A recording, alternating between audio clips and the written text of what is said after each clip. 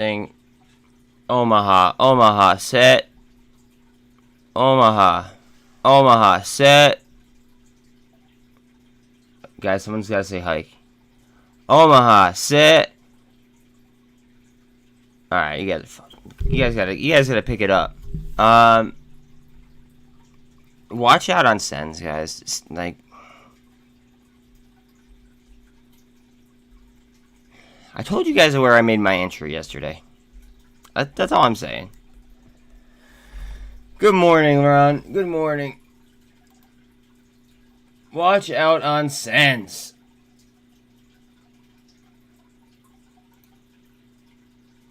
I gotta get my own portfolio up. Jeez. One second. Ooh.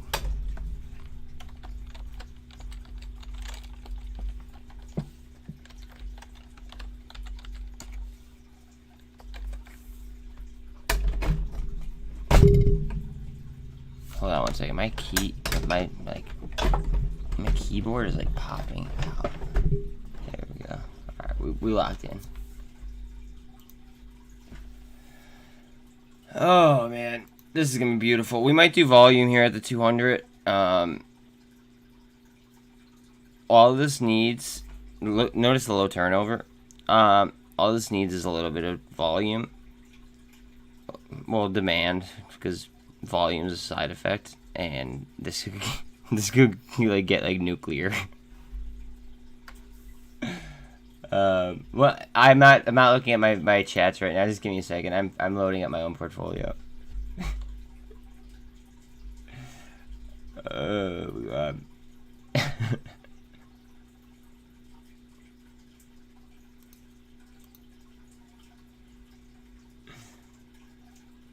man.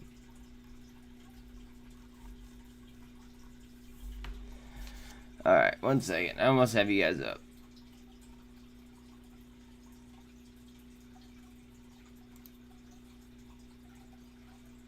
Here we are.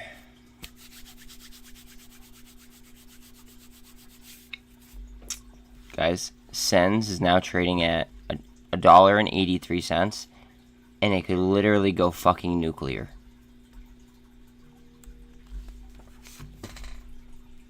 Like, look at the short score on this.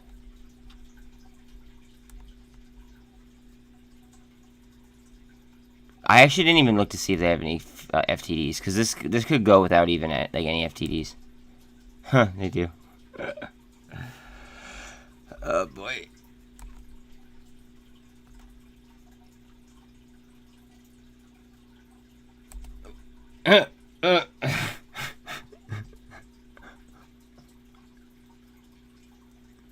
Alright.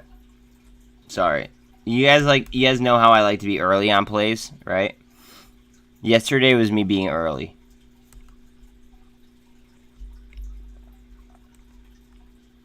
My entry is out like $1.51.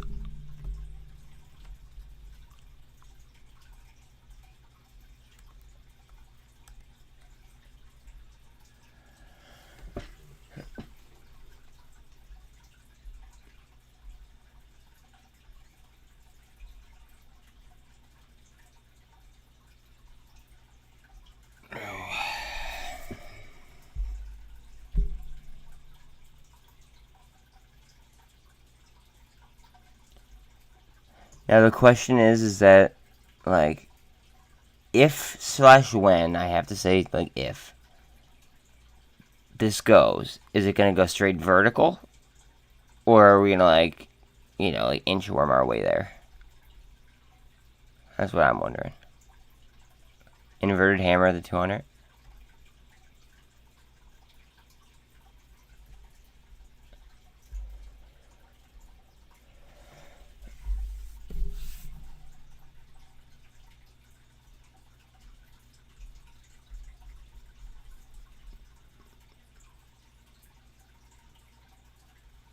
Now, everybody's attention is going to be on AMC.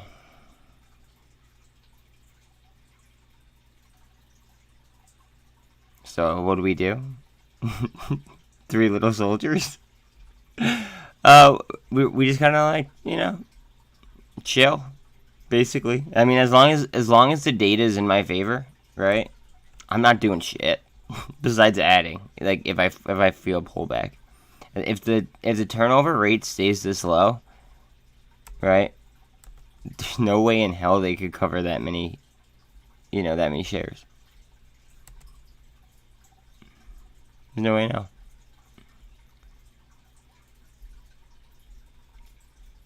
They got the math just doesn't make sense.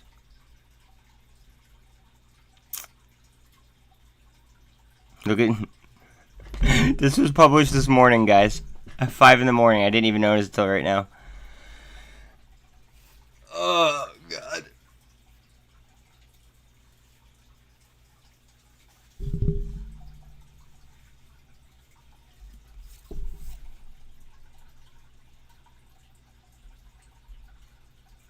This is just all stuff that I'm noticing right now. I just pulled up the short screen. I didn't even like look at this side stuff. Oh jeez. Oh boy, this could get ugly. For them, not for me, but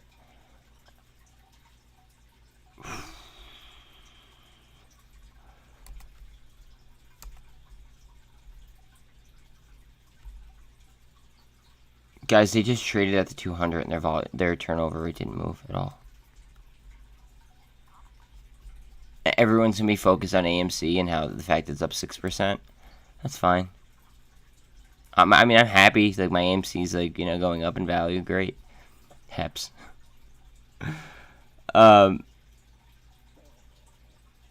What do we care about here, though? We care about percentage gains. That's it. Percentage gains. I care about my P&L percent. I do not care about anything else. So why am I going to sit there and stare at, you know, something that might go up, you know, 6%, right? When I could look at something that might literally just go fucking nuclear.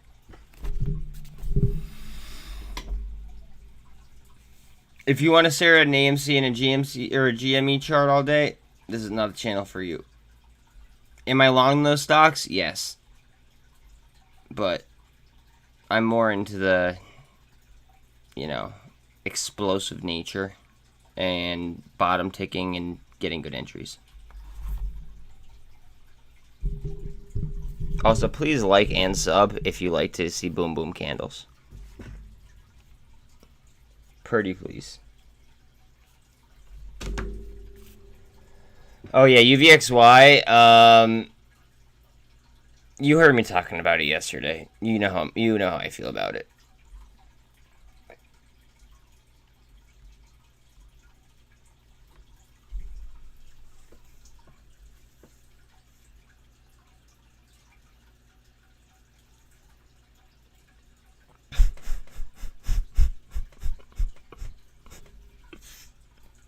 Guys, like, I'm sorry if I laugh uncontrollably sometimes. Like, it's just like I don't know what else to do. I can't, like, saying I told you so is rude. Like,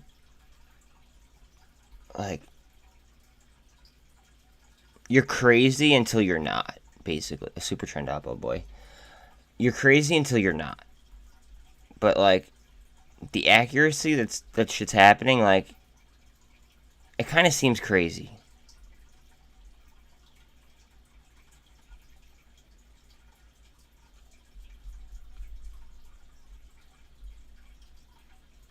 Tell me what other like, is there any other creator like focusing on like what like something that might go absolutely fucking nuclear, or is everybody focused on the AMC earnings? Because there might be a gamma squeeze there. There might be, right? But like, we're talking about a fucking $2 stock that could easily launch into orbit, especially as long as the turnover rate stays low.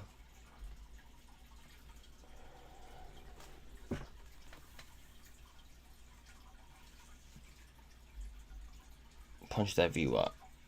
Punch the view up.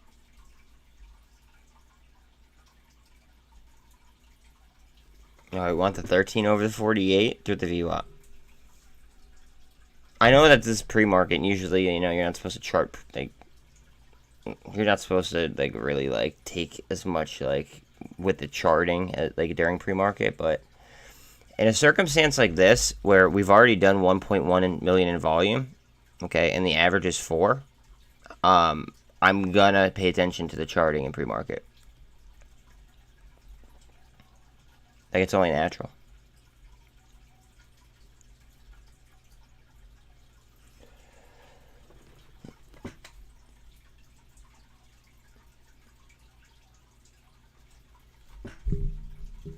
If this breaks and holds $2,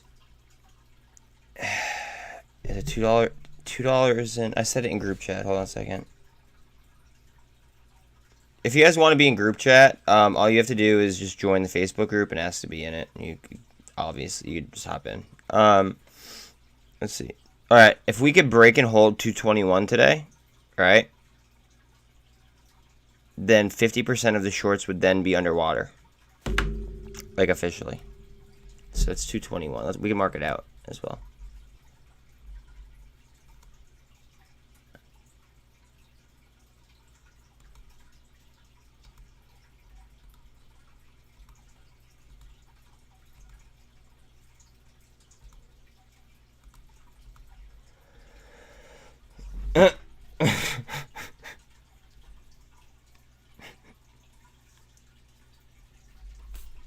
Sorry.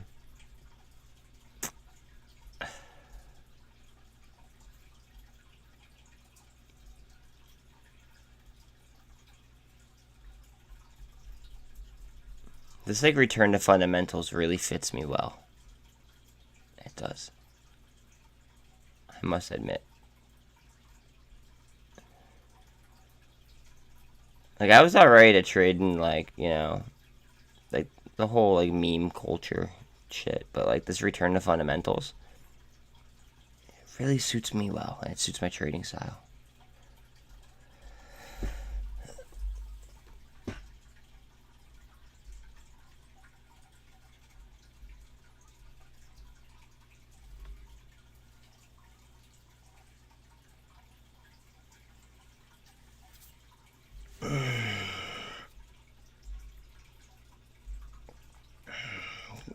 God, you guys really aren't that talkative today. I don't know why, because like this thing looks like fucking primed.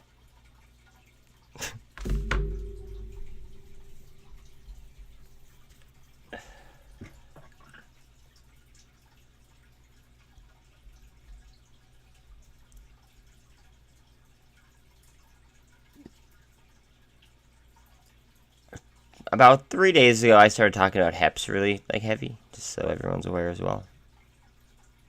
Key Psycho's, you know, with it, with the rest of everything else. I just want it to be like abundantly clear.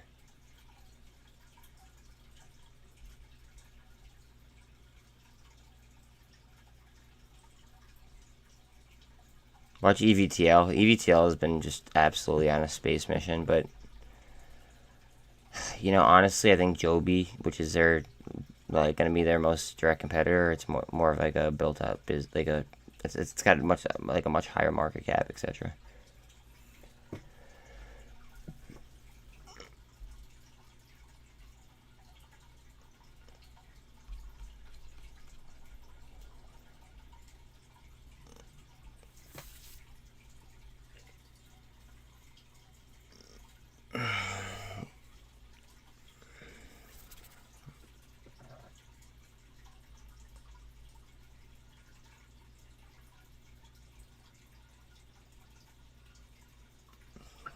Jay, not financial advice, but that's because every day I'm right.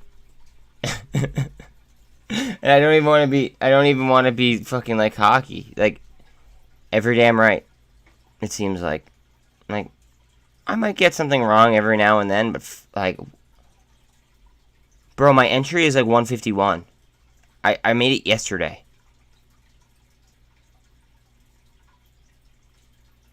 Like it was on my radar, right? It started to pop yesterday. I saw it.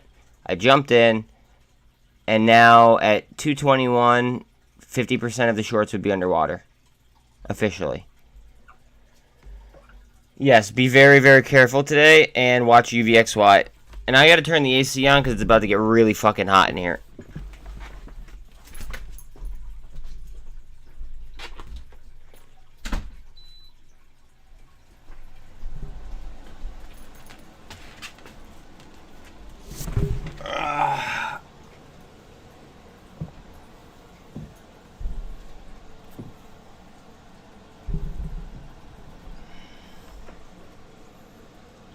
Oh, yeah.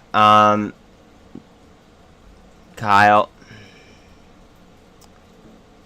I can't think of another word that might fit this better. I'm not from Massachusetts. I'm not. But I am a Red Sox fan. Just throwing that out there. Good morning, Z. Z, you are a high momentum trader. Watch out on SENS.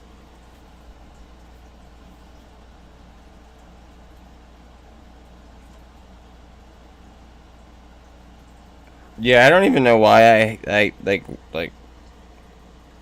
don't even know how I ended up with a fucking old fucking Rondo jersey, but I did. I don't know. I just fuck with tank tops.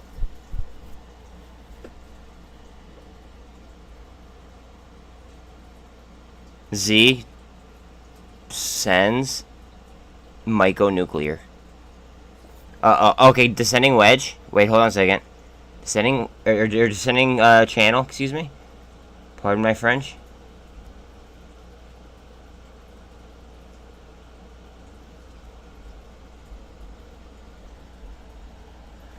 That's not a perfect. I could have drawn that better, but I just wanted to do it really quick before it pops.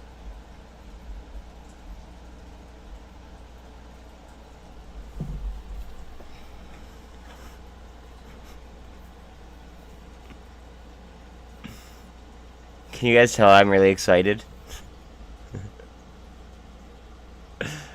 Oh boy. There might be a gamma squeeze on AMC.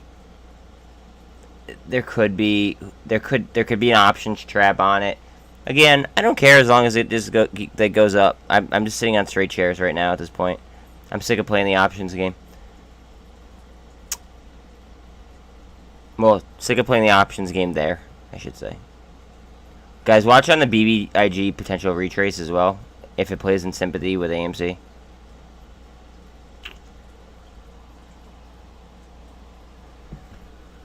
Yeah, Rondo was a G when he was in Boston.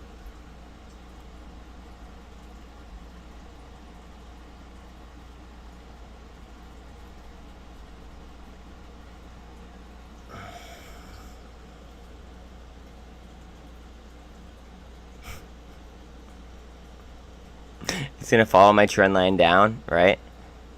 Alright, so here's probably what's gonna happen. So I told you guys I drew this off. This should honestly probably be like a centimeter this way. Okay, this line right here. This is probably gonna ride my trend line down. Do something around the 200. It might double bottom, right? It might hit the 200 and bounce. But chances are it's gonna do something around the 200 or before then. I don't know, but likely by like right around the 200. That's my guess. Again, not financial advice in any way, shape, or form. I'm just reading a fucking chart. And fundamentals. And crowd psychology. Because besides you guys that... I don't know MSPR. And I really know SENS. And I really know SENS might go into a parabolic short squeeze. So that's all I care about. Not, like, I don't mean to be a dick. But, like, bro... Why would I look to spend capital somewhere else when I could see something that is almost guaranteed to, you know, to make big bucks? That'd be very, very silly of me to spend money elsewhere. I don't even want to look at it. Right? Like, to be honest with you. Well, okay, maybe buy more. I don't know.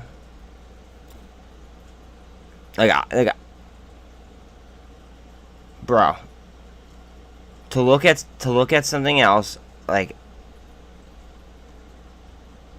my main priorities today are gonna be Revlon, TBLT, and SENS. Those are gonna be my priorities today. Okay, so I mean, do what you want with it, but look at this.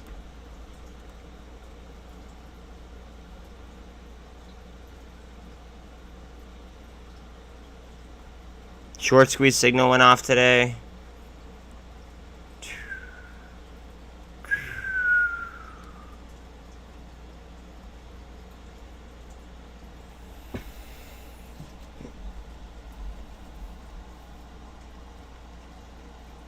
It might come all the way down to here, but that'd be a surprise. That'd be a big surprise, actually. See that? That's to scare everyone. But you know what? It's still on my trend. And now it's going to trade in between the 48 and the 200. That makes sense. Now it's going to trade on the 200. Here we go.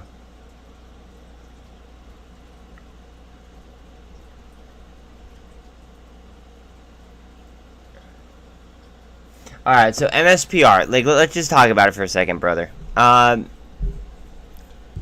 MSPR. How much is it trading at? Okay, just give me the dollar figure. How much is it trading at? What sector is it in? And what's the market cap?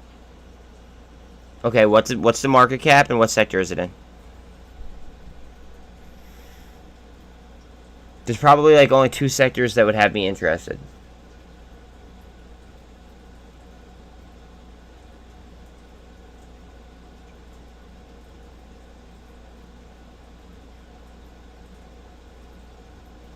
I'm going to assume that was a typo.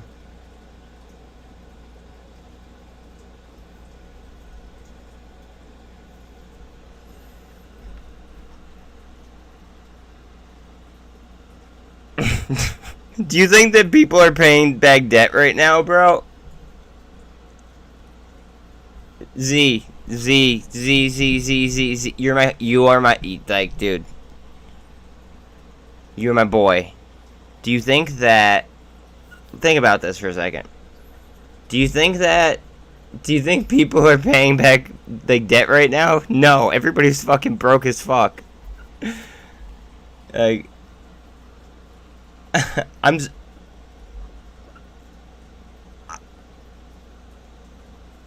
There's not much to say about it. Like...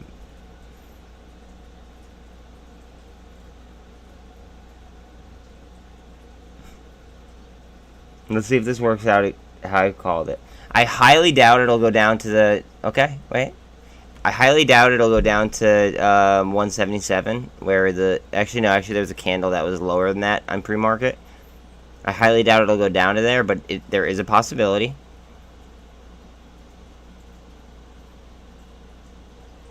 Let's see. Are we going to go up right here?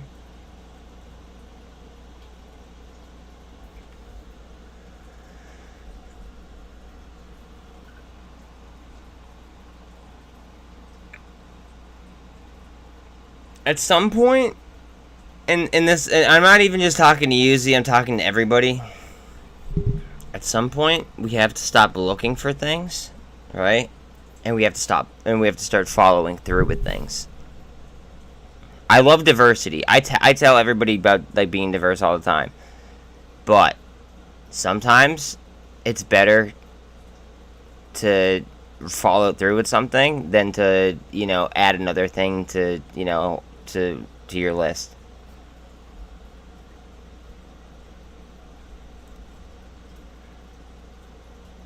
That's life advice. That's not even fucking... That's not even financial advice or anything. Like, that's straight up, like, life advice.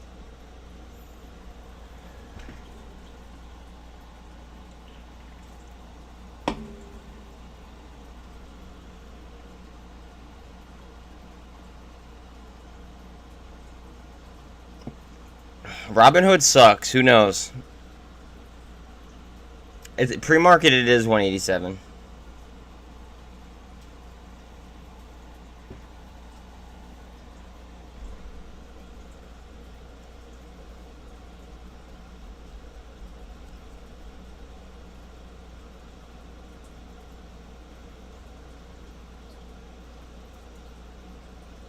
I still stand by the point that Robinhood sucks, though.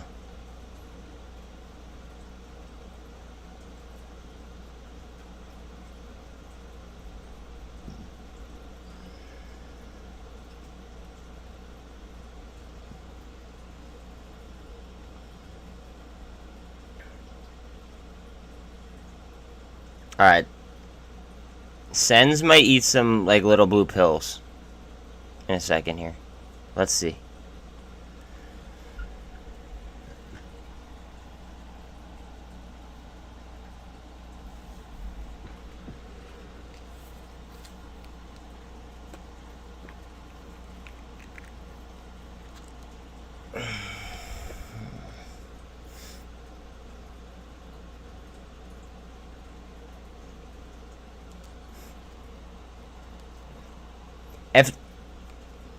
Okay, so low key FTX, the owner of FTX bought a huge portion of them. Low key, they might come out of nowhere and just be fucking incredible, and they might be a completely different company. And I hate to even think that because I hate them that much, but right now that's not my play. I don't know, but I made I literally bought like 2 shares. It's an IPO, though, so it's just a momentum play.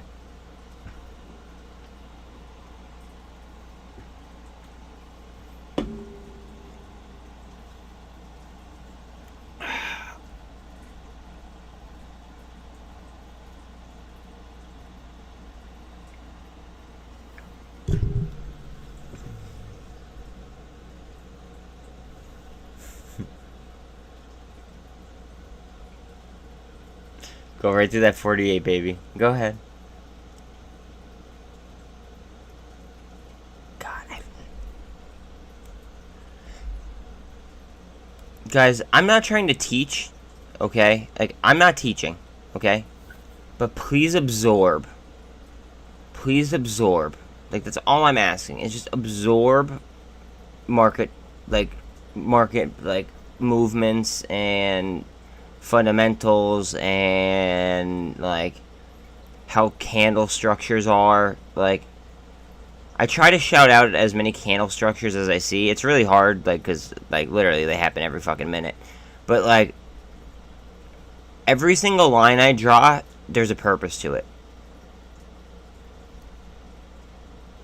Like, here, watch this. Ready? I'm gonna draw a line. It might serve a purpose. It might not. Alright. Anybody want to guess why I drew that line?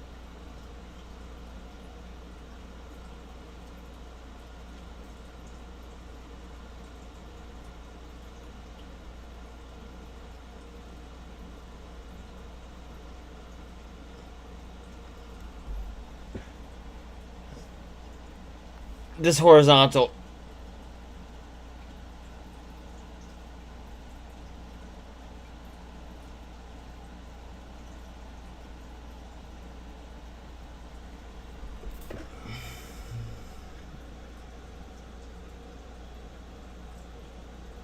Does anybody want to guess why I drew that line? There's 4 reasons why. There's 4 reasons why I drew that line. 4. I'll be surprised if somebody guesses all 4. 3 of them are very, very easy. 3 of the reasons are extremely, extremely easy. But the 4th one is a little bit more subject. I'll give you guys, like, you guys hit 3, kind of, okay? This candle topped out right here. This candle topped out right there, right? And then you see the big sell-off on this one, right? And then over here, when this was going up, right? This gapped up, and then it filled down, and then it went back up. So it showed a little bit of resistance. But can you guess the fourth reason? The fourth reason is the hardest one.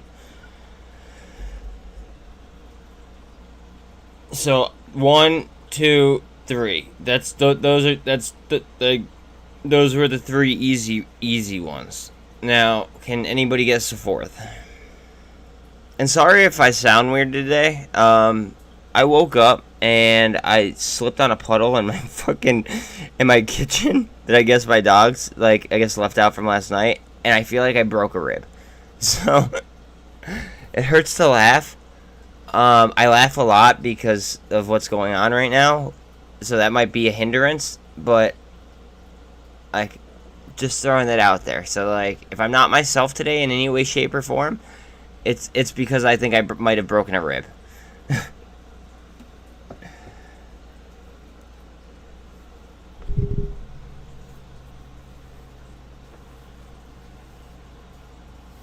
Of course we can, but what if you say TYDE? I'm gonna laugh and first say and then say yes. But what Ortex info would you like to look at?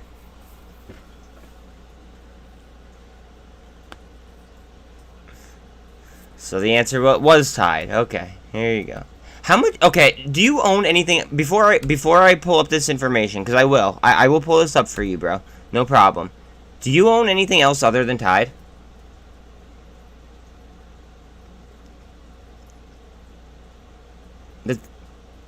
Yeah, but you and you say that, right? But like, do you own anything else other than TYDE? Okay. Anything else?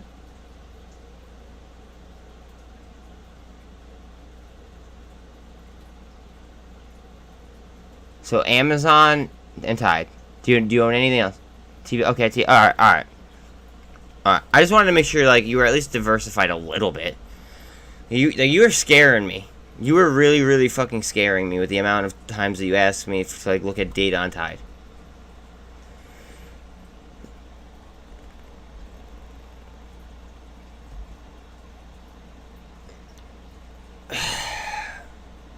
Honestly, bro, like we know, everybody knows what this play could be. We're just waiting on ignition. Like, everybody knows.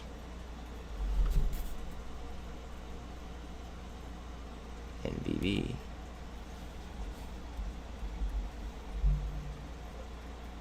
Therapeutic play. Even though SENS is also a therapeutic play, it has been on my radar for quite a long time for different reasons. And NVBP, I bet you, has not been on too many people's radars for a while.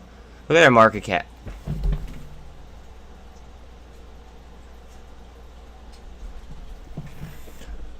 Let me ask you this: are you gonna scalp it, or are you gonna momentum trade it, or do you plan on actually holding this?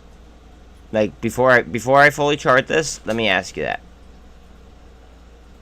Why do I like SENS? Because the short data tells me I'm data dependent. Remember, and then also they also caught news. Momentum trade. Okay, that's fine.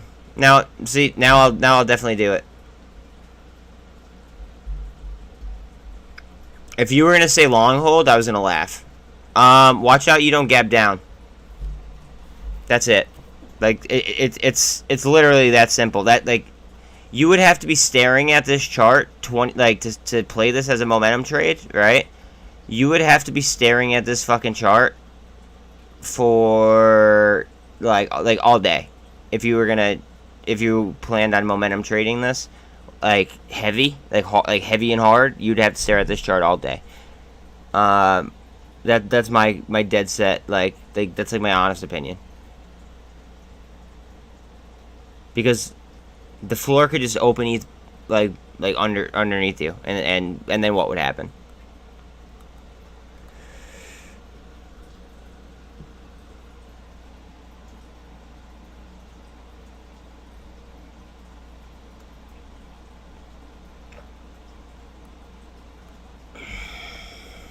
Z, that's a very, very good point.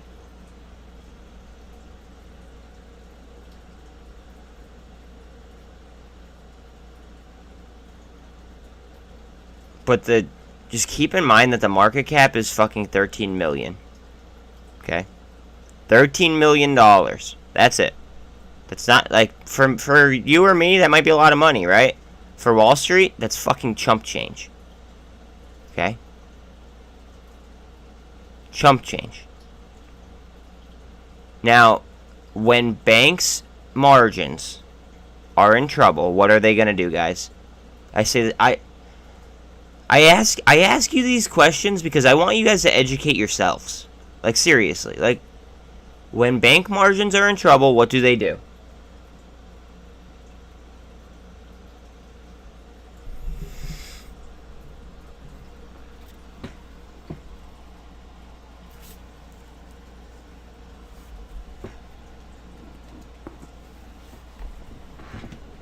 Ow, fuck my rib. Oh. No, but seriously, like, what do they do when banks have margin issues? What do? They do it with both stock and cryptocurrency. Just saying. Like that's the best hint that I could possibly give.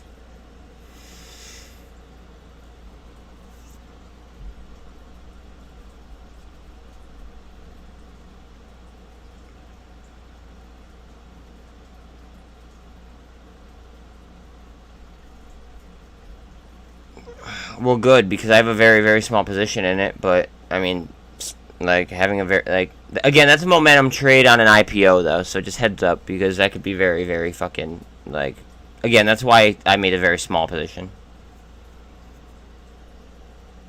Thank the data. You don't have to thank me. Just thank the data, because, like, I'm just 100% data dependent. I appreciate that shout out, though.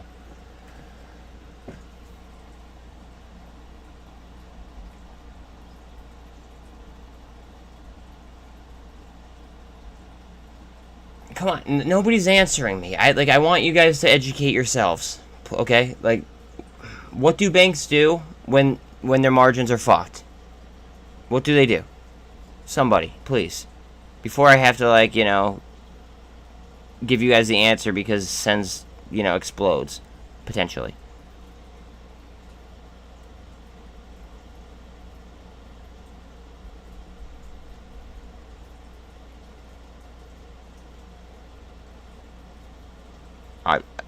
Like, it's such an easy answer too, guys. Like, you got this. Oh shit! I want to zoom in. I have faith in you. REVLON could go fucking nuts at any point in time. Look at Redbox up. Guys, watch out on Redbox and Redbox warrants today. No. Well, REVLON could recall shares, and that would be huge. That would cause almost an immediate fucking short squeeze. But no, that's not the answer. SENS has been on the radar for a very long time, and then it popped yesterday, and now it's like all but certain.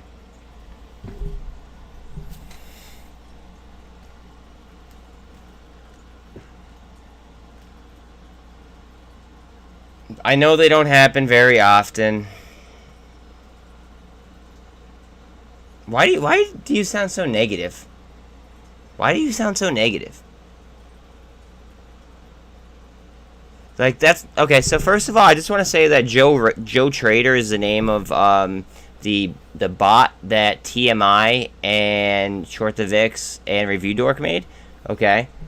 However, this person says that they're factual, but like they're like he's making very bearish statements as well. Like, everybody should be fucking pumped up right now and excited, and dude's over here like trying to like be the Debbie Downer.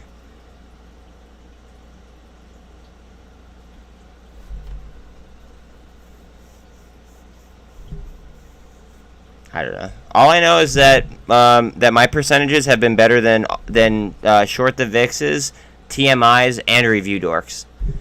So you could be a bot, you cannot be a bot, but hey, it is what it is. Numbers are numbers, right?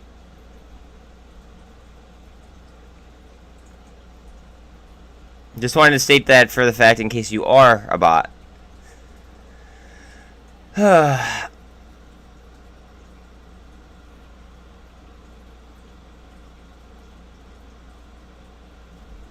Guys, AEI, SkyX, and DSS all kind of do the same type of thing, right? There might be some type of merger brewing at some point in time. Maybe not right now, but just some point in time. Just throwing that out there.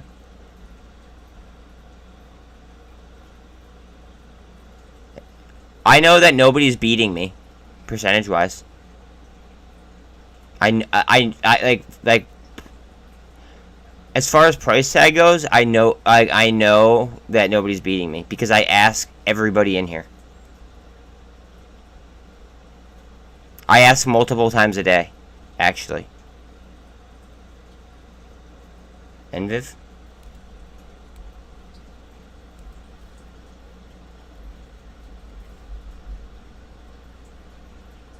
It's a therapeutics company. I'm not touching it, but I'll look at it for you. You're chasing. You're chasing. I don't chase. There is a gap up opportunity. I just don't chase, and especially not right now when there's so much when there's so much value on the table. I'm not chasing. Wait a minute. Did I just see the market cap? Look at the market cap. That should answer your question. I'm not touching it. That says Shanghai Special written all over it.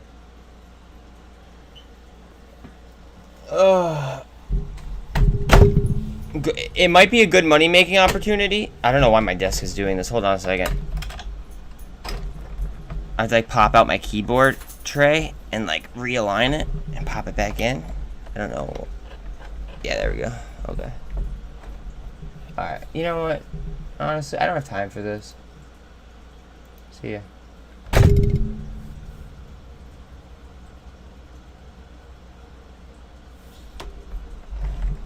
Rocket Girl, you're my fucking hero.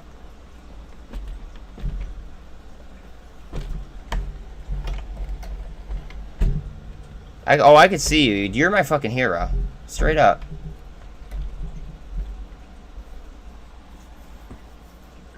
You are my fucking hero.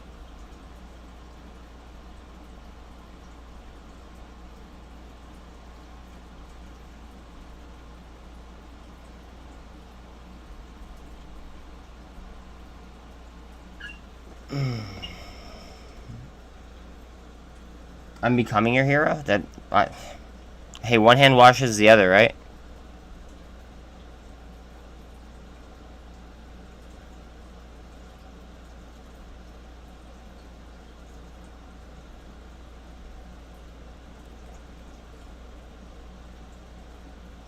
Full transparency, I totally hit that guy, Joe Trader. Okay. I think that he is the bot. Well, I know for a fact that the bot that they made was the name is Joe Trader or whatever. Okay. I don't need that kind of I don't need that kind of vibe in my on my channel at all. That's not the vibe the vibe I'm searching for. We are looking for big plays that are not gonna be fucking rug pulls. That's what we are this is value hunting. That's what I'm doing. I am value hunting. American companies. I'm value hunting on American companies. What did I say about fucking Redbox and Redbox warrants? I said it 5 minutes ago, guys.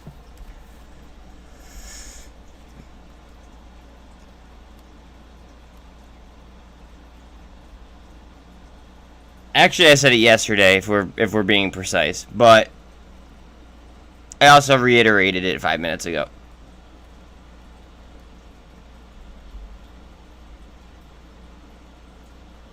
I have so many warrants. I shouldn't even have warrants for this. This is not even exercisable yet, but I have so many warrants.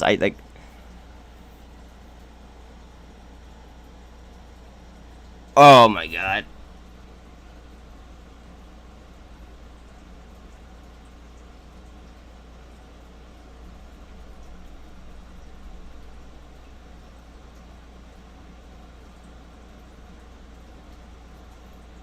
This might go full on short squeeze too, guys. Oh god. If you guys could, please like the video, drop a sub. Oh man.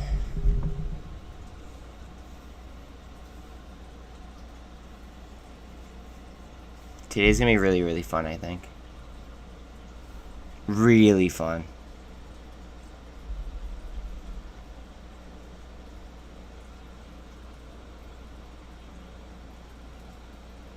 That's fine. Short squeezes could happen with the market moving down. That's fine.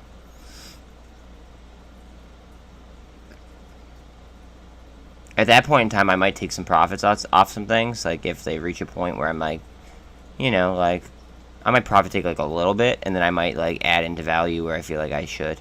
If there's something that, like, has been on my, like, shopping list that I, like, hasn't hit my target price to buy. Also, watch out on options trap, guys. Or options traps, excuse me. Just watch out on those today. Today's what? Today is... Yeah, definitely watch out on options traps today, guys. Thursdays are going to be probably the best days to option trap people. So, heads up on that. Theoretically, of course.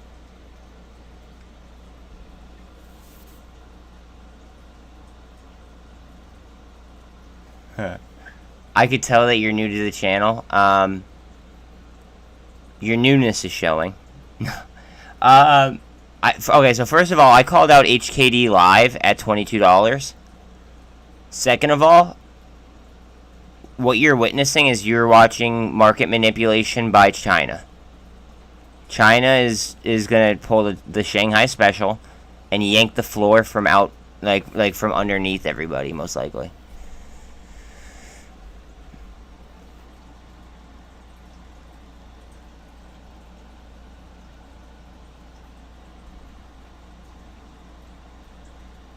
There's a fruit fly that's flying around my fucking face, and I'm not a fan. I don't, like... Where would he go? Maybe the dog's fruit? No.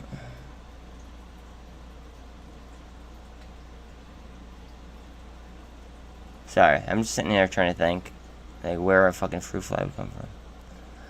Let's see.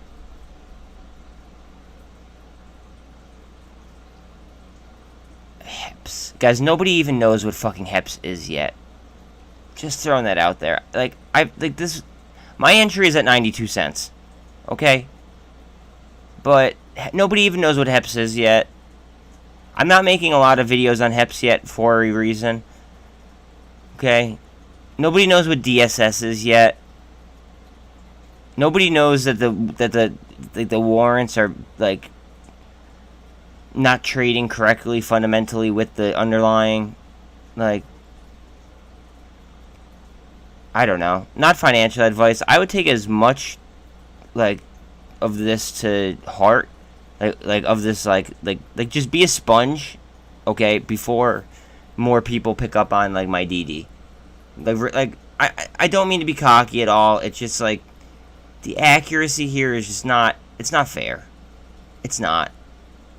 Alright, nobody ever draw a line like this ever in your entire lives. Promise me.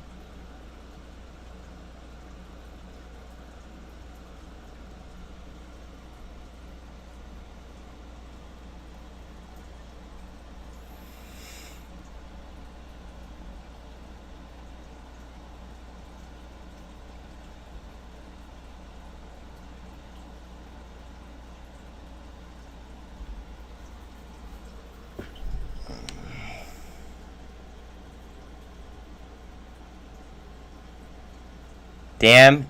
Thank you. Yes. We snipe bottoms. We do not buy tops. Fuck yeah. Fuck yeah. And that's no hate, but, like, we snipe bottoms. We don't trade tops. Fuck that. I buy the dip and I sell the rip, baby. That's it. What up, stock guru? I'm happy that you're like saying what's up. See, well, okay. So what took you so long to sub? Please, like what took you so long to sub?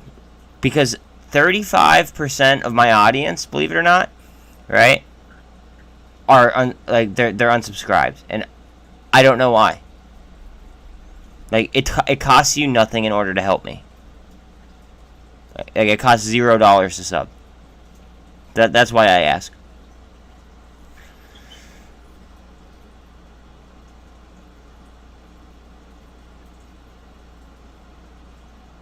You don't see why I hit. Because he was talking. I'm trying to create like. I don't know. I'm trying to create an atmosphere. Okay. Like an electric atmosphere, you know, esque. And he was just being bearish. Like, no. Like, I told him that SENS was on my list for a long time, right? And I added to my position heavy yesterday, and like when it started to go. And he was like, "Oh yeah, well that's been on the watch. That's been on like my watch list for so long." It's like, yeah, I just said that too. I said that as well. Like, I don't know. It was just very, very. There was no point to say what he said. Let's get hype. Let's get hype. Like, we don't need to talk bearish, right? This is a show. This is a show for the fucking bulls. Okay, this is definitely not a show for the bears. Some days, yes. Okay, but you can make money on the way down too. Right?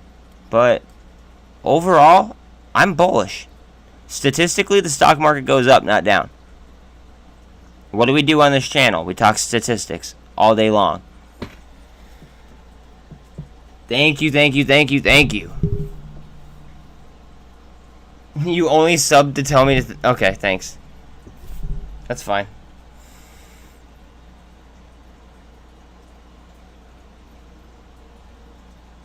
If you've been watching for a long time, I don't care about anybody's feelings. But thank you for telling me about yours.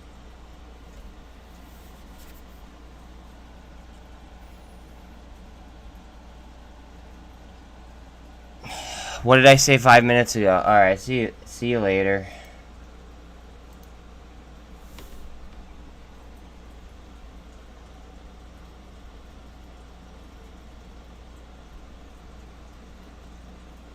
Is is it gonna blow? I have such a low average in Tblt, I don't even fucking care what happens to it. My warrant position might be down a little bit, to be quite honest with you. Okay, but I have a lot of money on Tblt.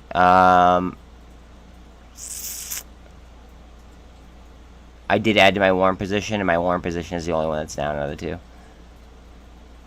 But I'm so deep in deep in the profit on I'm so deep in the profit on what's it called on Tblt that I just don't care.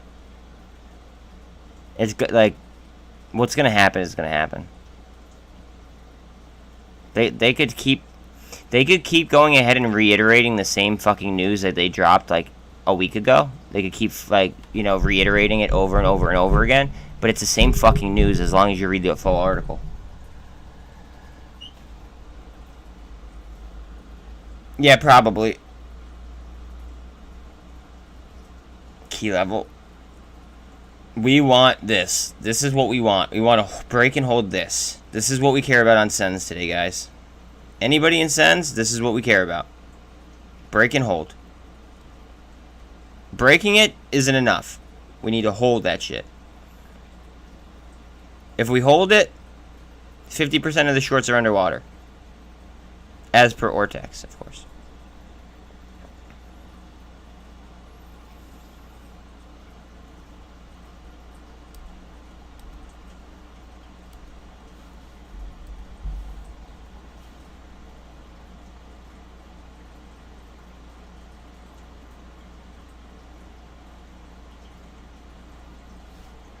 It showed me a company and then it just disappeared. Okay.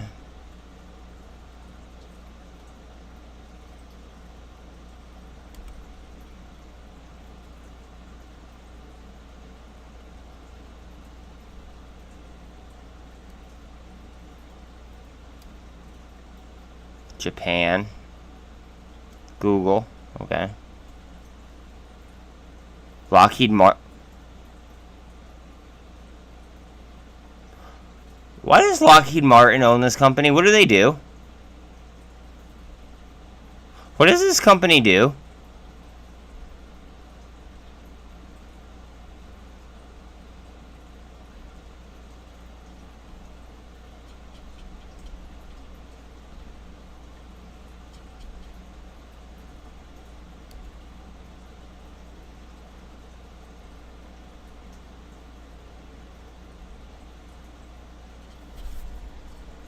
Good call out.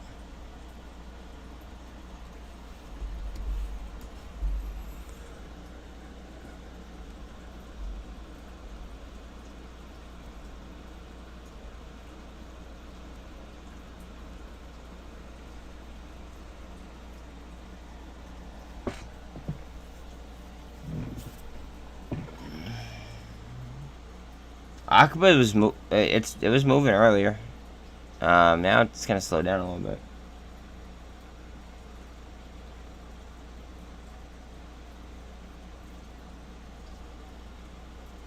No, not because of me. Not because of me. Because of the data. The data. Okay, so then that would be like a defense portfolio type thing that I might add to. But again, honestly, I'd probably play the warrants. I have to find out where the warrants are exercisable at. The warrants are already pretty high, though, to be quite honest. Jets? What about jets? Because Lockheed Martin makes jets.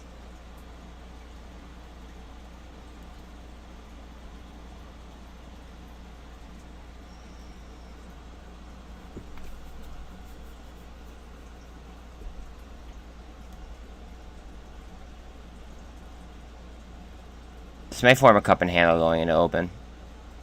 If we in a dream world, it would cup and handle as the market's opening.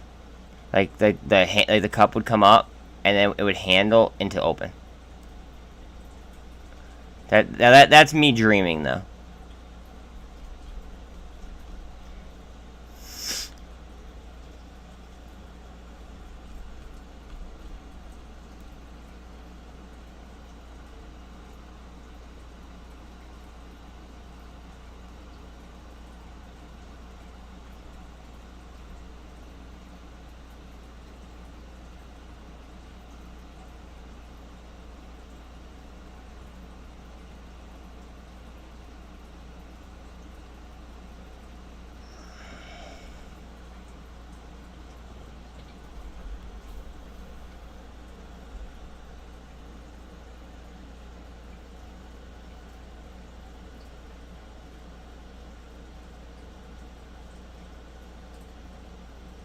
Under what symbol?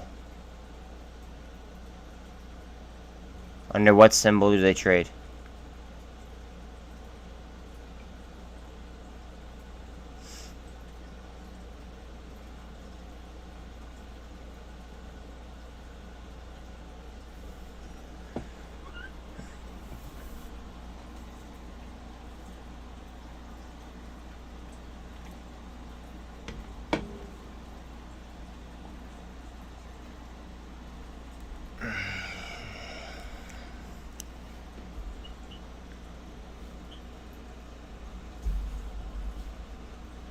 Shit, my comment.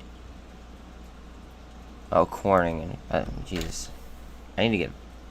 Okay, so I'm going to tell you right now why I'm not going to take the trade. Two things. Also, my money has been made lately, like this is as of late, not in total, right? Like, and we're not counting my what's called, we're not counting blue chips here, okay? My money has been made on value bangers. So like, from $10 and under, it doesn't even matter what the fucking market cap is, to be quite honest, okay? And plus the market cap on this, like it's gonna take a lot of money to move it, okay? And this is not Hemlock, this is Corning. Anyways, my money has been made on on doubles, triples, quads, 5s, 6s, 7s. Like, REVLON was a 9 banger. Like, EVFM was it was a 3 banger. Like, TBLT has been a 3 banger. Like, I'm more concerned about percentages than I am about anything. Literally anything in the entire market. All I care about are percentages. So yeah, that's it. It takes, like, there has to be statistics back, like, there has to be fundamentals, right? And then I have to be able to run statistics off the fundamentals, and then the chart has to also line up in order for me to take a trade. For the most part. High five. I called REVLON out at $1.10. Virtual high five.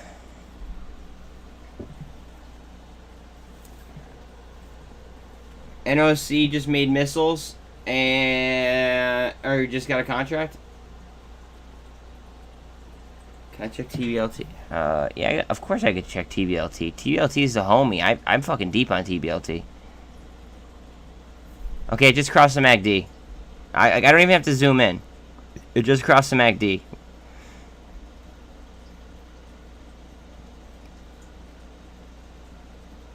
Now, we did have volume suppression yesterday. We may have that again today. Let's just be aware of that.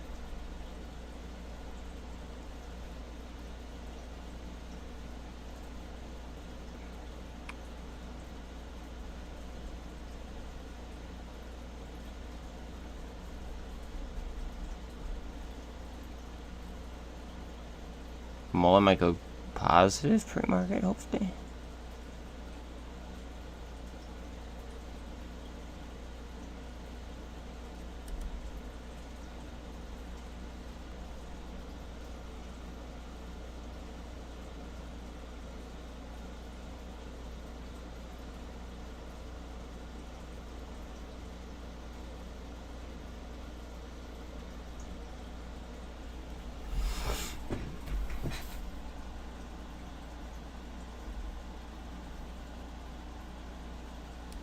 Just for shits and giggles.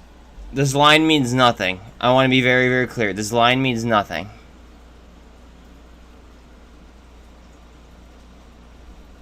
I'll even make it a different color.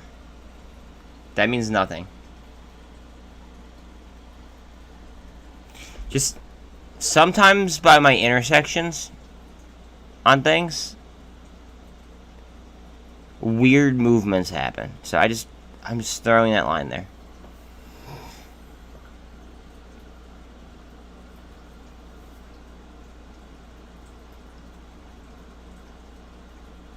Please don't stop doing that, actually. Please don't stop. I like to know that stuff. Please don't stop. The more data, the better. That's the whole point of, that's the whole point of streaming, okay? The more data, the better, right? Because if I'm statistically, in my head running fucking, I don't know, just a shit ton of data, and you guys are running a shit ton of data in your heads, right? Then we could share information as fast as possible, and then progressively we could all just make the best decisions for ourselves, in theory. So please do not stop doing that. I welcome any and all data as long as it's verified. But I mean, you're just literally telling me what a reading is on a chart. That's fine. Now, if we're talking about articles, you better be able to source it. If you can't source it, then say that, like, they make sure that everybody knows that it's like that you're like speculating.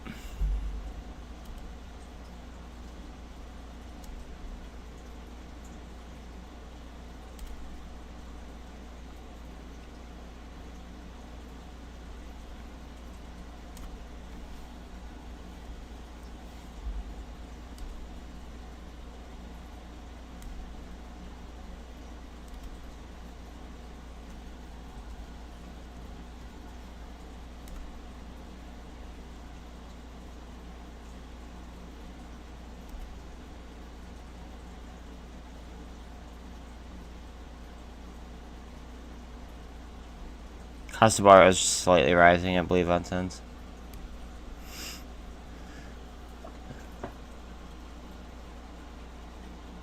I'll look it up, but I'm not playing it. Why? I think monkeypox is a joke, and I would have been in TNXP. Is that the name of it? TNXP. I would have been in that, or GovX. I would have been in it like a week ago. But I'm not playing this no matter what. But like, watch her gap down, bro. See that? Watch for gap down. It might rip to the upside, but just watch for gap down.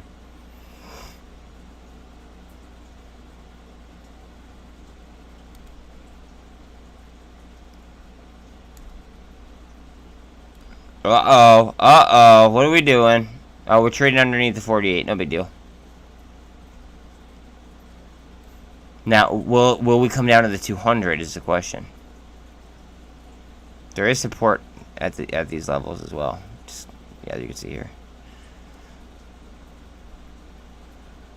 Alright, so picture a line from right here to right here. Hold on, I'll just draw it, because I forget now that I'm growing an audience that, like, I have to draw more than what I was, like, just, like, I was just saying shit.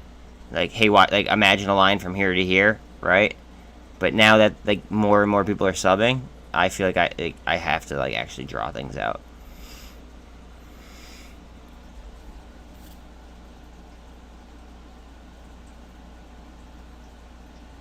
Ooh, APDN just did an offering. Watch for a gap down. I believe that it was coordinated. I'll show you why I think it was coordinated. Actually, I think it's on... Look at this. I literally have it up. Hold on a second.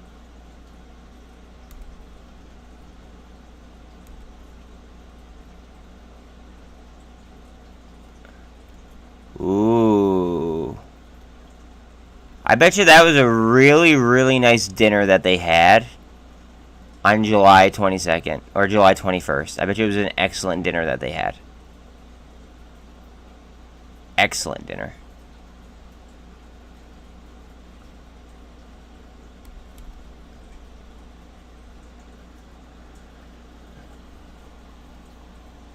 I mean, that's good, but there's still a gap to the downside.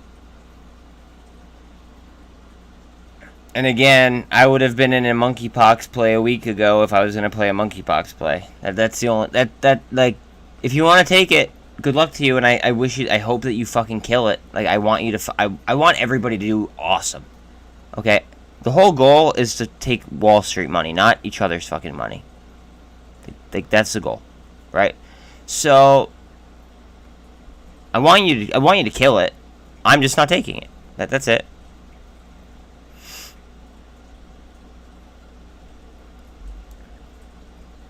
Guys, let's just talk for a second. Cup. Finish my sentence.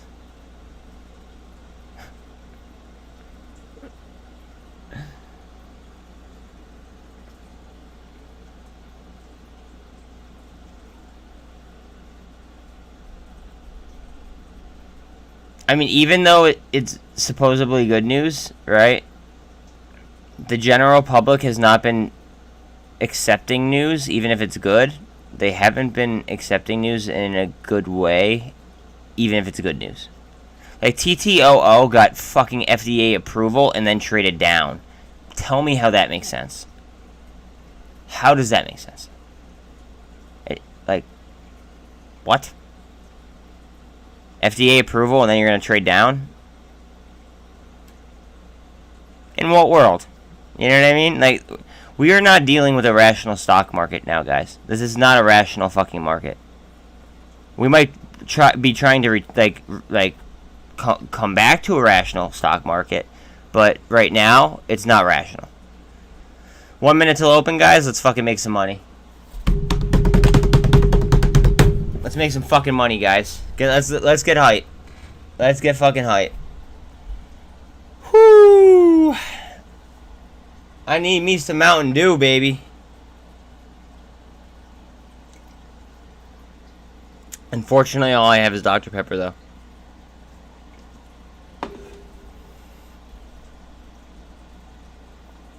I might have Pepsi over there. Yeah, I think I have some Pepsi over there. Might have to make a switch.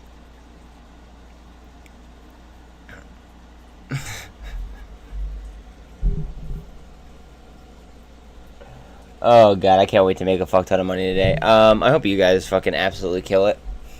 Please share this. Please sub.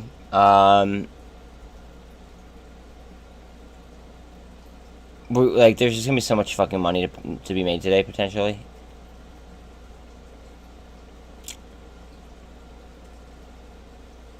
See how that just jumped and then all of a sudden went back? Warrants move in a very, very fucking weird way. Alright.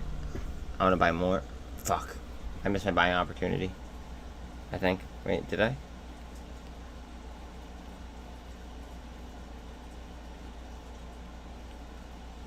Fuck.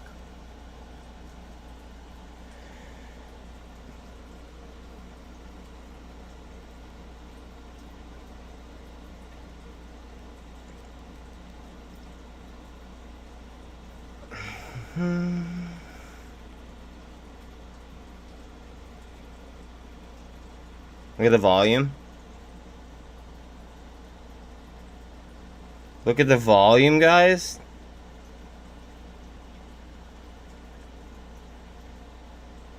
Oh my god, I just realized how much money I put on SENS yesterday. Holy shit.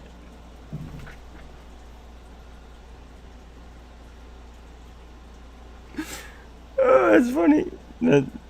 That's good. That's good. I'm chilling.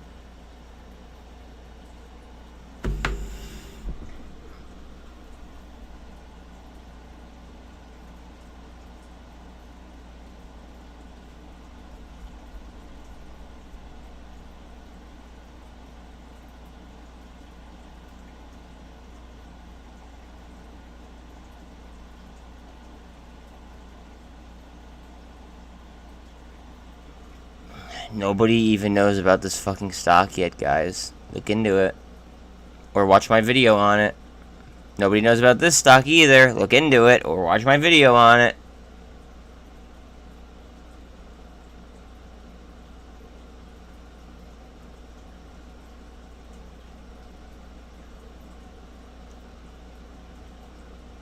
Watch out for this rug pull on PIK. It could rip, and then it could just be a rug pull. I wonder if MVSC is going to go on another fucking rampage like they've been going on. There's a lot of gamma activity on SPCE as well. That's Virgin Galactic.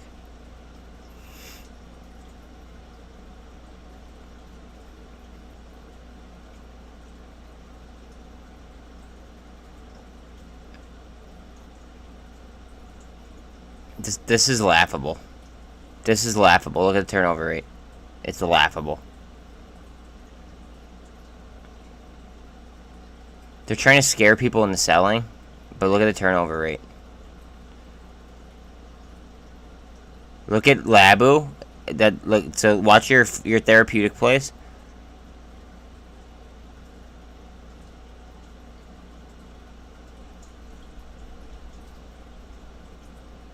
All right, here we go, guys. Let's see what do we got. REVLON just made a little jump.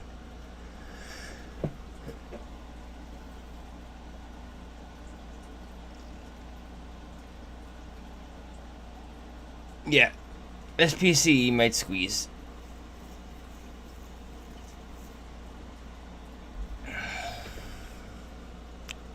I have more money on the SENS squeeze, so I just gotta chart those.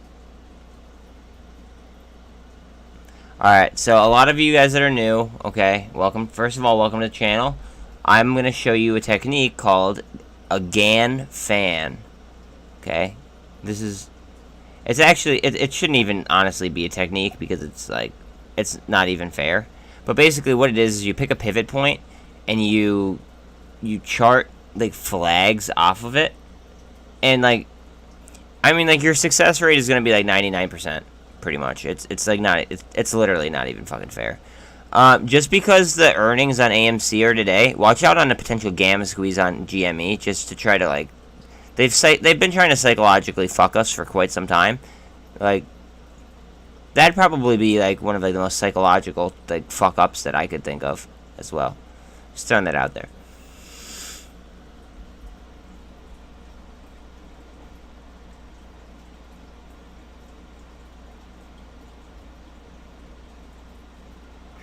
Cup. Where's my handle?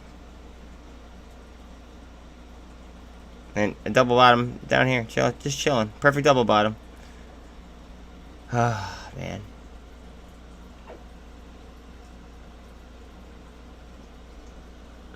How you guys feeling? Watch out on BBIG. Watch out BBIG doesn't retrace. That could be fucking real fun. Ooh, down to the 200. That's fine. Look at the turnover volume, guys. Look at the turnover. Just pay attention to turnover and. Whenever you guys see a shot down like that, just immediately look at the turnover percentage, okay? If the turnover percentage doesn't freak the fuck out, right? There's almost no reason to even be concerned. Almost no reason. REVLON, what's my girl REVLON doing? Hold on, I'm sorry. Sorry, guys. Hold on a second. I have a lot of money in REVLON. Hold on a second.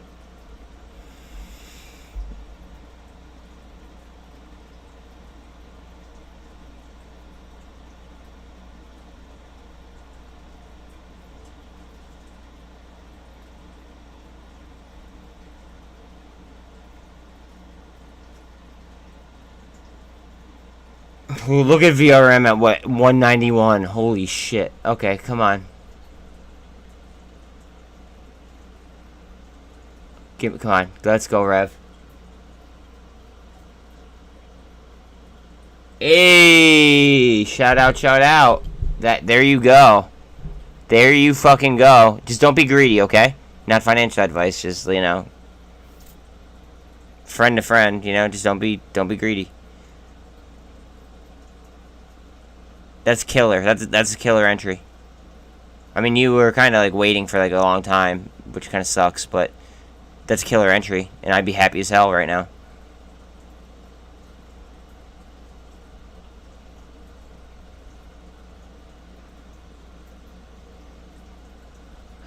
I'm happy for you. I'm happy as hell for you, yo. Seriously, like that's gonna be a big win.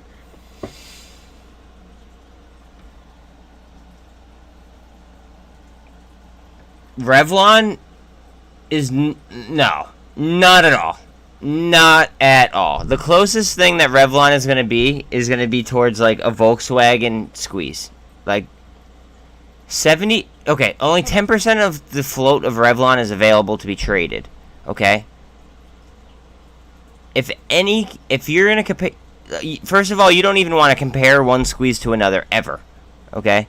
But if you were going to compare one, it would be Volkswagen.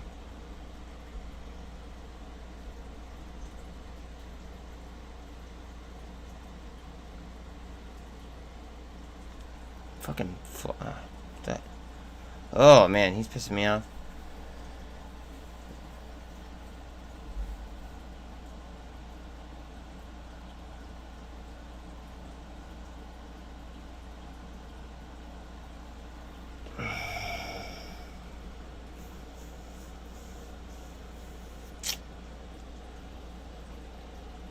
I'm talking about the metrics. I'm not talking about like percentage increases or anything like that. Just so we're aware.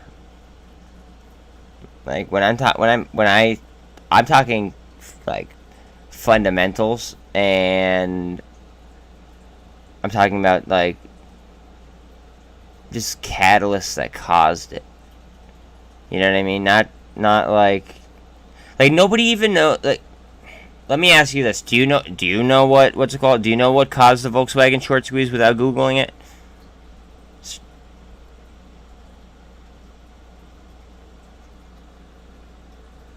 No, I'm happy. I'm happy that you mentioned it because you heard that. But like now that makes me think.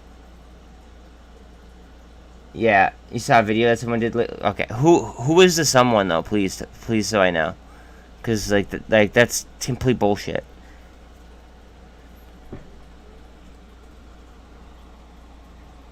Yeah, Trey called us out months ago. Yeah, I know. I call things out usually a week or two in advance, though.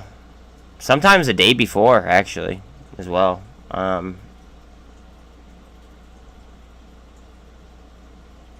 Trey's an excellent trader. I mean, like Trey and Short the Vic, even though Short the Vic sold out, Short the Vix is still I still consider him an excellent trader. Look at MGAM is a momentum play. Heads up on that.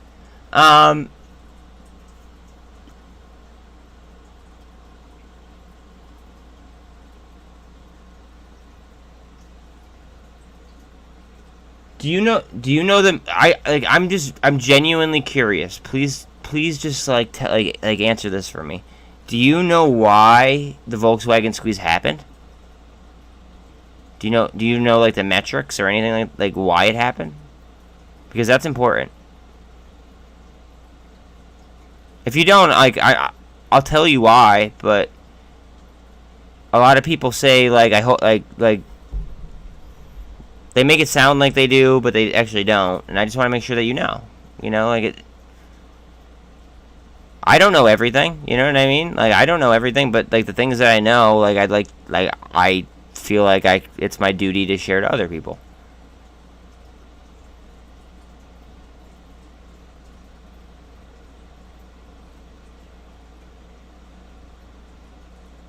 Close, Don, but that's not the point that I'm trying to make. Very, very, very, very, very, very close. Very, very, very close, okay? But not the point that I'm trying to make.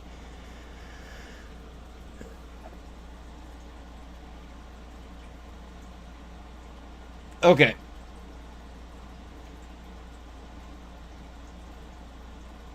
Alright, so Volkswagen was owned primarily by two parties. Porsche, as Don had mentioned, okay, and a state in Germany, okay.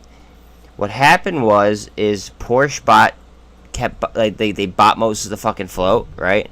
That forced, almost an infinity squeeze. That's what the given term is. You guys could also look up K-Bio. It happened in 2015.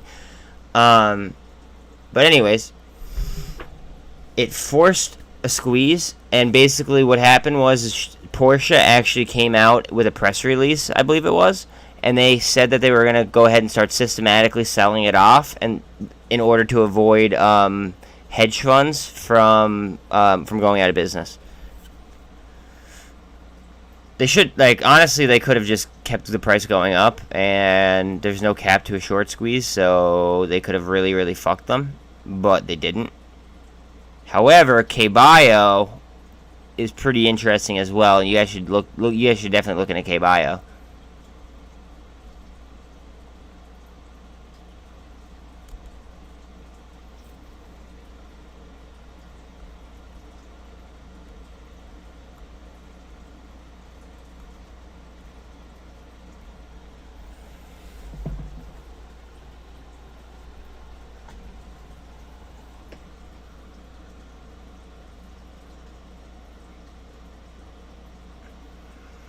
Pop. Pop.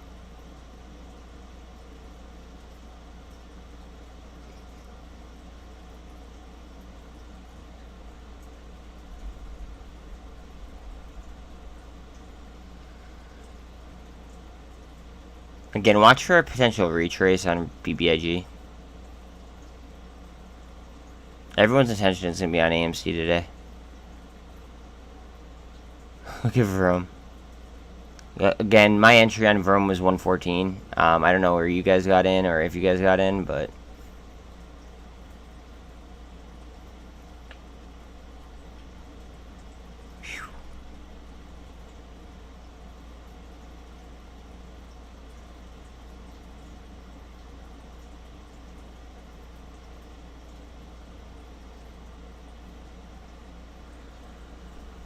What's Tblt doing?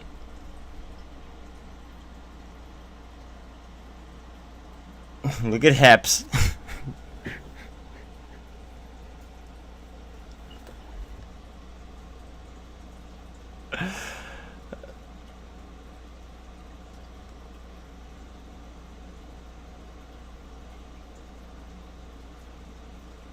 TBLT is slightly down, no big deal. I'm not sweating. I gotta look, I'm sorry guys. Okay. We're not doing too much. Turnover rate's still fucking crazy low.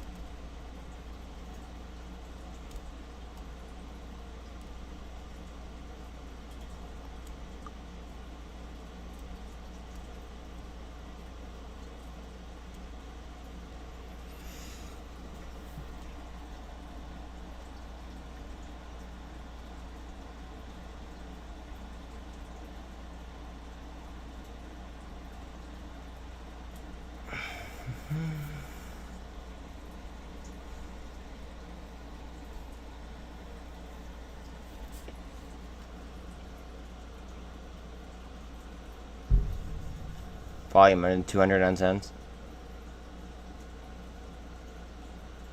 Still on trend. If we're being technical, but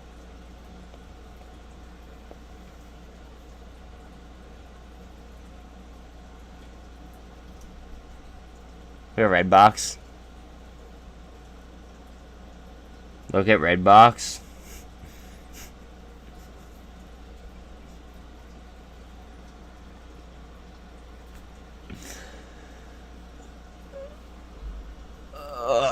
What a bad day to break a fucking rib. I don't know if it's actually broken, but it fucking hurts.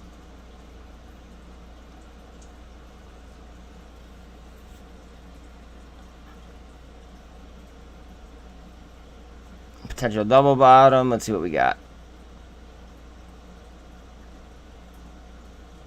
Let's get a pop. Snap, crackle, pop.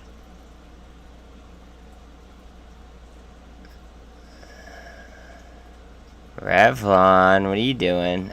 Revlon's just like creeping in the shadows.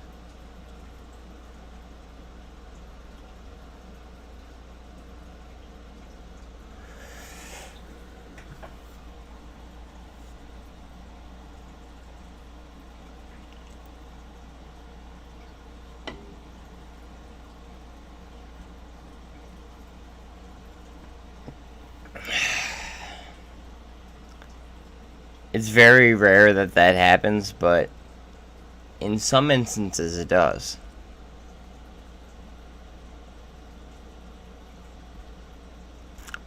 We talked about that 2 days ago, though.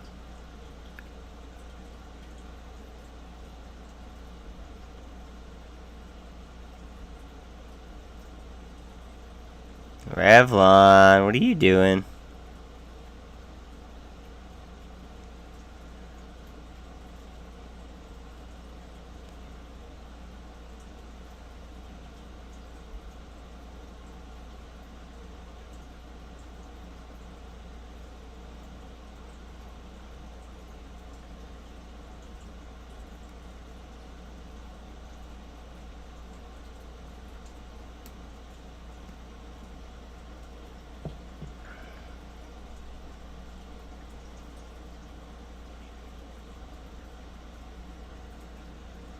Good morning, Tina.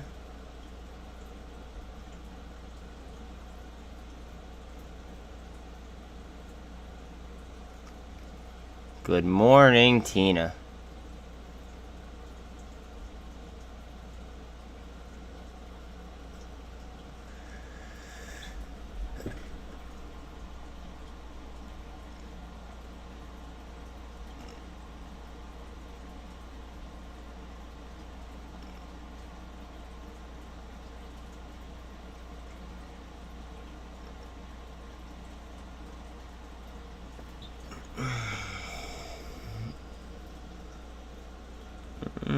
Coming off the highs a little bit.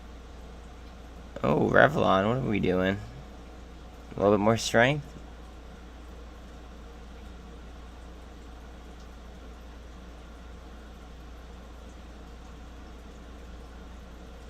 Okay.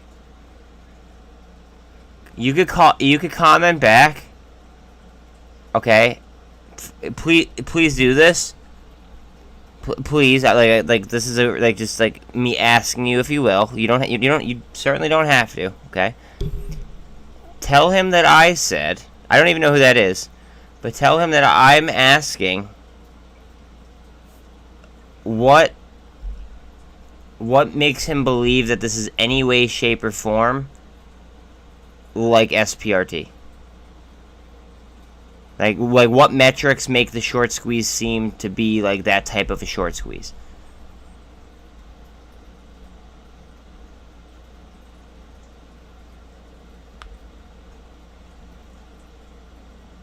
If you don't mind. I don't even know who that is.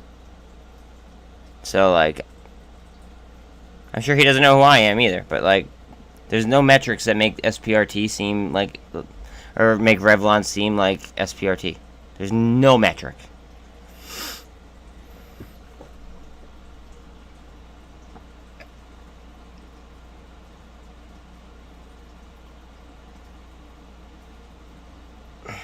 Unless Revlon is doing a reverse merger or something like that I have, never heard of, then there's nothing that is the same.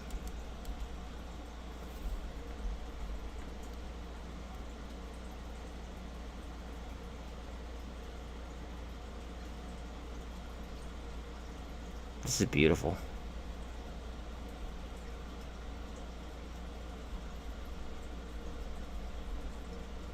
Fucking beautiful.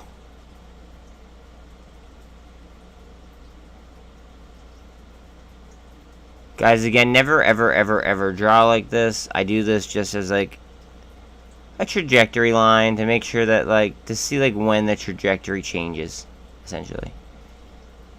It's never accurate. This line is, well, it's accurate more than it should be, but, like, you should never draw like this, ever.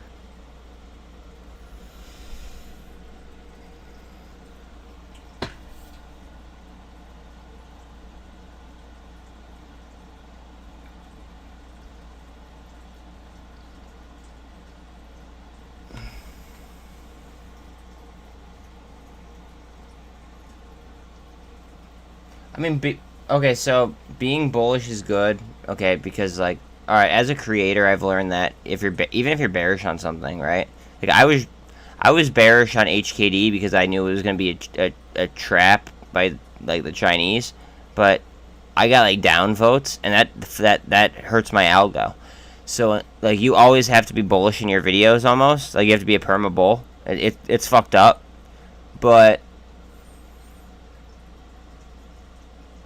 there's no metric that makes Revlon similar to SPRT in any way, shape, or form. None. There's no metric at all. Besides percentage gains, maybe. But, like, that's it. But it doesn't matter what kind of squeeze it is for it to be percentage based.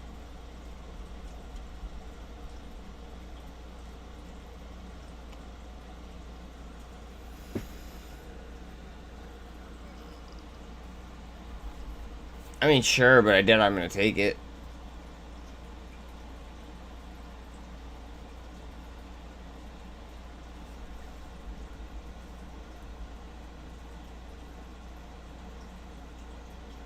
It's not popping up on Ortex. I can't trade it, or I can't trade it without any data. Is it a new IPO? Tell me if it's an IPO. If it's an IPO, I'll tell you exactly what the fuck it is. Huh.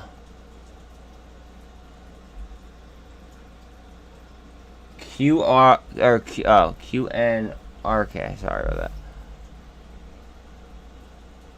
It's a pharma company.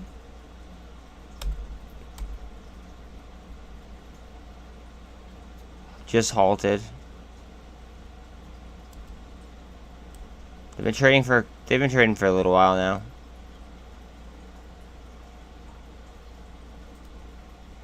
I don't know. And to be quite honest, right? Why would I hop out of American value plays that are squeezing? Like, just think about this. Why would I hop out of American value plays that seem to be like squeezing, okay, to hop into potential plays that I don't know the ins and the outs of?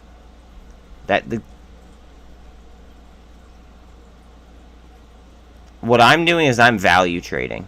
I'm straight up value trading. I know I am. It's fine. Like it is what it is. I'm value trading. I'm not taking the dangerous trades that like sometimes I am accustomed to doing. But that's because I've been killing it doing this. And it seems to me that I found, a niche of the community that likes to trade fucking value. So, that's just my vibe right this second. Like that one, it's a low float, yes, right? But then you're dealing with the FDA, and it's a play I don't know inside and out. So, like, that just scares me, Tina. That's all. That's an extremely low float, right? Extremely low float. Think about how easy it could be to run up, trap people, and then rip the fucking floor out from underneath them. Think how easy that could be, though, simultaneously. Some things are too good to be true. Like, you guys should know that by now. Some things are just gonna be too good to be true.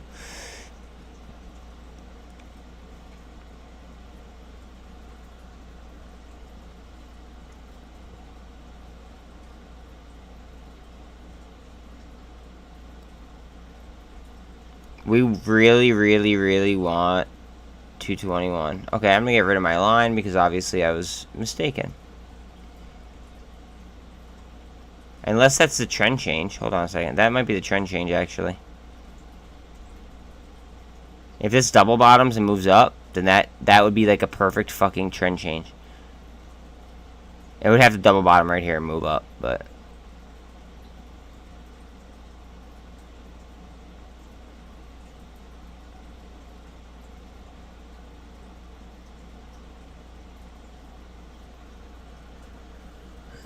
MF.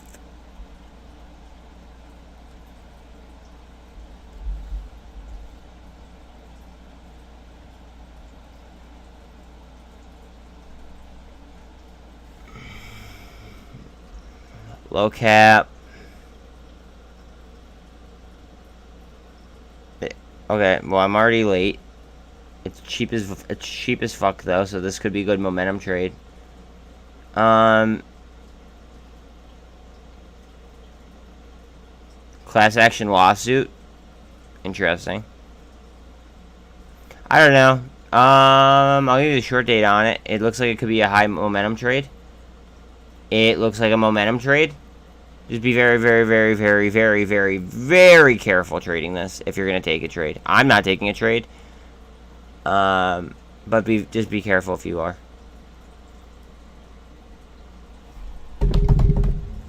Got you. But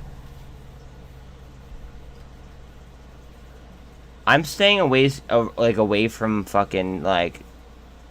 Alright, I have enough risk... Just so everybody's aware, I have enough risk right here.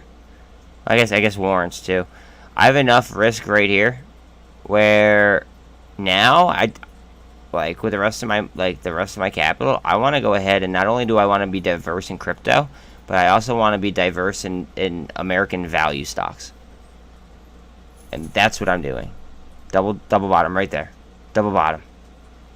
Double bottom off that. Go ahead.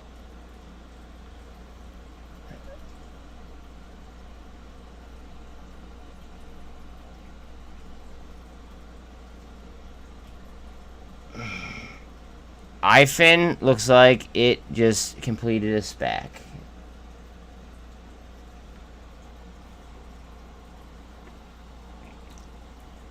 That's IFIN. IFIN. Shout it out. Bye, Greg. Thank you very much, my friend. Thoughts on Getty? I think that it was coordinated.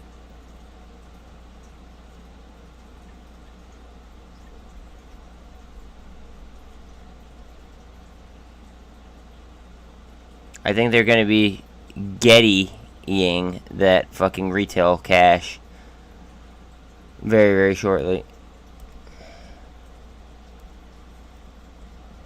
Well, if you guys are subscribers, chances are your entry is around $1.25 on this. Look at the turnover rate.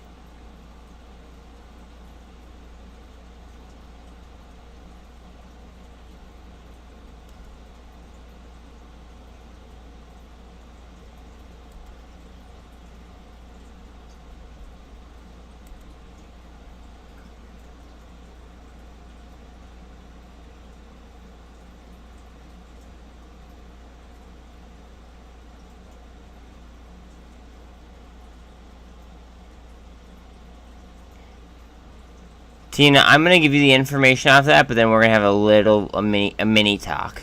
I'm gonna give you the information as requested, but then we're gonna have a little bit of a mini talk.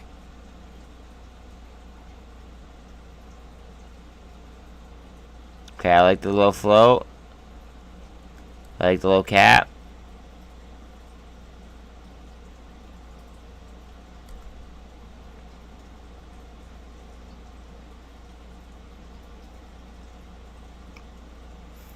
Other things, cough, SENS have better short squeeze numbers.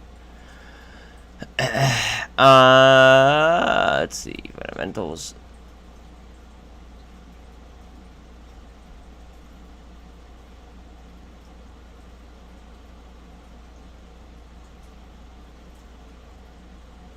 Inflation. Think about the inflation. Okay. Now this is the only metric that I actually like on this entire balance sheet. All right, little mini talk, mini talk. Not a big deal at all. Okay. So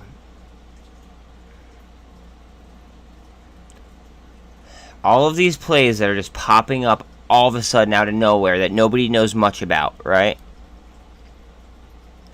What happens, right, when banks need to fund their margin? Like, whenever they need to improve their margins, right, what do?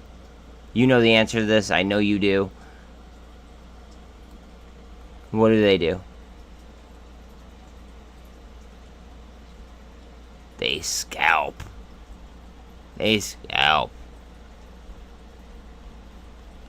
So, what am I doing? I'm staying away from being scalped. I'm getting in.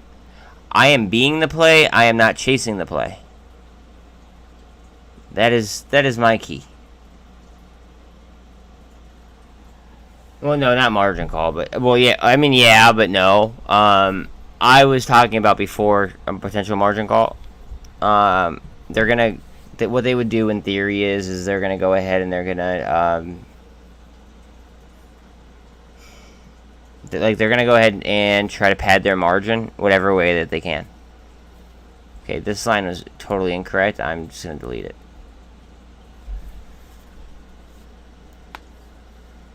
Okay, MarPay to acquire a health company. MRAI, and it's a low float. Thank you for that info. Yes, please like, sub, and share. Let's fucking get in here. Let's keep people from fucking making like really dumb decisions with their fucking money. Like, let's fucking like, I can't fucking, you know, give people financial advice, but like, I could weigh pros and cons. I hope we are hoping that this is not a double top. I don't think it is because of the data, but.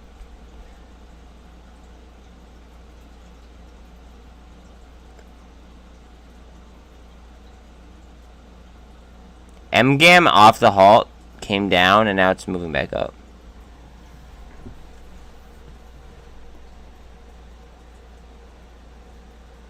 Yeah, yeah, it is starting to flex.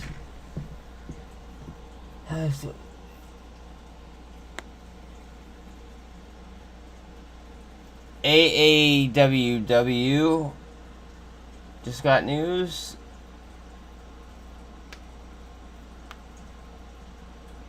Okay. And so did another health company. Guys, just watch out for potential distractions out there. Not everything is a distraction. Some things could be money-making opportunities, like very big money-making opportunities, okay? But keep in mind that some things may happen to be, you know, like distractions. Not everything, but some things may.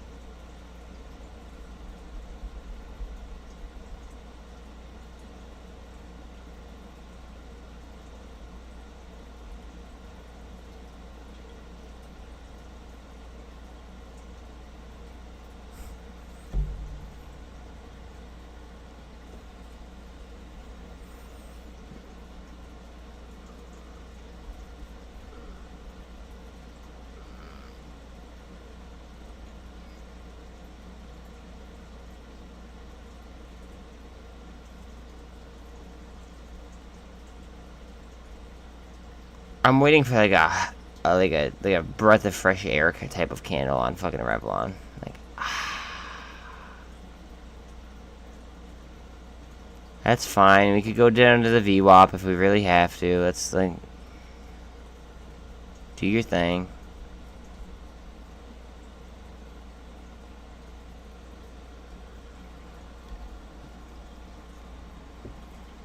Nightscope just got a contract from Oakland, California.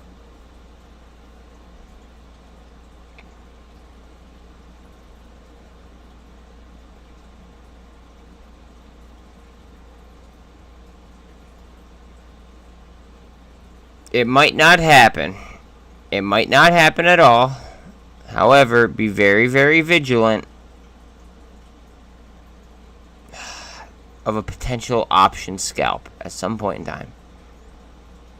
Might not happen, but it might, like it very well might. Just be very, very careful about that. It would make sense.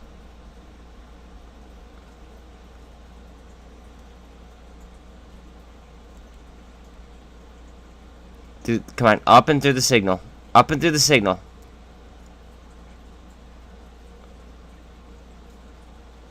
Up and through the signal. Go ahead. You know you want to.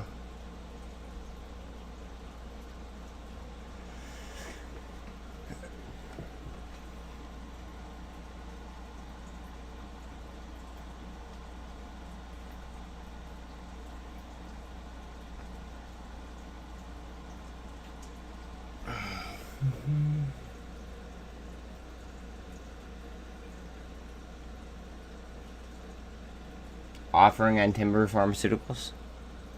Thank you, Greg. Cup.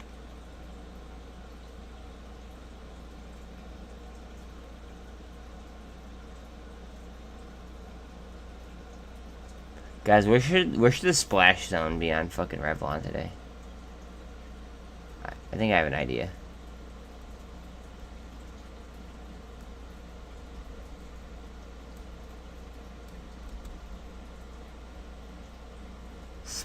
If you guys are new, welcome to the splash zone.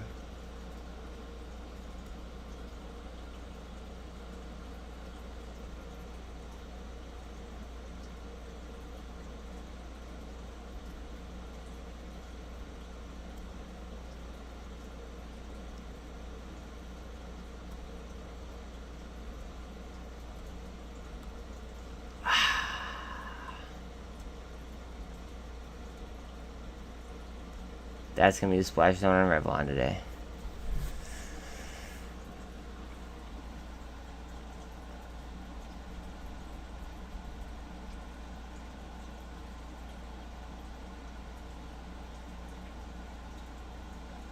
$221 is the magic number on SENS. That is the magic number on SENS.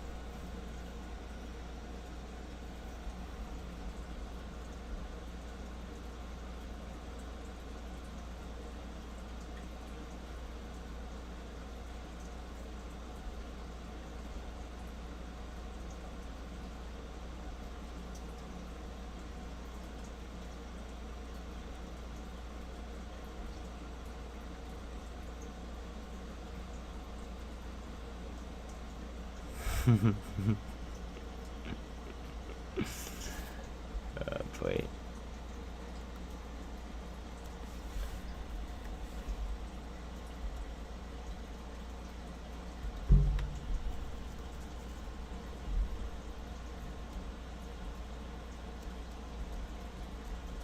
Wow, we're all of a sudden going up in short interest. Interesting.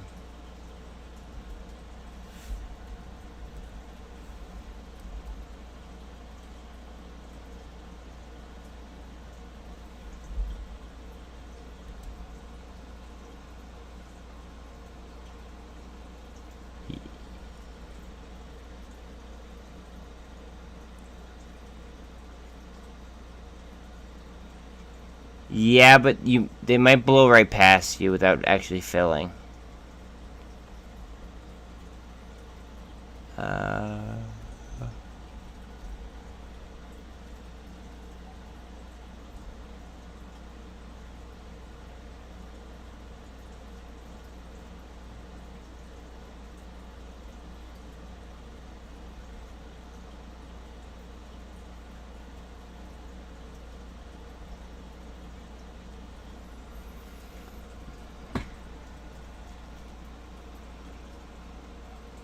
CROX might see some really interesting movement. Just saying. What did I say about MF? Oh, I gotta walk away for a second. Hold on a second.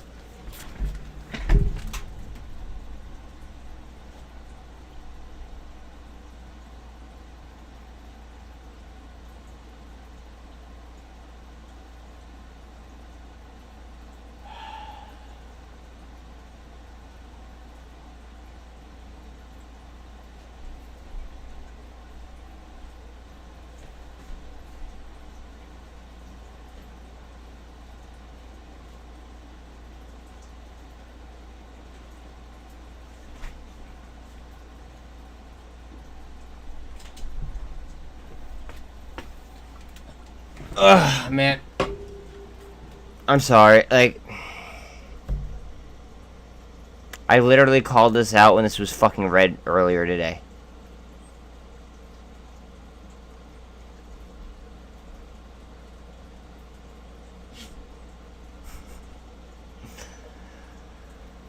Oh man, oh man.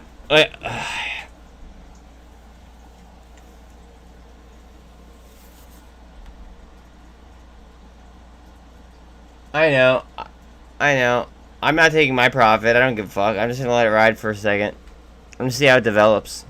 We're not gonna have T+2 information for till tomorrow, so I'm probably gonna like hold on to it until at least the end of the day.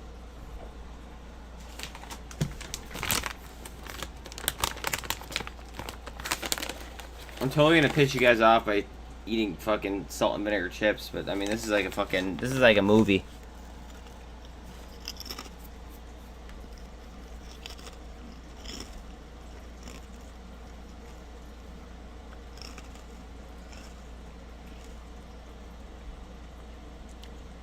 I feel like this is a movie like that I'm the director of. It's really fucked up.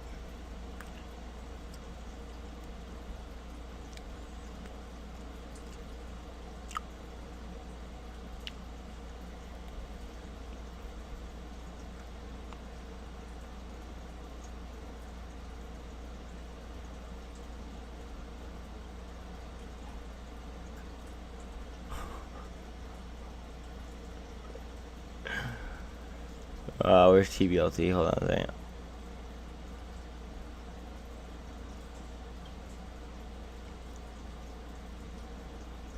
Yeah. Maybe in the next scene.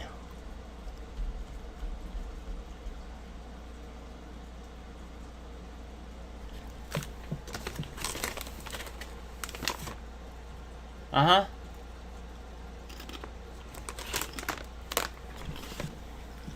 It's incorrect though. It's not accounting for the actual like the offering that they just did.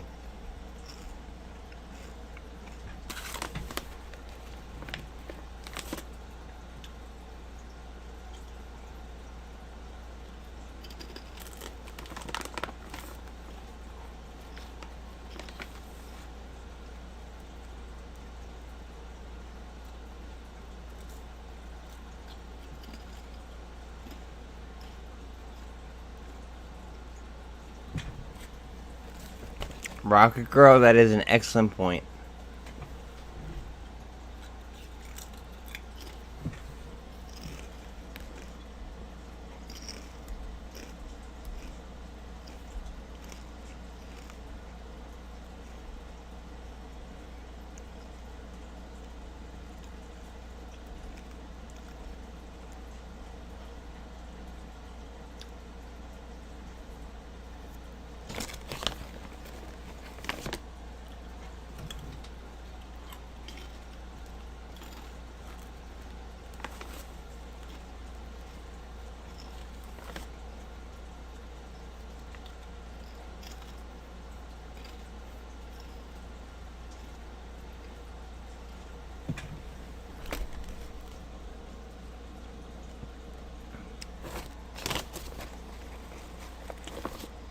Watch how this moves off the RSI.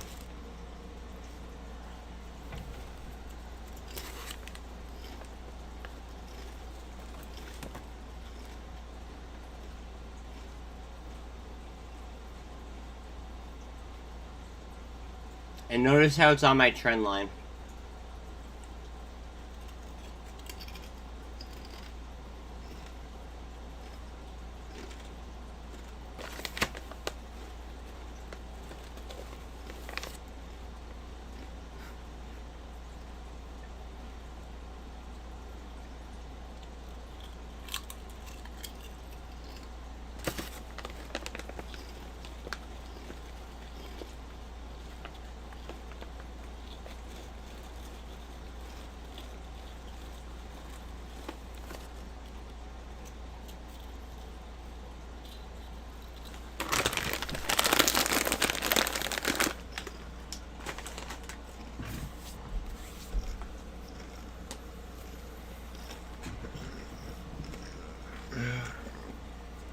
Thank you.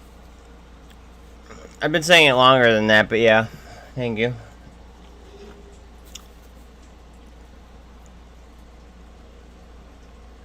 It's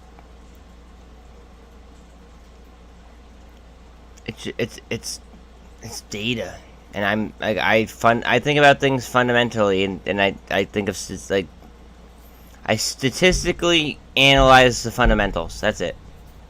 And I also look at crowd psychology and any potential catalysts. That's all.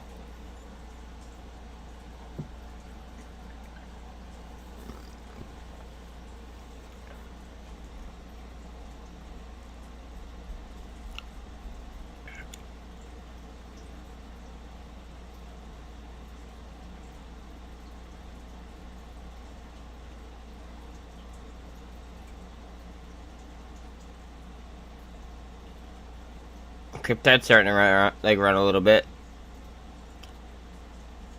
We'll keep an eye on that. I just want to see the bounce here. I want to see how low they're actually going to drive this fucking RSI.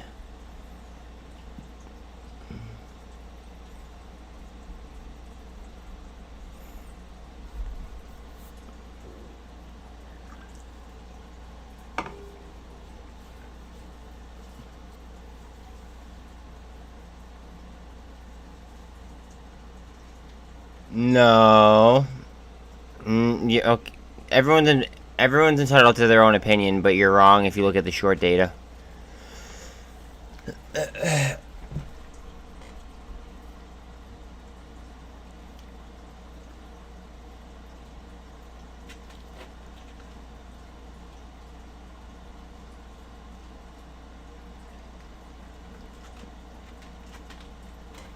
I gotta let my one pup out. Come on, Lucky, let's go outside, pup. Let's go. Good boy.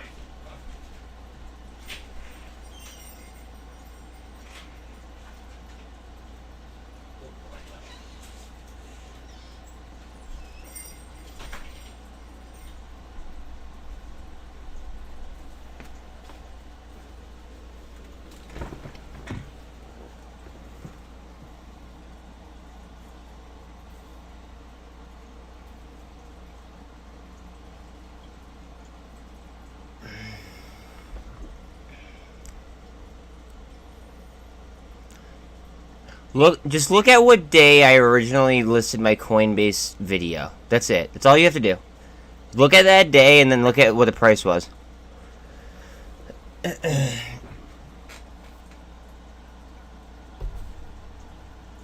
That's it.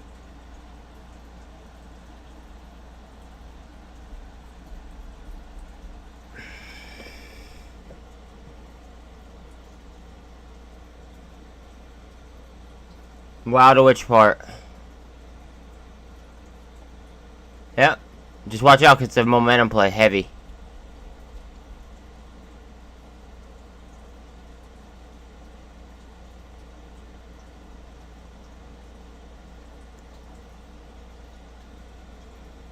Okay.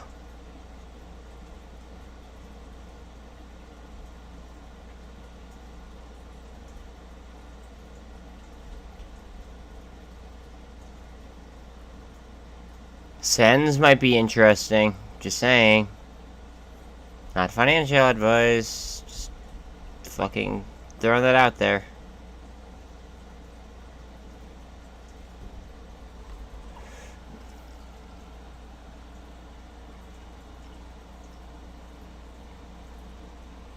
There you go.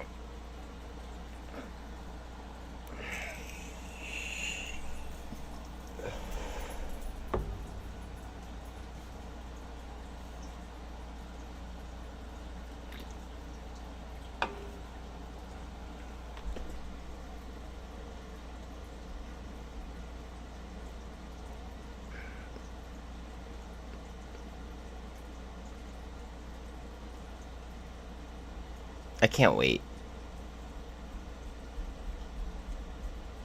I can't wait.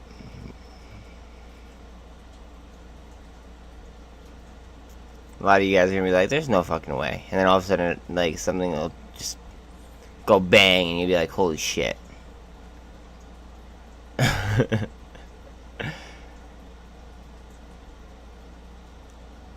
Like, it's not rocket science. It's literally fucking statistics. That's it.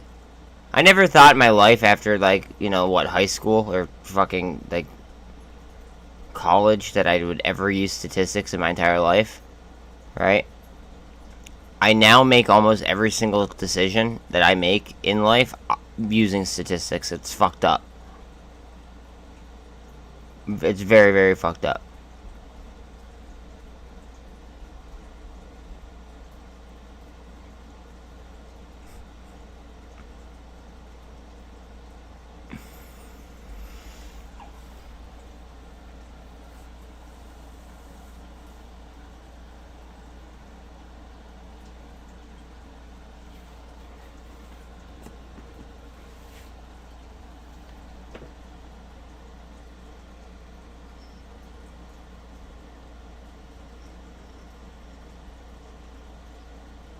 No wonder we lost 23,000 on Bitcoin, and SPY is slightly down. Watch UVXY, guys. I've been talking about UVXY a lot for like the last 2 days.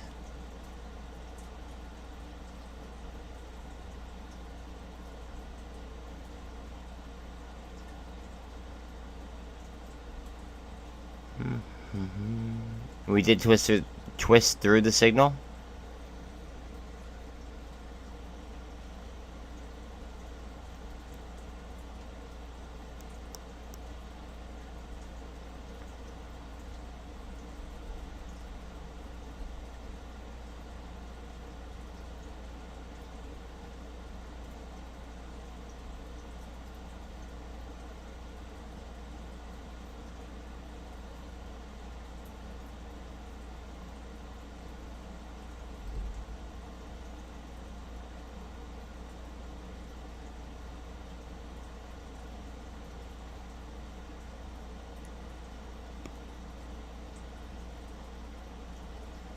Go ahead. Go ahead. Go ahead. You're allowed.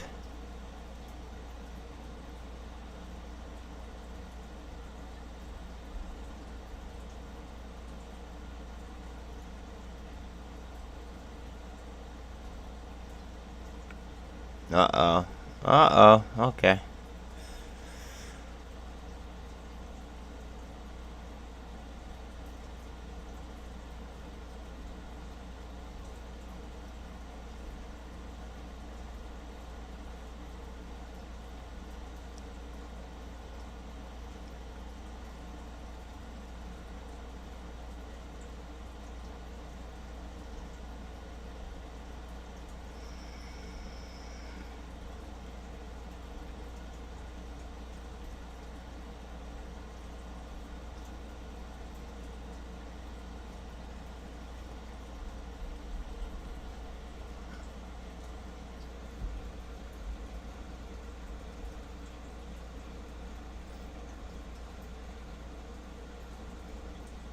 There are 3.29 million shares.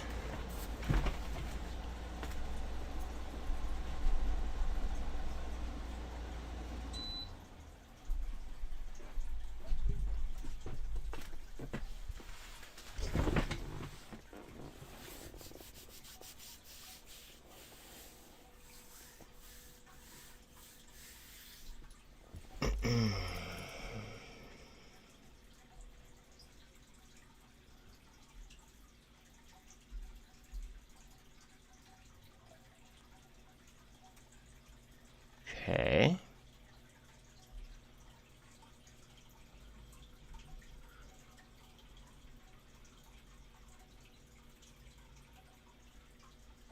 The underlying is moving down. That's what's up with it. It's still a market plumbing error, but the underlying is going down, so obviously it's going down with it. However, it's not like when it goes up, it's not moving with it like it fundamentally should. Which is the error. That's like, it just doesn't make sense.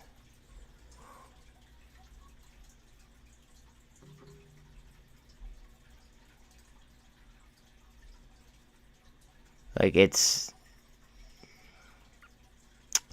Alright, you see how, like, the warrants on TBLT are green, and TBLT is not? Right? Same thing necessarily could happen here. These are trading extraordinarily low compared to what they should be trading at on like a market plumbing basis.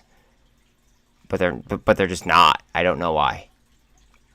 There's nothing in the market theory that tells me why this should trade like at the levels that it's like at the low levels that it's trading at. No fundamentals on that at all.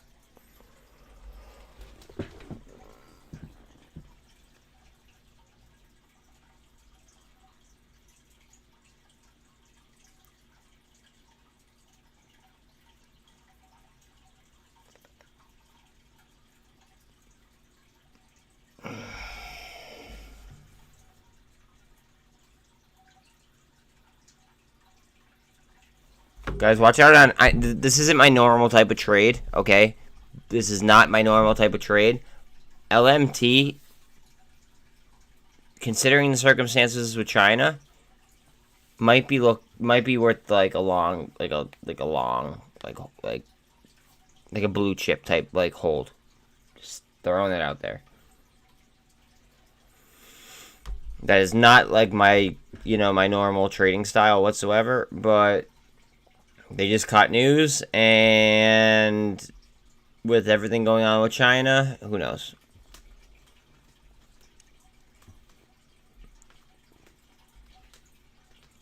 Again, not financial advice, because Lockheed Martin's an expensive company. I mean, I already have them in my defensive portfolio, so like I'm chilling. But like, be careful.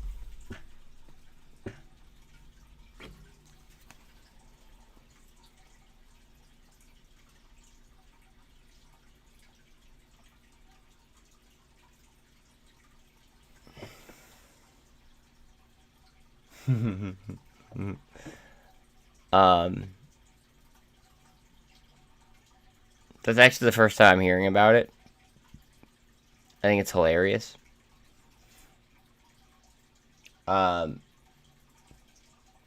would rather buy money, or I'd rather spend that money and buy things that I think are going to be heavily used on Web3 versus buying bonds on Meta.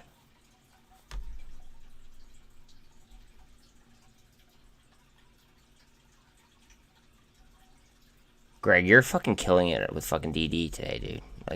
Like always, but like killing it.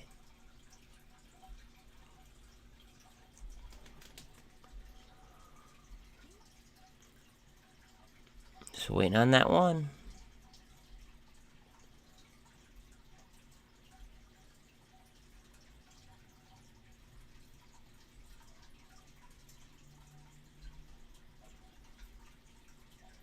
Guys, Fisker has short squeeze numbers. Just saying. I mean, I don't know if they're gonna do it, but they have them.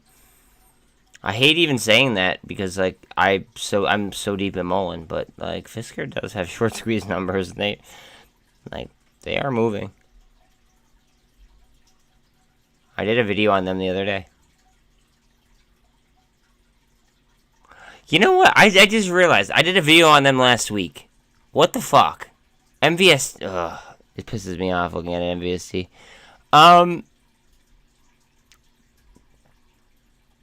Yeah, I mean, like, Fisker has short squeeze numbers. It's just making me further realize that, like, I'm, like, about a week to 2 weeks ahead of retail on my fucking DD.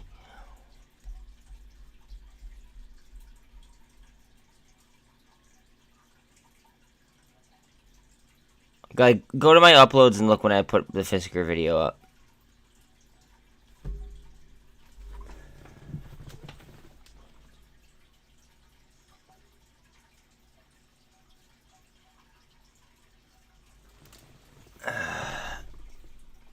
Check.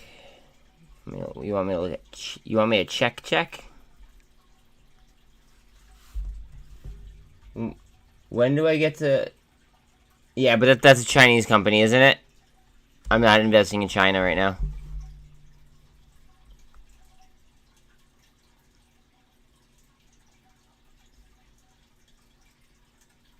Smart pill.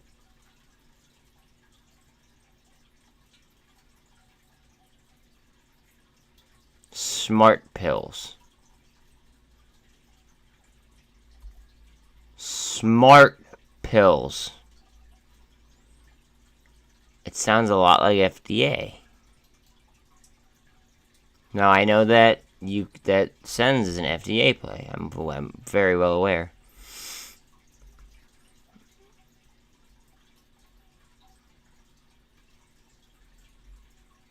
Book value per share is going up.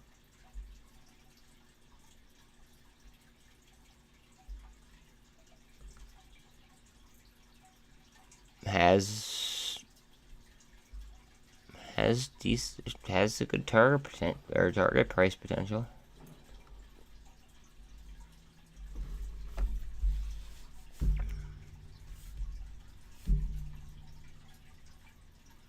Shanghai special. Yeah.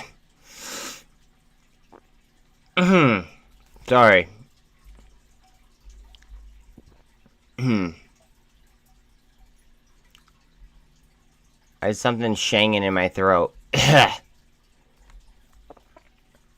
I had to cough that up.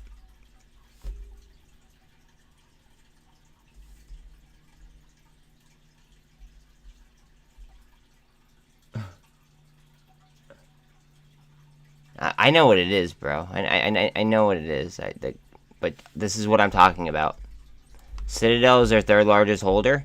Okay? Their fourth largest holder is Shanghai Pharmaceutical Group. Virtu is one of their largest holders.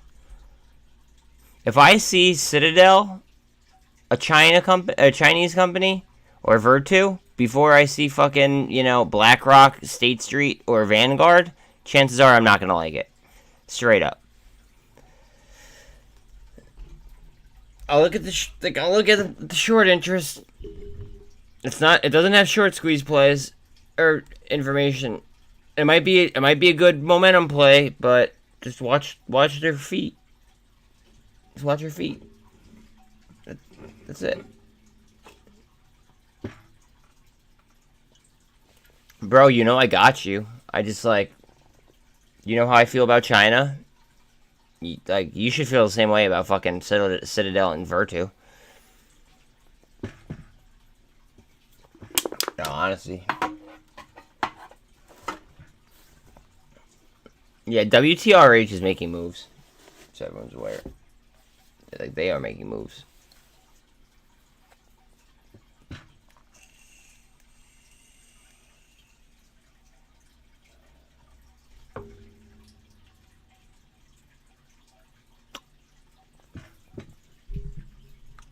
Does anybody else watch the Short Squeeze channel frequently? Out of curiosity? Okay.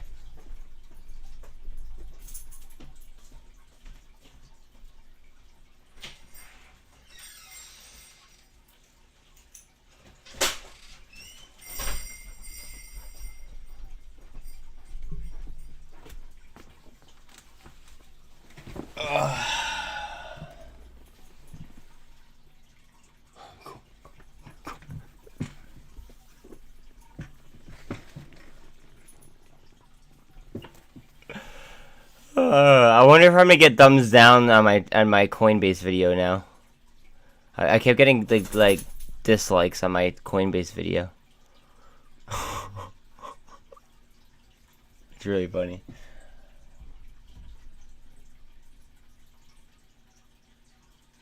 Yeah. No sell, no sell.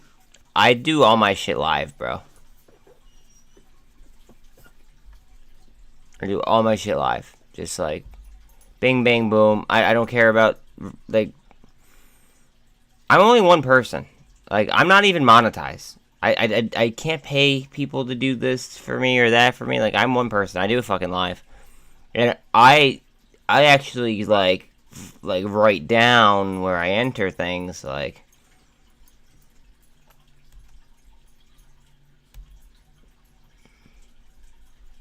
time and date stamp. I entered at 1:14. Revlon, I have a video of it on my channel, 1:10. Like, I'm only one person. I can only do so many things at one time. It is what it is. Ooh, a little bit more of a turnover rate than what we've been seeing. Interesting.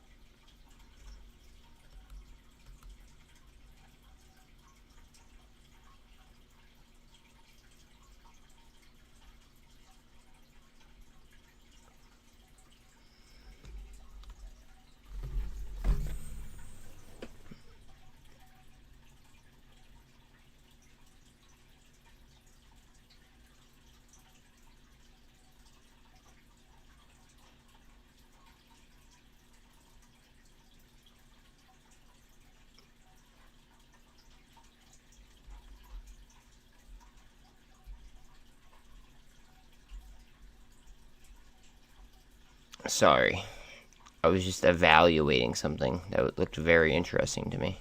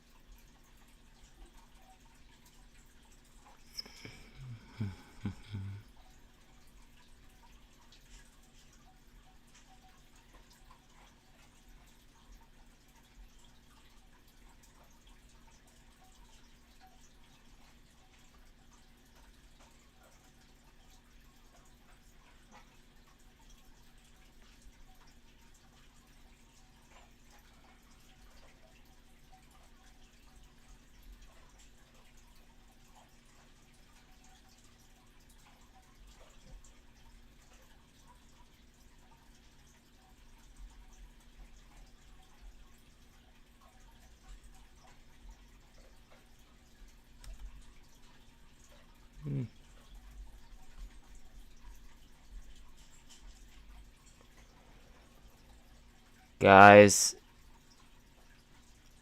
I hate to say this, but we may be walking into an options trap, which was previously discussed.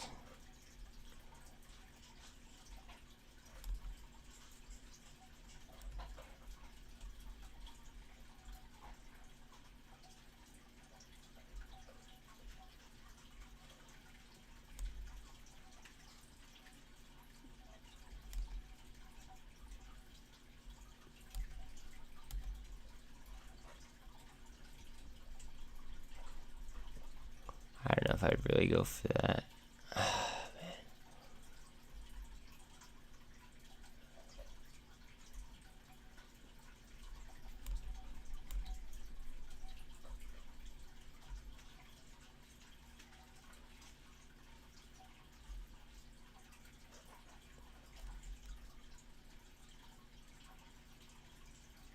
Watch your downside.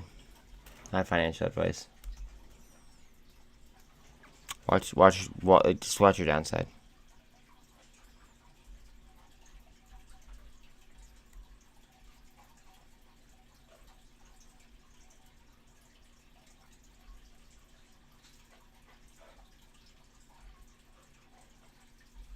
Wait a minute. Wait a minute. What are we doing here?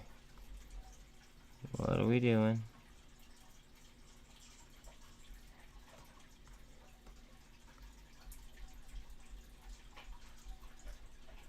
Wait a minute. We might be popping up. You want to see if the key... Alright, wait. Hold on a second. Hold on a second. Hold on a second.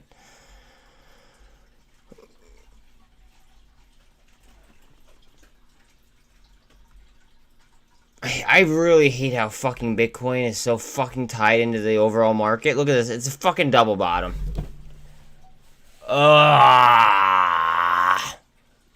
Yo.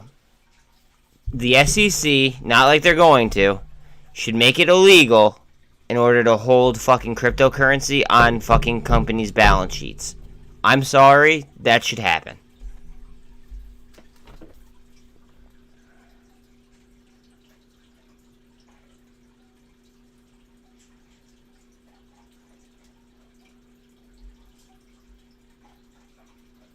China's not allowed to trade right now, on the New York exchange, on the New York, what's it called, on the NYSE, okay? But you know what they can do? They could trade cryptocurrency.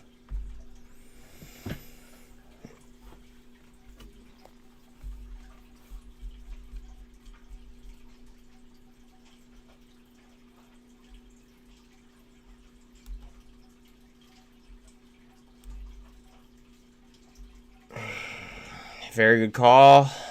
Very good point out. Watch that little tiny gap there. Oh, yeah. Go ahead. Flex on them. It's alright. We're filling a gap. It's fine.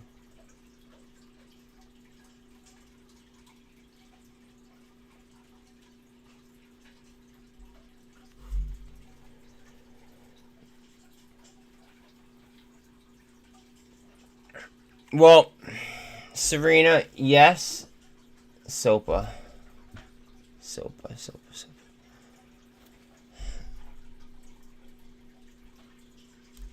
Alright, so, first of all, I'm going to let you know that for the most part, okay, I hate therapeutic plays. I don't know if this is that, but, okay, it's not.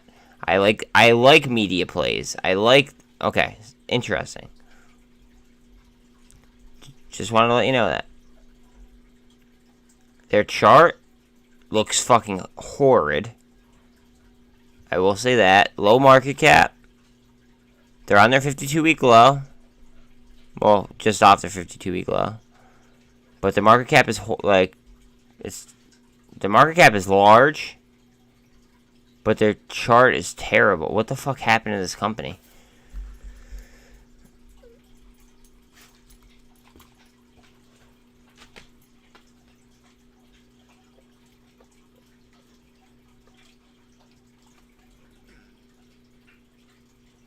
Okay, so there were a bunch of stock splits in this company.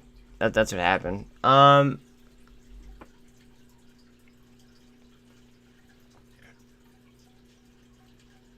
There might be a fundamental play. It's not my play. I don't. The market cap is high. They split a shit ton of times. I would have to know that play inside and out in order to give you like a real breakdown. But like the way that I'm playing the market, it's just not my play.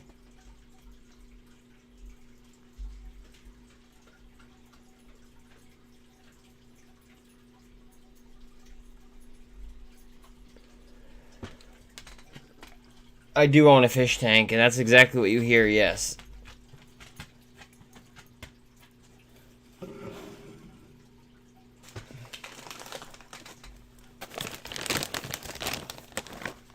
This mic is really that sensitive.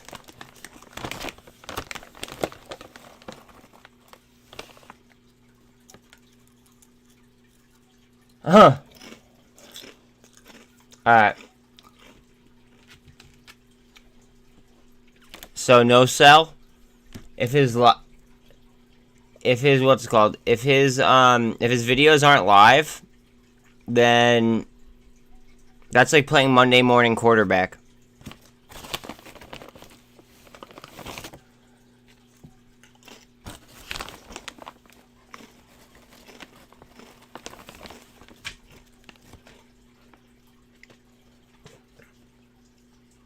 Like, do you want to know, like, something after it already happens, or do you want to know when it's happening?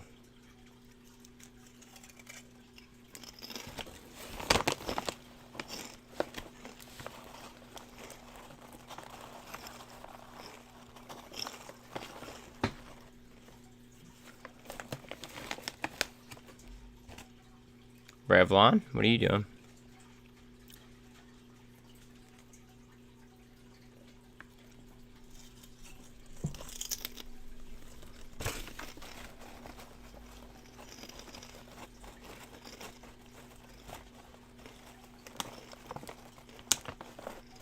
Should I honestly feed my fish? So hold on one second.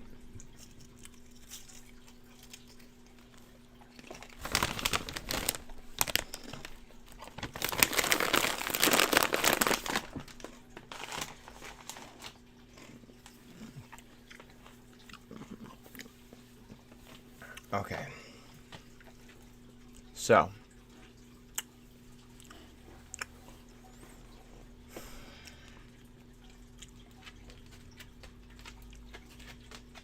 I've seen things on the Short Squeeze channel. I've seen them. Okay.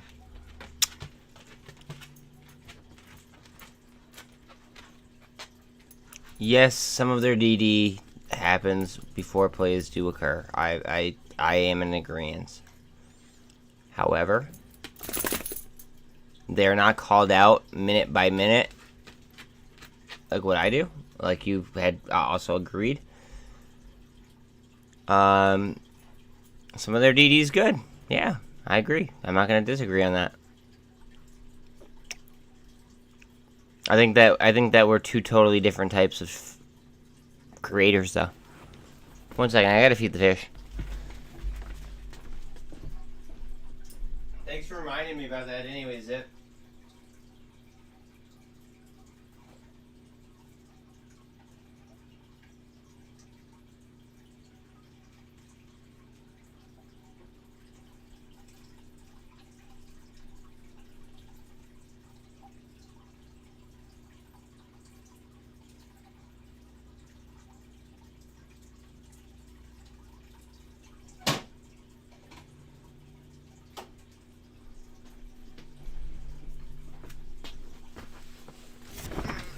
Ah.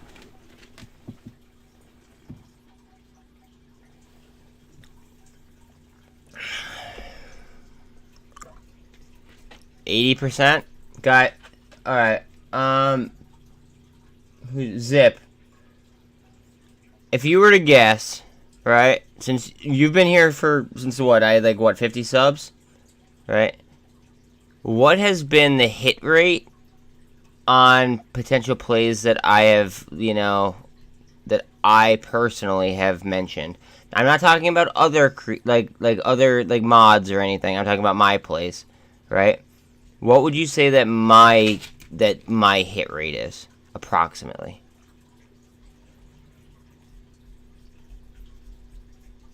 Give or take.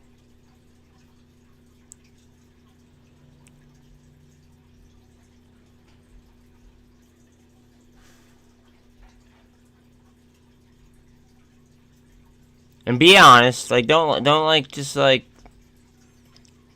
a number that makes me feel good. Like I want it like a fair comparison. Please.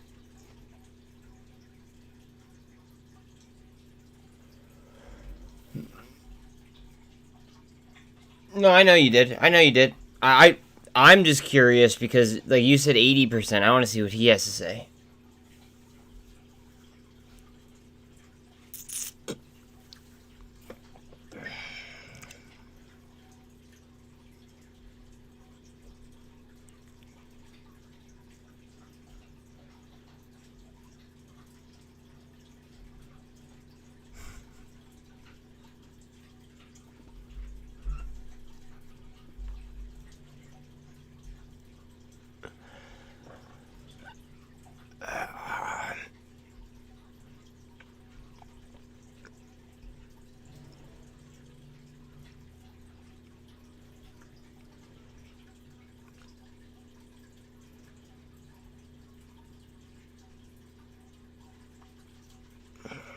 I feel like every day that slowly goes like up a little bit. I knew I had RMed on my fucking list somewhere. I know you were talking about it yesterday, Z. No, I'm happy that you'll do your own opinion. ALNA, ripping again, guys. This has been a scalp that we've just been crushing like every now and then. So just be very careful on it. It's just a huge momentum like play up and down, up and down, up and down, for the most part. I mean, unless they catch news.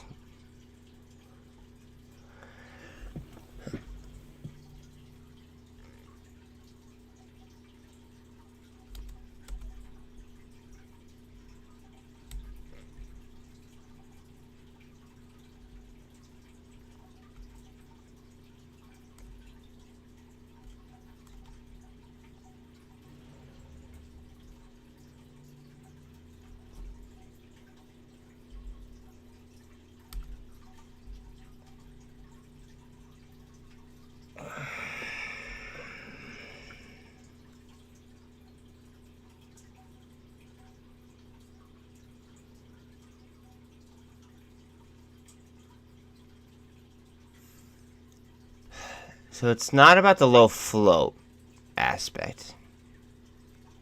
It's about the price tag of whatever it's trading at, right? Along with like the fundamentals. Okay, so to me it's a statistics game. Right? Everything is. Oh yes. Everybody who's been here for a while knows that I have a position in EFOI. I honestly even forget why I took it, but yeah, it's pretty dope. Carvana again. Guys, I signaled a potential short squeeze on this at like 22 something. You guys could look at my uploads. So it's not HLBZ is up. HLBZ is a fantastic company in my personal opinion. It's not just the fact of a low float. Okay? It's taking those figures, okay? And then going ahead and like looking at market dynamics, running the statistics, and then having an overall. Oh, REVLON something here. And then like having an overall flow to it. Like, does the play make sense? Like, I don't know. That's how I've been playing shit. Just like, does the play make sense? Yes or no? Does it make sense in the long run? Like, is it like do like? And before every single play, I have a trading plan.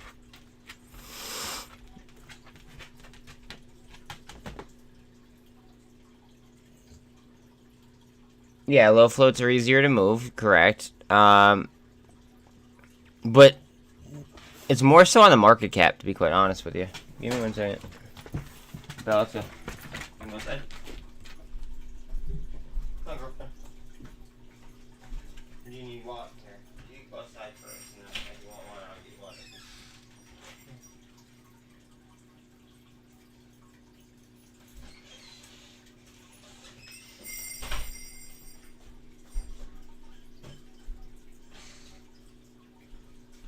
One second, guys. Dogs need water.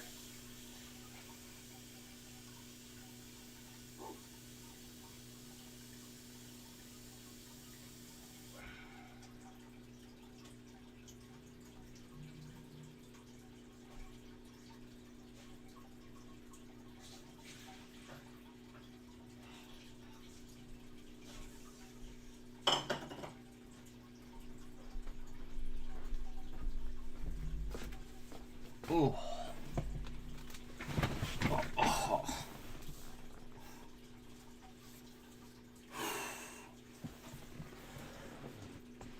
Oh, fuck. My rib hurts. Like, it genuinely hurts. Holy shit. Let's see here. MULN. Interesting. Whole lot of fucking nothing there. MNTS, guys, I don't know how many times I have to talk about MNTS for you guys to actually take them seriously. But, yeah.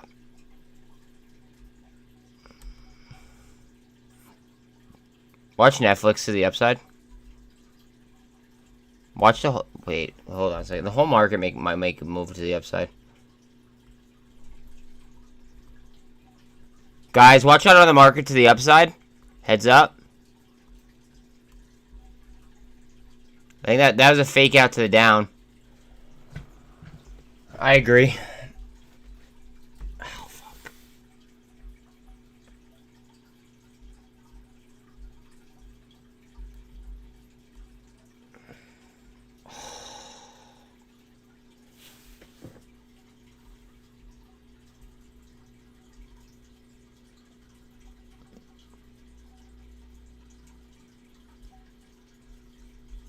I know nobody in here wants to watch a fucking Apple chart, but guys, look how much, look how much they weigh.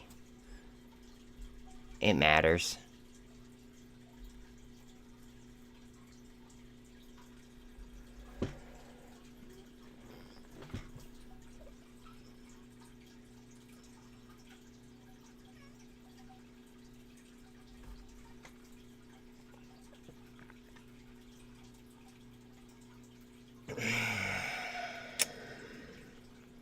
No sell. So I'm allowed to say what I'm doing after I do it. Okay? Like I just can't. I just have to say disclaimer, I'm already long, right? Because then it becomes a constitutional thing where it's like I have freedom of speech. Now, you have to remember that the Constitution is more important than a law. A law cannot be made, right? That breaks my constitutional, freedom of speech. If that makes sense. So, as long as I follow the Constitution, I'm good. I'm gravy.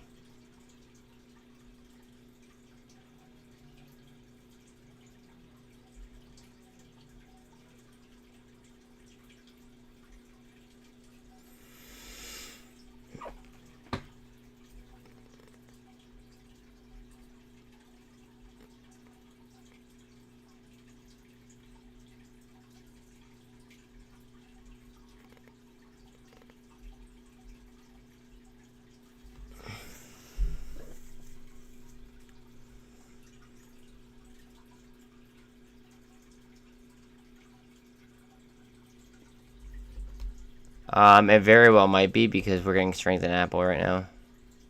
What time frame are you looking on? Are you looking on a minute? Or...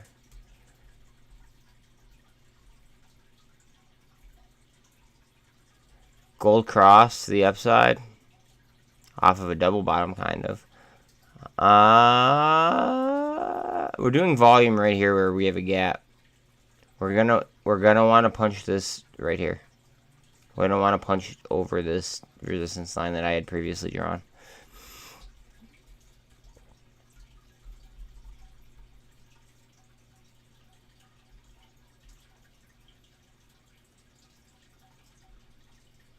But yeah, as far as what you were saying is like about market manipulation, I just can't lie about something. Like as long as I'm actually doing something, like and like I like do what I'm saying I'm doing, I could say it after I do it, right? Like there's nothing wrong with that because that's just freedom of speech and that's me saying like, yeah, I'm being transparent. That's it. People might think that, but they don't know. They don't understand the Constitution. Yeah, I might have to go to court over it, but like, they would lose. Straight up, like it is what it is. They would lose. I wouldn't want to go to court for it, but like, XL, interesting. That's a very interesting play. Because like you cannot make like there's no law out there, right? That like you can't make a law that breaks that like violates the Constitution. It just it's impossible.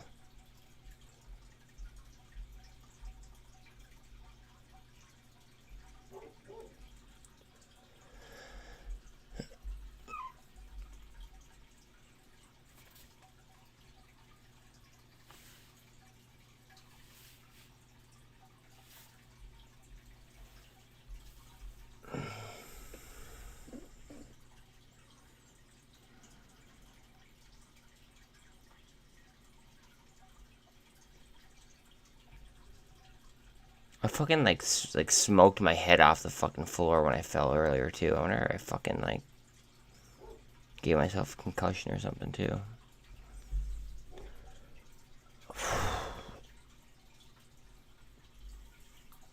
Ow.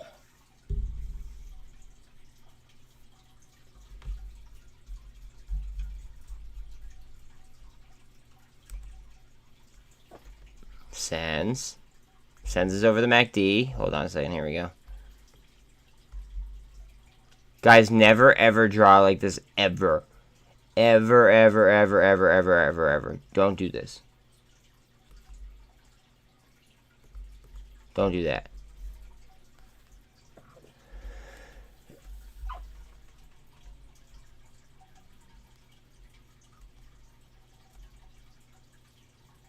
SENS is about to have a 1348. By the looks of it.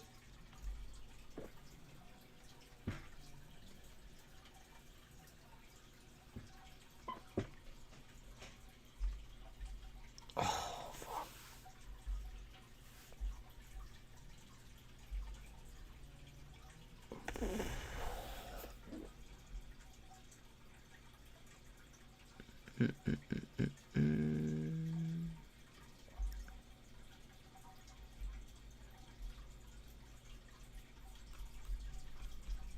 Hopefully I come back to a boom boom candle. Just gotta grab the dog.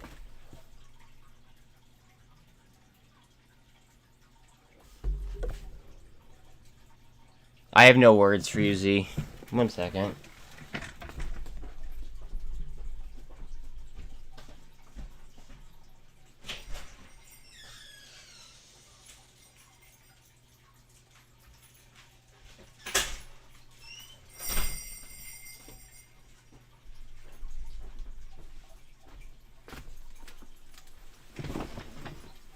Exactly. Exactly. What happens when people are too bullish on something?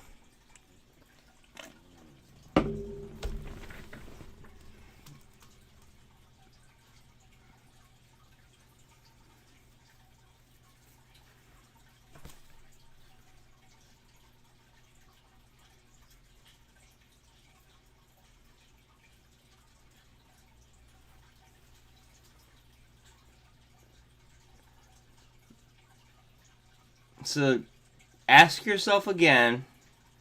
Thank you for that information, Sal. I actually already knew that. It's just from this computer, but thank you for the information.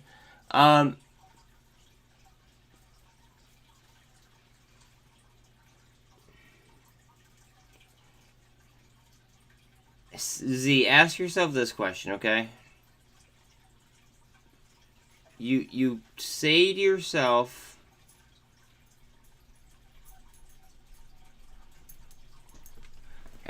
dude, every single dollar that I fucking make or like whatever, it just gets reinvested right now. That's it. Like that's a sad truth. It is what it is. But also Z, like you get pissed at yourself when you make bad trades, right? But you just answered your own question on what might happen to that stock tomorrow.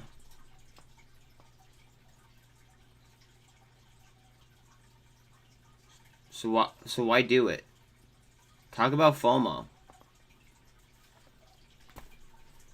That's literally the definition of FOMO. You answered your own question, and you still plan to do it. Like, I can't give financial advice, but like I could save, like I feel like I could save a friend from themselves. Watch your cup and handle.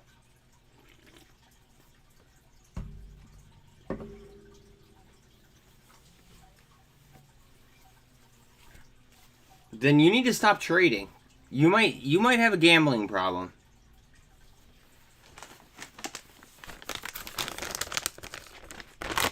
Like, I'm so like. Okay, well, all right. First of all, at least you're aware of that.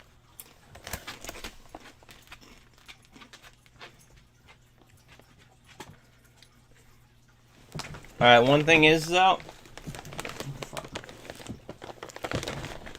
All right.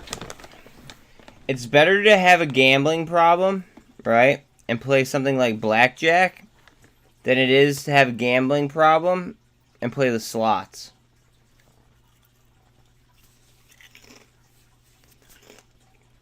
Think about that.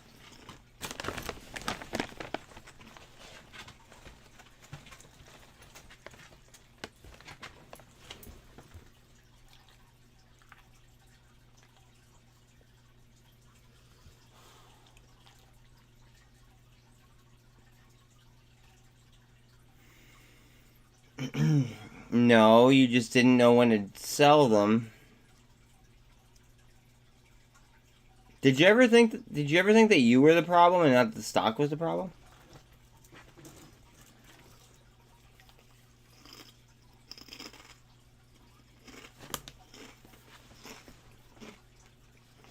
VSH just got news.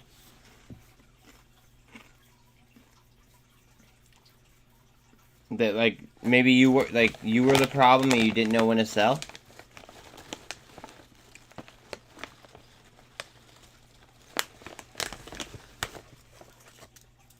Like, I don't want to be a dick here. I'm just like trying to like reason it out with you.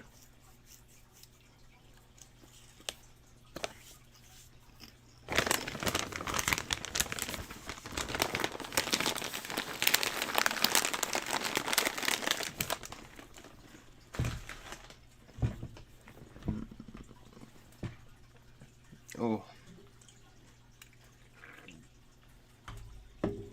RAIN just got news.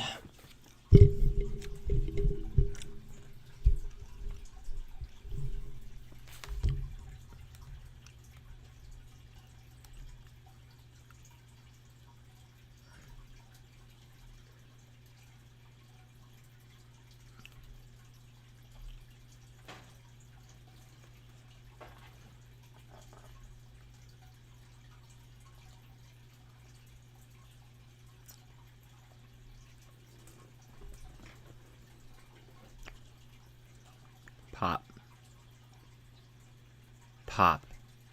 Come on, you motherfucker. Where's the... It either needs to spread out or it needs to twist down and under and up. Back under and then up. Let's see.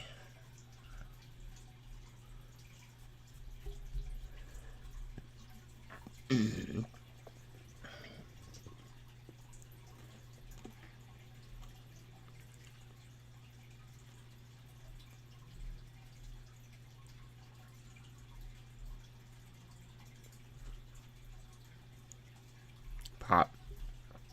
Give me something. Show me some life. See how now it's underneath the signal?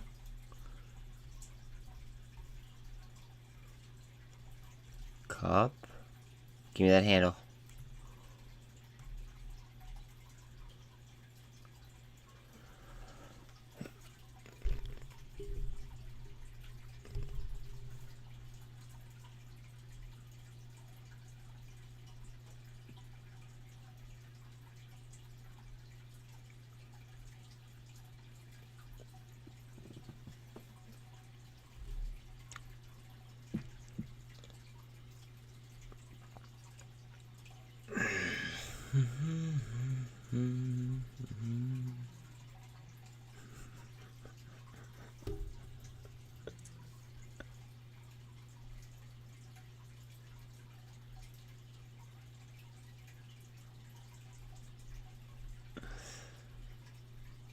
See that MACD? That MACD needs to get twisted back right through the signal to the upside. That is the goal.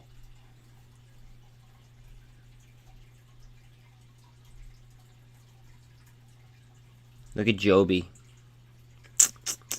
I've been telling you that they're better than EVTL, like, fundamentally. Even though EVTL has been ripping on like a crazy fucking nonstop basis lately.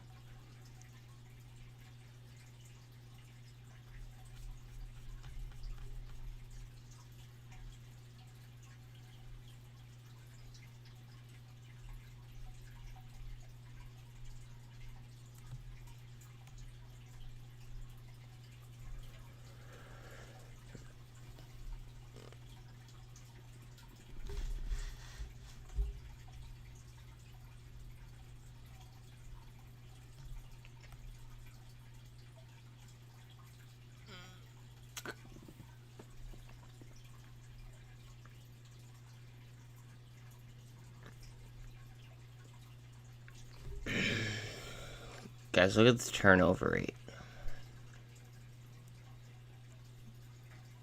The turnover rate is fucking everything.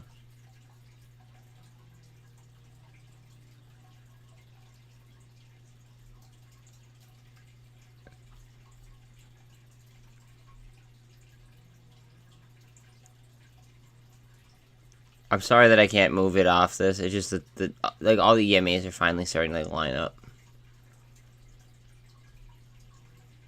And it's getting nice and tight. I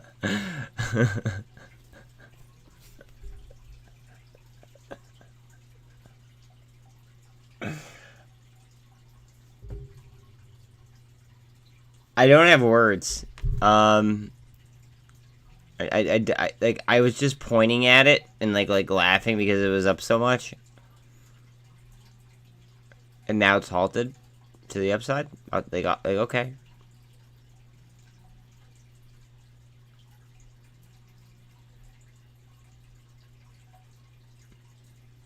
BKKT is something I've been bitching about literally for like quite a while.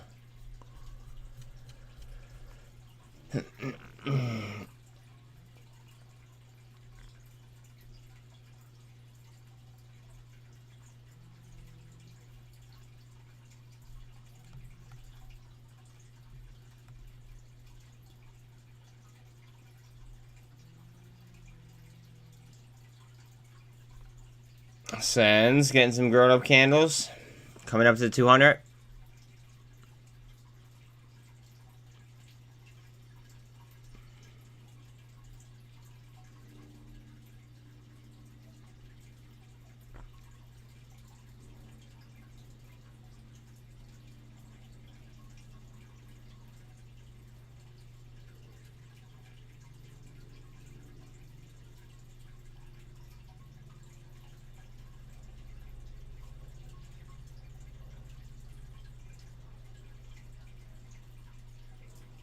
My entry on this was fucking... I wanna... Here, I'll just click on it real quick.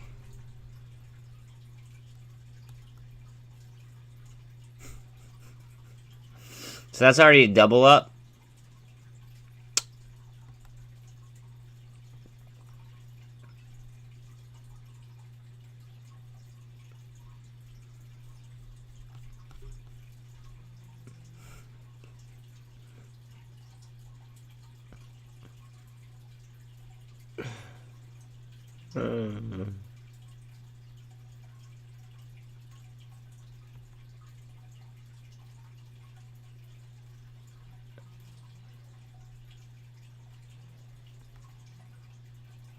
UVXY, what are you doing? Stay down. Stay down.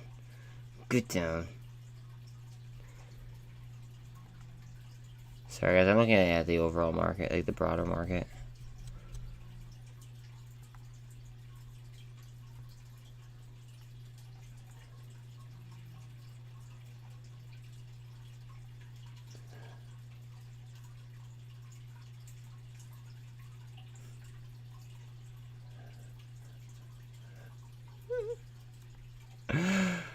Oh, and it's finally there. That's great. Everybody look at the fucking, like, the group chat, or the chat over here on fucking, on YouTube.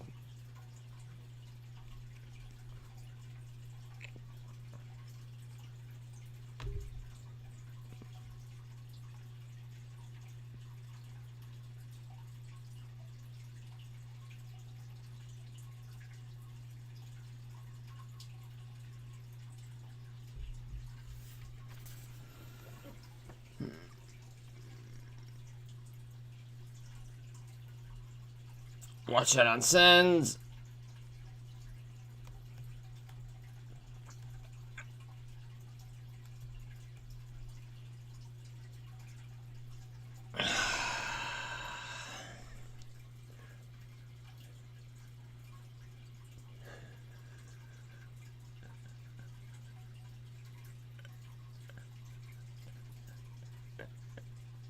I gotta look. I gotta look. I gotta look.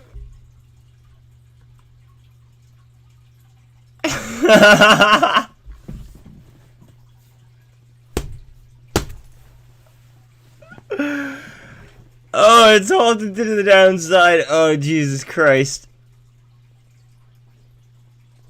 Okay, hold on. I gotta troll some people real quick.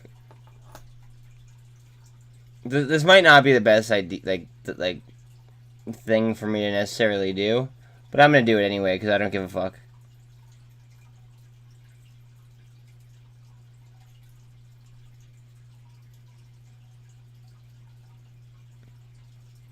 So what I'm gonna do is I'm gonna go find my HKD video, and I'm gonna go ahead and then I'm gonna post it in the stock twits. And I'm gonna troll the shit out of some people. People probably aren't gonna like it, but I don't care.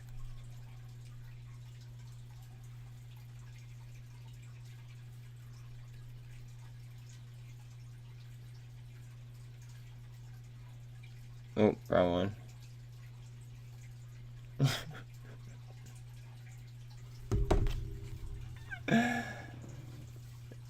Wait. You're not allowed. Wait, who's not? Who? Like, are you joking, or is that like an actual thing? Because that could be an actual thing because of Pelosi. Look at SENS. It's beautiful. I love being right. I'm sorry, I do. Like it.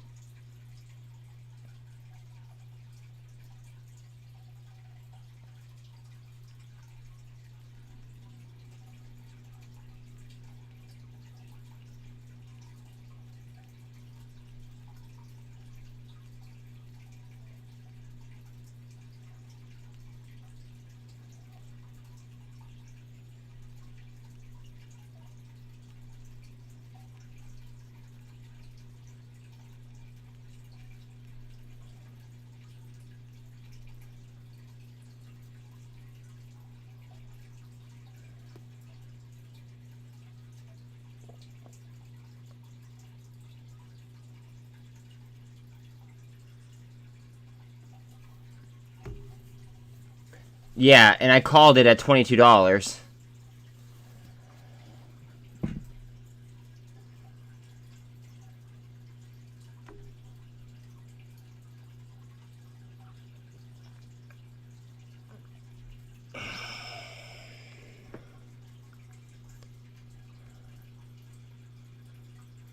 Want,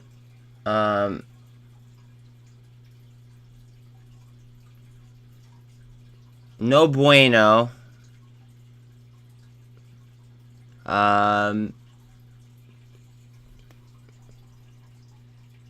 Es fuego.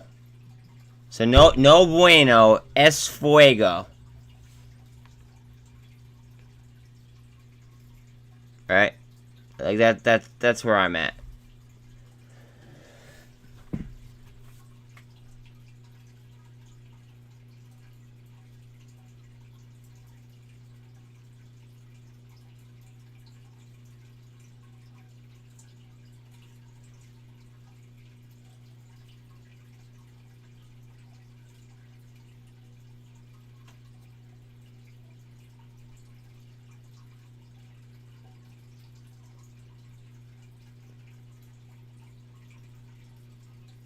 No. I pointed to myself as in like S fire, like I'm fire, basically. Like, so like no good, as in like no other channel, and then I pointed to myself and I said like I should have said yo fuego, but whatever.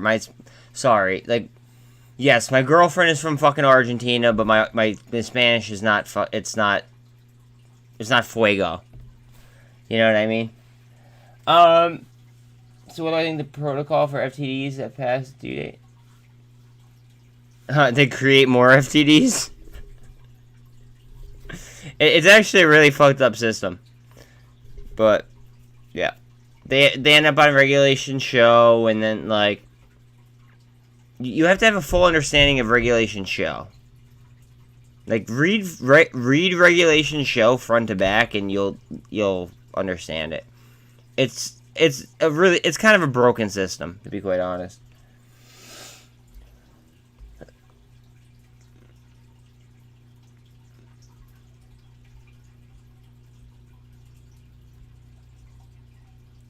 Guys, remember 221 is the number we want on SENS.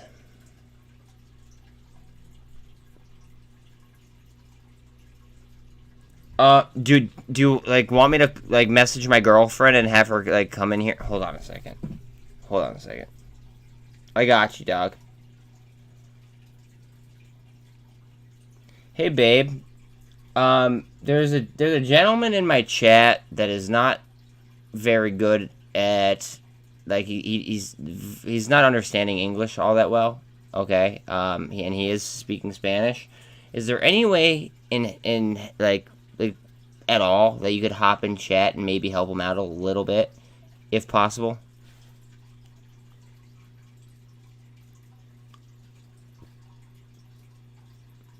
Yo mamacita. How do you guys say help? Might help. Oh, alright, Z can translate. There you go.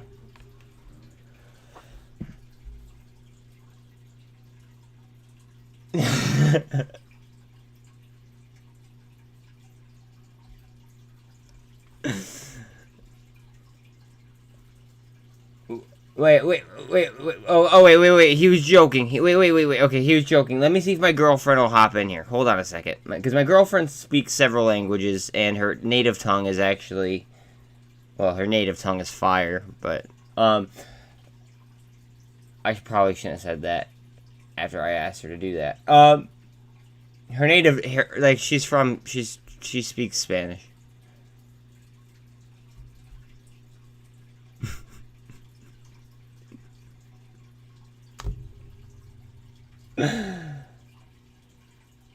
No. My girlfriend... Alright, so my girlfriend had a visa from, like her job, right? At which point we got together, and then her visa expired. Now, her visa only took a month under Trump, right? However, like, we thought, like, oh, okay, like, it would only take, like, you know, a month to get a visa, like, to come back. No big deal. Like, it's turning out to be, like, a fucking 8-month process on her to renew her visa. We should have thought about this before she left. But my girlfriend is currently, like, with her family, and she got actually denied from one visa for no fucking reason under this administration. So that just adds to my frustration about this administration. But illegal immigrants are actually, like, catered to. It's fucking, it's almost like, it's fucked up. So, to answer your question, no, I'm not sending a girl anything. If anything, she's sending me things. But, I mean, like, we don't want to touch on that.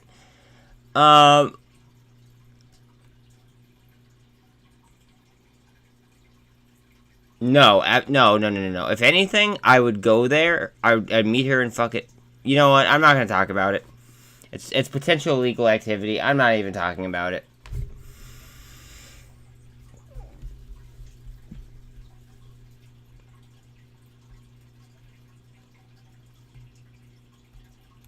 Yeah. Thoughts on Exela? I find value elsewhere. I don't like it. I've never liked Exela. It could be a good setup. There's...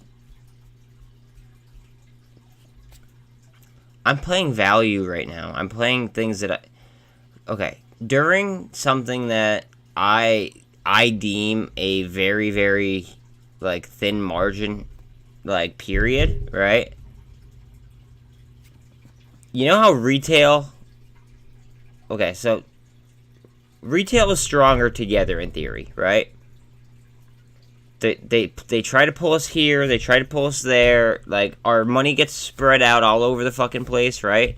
I'm trying to find, like, little gems, right, that, like, all of a sudden, like, retail notices, and they're like, holy shit, look at that play. So I'm trying to find a play before it becomes a play. That's my whole goal. I need to hire a translator. Let me get monetized first. Jesus.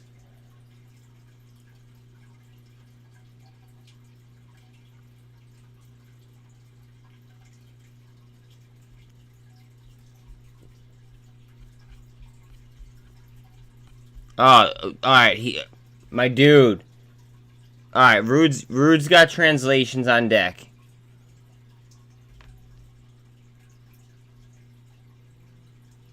Wait.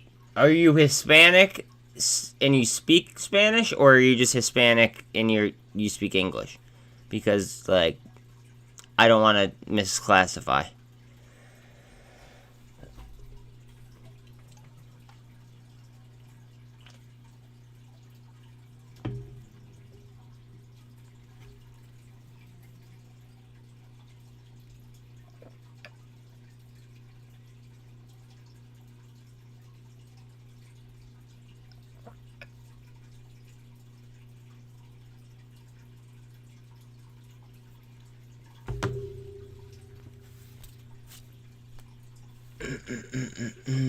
What are we doing on Spy? Come on.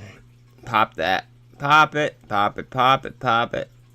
Oh, look at the MACD. Guys, we might go for a ride, actually, to the upside. If we could pop this to the up, and we could regain 23 plus. It was looking really scary to the downside for a minute there.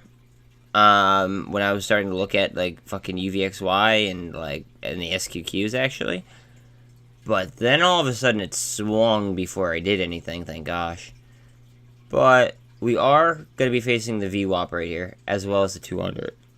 So this is a very, very key level that I hope that we plow through. Alright, perfect. Alright, Rude. Thank you very much for potentially, you know, doing that for me. I appreciate you.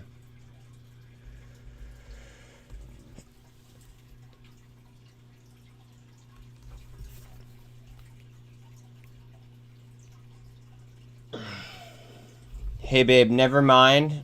Thank you anyway for like even considering it if you did. I don't even know if you read my message. But anyways, another subscriber speaks Spanish and he's gonna be able to translate. So I appreciate you, babe. Love you. I'll talk to you after work. Look at that. Easy, easy, easy.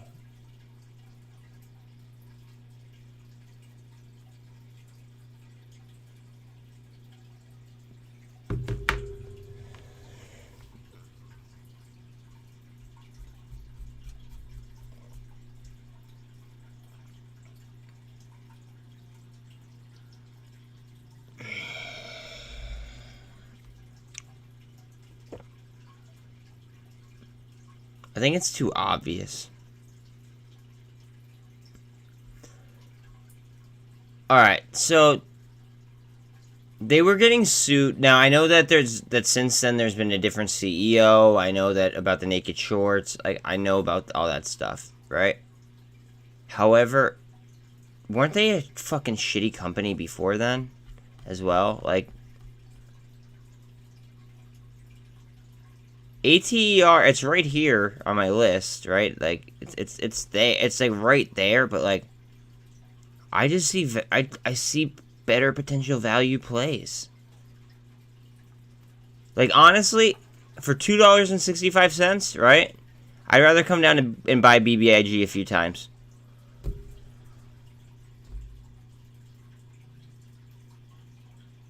Not, and that's obviously not financial advice. It's just like I'm trying to like consider my, like, if I had so much money, you know what I mean, like where, like, instead of buying ATER, I'd rather buy fucking two BBIG at that point, or like what, 3 BBIG at that point, 4 BBIG almost. Like ATER could make its runs, but I think that other things might make a larger price change percentage-wise. Come on, SENS. What are you doing? What are you doing?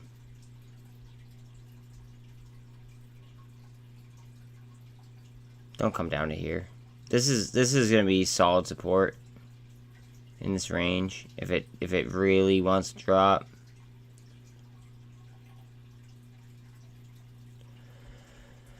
I don't think it does though.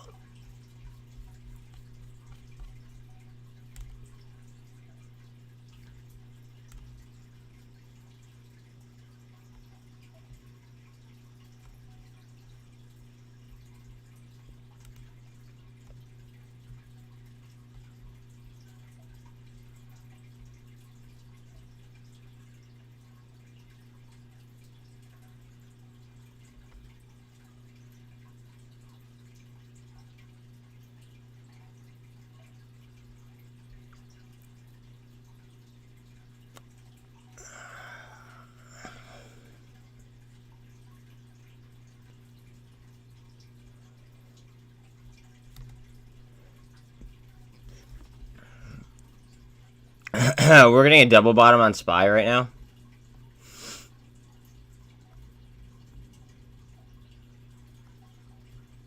As well as a bull flag. That was a bull trap is what it was. Jesus Christ.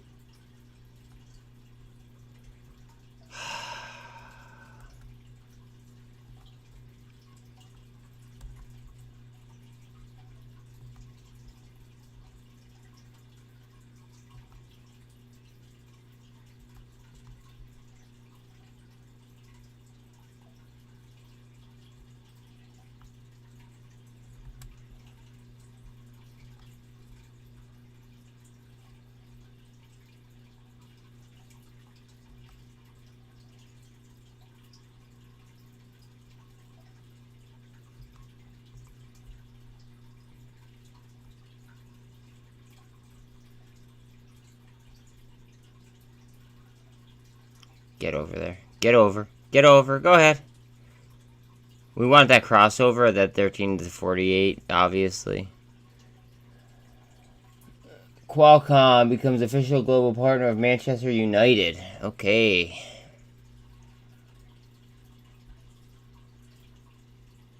Hilton expanded as well. Only. Alright, so 350 new jobs in Fairfax County.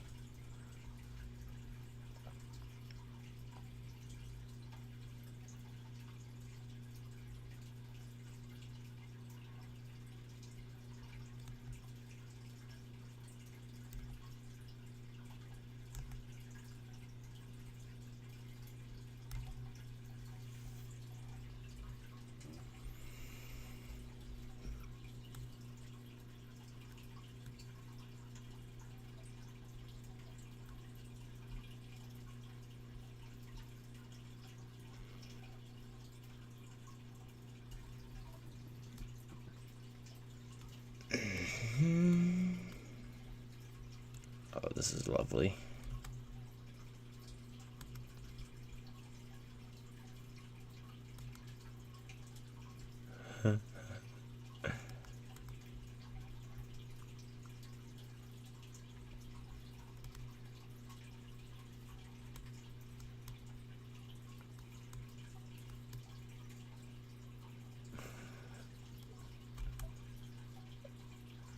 Guys, do you guys realize that it just turned to 11:30 as well?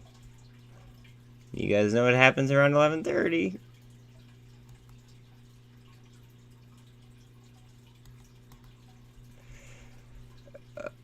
Boy.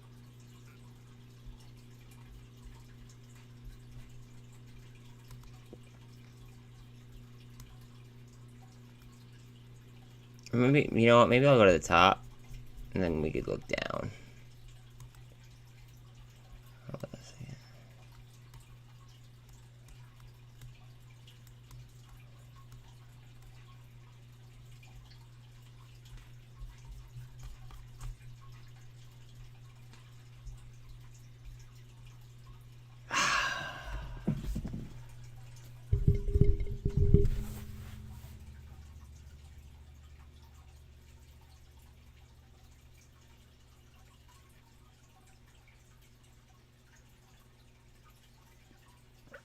Is anybody scared right now? Or are more of you guys confident?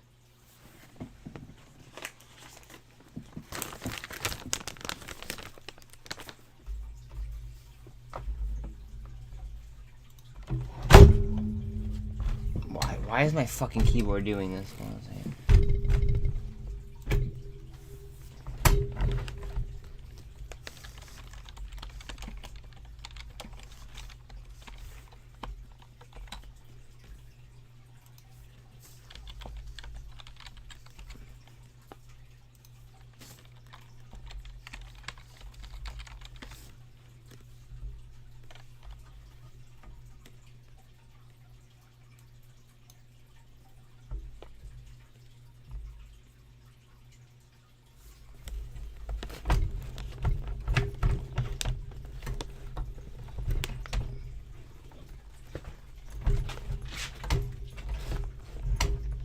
Fucking keyboard is like, I'm gonna have to get a new fucking desk at some point. I think it's like jammed.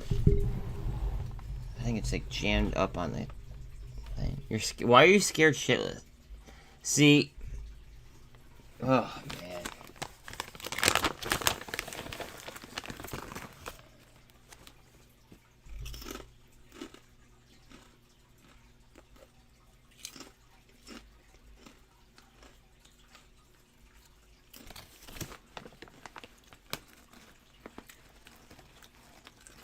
Actually, now I wouldn't really trust Biden, but apparently there's some deal with the Saudis about oil, so it actually might go down. But knowing Biden, usually things happen the opposite way around, so it might go up. I mean, like, honestly, like, I don't want to make a prediction on that.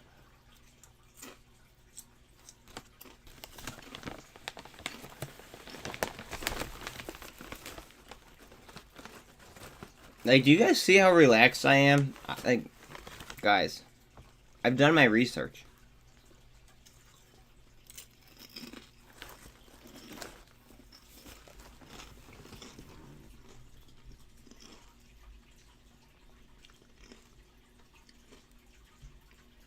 This right here is the perk of only taking plays that I'm 100% confident in.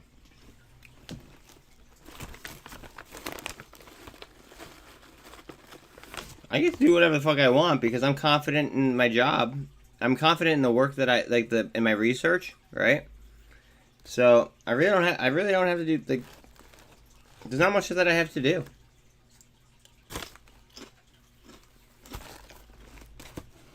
You know the saying like the DD has been done, right? Like. You guys are throwing all these, like, new tickers at me. Like, most of them are probably fucking, like, rug pulls. But, like, for me... No, I know. But, no, but, like, for me, like, the DD is done on, like, all my fucking plays.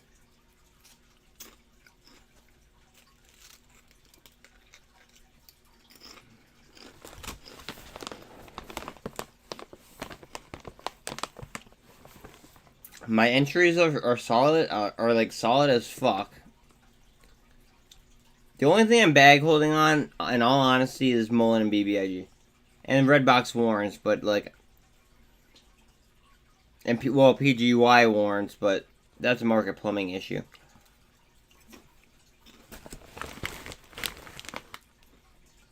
Like, I don't know.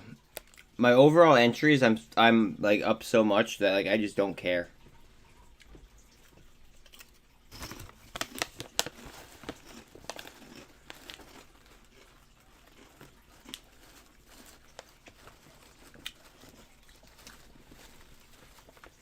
I don't know. You have to remember that, like, I have a pretty robust crypto portfolio as well. I keep my Wall Street money and my Wall Street money and my crypto money completely separated. And I'm pretty illiquid right now, to be quite honest.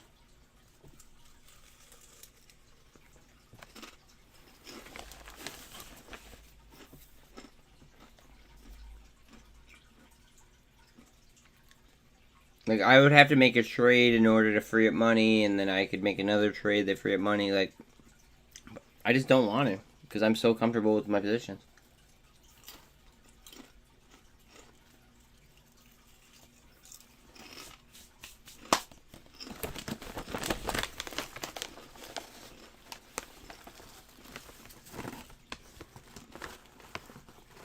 I got like sick of like sniping fucking like these like highly manipulated charts on like the I'm moass quote unquote stocks. Now I don't really have to worry.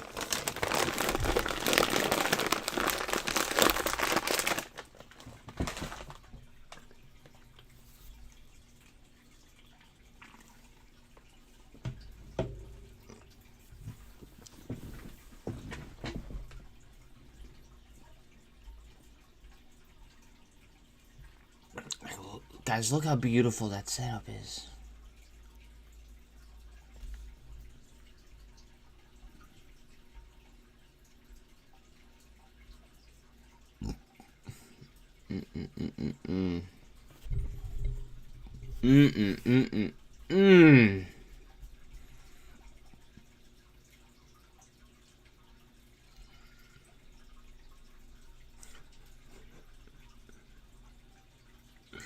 $0.92.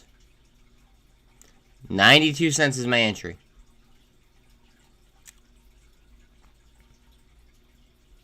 I'm still up on that, even though that's down on the day.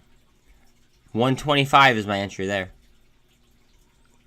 TYDE was pretty much free. I'm up on that.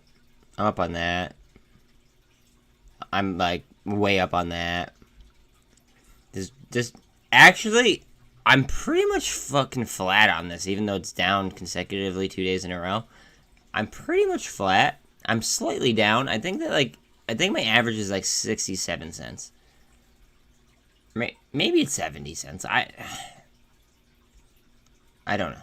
It's pretty low. Snap, my average is $10, or excuse me, my average is $9.47.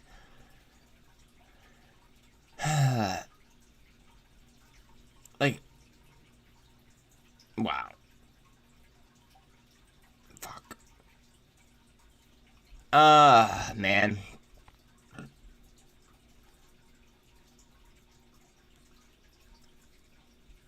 Ripping. Just remember that, like, if you went deep on this play when I called it out, don't forget about me when you guys are, like, raking in. Like, I'm playing, but, like, you know. Same thing about TTOO, because this is, like, before blast off. Potentially, right? Like, just don't forget about, you know, your homie over here. Ugh, LiDAR's been making moves. Fucking. God damn, guys.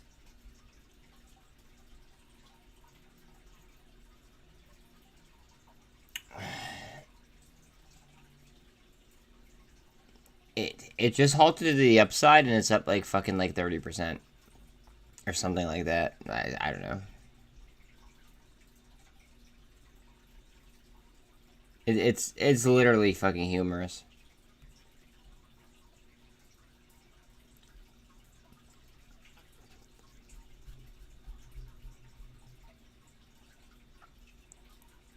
I don't know. Like these, like,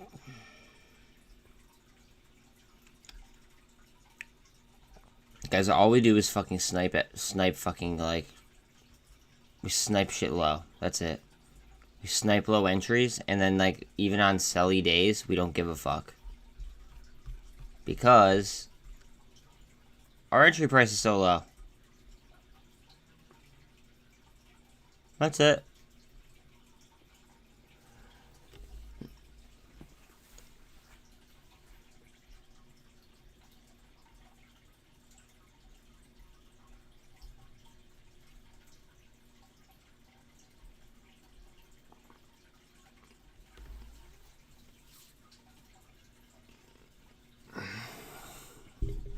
No, well, I mean, they might end up buying M whatever Maggle, right? But, like, that's probably going to do what HKD did as well, right? But we predicted that HKD was going to do that before even taking the before potentially even taking the HKD trade. So, like, what do we think that Maggle is going to do?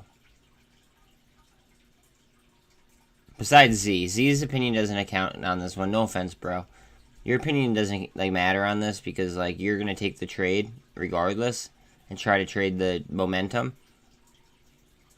And then I'm gonna then we're gonna have to find a different, like, another Tblt or another REVLON or something for you to make your money back.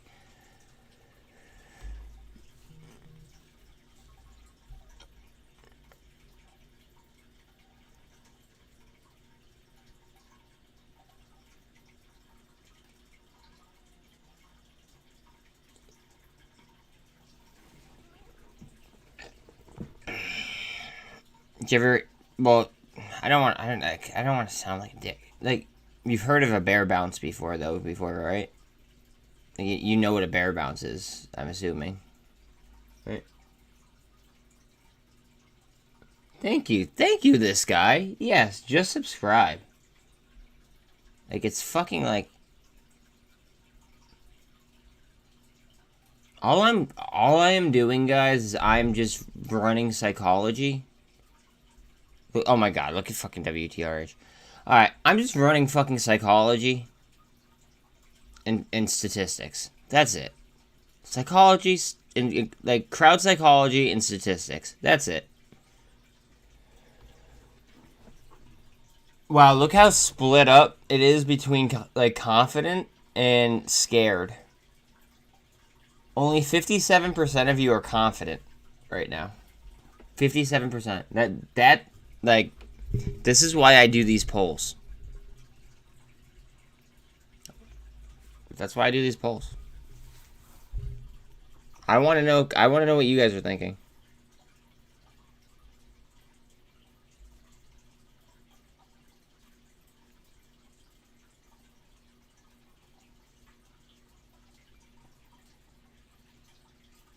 Well, you could put yourself down for confident on the thing.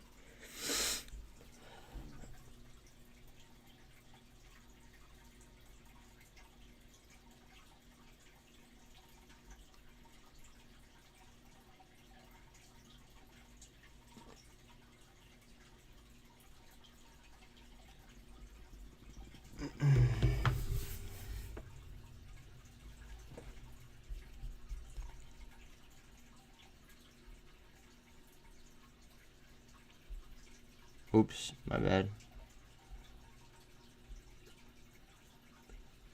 Pop.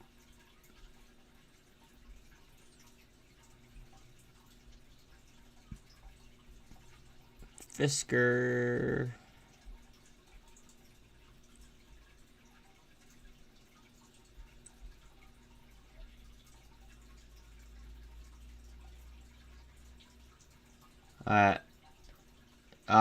So that is Lone Wolf saying that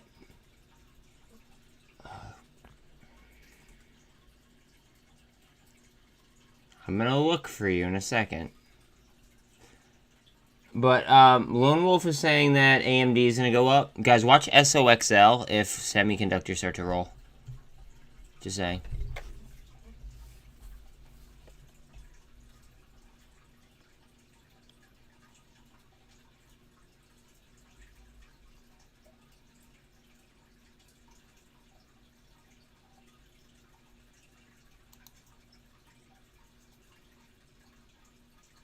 Oh shit, that is today, isn't it? I think it's at 1:30. Can someone remind me at like? Oh, alright, so somebody remind me at like 1:25 about the Benzinga interview, and I got you guys. Don't worry about it. We'll get that going.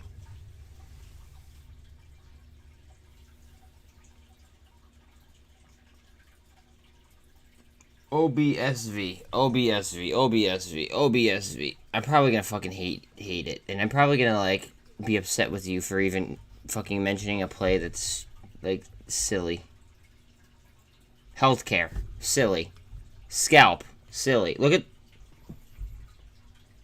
You're playing another fucking gap fill play, dude. Like, Z, you're a better trader than that than what you're being. It might be an awesome trade, but like there's no fundamentals. Like there's no like. Yes, you have the statistic of a gap fill, but like you're a better trader than what you're doing. Like, you're my boy, dude. You are my boy. Like, you are a better trader than how you're trading. I want you to understand that. I know you are. I know you are a better trader.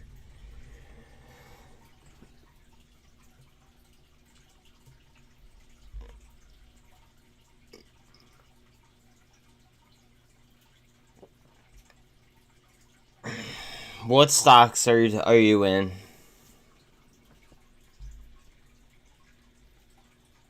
You're only in. Wait.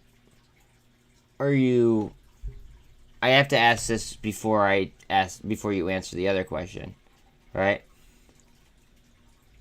Are you heavy investing and you only have two, or you have small portfolio and you only have two? It's okay. Either way is okay, and I'll answer, but I have to know prior to answering.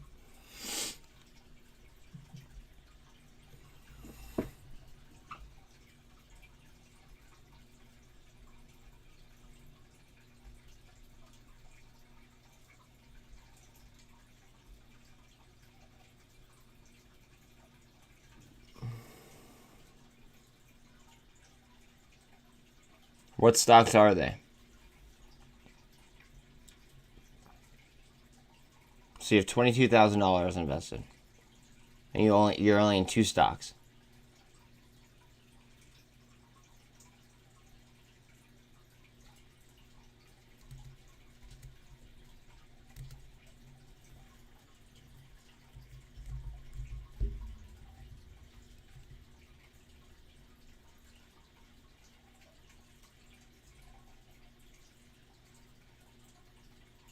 I don't fuck with pharmaceuticals.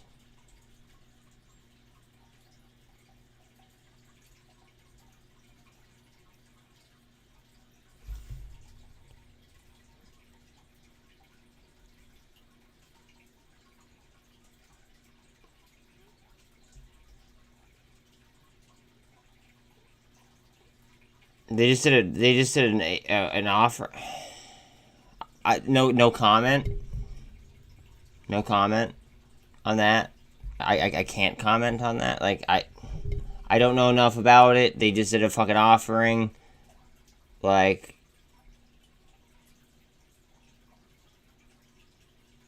I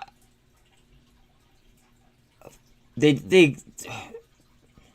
just got shut down by the FDA. I don't know. I can't comment. I can't give you a fair estimate. Like I can't fucking give you anything on that.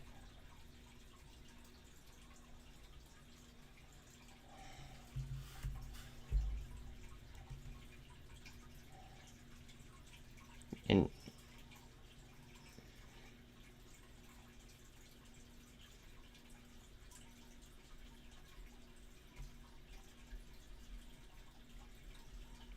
I mean, there's a short squeeze signal on the 3rd, which was yesterday. For this.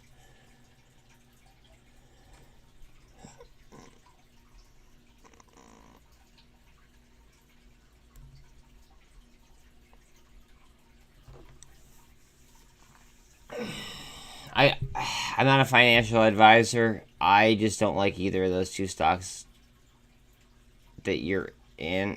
I would have a much more diverse like personally, like if I was trading with $22,000 flat, I would be more diverse and I would be in stocks that weren't penny stocks.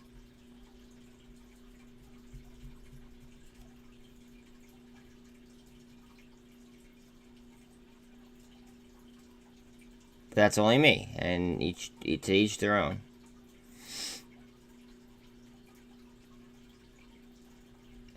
My money zone is like literally like $1 to like, I don't know, like $1 to $10. I've been fucking just crushing it. That's it. $1 to $10, bang. But like 9 cents, 17 cents, like missing on FDA approval. That's bad. Yeah, you might get some retracement action, right? But like first of all, I hate FDA plays for reasons I already spoke about. But like now you're talking about an FDA fucking like shortfall.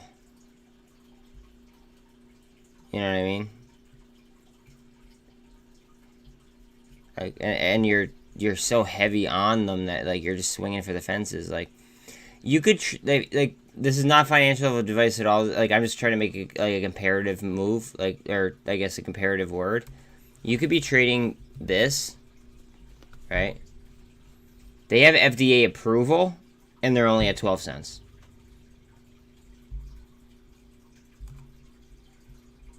So like I don't know, just that's all. I try to keep it real, homie. That's it. I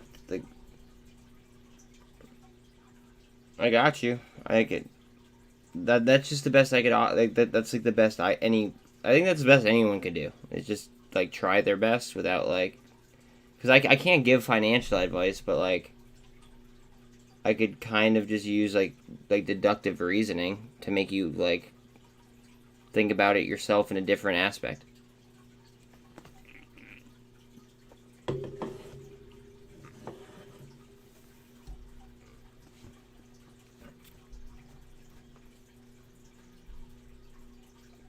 Don't sell just because of me. Sell because you want to sell. I want to be very, very clear about that. Sell because you want to sell. Don't sell just because of my opinion.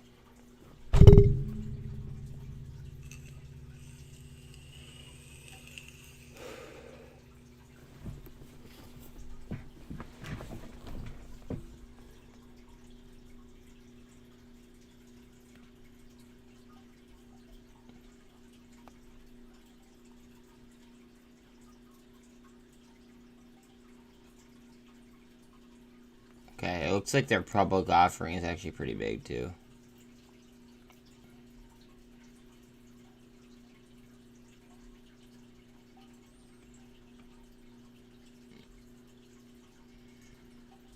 SENS, what are we doing? Look how beautiful that recovery is. We have the that's lovely. We have the 48 over the VWAP. And we have a gold cross. All the MAs are in line.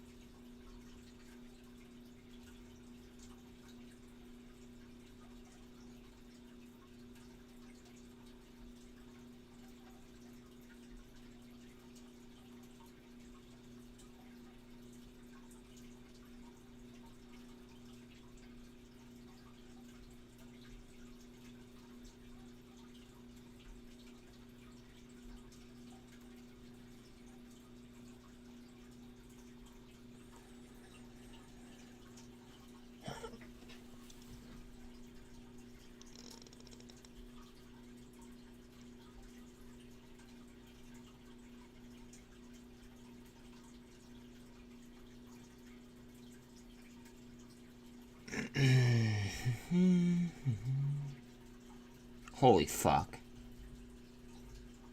I'm so pissed at myself for not fucking getting more at 196. God damn it.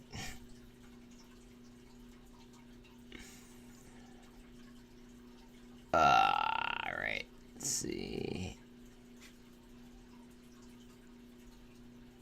Guys, what have I been telling you about beam warrants?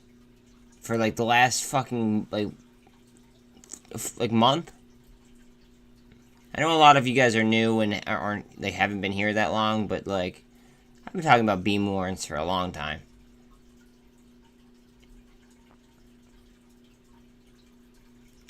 Greg, look at your nerve call.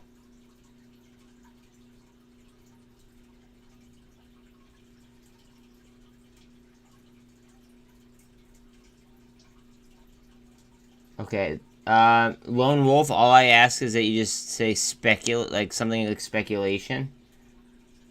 Yeah, okay, alright, you did it perfect. You added exactly what I wanted you to add right after I said that, so just ignore that.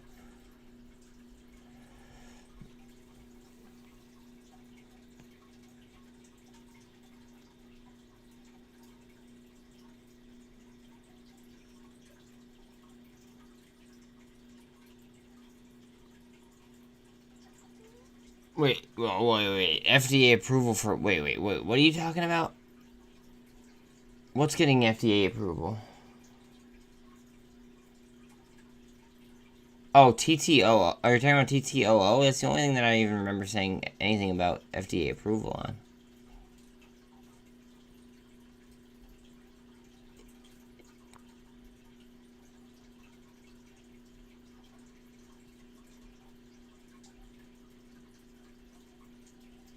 Oh my god, look at Coinbase. Holy f...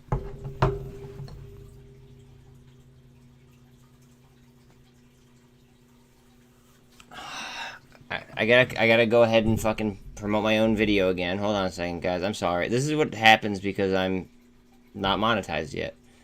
And I don't have, like, a media team. I have to go and, like, literally advertise for myself. One second. Let me just go to StockTwits here after I put Coinbase up.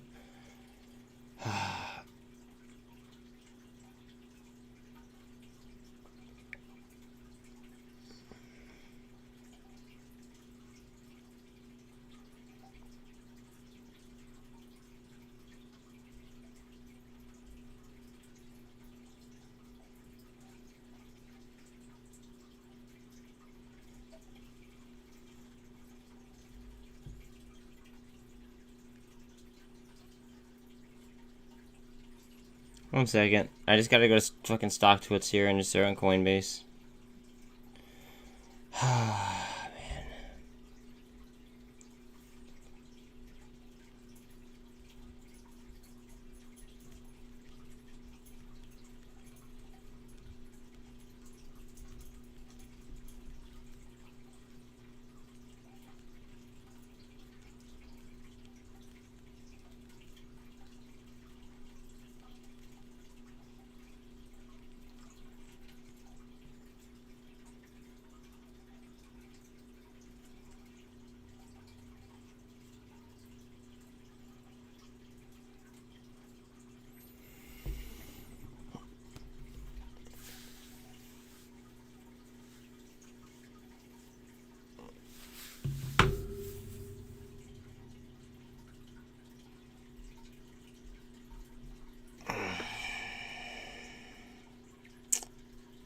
SENS.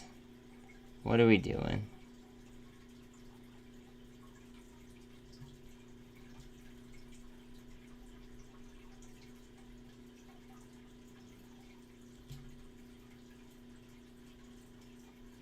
I wonder if anything will happen by this intersection. Usually my intersections have something like funky with them. Last time didn't work out so well. Let's see if this one does.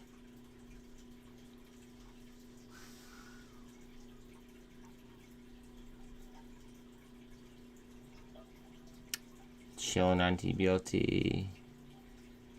I like PGY to move a little bit more.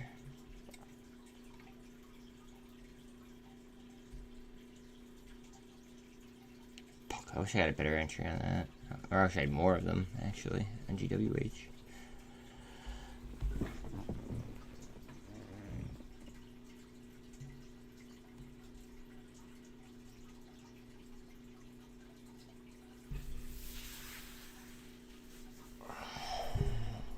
Those are both high-risk plays as well. So, I mean, they could have boomed, right? Like you are missing out on the potential of a boom, but like, I don't know, like around the same price, like TTOO already has fucking FDA approval. They didn't miss on FDA approval. You know what I mean? Like, there's other opportunities out there around the same price range that theoretically would make more sense, and that's not financial advice. That's just like, you know, I guess thinking hard. You know what I mean? Like, I swing for doubles. Okay, I swing for doubles. Occasionally I hit triples. Occasionally I hit home runs. Right? It is what it is. If you swing for fucking home runs nonstop, chances are your on-base percentage is not going to be so hot. Right?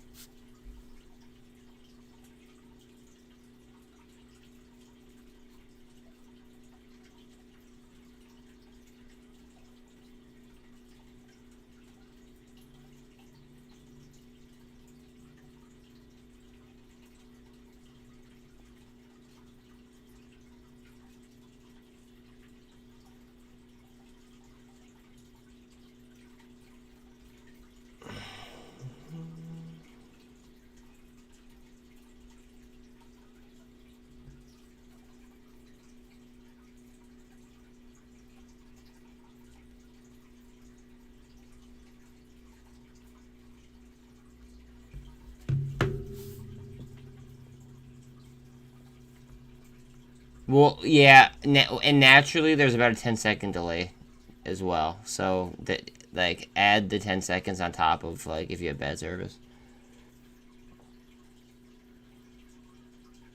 We were talking about TMBR or MF. One of the two got FDA. What's called? They got. I forget which one, but one of the two got like an F. Like from the FDA, they got fucked.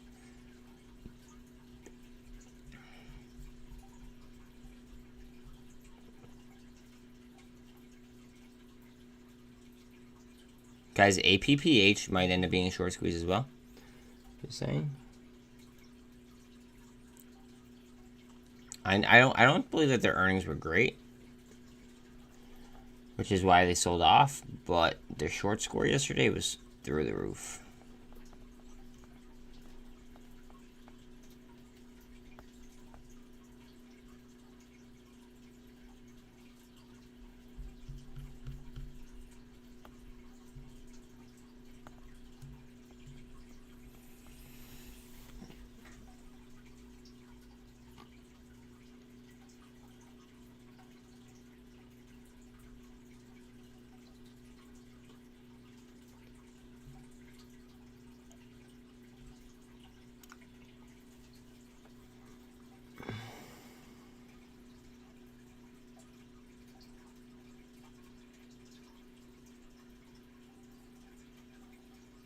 I can't give you financial advice. Those you're asking, like, that's legitimate financial advice. I can't tell you that.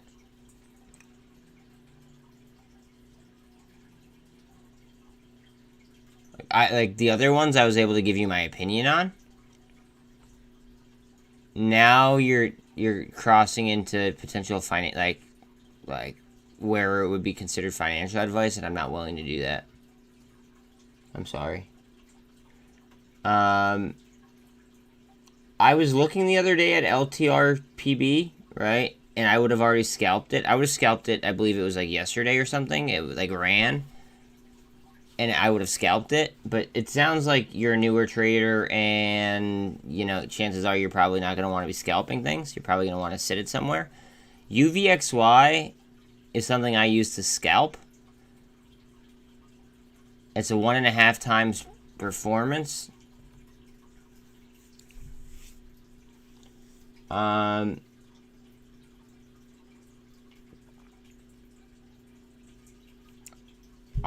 can't.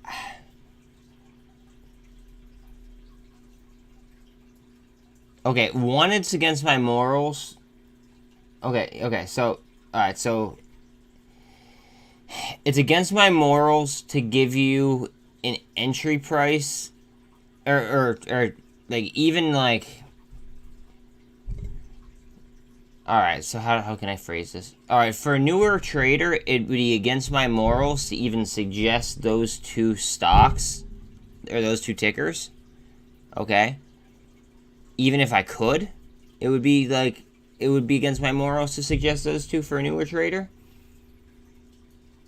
And then two,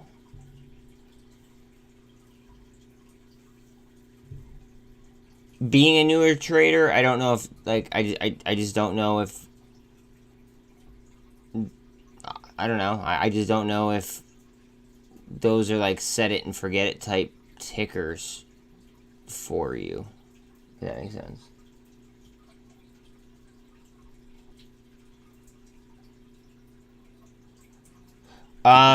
Greg, can you DD who Atlas Worldwide owns? Like who do they own? If Apollo is buying Atlas, right? Who does Atlas own? Because that's important. Because if they own like a commercial, like let's say they own fucking American Airlines and we just don't know it, you know what I mean? That could be a big deal.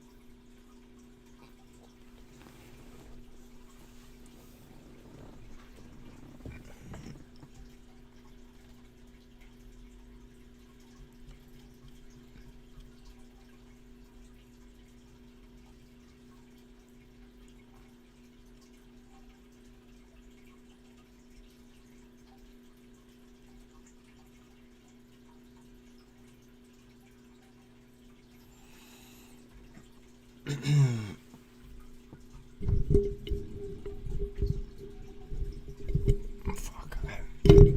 There we go. All right.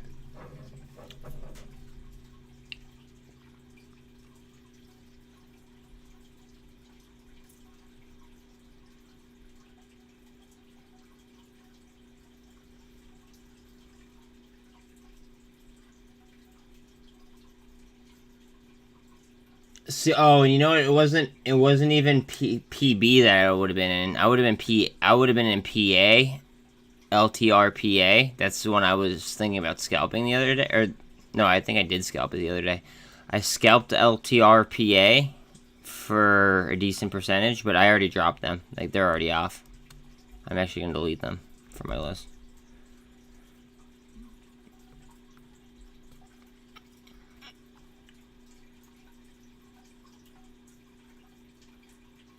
Yeah, but do you know... Biden had a meeting in Saudi Arabia. Do you know who they own, though, is the question. Okay, there we go. That's what I... Alright. Titan Aircraft... Alright, who does Titan own?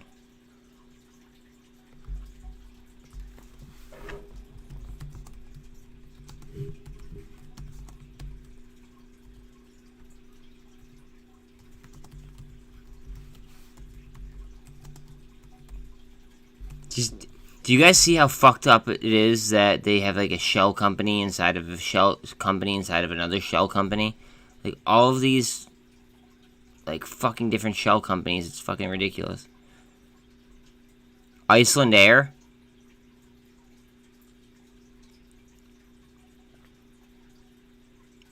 It sounds like they own Iceland Air.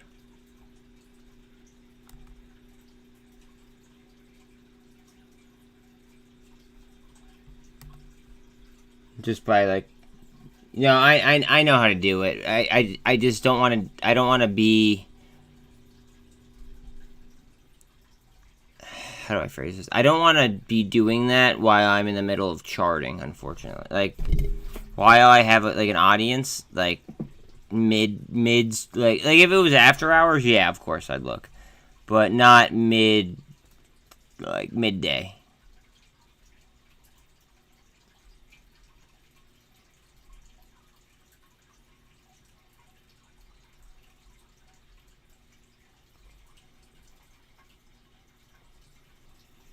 Yes, I've talked about EVTL.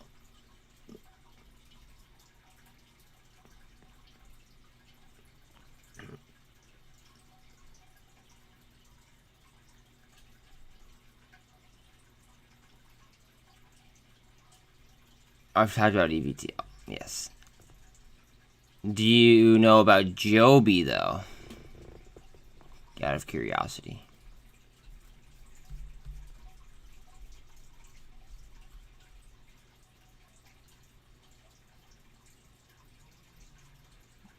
Joby is backed by Toyota.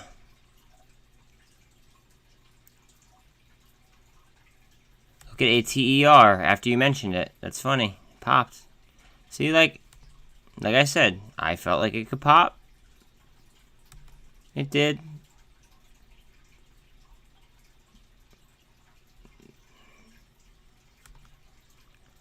Like there's no... Like I'm not talking smack on those plays. Like whenever anybody brings them up, like it just so everybody knows. But it just I feel like I could make better percentages elsewhere. That's all. Hopefully we get a twist up here on Revlon. Crude just hit $88. Pull back. Pull stock sideways all week. What's going on?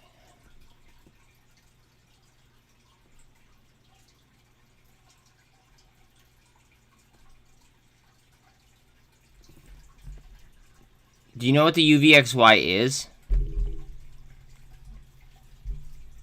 Without like reading it off Robinhood, do you know what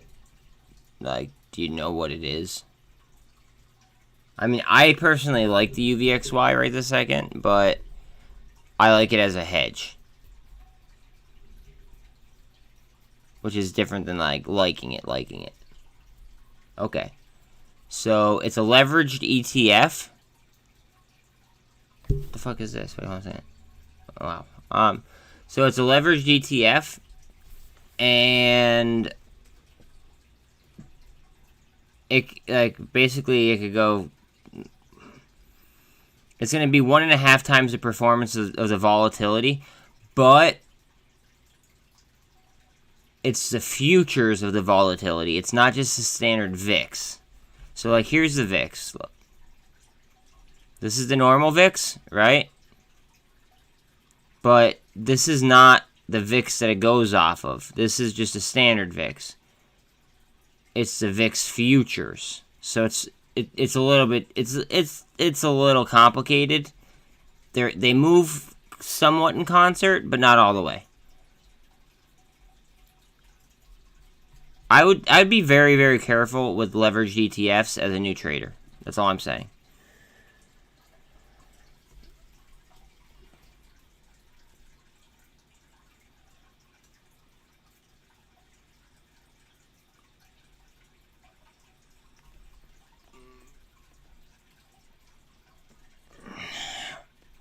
Let's slow down with that, because if you think of, all right, let's think of like the top 3 longest lasting vehicles of the last 20 years.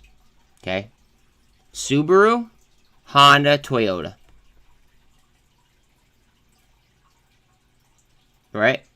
Or Toyota, Honda, most likely. One of the two. Back and forth. So, like, I mean, I wouldn't really talk, like, smack on fucking Toyota. You know what I'm saying?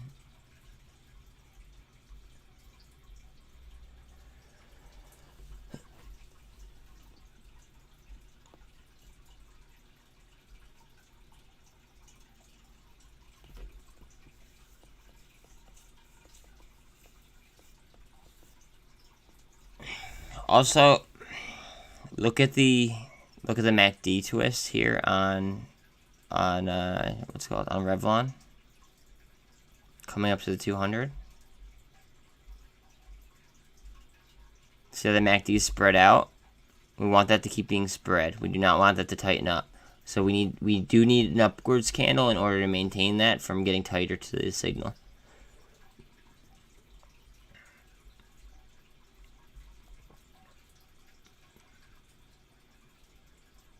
Come on, SENS.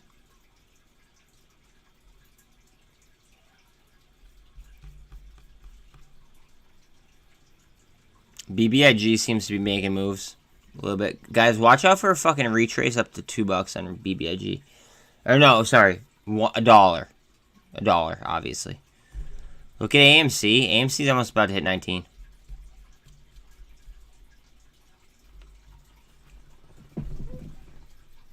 One second, girlfriend. No, it's not.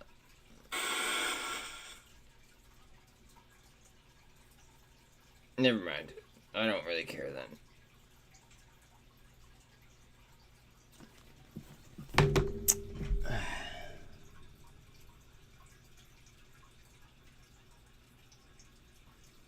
There's no way that over the past 20 years, Chevy has outdone Toyota, Honda, or Subaru in life expectancy. There's no way. Maybe now. Maybe right this second. Maybe. I'd have to, like, really look into it. But, like, let's say, like, a year ago. 20 years before that.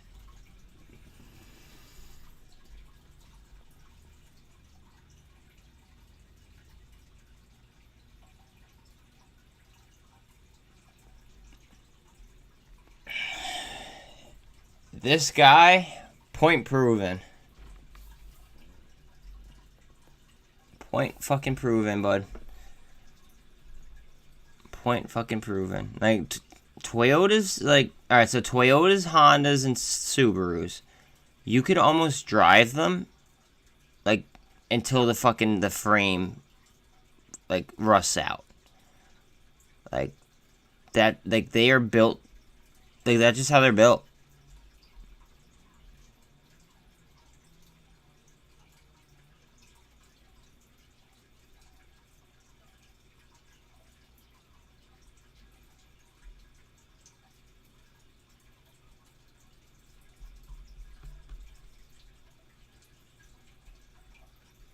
Come on, Revlon. Do your thing. Get above that fucking 200.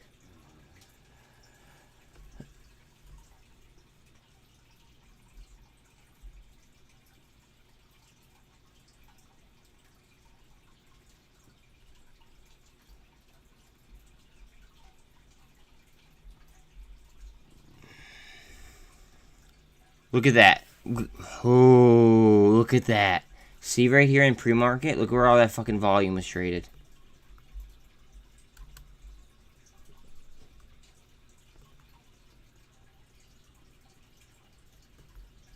Okay.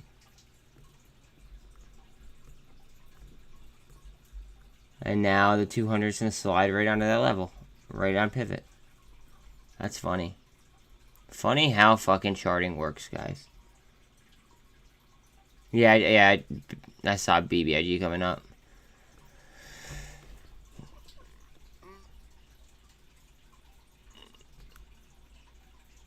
Ooh, MULN.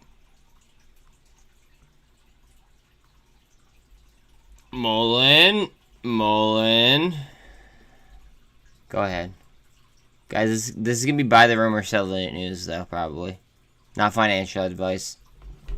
I'm not selling it. I'm literally, okay, in all reality, what I probably should do as, an experienced trader is I should, sell on whatever news he says, and then after it falls back down, then in theory, then I could buy back in at a cheaper price tag, and I could keep that capital. But I'm an ape. It is what it is. I'm gonna hold it. But this is like textbook buy the rumor, sell the news. I'm just not selling it.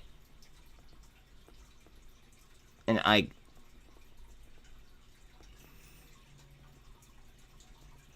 kind of want to, but at the same time, I've made a promise to my subscribers and everybody that I'm not gonna sell fucking potential moass stocks.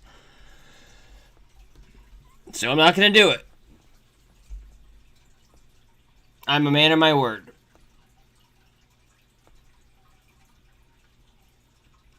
But God, is it tempting. Oh, fuck.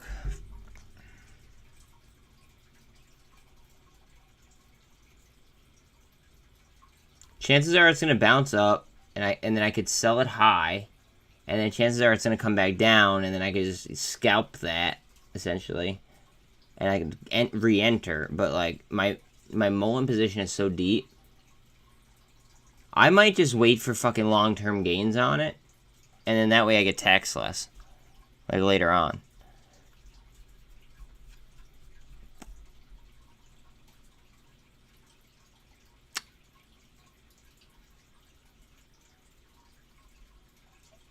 Yeah, I think that's what I might do. I don't know. I told you guys that I was what I was gonna do with my position, and I'm a man of my word, so I'm not gonna touch it.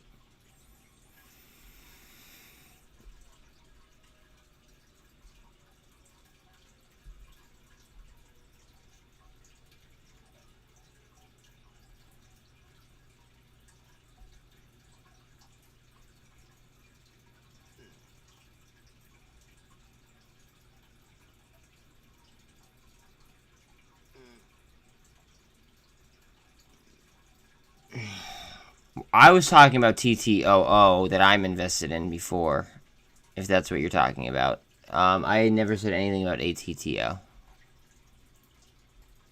Because I don't even know what ATTO is. BBIG! Guys, watch out for a potential retrace all the way up to $1. I'm serious.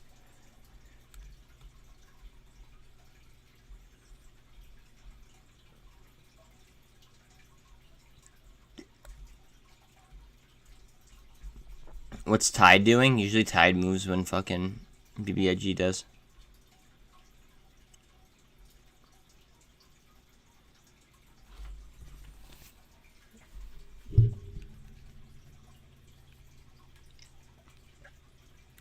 Just going to one of my fuck around accounts, seeing if it's worth it.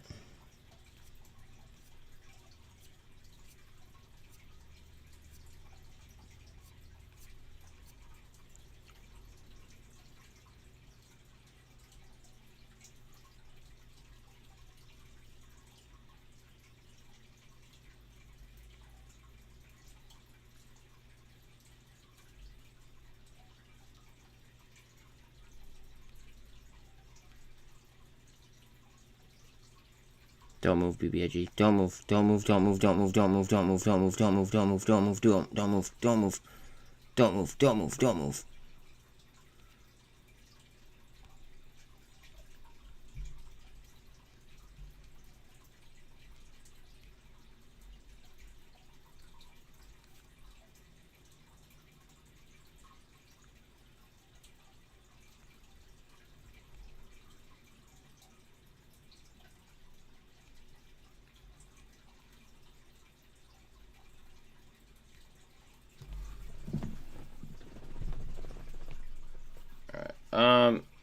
Hold on one second.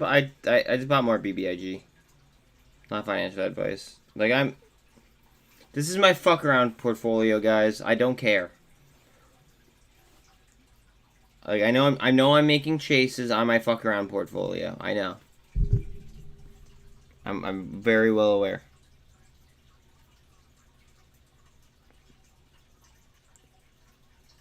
Yeah, TBLT. Like I'm so deep in the green on TBLT. I don't care. Like I don't have to actively watch it. All right. Full disclosure.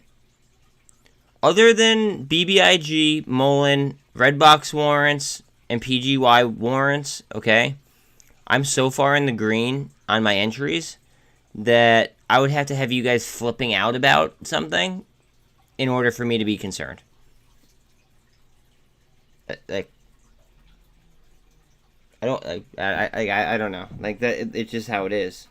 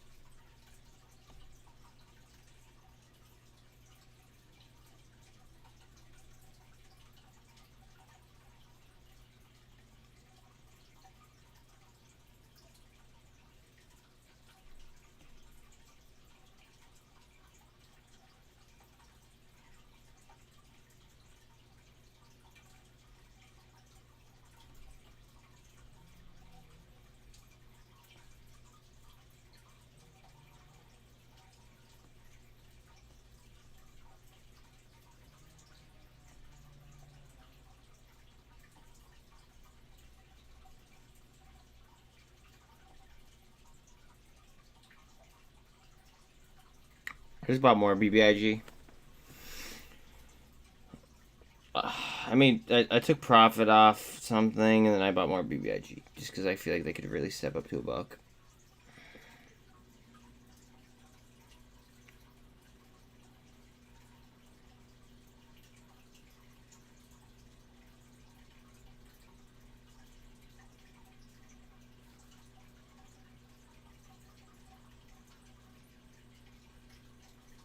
And then with my spare change, I bought in their TTOO. Again, this is my fuck around portfolio, not my serious portfolio.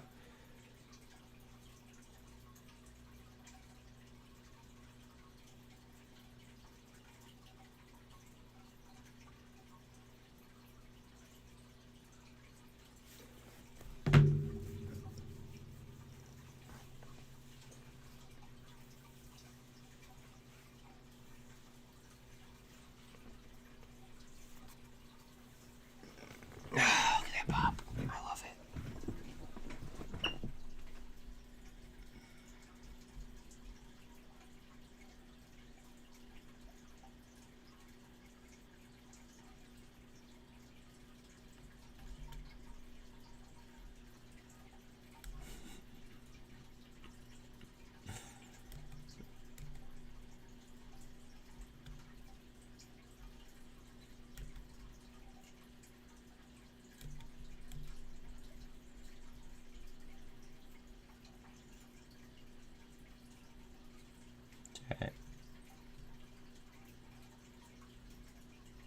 Look at that barcoding right there. That's a BBIG I'm used to.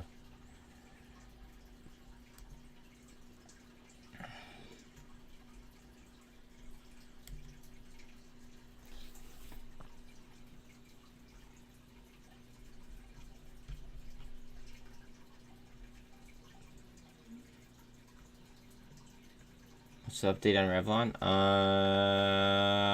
I believe that their earnings. Let me see their earnings date.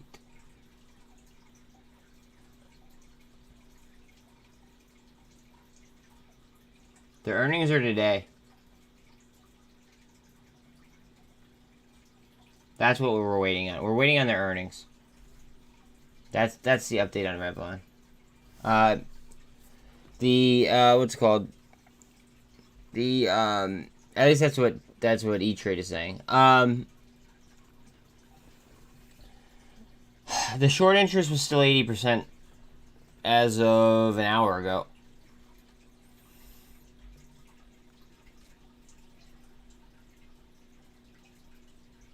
SENS double bottom.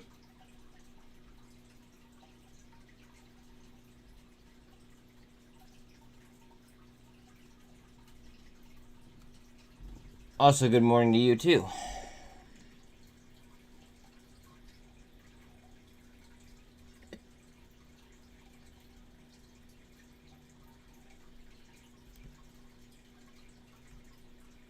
Can somebody, one of you, like Ahmad or somebody else, can you guys remind me about the MULN interview in, I don't know, around 120, 125-ish?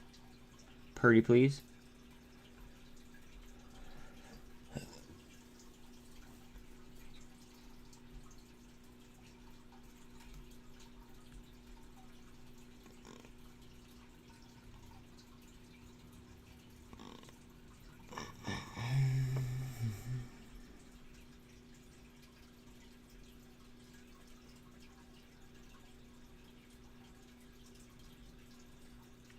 It almost looks like a double bottom on the 48, eh?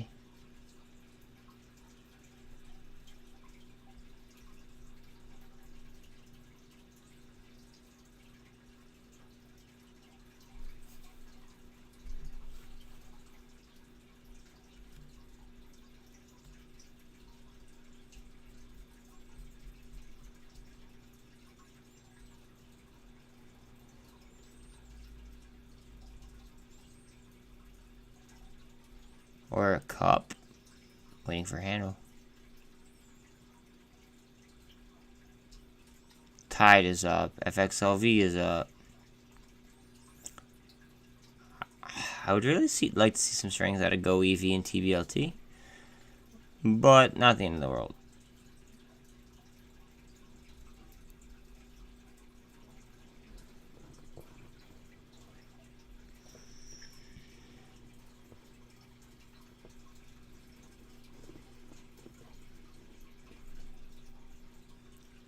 Okay, what about price action though?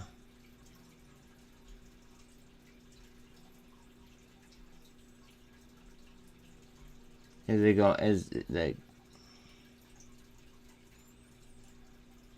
hold on a second.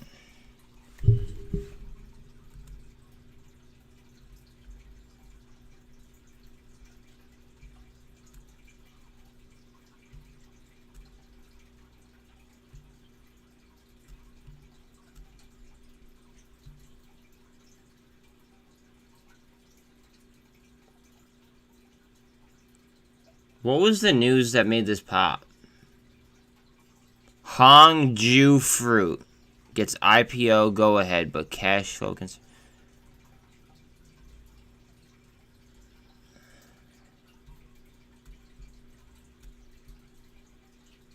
I mean, I don't know, dude. Trade that at your own peril.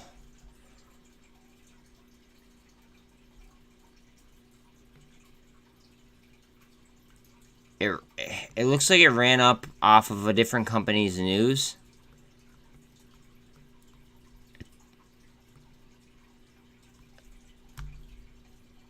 I don't know. I don't know. I just don't.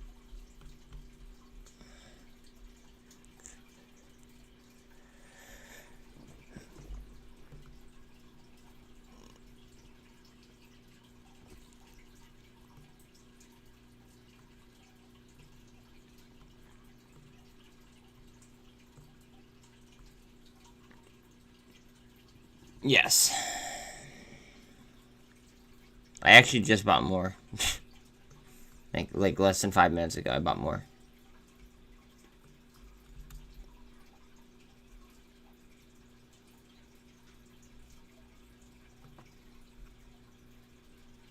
Oh, never mind. I was about to draw a line, but that candle kind of broke it. I'm gonna draw a flag down, but yeah.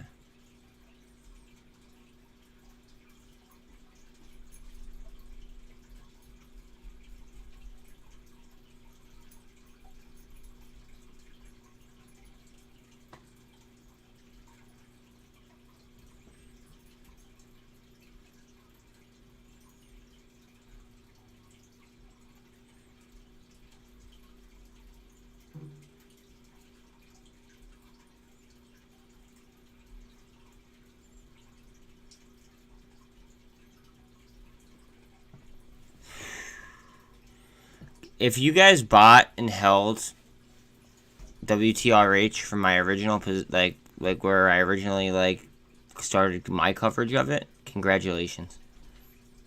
Like, real talk. Real talk.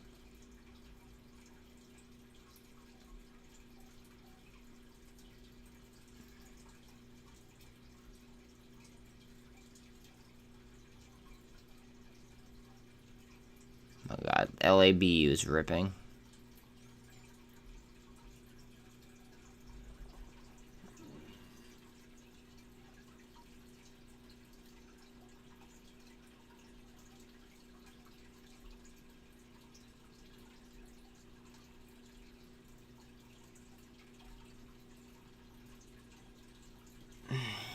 Is it really? Son of a bitch.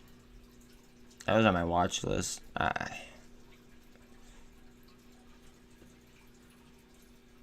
See, I don't like to...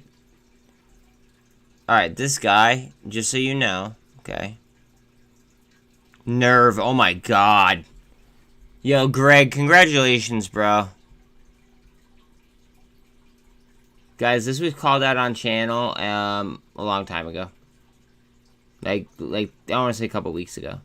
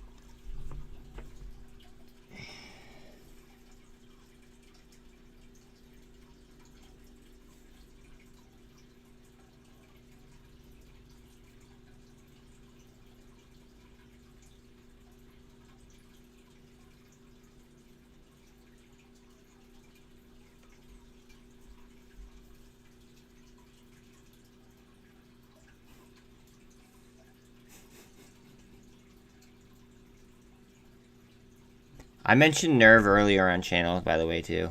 About 100% ago. It was up 30% or something where I said congratulations, Greg, but then... Now we're throwing an extra 100% on top of that. Wow. Wow.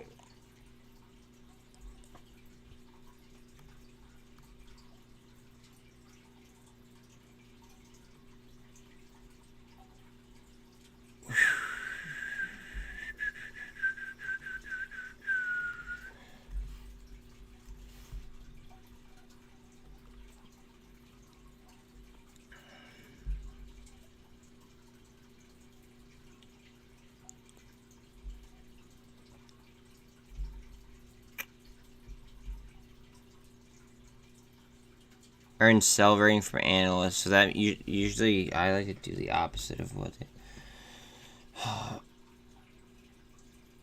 Oh, guys, that might... Guys, watch your feet on that. Watch your feet. It could be a fucking runner and then all of a sudden a yank. You could make a fuck ton of money on it. Just saying. But also, just you know, be vigilant of your downside.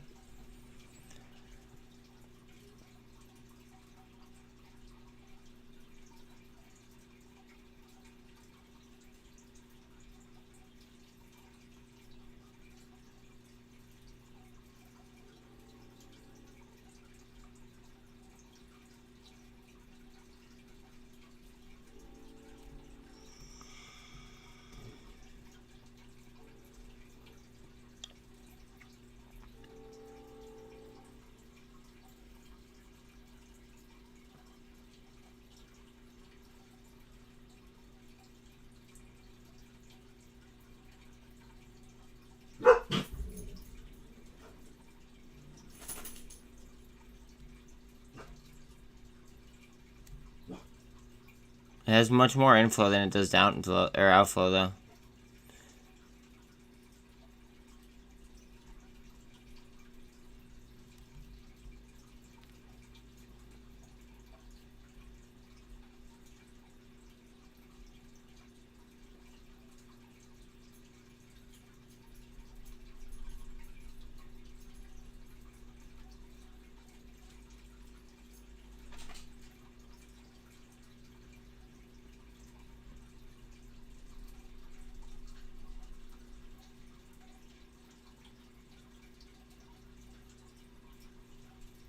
Yo, straight up, that happened to me. They gave me inaccurate fucking. Well, no, I wasn't looking for a loan, but like just like checking like my credit score. They tacked on like random ass shit that I did not even like, that did not apply to me.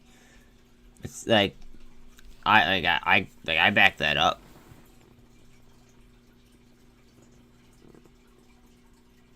Greg, how are you not fucking going crazy right now, dude? Like, nerve is up fucking... You made this call, like, a long...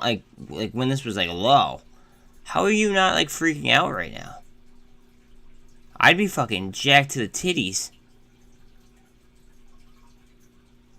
BMW. Guys, I've been talking about it for a while. Fucking 20%.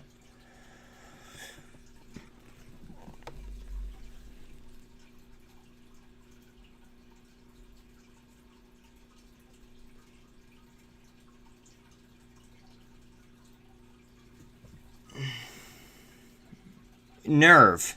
N-E-R-V-E. Or N-E-R-V. You're killing it, bro. You made that call a long time ago. I might have a note of it. No, I didn't. Fuck. That was before I started taking notes. You, like, look at Nerve. You're, like, you're murdering that fucking play. Oh, dude, really?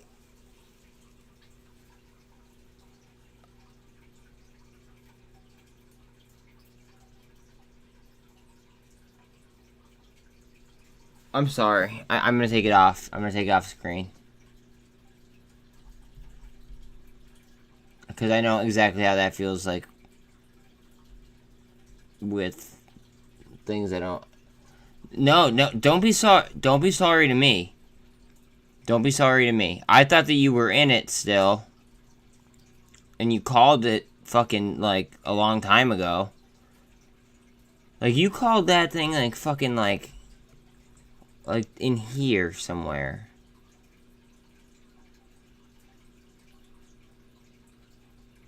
And... Oh, man. It's at the 200 is where it got pushed. Watch... Guys, just watch it coming down. Because it hit the 200 and bounced down. Just watch the potential downside on it. But I thought that you were still in it, homie. That's all.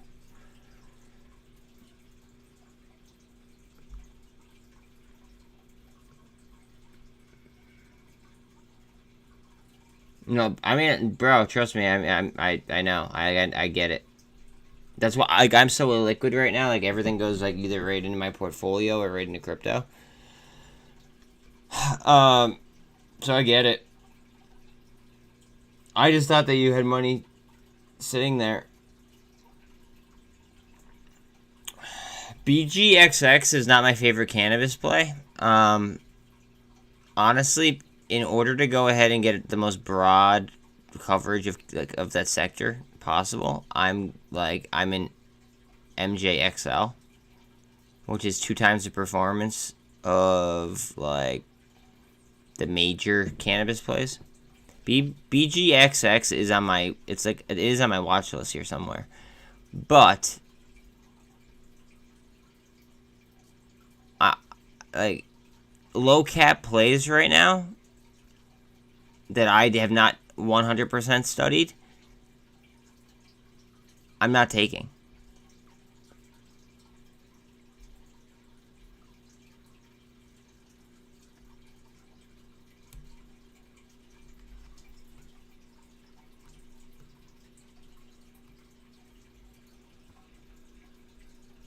TTOO made a little bit of a step up, and their earnings are today. I believe that their earnings are today. I'm almost positive. Just saying.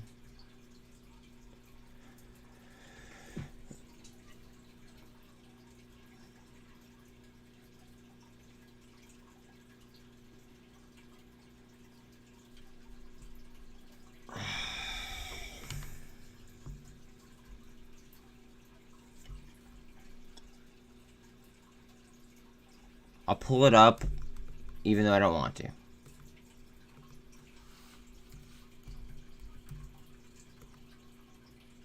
That's what I think about it.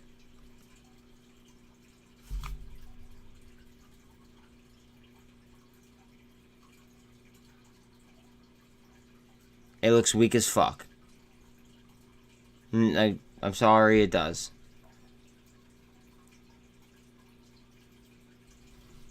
Right this second, it looks weak as fuck. Now, tomorrow could be a completely different story.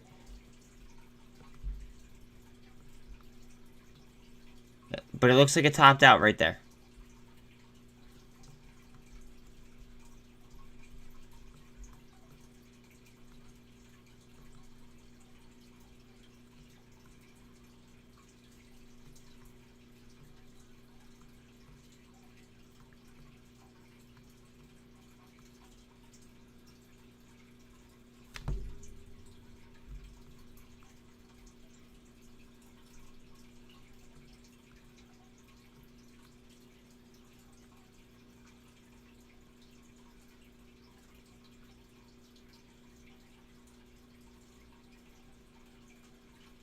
I'm an investor, not a gambler. That's what I think about. That's what I think about that chart. I'm an investor, not a gambler.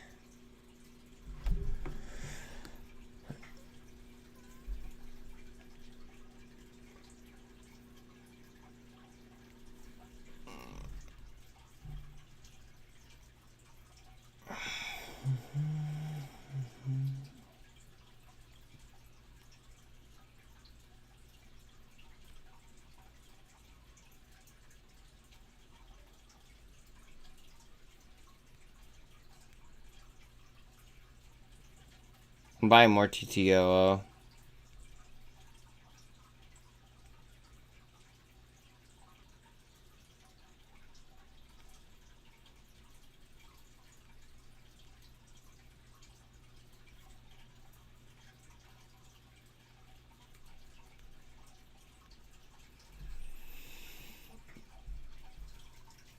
I got you, fam.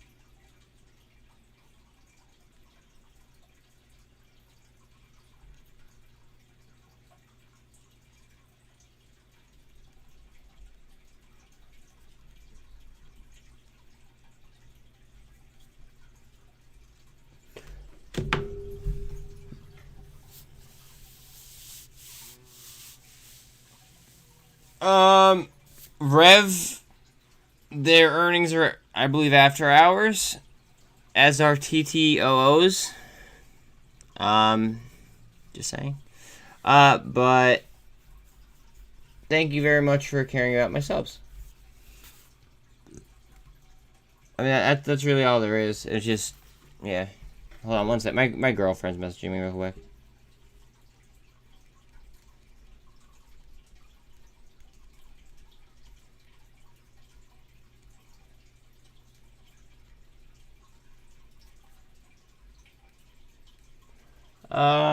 And also I might buy more TTOO. Oh man.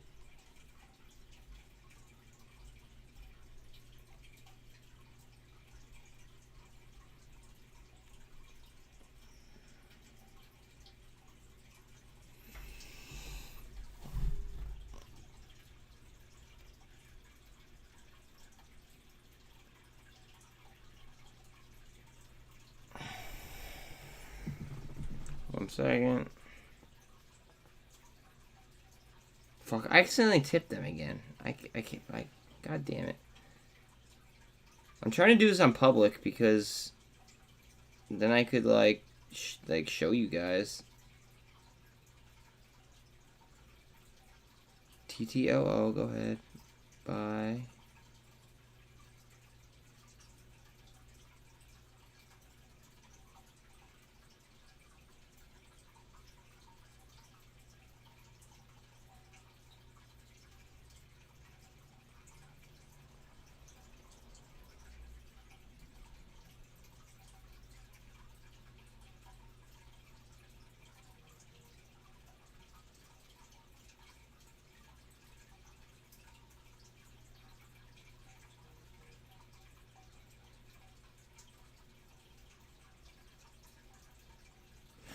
Alright, it's about 2 more TTOO.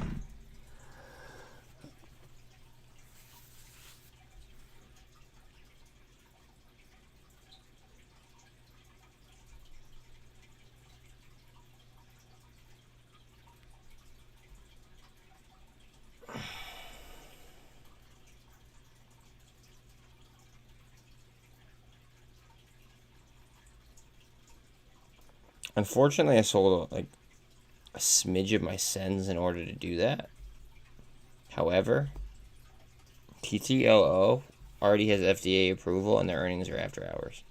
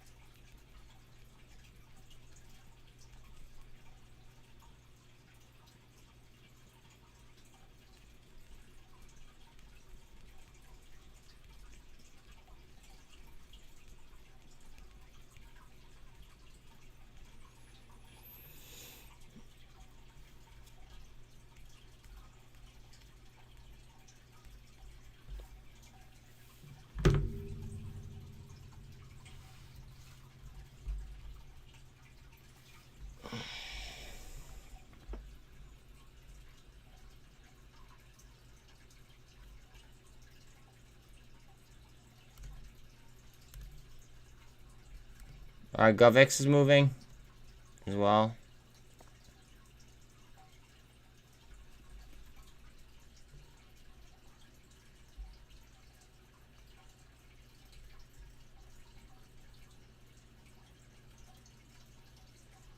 Like, rapidly. Good call all in one.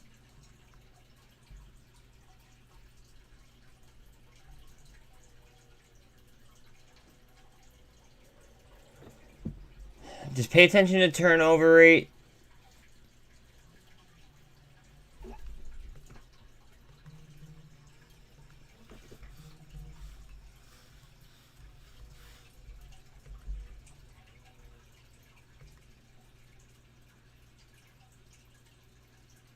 Okay, it's still short squeeze type numbers.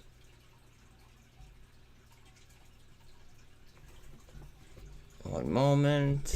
Let me see what's up here.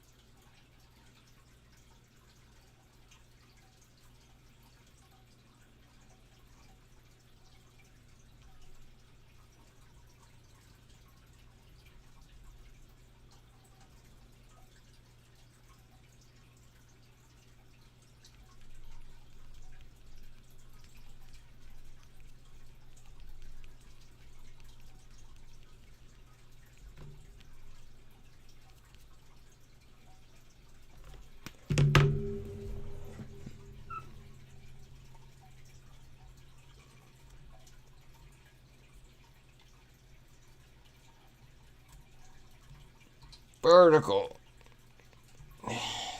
She is vertical. Oh, you said jump up to fucking 320? What was the fucking short data on this? Jesus. 44%. Fuck, do I really have... Oh, man. No, I'm not gonna chase it. I could have been in this multiple days ago. Nope, not gonna happen. I almost did, but I had to talk myself out of it.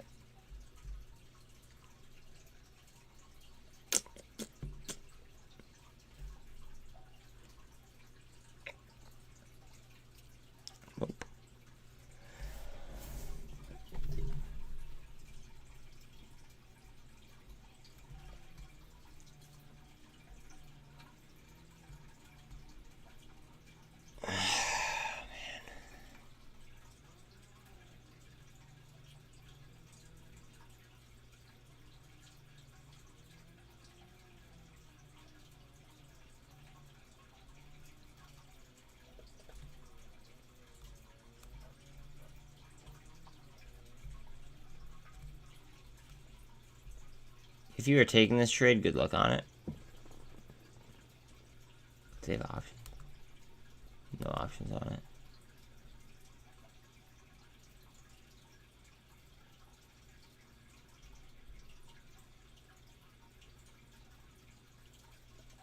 This is probably only going down because the RSI needed to cool off.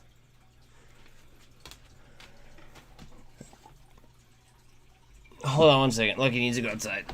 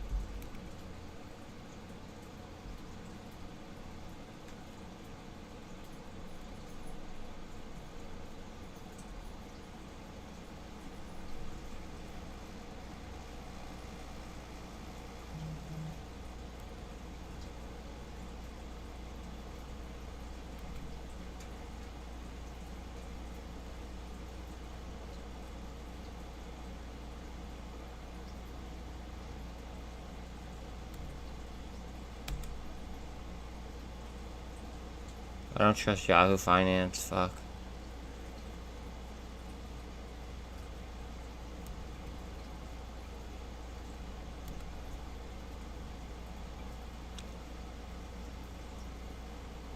Those are momentum trade.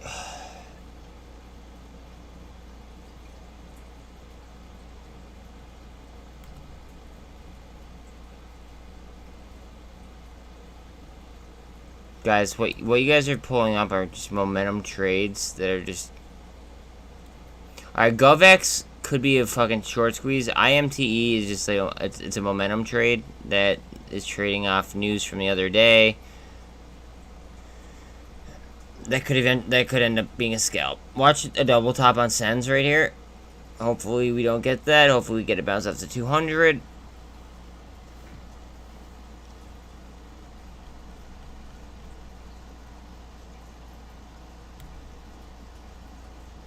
BBIG, okay. Recovery, off to 200 and the VWAP. And now we fill that gap. What are we gonna do here at the 48?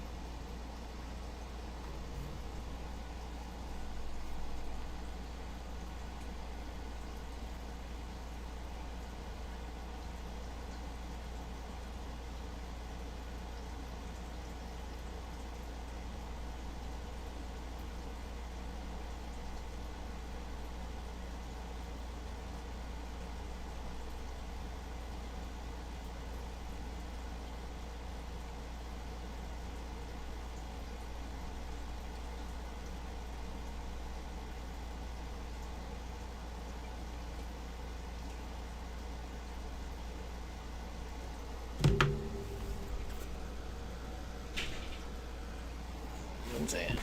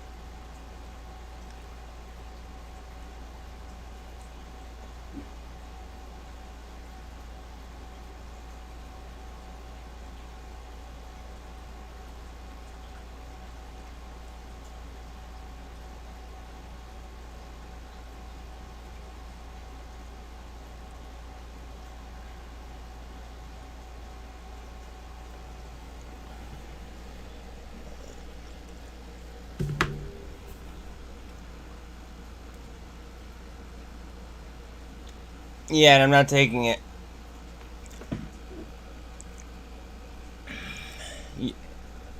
So, all in one.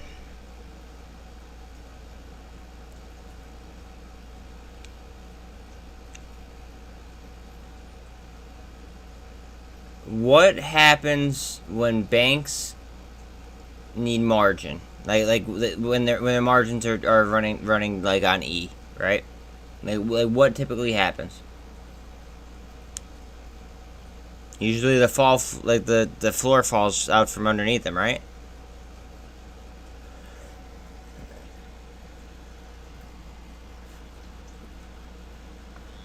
That too.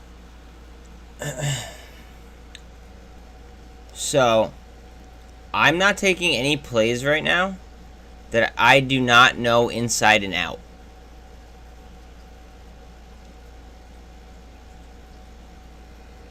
That's my that's it. That's the only that's my only thing. I'm only taking plays that I know inside and out.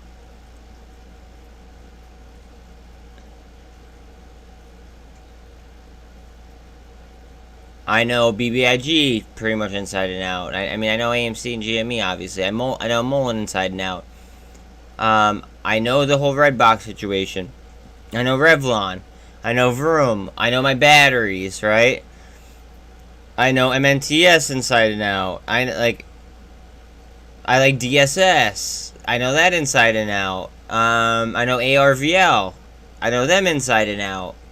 EVGo. Backed. Like, basically, I'm going with these companies that are like mid-cap. I called another short squeeze prediction on Coinbase, and it just like It's kind of it's almost humorous how it's working. But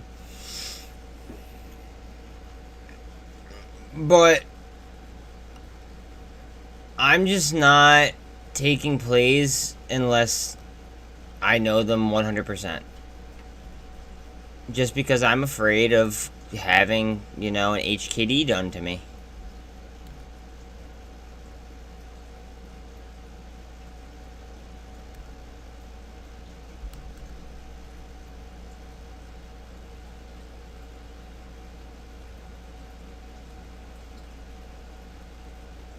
That was what, yesterday?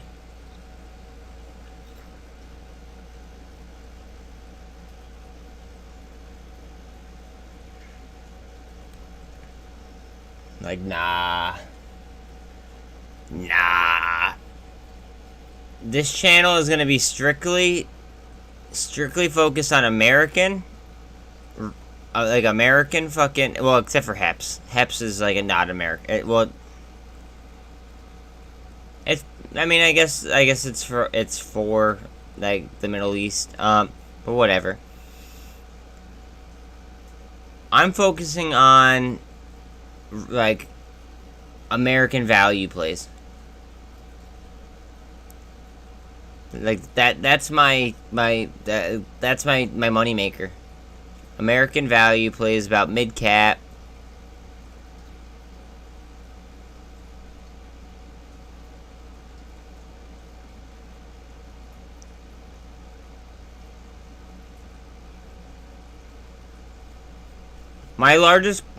Okay.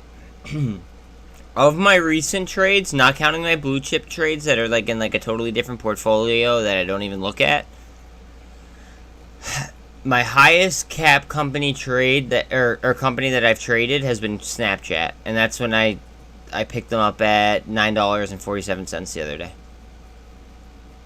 I told everyone here when I did it too. Other than that, though, I mean, I'm playing straight up fucking, like...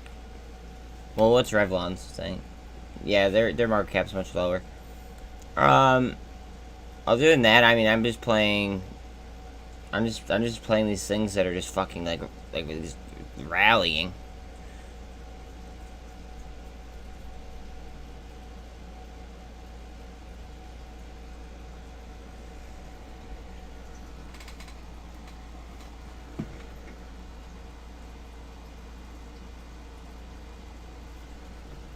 Alright, I'm gonna drop you guys for a second, because I want to try to find this fucking, MULN thing in a second here.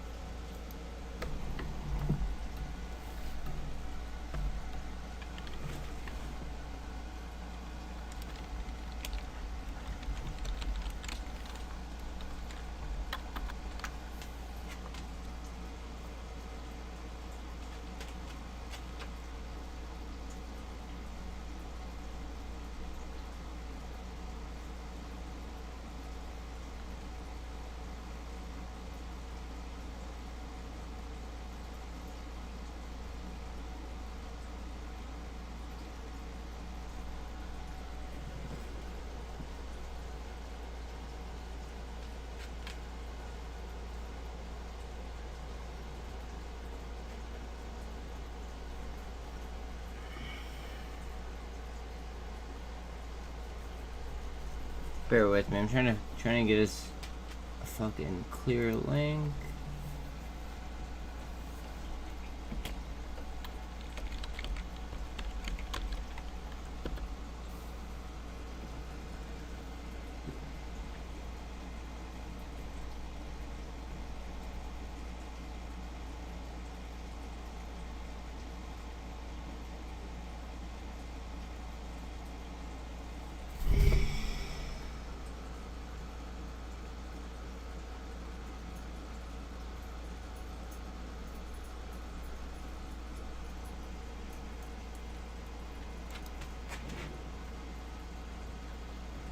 Okay, I found it.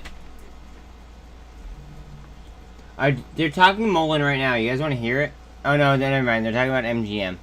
So we're talking about MGM. We could just somebody remind me to flip it on when in like 5 minutes.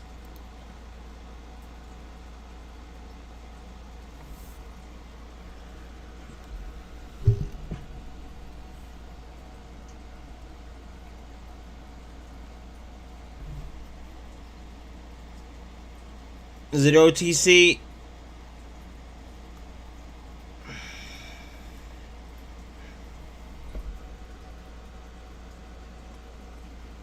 I just don't want to. I don't want to like like I don't know. I guess represent OTC stocks.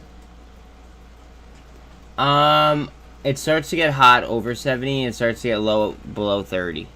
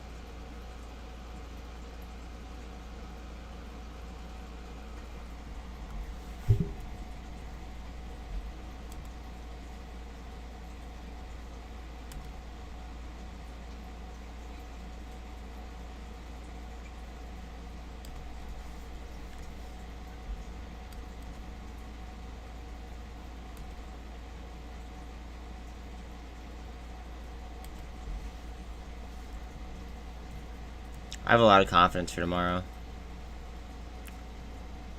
I don't know why. I just do.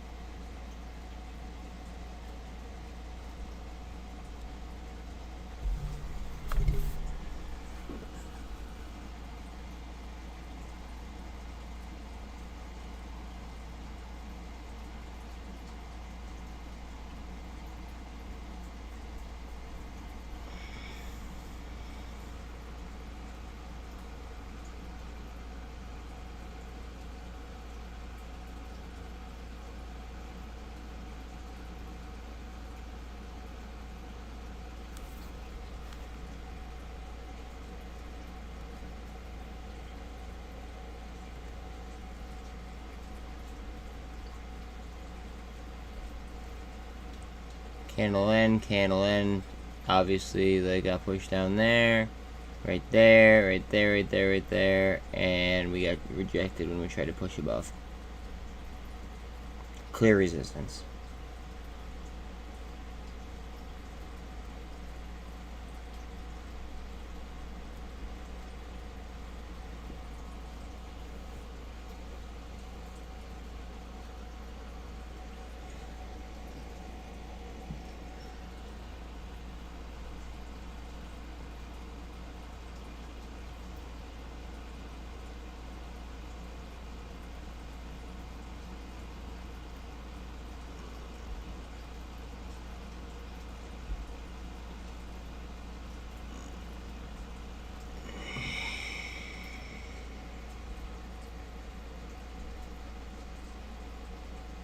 Fucking idiots. This is, guys, this is why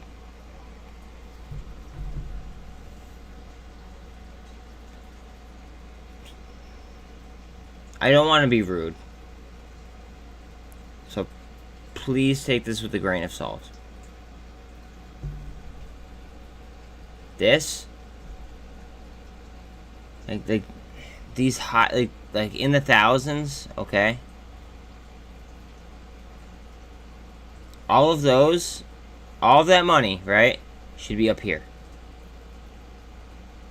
That's how you build a fucking gamma ramp.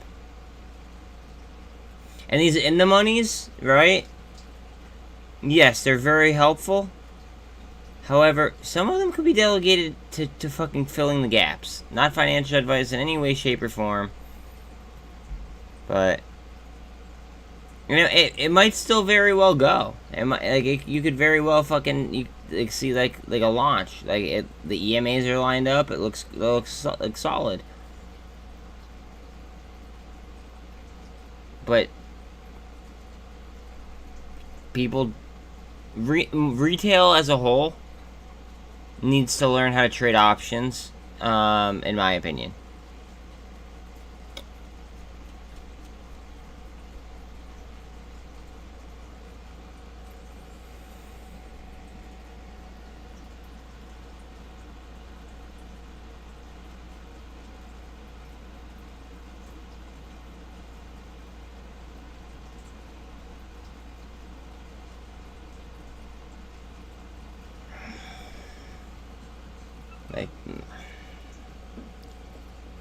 That's just how they keep getting fucked up. We keep just fucking stumbling over our own 2 feet.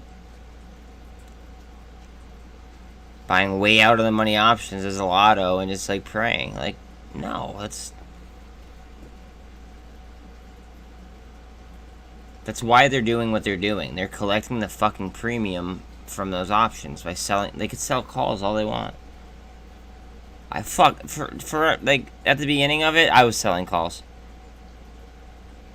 And I was also flipping, what's it called? I was also flipping fucking, I was also flipping way out of the money options for a huge premium gain, just because the rest of retail didn't know how to trade options. I'll admit it. Then I stopped, when things seemed to get more serious. But, at times where, their margins didn't appear thin at all, yeah, I did that. I made money. I care about percentage. I care about my percentages. That's it.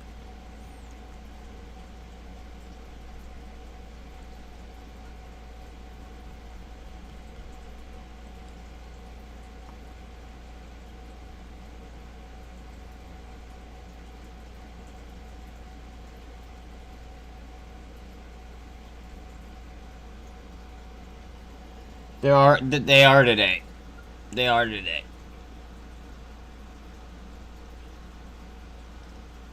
They are. But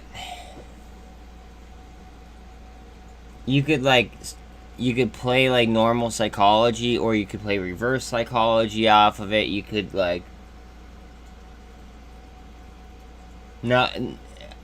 from my knowledge, it's today. From my knowledge, it's today.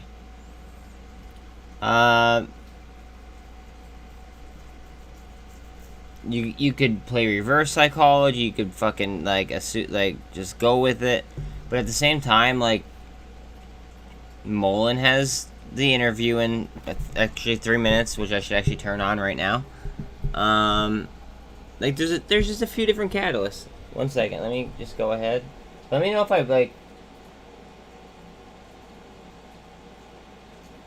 let me know if I'm too loud here. Hold on a second. EV's still the cool thing to have. Now it's obviously more accessible to the common man like you and I, right? Where it's hey, you don't need to have hundreds of thousands of dollars to be able to purchase an EV. We started off with a little bit of hybrids, hey, half this, half that. Now you've got folks that actually have gone full electric, and it's great to see as well. But I still feel we're still ways away. At least I think so. David may disagree with me here, and he can tell me so. But I feel like we're still ways away from having as many electric charging stations as gas stations. Obviously, ways away from that. But even to get close to it, I think we're far apart from that. As soon as they start talking more about but it's companies like MULN and everyone else that's in that space that can make that possible. And look, it's not always about who comes to the market first. To me, personally, my bias, who does it better, right? I mean, Apple wasn't the first one to come with an iPhone. I do agree with you that we need some infrastructure moves to kind of support the move. But one thing that I'm really looking at, and I think it's an important thing, is autonomous and how this is going to play into the move of EV. Because I feel like that can get corrected. And then we can also start pushing towards the infrastructure. It's going to be kind of it's a done deal, right? I mean, at the end of the day, what we need are tax credits to try to help the consumer get into these higher expense vehicles. We need some infrastructure, and we also need a little like kind of technology incentives. Because I don't know about you, Zunaid, but if I could sit back, relax, and let the vehicle drive and feel confident about it, I more than likely will do so, because there's other things to do, right? I mean, you and I are always busy looking at what's next, so this is definitely a benefit that's coming, I think. And if this happens together with the movement, that's why I call it a generational moment. So many friends were like, hey, I'm going to buy an EV vehicle because I'm going to get a tax break, or I'm going to get a tax credit, and this, that, and the other. So, yeah, it's definitely motivation as well. But I will say, look, we've got almost 2,000 folks in the chat. Make sure you spam up whatever questions you want, right? I'm absolutely going to be paying attention to it. I know Mitch is going to help me out as well. I've got my own line of questionings based on the research that I've done and the interview that David did with Spencer a few months back. So I believe, David, if you are ready to get the show on the road, you just give me a thumbs up with that smile I know you've got right there, and we will get this show started, Mitch. All right, I'm going to get on out of here. I'm excited to hear all about the MULN 5, but I'll let you do that, Zanae. Do your thing. I appreciate it, man. And yeah, look, it's interesting. Someone in the chat said it looks like I'm getting married. Someone said I'm a criminal. So clearly we've got a whole bunch of spectrum here. But regardless, here we go, David. I'm going to bring you up. David, what is going on? CEO of MULN Automotive, ticker MULN. I feel like you don't need an introduction because they're here to see you and they're excited to hear what you have to say, David. Thank you. Thank you. It's a pleasure to be on your show. I appreciate that. Look, I'm going to start things off with the annual meeting that I believe, unfortunately, you weren't there. There are a lot of rumors, right? Look, I follow different threads and I follow, FinTwit because I want to make sure that people get the answers that they want. Let's just start off there. Why weren't you there? What's going on? Well, I'm back from the dead. So you found a cure for that one. Yeah, I caught a little bit of a bacterial infection, spent a little time, in the hospital, and found out after, some, blood cultures that took about 4 or 5 days to get back that I basically had E. coli, some food poisoning, and that was pretty much it. But, I'm back and back in the saddle again and ready to go. Yeah, I bet. Well, I'm glad you're feeling better. As someone who just recently learned how to cook, I know it can be a little antsy with the food poisoning and all that. So I'm glad you're feeling better. And I remember you saying you're always working tirelessly for the investors and everyone watching here as well. So let's kind of get right to it. Tell me about any updates that we need to get. You had a couple of press releases, right? So let's start there. What updates do you have for the viewers at home regarding your company today? Well, we're doing extremely well. We're growing at a fast pace. We're moving quickly to capture as much of the workforce that's available out there to push our initiatives forward, specifically as it relates to all the different utility vehicles from a Class 1 all the way up to a Class 5. Our first offering, obviously, will be that Class 1 van, and we're very excited about it. We're in the process right now of testing. We announced maybe about a month ago we were going to integrate a larger 80 kilowatt plus hour battery pack into that vehicle to give it the best range in its class in the market. And we've done that, and we're testing it now. So we're pretty excited about that. We think that's a game changer for us, and we're working diligently to fulfill some of the obligations we have in order to get this car into the market to potential customers that have committed to being the first to purchase this vehicle. So we're working diligently to get that to happen and put it behind us. We're excited about that. We expanded our facilities down into Irvine, California. We're at 100 Technology Drive down there. We've been hiring design engineers. One specific person we're pretty excited about is a guy named Andre Hudson. The guy's amazing. Probably in my opinion, one of the best designers to come around, for a long time. And we're very fortunate that we just added him to our team. This guy is amazing. Interior, exterior, thinks out of the box. He's not your typical design guy that's constrained by what the OEMs had established over the last 2 or 3 decades on taking the path of least resistance and delivering a product that maybe the consumer doesn't want or isn't excited about. We're going to go way out of the box and touch the spectrums of the greatest potential for creativity and delivering some of the sexiest, best looking performance vehicles from across the board, not just the MULN 5, but I spoke to him a few days ago and I told him, I said, Andre, I want the MULN 1, the Class 1, to be the best looking utility vehicle, last mile delivery vehicle on the road. And he laughed at me. He says, yeah, let's make it happen. So we'll add some aesthetics to it. It doesn't have to be boring. It's going to have great performance. It's going to have some of the best safety features we know now, with the 3 airbags that the vehicle has, and now the systems that where the driver can have a computer workstation, a phone, be able to communicate in whatever manner that his dispatch would want him to operate in. We're adding these next generational type of systems into these vehicles, but hey, why not make it look nice, right? Right, aesthetically, let's work on trim, let's work on interior, exterior, and then we're also working on some next generation technology that we're integrating with partners of ours in different parts of the world, and we're going to announce things very soon that are going to be very cutting edge, meaning nobody is doing these types of things. And I can, with certainty, we're trying to make the driver in a last mile vehicle as comfortable as possible so he doesn't have to stop in between delivery points. Sure. We're trying to offer features in the vehicle that will make that possible. One of which I don't want to get into great detail about because it's going to be a PR that's going to be coming out momentarily, but many technology additions to not only the utility vehicles, but the MULN 5 and all of the vehicles that we're working with that will integrate across multiple platforms, but really to give the occupant the convenience of being able to not have to stop. And that could mean, long travel, taking the MULN 5, going from, as an example, from Los Angeles to Utah, being able to maximize your time. So we're looking at very creative, very out of the box technologies that are not just ideas but items that go into vehicles that are not only tested but certified, homologated, so that they can be used. And so, we're excited. We're excited about that.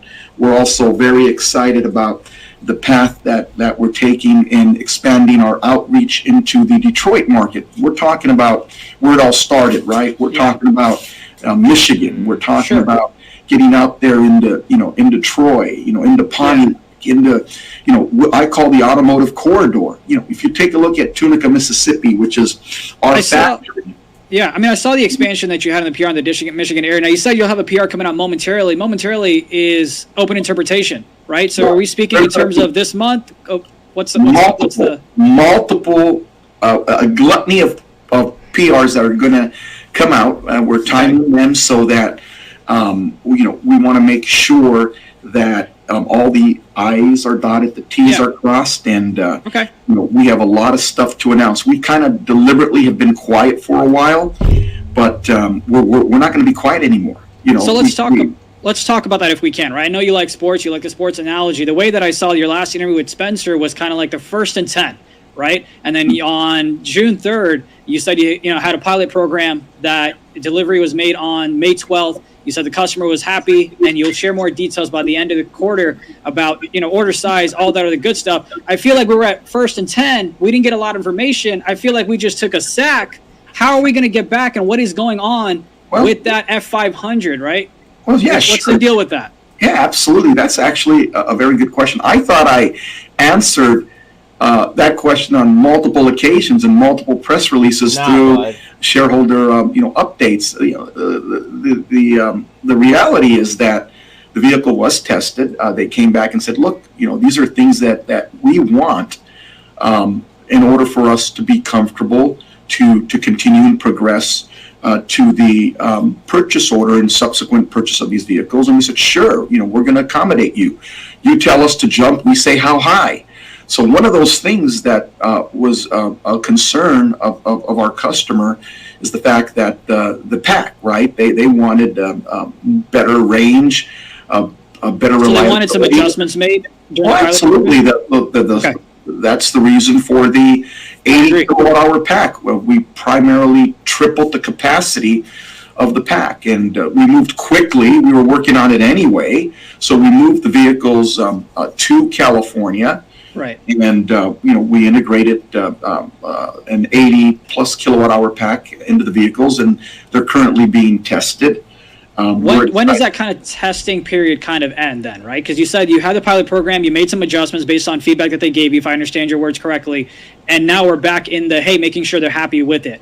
When do you expect? They're anxiously waiting. They believe it or not, they call us on a regular basis wanting to know when are they going to be coming back, because they want to validate the changes we've made. And one of the things, in all fairness, is they were really concerned about safety. And just so let me be clear, typically and I'll use UPS as an example, their vehicles don't have to be certified for airbags because they're a one passenger vehicle. And you've noticed, you'll see that your typical UPS driver has the one driver's seat, and then there's just a open area where a passenger would be, and they do that to avoid having to homologate and provide airbags, and we could have done that as well, like most of the guys do in that space, and we chose not to.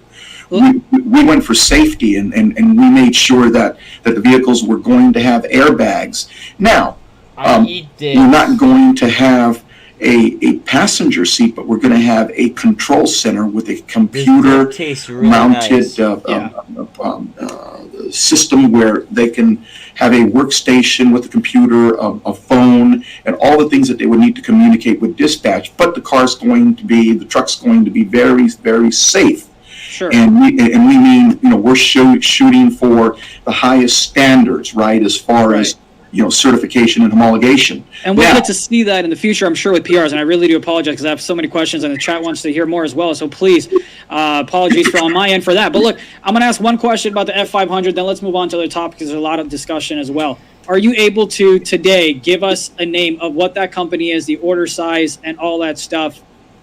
Or are we waiting for a future press release? I would love to, but I would probably lose the order by explicit instruction. Sure. Under NDA, we were specifically told, because of the size of the company and the type of. So it's because of an NDA that you're not able to speak on that at the moment, but you do hope to have a press release later this month or whenever that may be. Well, what I am going to say, right?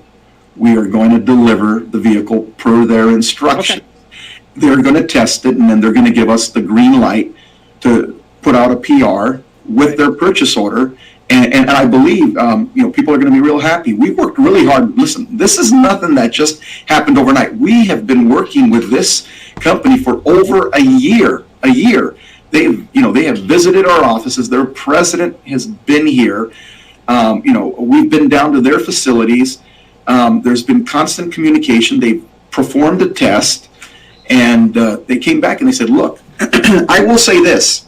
Sure. Before they decided to work with us, they had engaged with several other EV companies prior to us and had committed to buying vehicles and never got vehicles. And this is a fact where they got burned, where they gave deposits and then, didn't get their money or didn't get the vehicles. And what they got was basically, hey, man, we can't do it. We're sorry.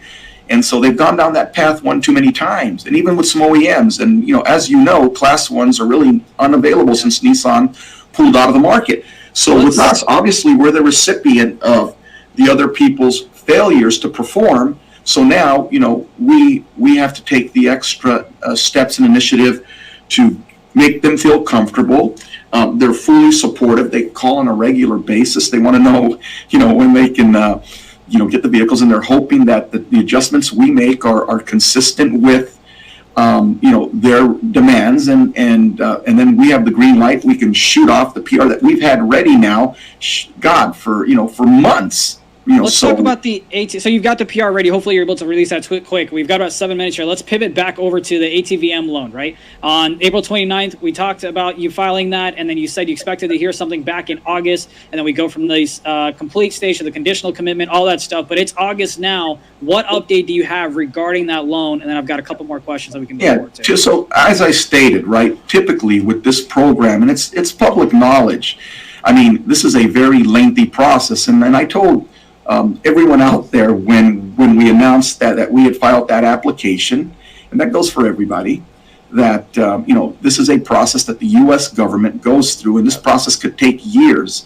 Now, the last time that they approved, a deal was about a decade ago. So they're very, very frugal in how they do this, and I explained the process. They have to invite you to submit. You just can't unilaterally go submit. So you go through a ton of due diligence before you're allowed to submit, and you're invited to submit, which we were invited to submit, and we submitted.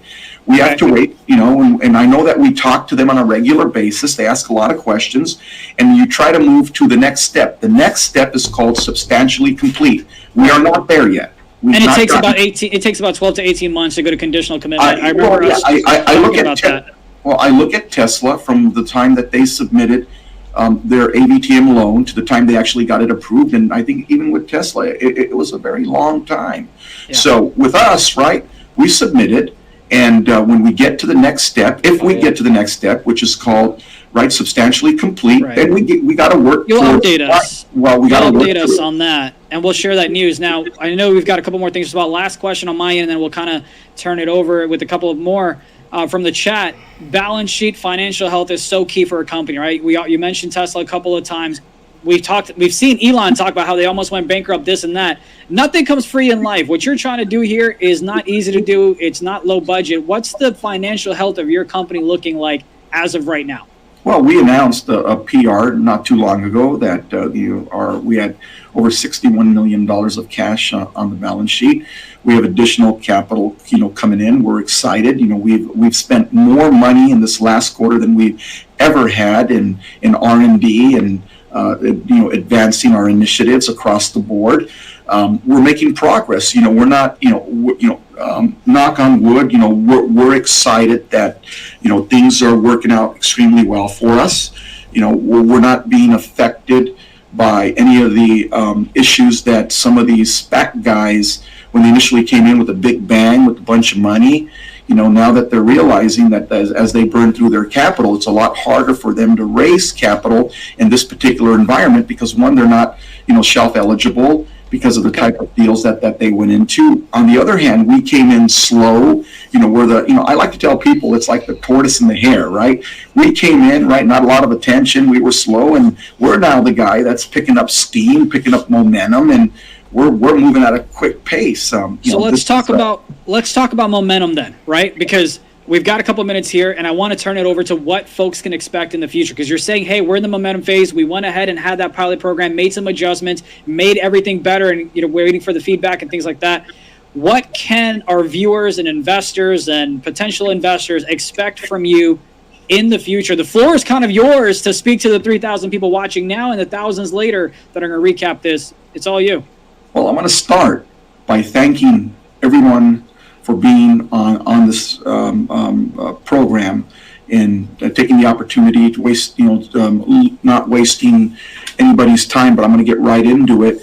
We're real confident that we're going to be one of the guys that makes it to the finish line. And what I mean by that is there's a lot of people, it's like a horse race. Everyone's out there trying to get to the finish line. Well, what does the finish line really mean? It means not just the fundamentals of generating revenue, getting product into the marketplace, but being able to have sustainability, building a network to support your product. We believe that we have the history, the experience, the knowledge, the team to be able to do that and to do it consistently. We've put processes in place across the board. We've hired some of the top-notch people from the space with hundreds of years of combined experience to do one thing, to make sure that this succeeds, and it succeeds on all fronts. We're very active. I've been working nonstop, not just on the different MULN projects from the Class 1 through Class 5 initiatives in the MULN 5, but I mentioned last time, and I'm surprised that you didn't key on it, but we said we were working on some pretty big opportunities, right? One of which we have been nonstop, literally, prior to getting on this conversation with you. We were on the phone for 3 hours with the lawyers on both sides of the spectrum on a deal that I'm very confident, and I've put myself in the hospital working this thing. I mean, endless hours, going nonstop. From 7 a.m. Pacific to 12 a.m. Trying to get this thing to the finish line, and we're talking a ton of attorneys, accountants, auditors. I mean, this is, if we accomplish this, which I believe we will, and we will have an 8K and PR that will come out in the very near future.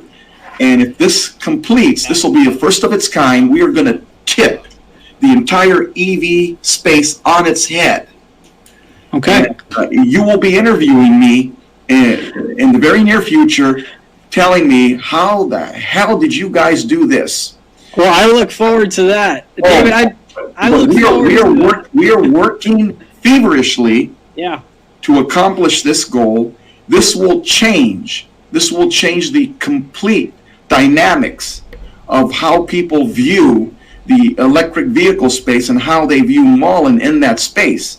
But over and above all of the opening up of the the Detroit facility, the Irvine facility, our battery development, then in our Monrovia facility in Monrovia, California, we're progressing. We're going to be able to produce 30,000 vehicle packs per year at that facility.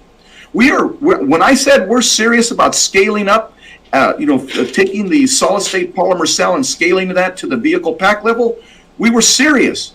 We are now working towards that.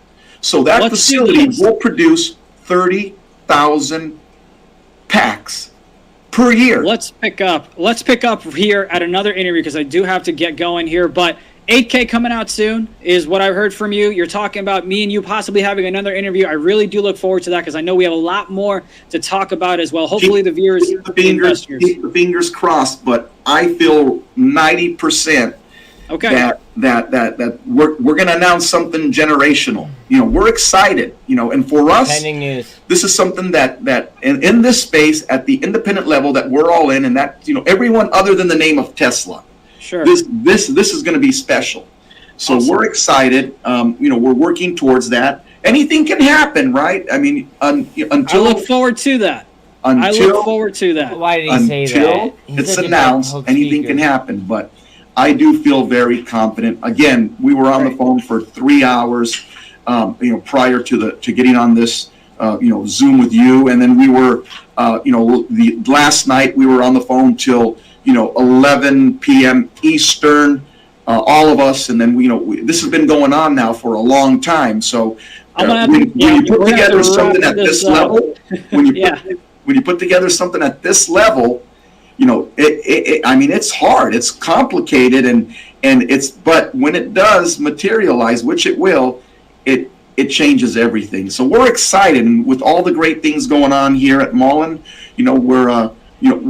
we feel we are doing, we're creating change. This will be a paradigm shift. So we're excited.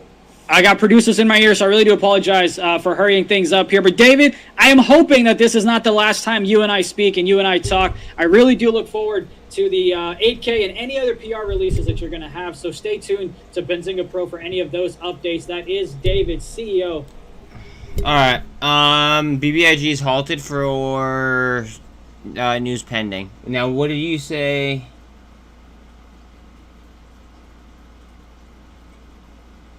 No. He claimed that they could make 30,000 battery packs per year. Alright, what do you mean by T plus 12?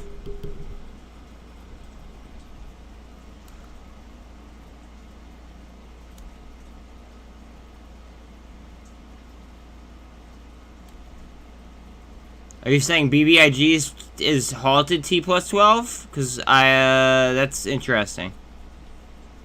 Because then I would fucking start using, like, heavy leverage. Personally. And I would, like, date it out. Not financial advice, but, yeah.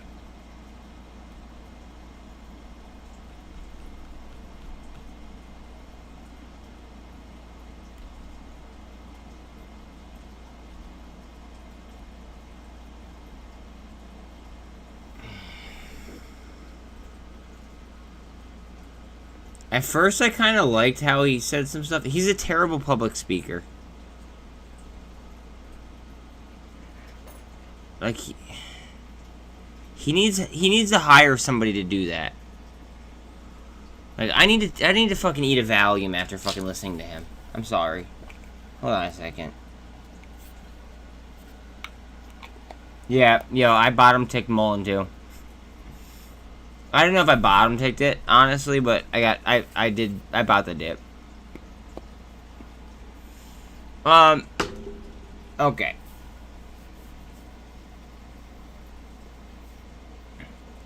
Alright. Let's talk concerns and then let's talk positives, okay?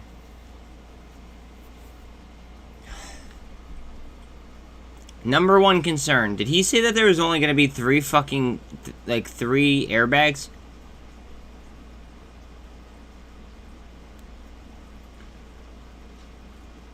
Or did I like fuck that up somewhere?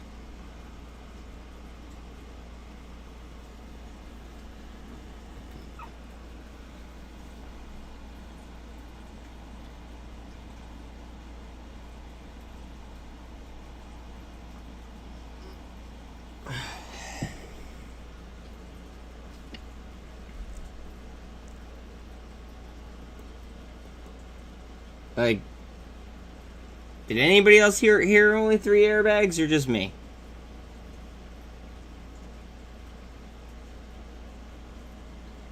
However, fair enough. I saw your message before you retracted it. I see. Like, I get it. I hate how he uses the word sexy over and over again. That's annoying.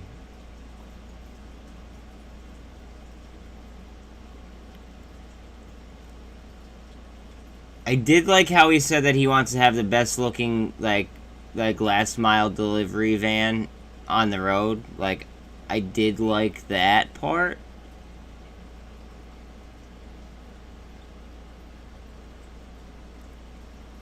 They just need to stop fucking talking and start doing. And I wish that they addressed I wish that he addressed the shared dilution aspect of it.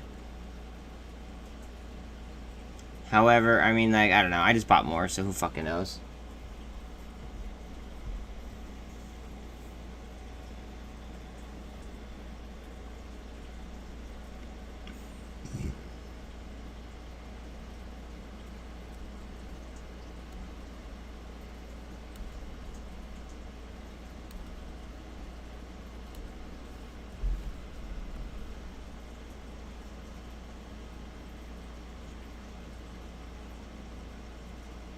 Oh, I know, I know, I know.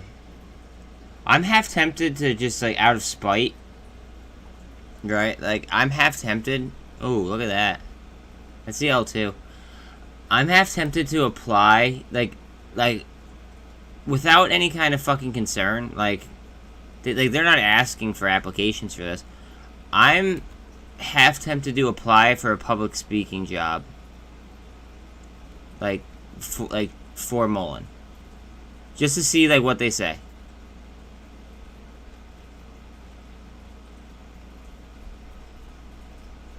Maybe that might, like, embarrass them to the point where they're like, holy shit, like do we really sound that bad? Because there's no way that, like, I'd qualify. But, like, maybe it kind of, like, wake them the fuck up.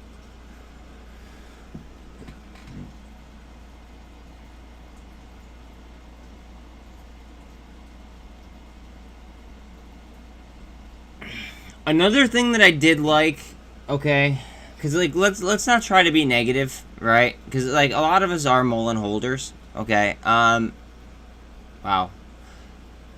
One thing that I did like as well was that he said everybody but Tesla, like, in the space, would be, like he'd like, kind of show them up, almost.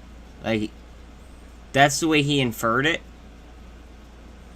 So, everybody in the space, except for Tesla, that's a wide range, guys. Like, I want to let you guys know, like, that's a wide fucking range. Like, we're talking Neo, we're talking, you know, Lucid, we're talking, Fisker, we're talking FFIE, we're talking, like, there's a wide range of different vehicles out there. And he said that every single one, like, he'd pretty much show up, other than Tesla. It's like,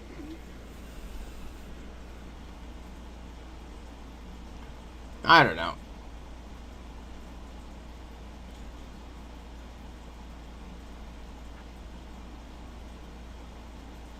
I bought the dip. We'll see what happens. This we're kind of at, like, where my fill was, honestly, like right in this area.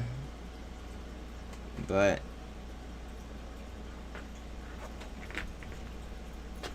whether or not he fucking does anything, well, I mean, we'll see.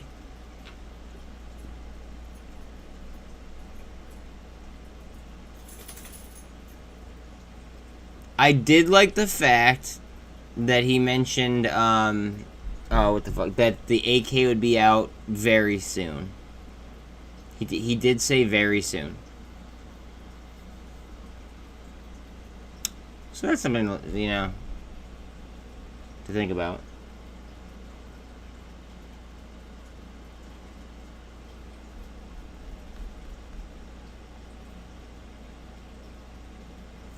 Okay, is it news pending T+12?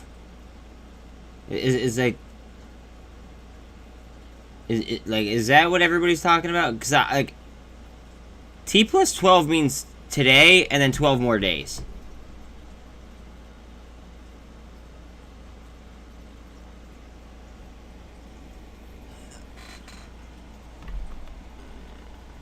It was like, I'm sorry, I was like, I noticed BBIG got halted, but I was trying to, like, take in the the MULN news entirely. Like, are we talking T+12 on top of the news? Like, usually news could be a couple hours in general. Yeah, but okay, so here. This is how I like to settle things.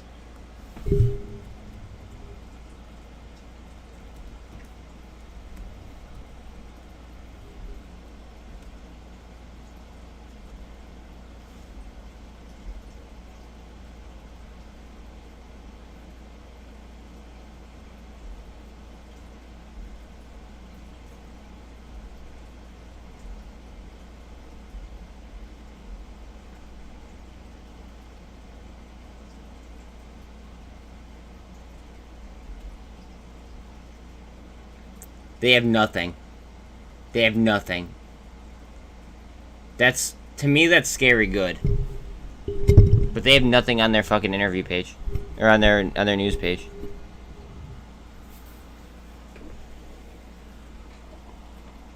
So anything you hear about them is going to be speculation.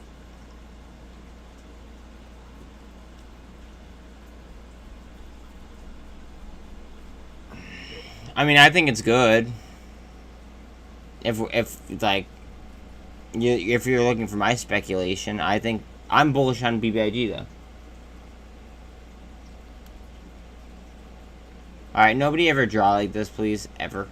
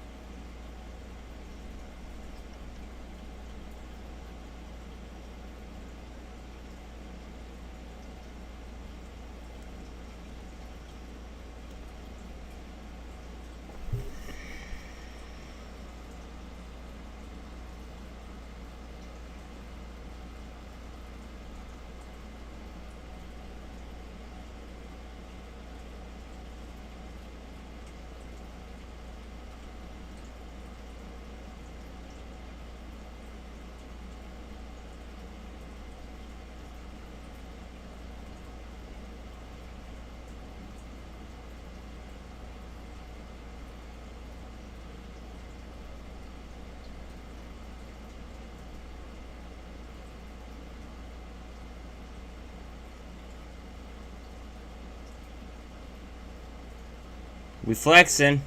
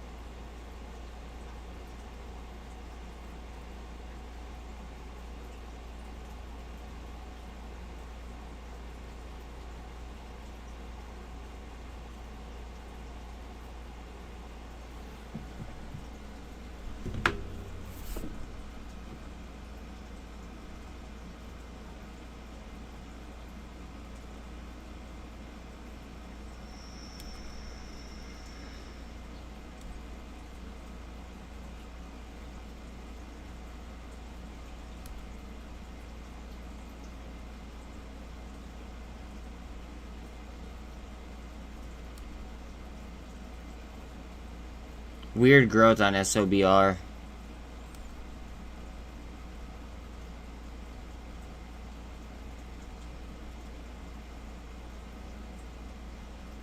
Trish, you just messaged me, by the way. I know that you're doing work stuff. Oh, wait. Oh.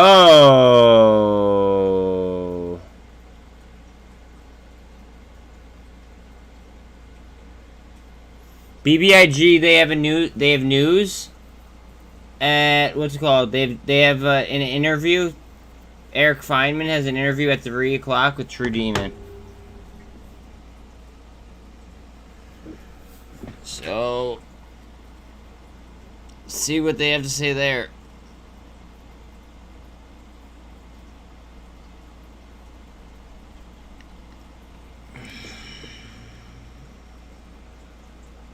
I'm almost positive that, what's it called? Yeah, but Zash is owned by BBIG.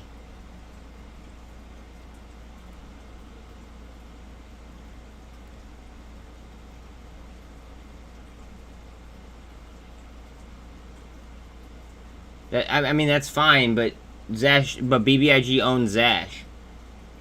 So he might not talk about BBIG, but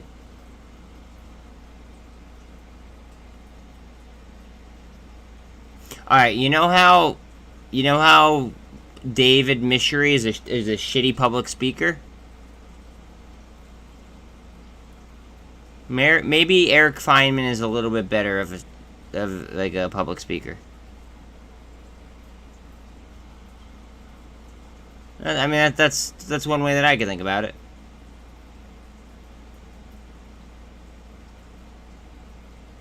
I mean, I don't know. I'm just trying to think about the positives of it. Like maybe it'll give us a little bit of insight.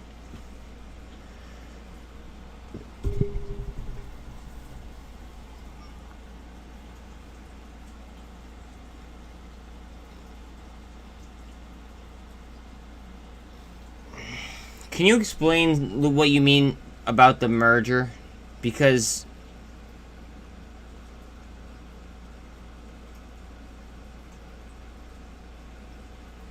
okay, but we need information that is relevant to the halt, right? That's what we need info on. So, if that's the only thing that's going on regarding BBIG, I want to hear about it.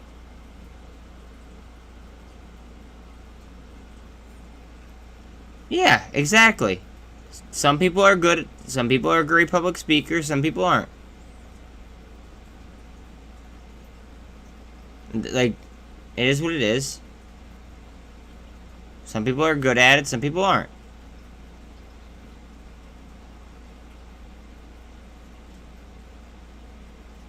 ATR is up 10%. Nice.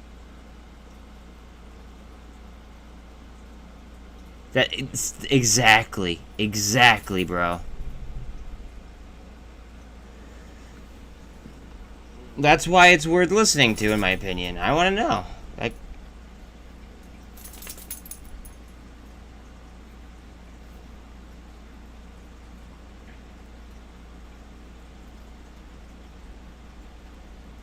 look at MULN's movement. Look at MULN's movement, guys. What are we doing?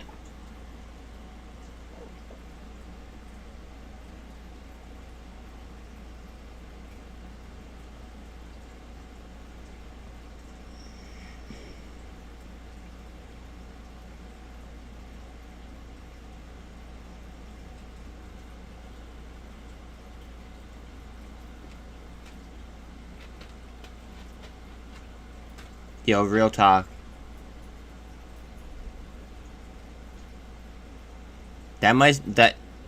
Okay, as terrible as that is, Rude, right?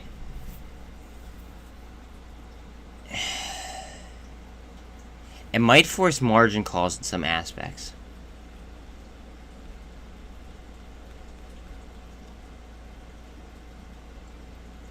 Like, there are certain levels on both ETH and Bitcoin that could cause margin calls, like, in certain places. Now, Bitcoin would be much lower, I'd assume. ETH, like, you might see some margin calls, like, at lower levels. I wouldn't really be a fan because I have ETH right now. But, like,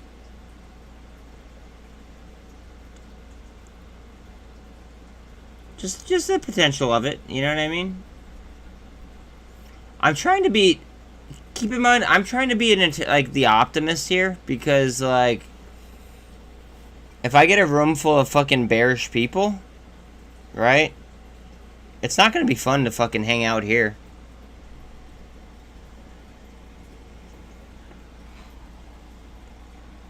Like, we gotta keep the fucking energy up.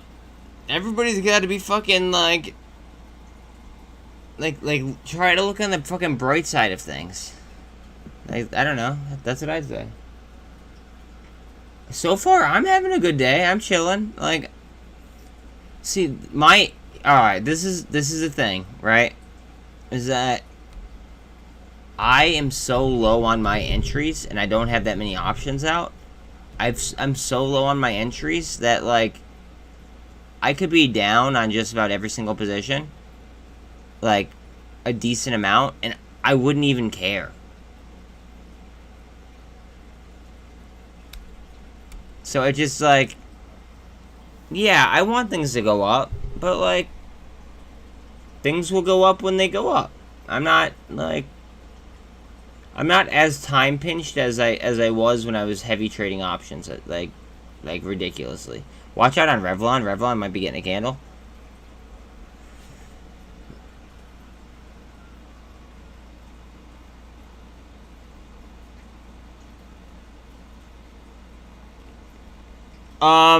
Let me look at HEPS in a second, because REVLON might be, like, about to pop. Like, about to pop. So, just give me a second. Give me a second. See? Volume. We're killing IV.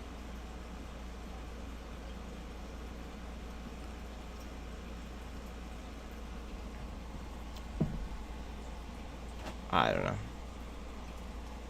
Yeah, exactly. Either way, like, my hands are diamond. It is what it is. I don't give a fuck. I have such low entries. I don't care. I buy the dips where I can. I sell the rips where I feel like I should. That's it. Either way, I'm chilling. I'm chilling. Oh, we got a super trend up, and we are clearing the VWAP. I'm MULN.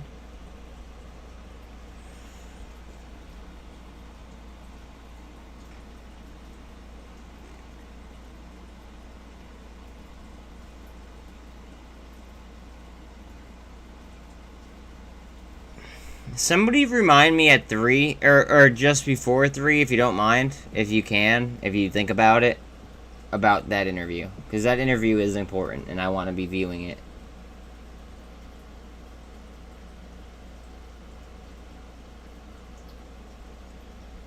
I was thinking about just sending a fucking, like, a bare bones, like literally, like, as, like a joke. Sending, like, a bare bones fucking, like, PR, like, application in. Even though they're not looking for somebody for that position. Alright, guys, watch for a potential sell-off. Guy, this could be the fucking options trap that I've been fucking telling everyone about. Watch out, just in case there's an options trap, guys.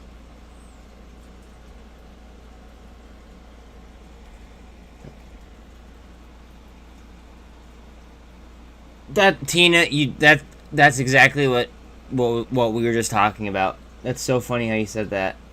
I hate how he says the word sexy over and over and over again, and I was just joking. I was joking that, like, I was, like, half tempted to send in, like, a fucking interview or an application for a position to be like head of PR, I guess. I don't know, but yeah. Guys, watch out on Redbox too. Redbox could do something weird. The warrants are up. The underlying is slightly down.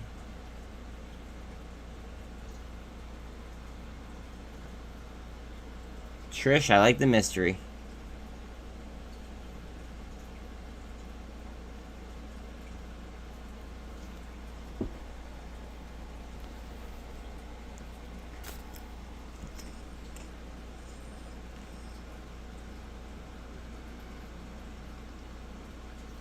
Oh, word. No, see, yeah, I'll definitely, like, that won't be a problem at all. I just don't, my big thing is I don't want to forget to do it. So that's why it's, like, you know, if somebody wants to remind me, like, 5 minutes before, that'd be dope. The 13's about to cross the 48 on MULN.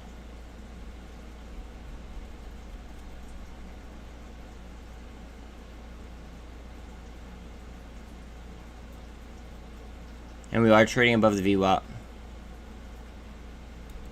Alright, I promised somebody real quick that I'd look at HEPS. HEPS just isn't getting enough volume right now for me to actually do a proper chart. See how it's all spotty all over the fucking place? Like, I'm not gonna be able to chart it, like in a good, like a fair manner. It's not, like, it just wouldn't work.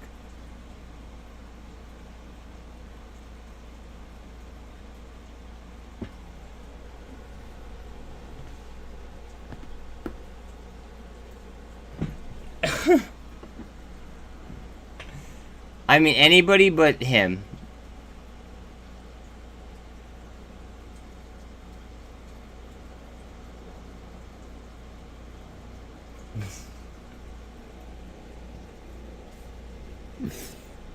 Maybe like Morgan Freeman. I don't know.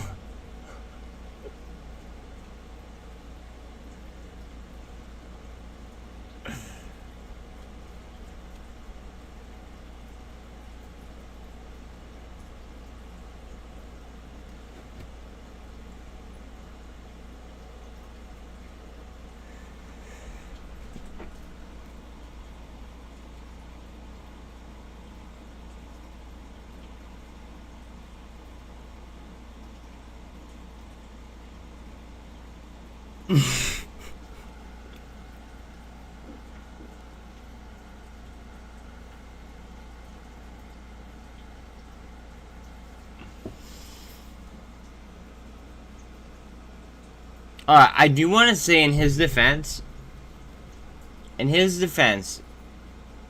he's not on the spectrum, right, he looks like he has to work his ass off. Like, he's either on the spectrum or he just works that hard.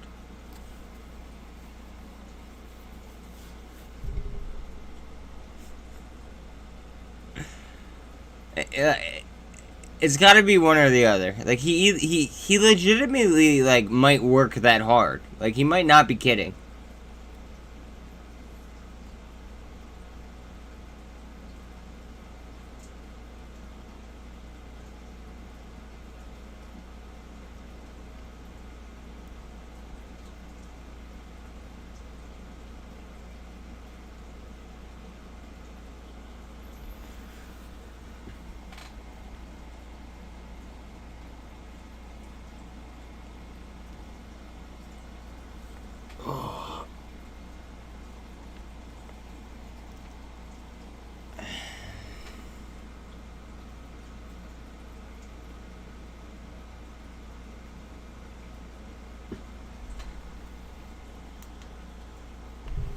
Yeah, that's not bad, right?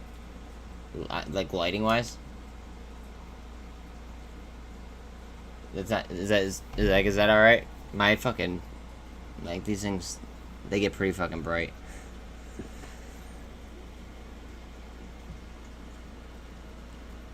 Tilray is on a nice, alright, then watch the MJ sector, guys. Okay, watch the, what's it called? Watch the MJ sector. If Tilray's on a good uptrend, they usually move in concert. Okay. I have MJXL. Just saying. That's 2 times bull ETF on the sector.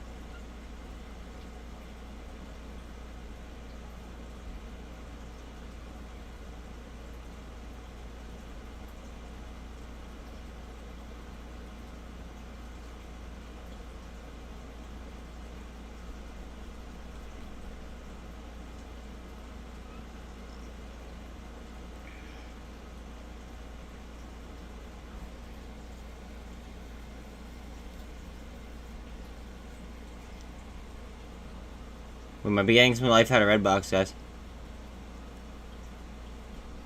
It's probably gonna gap fill down first.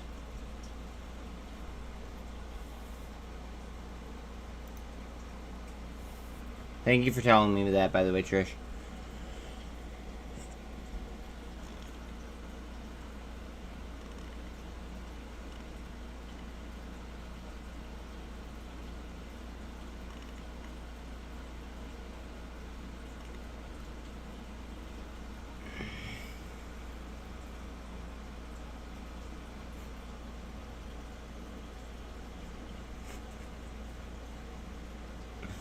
Guys, we're in a descending channel right now. It's SPY, it looks like.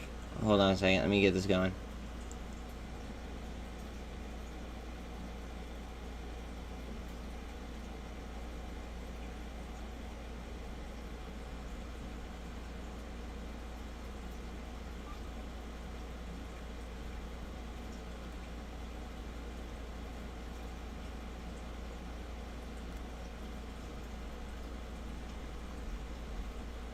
Guys, what usually happens out of a descending channel?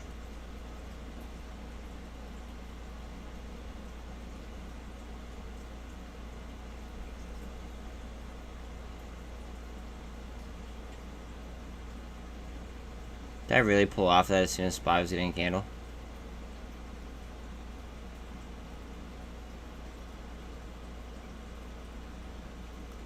Very, very critical level right here.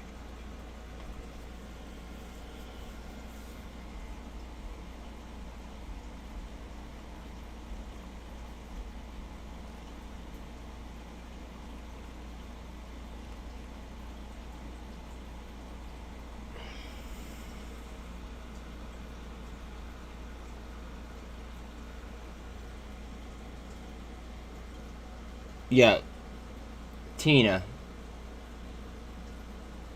I'm not playing monkeypox. Fuck that. It's like,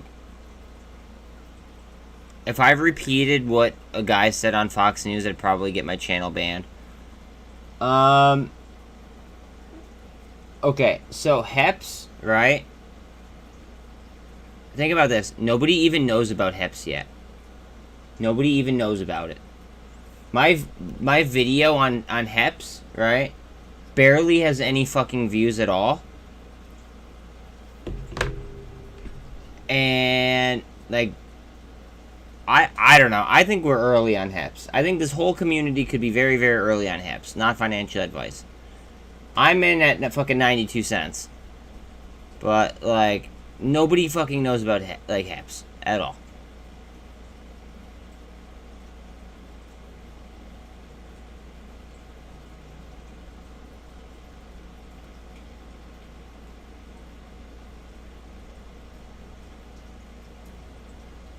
Come on. There you go. Oh, you're in at 86? God damn.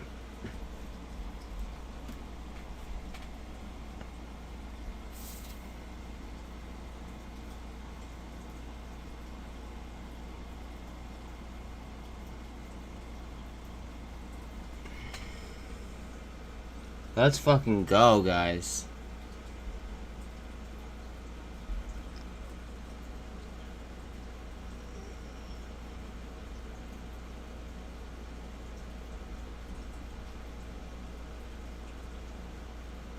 I'm still kind of fucking, like, mind-fucked as to why the warrants are not moving how they should be, but... like, that's just a market plumbing issue. Come on, cross over. We're waiting on the crosses right now. The 13's on the 200 right now.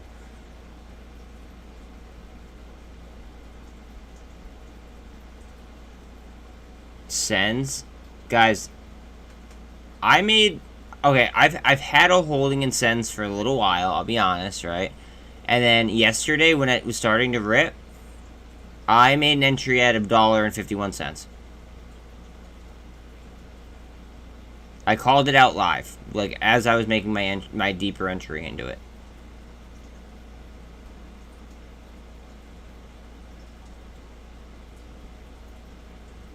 FXLV. Again, my entry was at 125. I don't know where anybody else hopped in.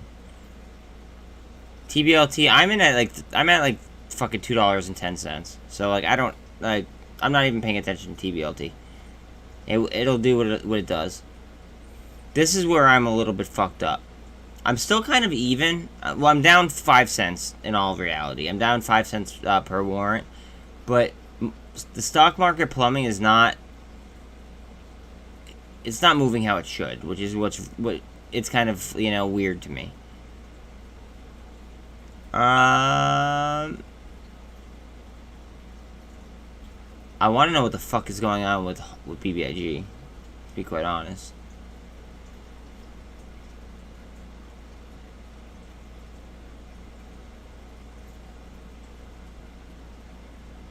Keep in mind pivot points right there. So it's only 2:30. We have plenty of time throughout the rest of the day. I'm positive. Good. Well, that's great to hear, but keep in mind the market has moved down on positive news lately, just because everybody's irrational and nobody fucking actually reads the full thing, if that makes sense.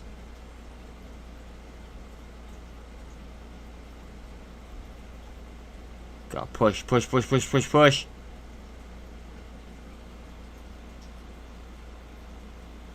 Well, that's why I've kind of broadened out, and I've been trading value. Call me crazy, but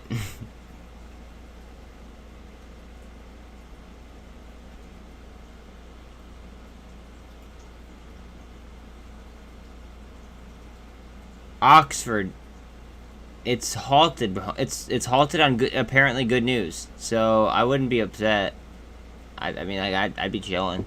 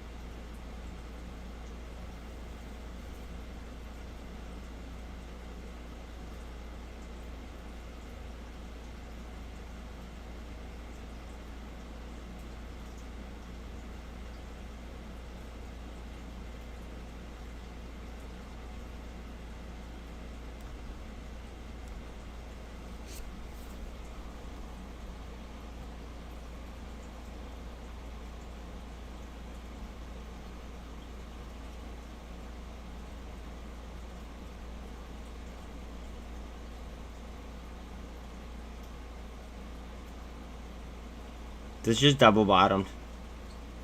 Guys, REVLON just double bottomed. 750. 750.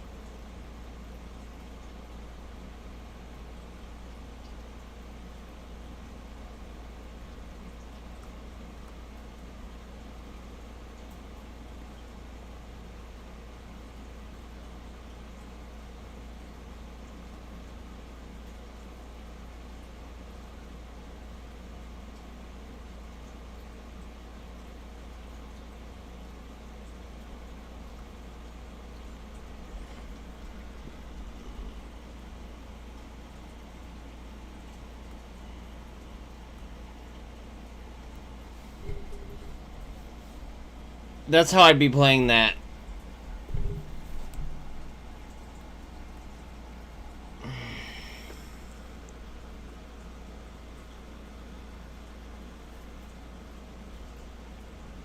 Soon they'll have the rug pulled on them. It's fine. It's fine.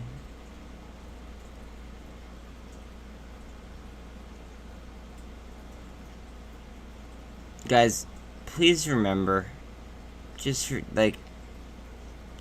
yourselves, okay? Just, not financial advice, okay? They want everybody to be fucking split up. They want us to split our money up. They want us to fucking chase these other plays. They want us to do this. They want us to do that. That way we're not on these plays that could go fucking nuclear. Right? Think about it. What is monkeypox? Somebody tell me. Describe how you get monkeypox, please. Somebody in chat, without saying any curses, describe to me exactly how one acquires monkeypox.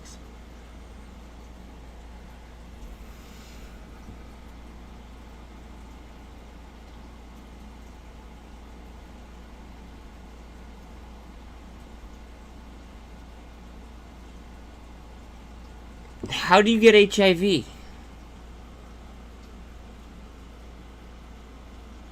How?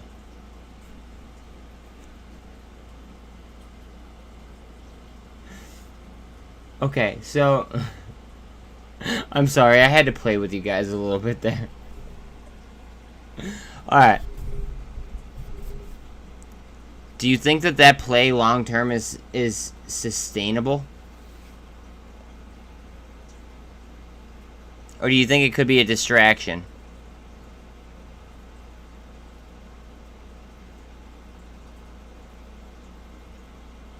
Thank you.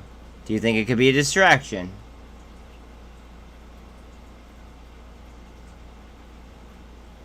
JP,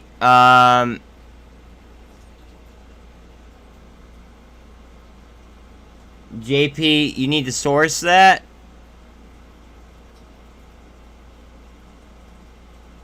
You need to source that, buddy. Okay. So,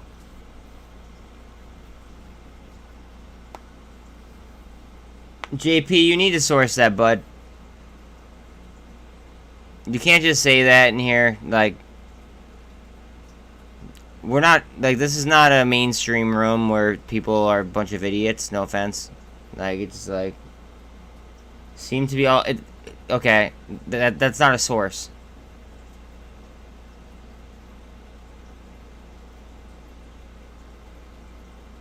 That's FUD until there's a source.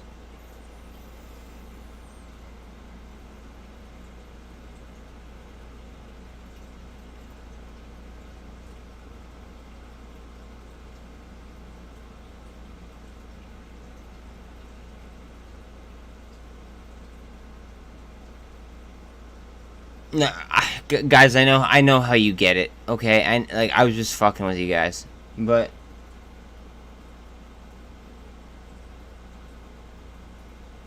okay, so then why the hell did you come in here and say that Lemotive was being taken down from exchanges or from app stores? Why would you lie like that? You don't know.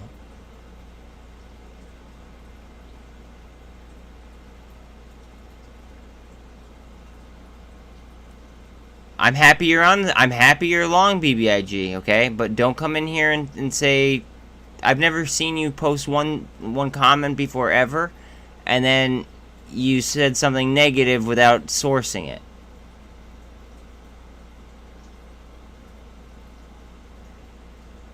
Okay.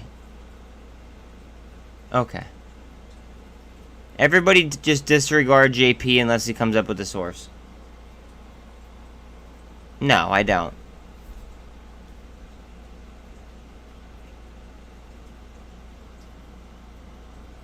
What's my point of view?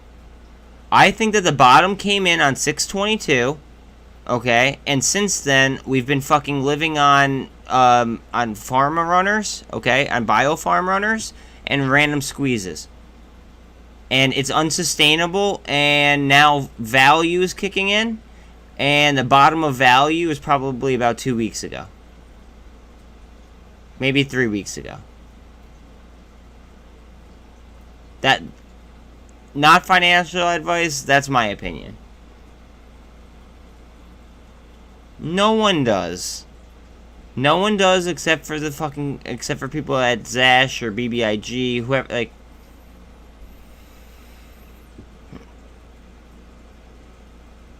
They will release it when they know. I'm bullish on it.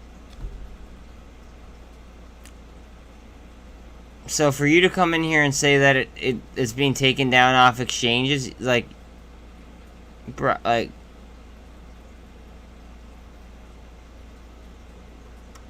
I don't know. That's very body.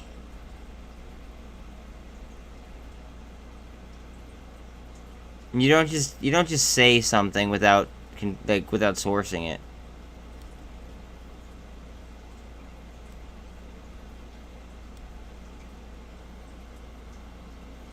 I hear you.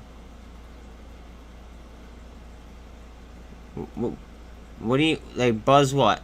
What's up?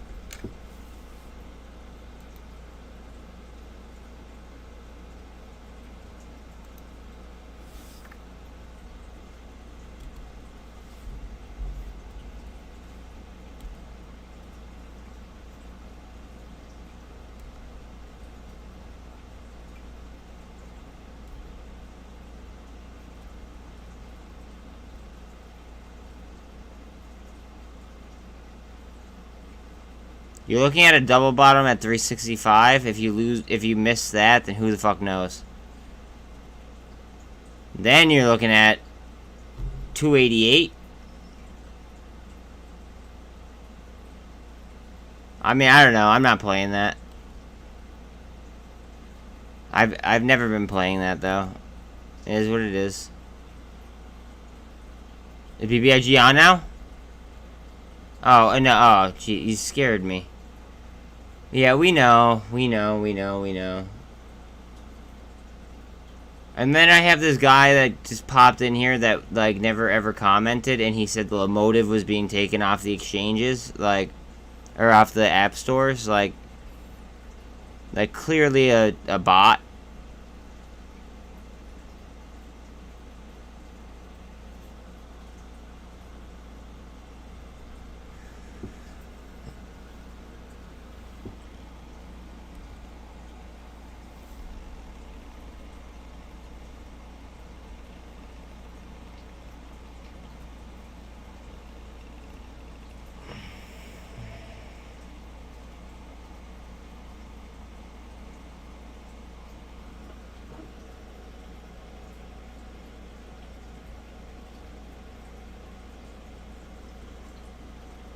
I already did. I bought it in here.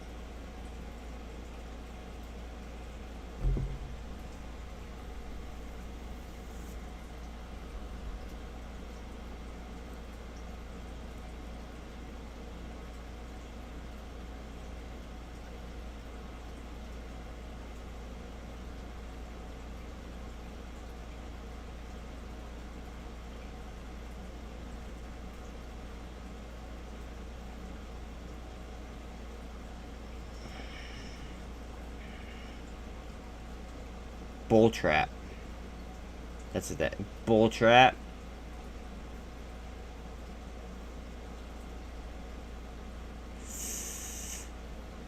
We need some strength though.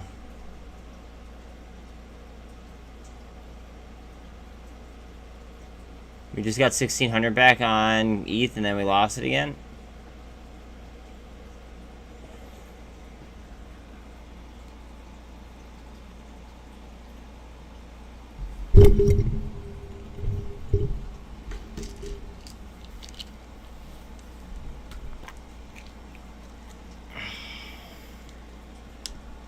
Oh no. Oh, there we go. Can't leave any of those around for the puppers.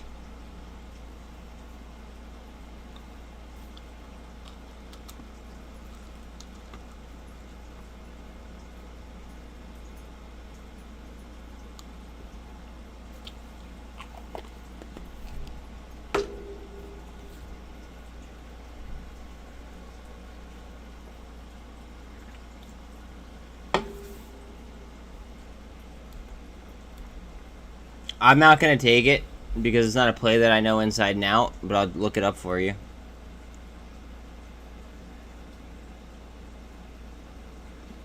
I like the sector. I'm chasing.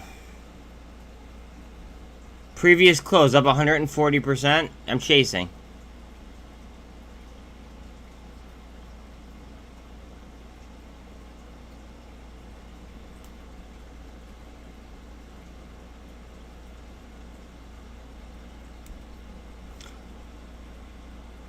This guy. I want to be very, very, very, very clear to you, okay? And I don't want to sound cocky. So please do, like, take what I say, like, with a grain of salt, okay? I do not chase plays. I am the play. Does that make sense? Like, I search for that fucking diamond in the rough, and I search so hard, okay, that I want the lowest possible fucking entry price out there. I don't want to chase something that ran 100 and some percent the day before. I just don't.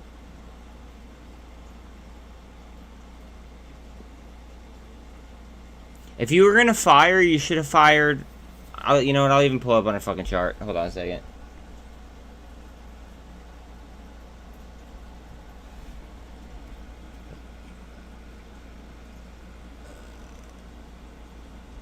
Watch out on LABU then. Wait, that was announced like yesterday, wasn't it? Okay. Hold on. I'm gonna get you an answer to this. Hold on a second.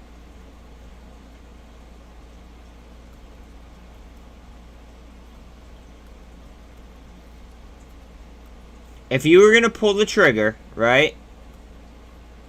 You should have pulled the trigger on the second.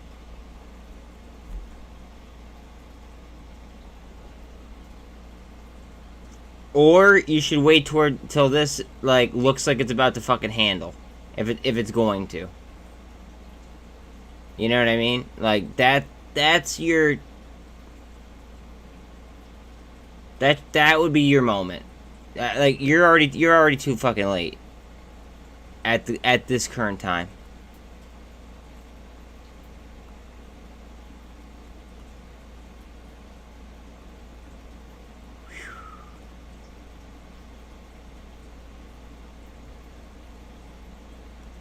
Firing.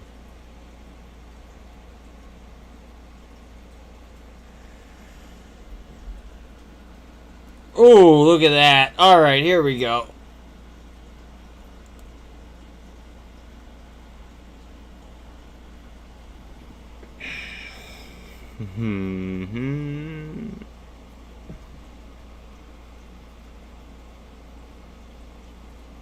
Guys, they already have FDA approval, and we're going into earnings today. It traded down since they got FDA approval. Oh man.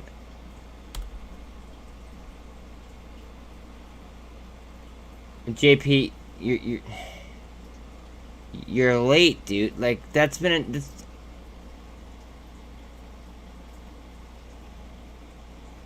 it's been announced on the channel 5 times.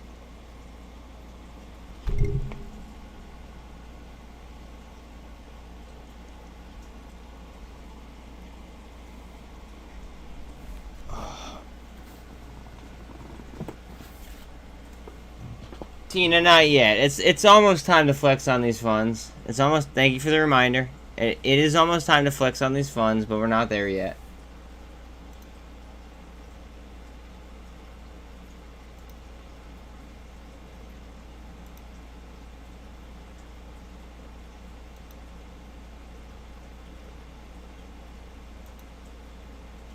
If you guys could like and sub for me, that'd be dope as hell. Straight up. I probably put in just, well, I put in more content than anybody else in the world other than Bloomberg News at the current time. So it would be dope. Alright, let's see here. Let's get this up and live. That way I could go ahead and I could pop it for us.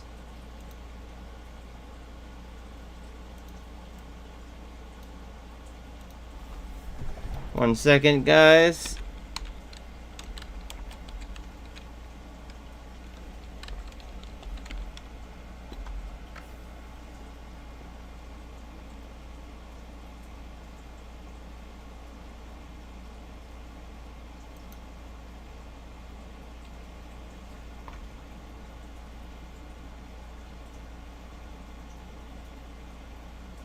Alright, so I have it up and waiting. Let me know if it's too loud when it starts. And I will gladly go ahead and I will gladly bring it down. Not a problem.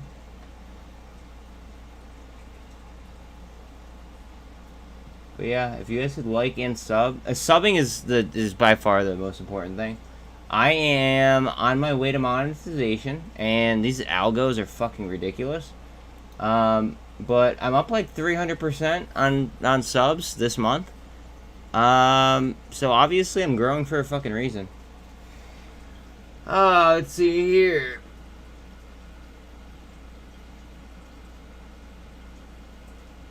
Okay. I'm at wow, okay, thanks guys, I'm at 660. I didn't realize I was at 660. Sweet. I was at like 5 something yesterday. I appreciate you. Thank you. Thank you very much.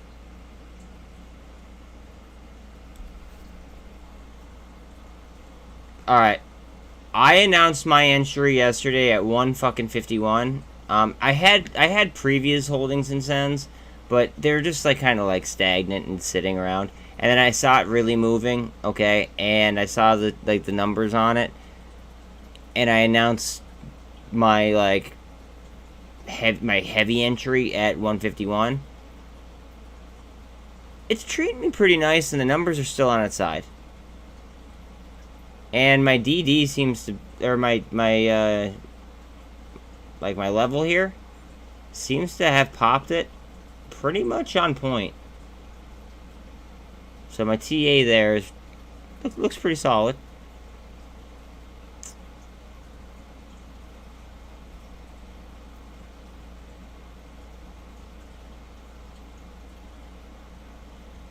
FXLV we got in at 125. So we're chilling there. Honestly, the things that we're in that are down, like, I'm in so low that I don't care. Is that bad? Like, I want them to be up, obviously, but, like, these entries, guys. These entries are just fucking, like, awesome. EDIT. Alright, who took a position on EDIT when I called that out? Or who took a position on Coinbase when I called out that potential squeeze? Anybody?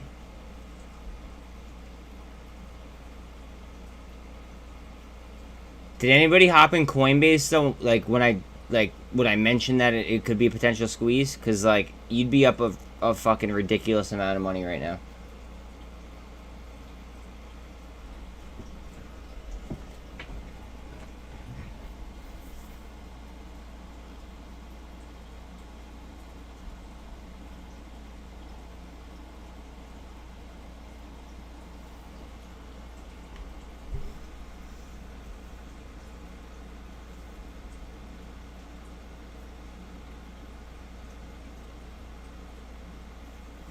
Guys, don't sleep on TTOO, please.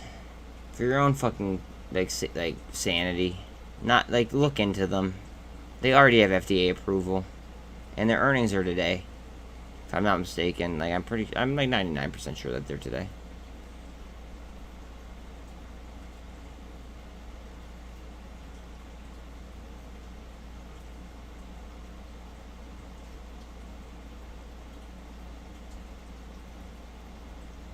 And if any of you guys doubt my entries, the best part is that I upload everything, so you guys could just go look at my uploads.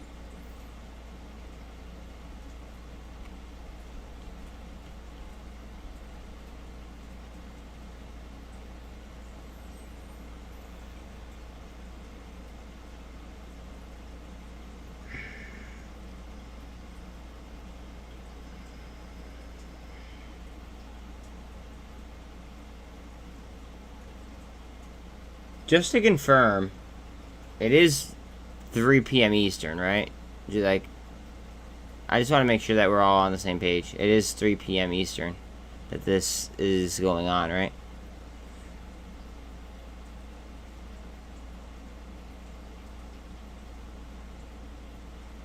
Because I don't want it to be, like, Pacific time and then be, like, sitting here, like, wondering, like, what the fuck is going on.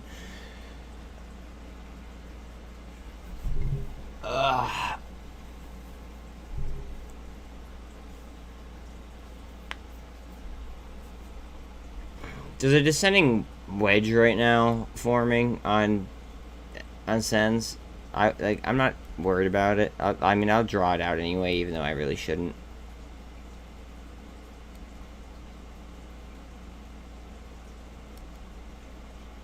Like, that's stupid TA. I shouldn't even do that. Yeah, TTO is making a move. I saw that. I didn't want to bore anyone by having it up, though. So a lot of people aren't going to be in it.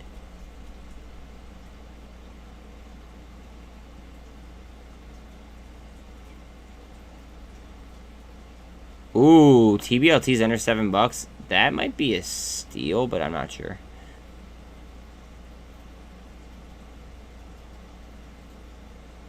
What the fuck is it? Oh, come on. I have you here somewhere. You're one of my, like a decent holding.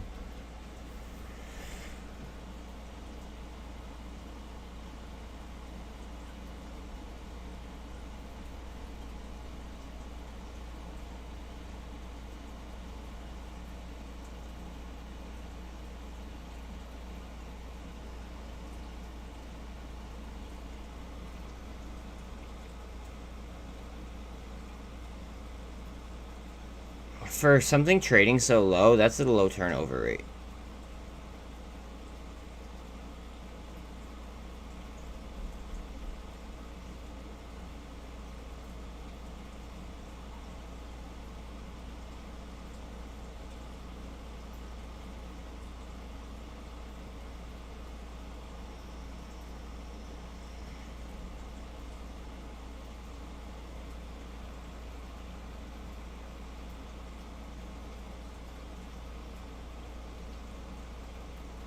What is...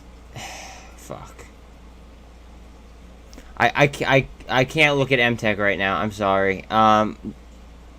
BBIG's halted. The news is about to come on, like with regarding BBIG, and TTO is making a move.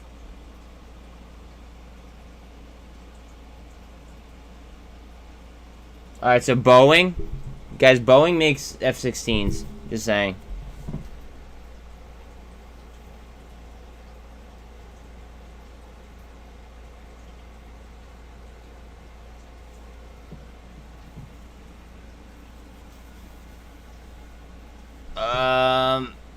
The buyers should...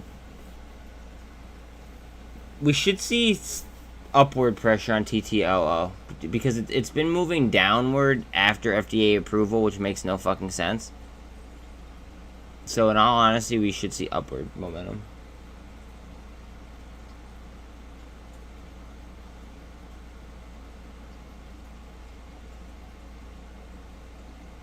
That just tells me that I should like ADN and GWH more.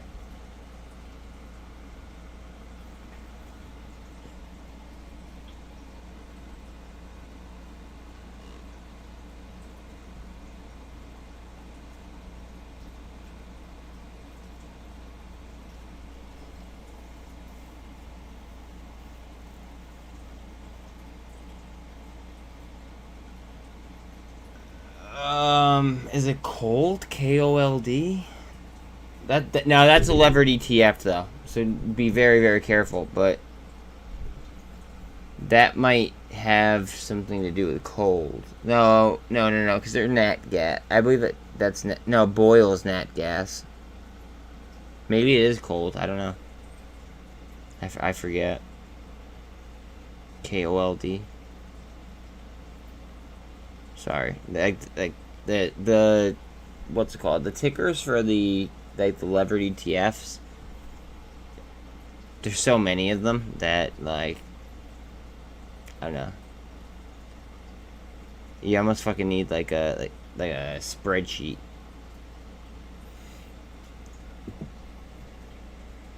All right, so it's 3 o'clock. He has not come on yet. Let me just go ahead and let me make sure that it's not me.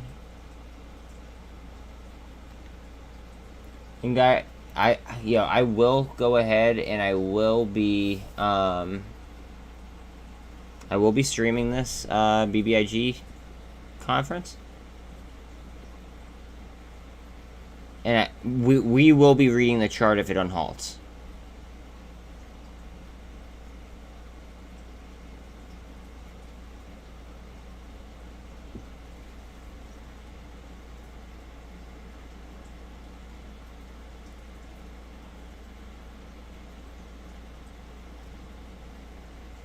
I'm just staring at the window here.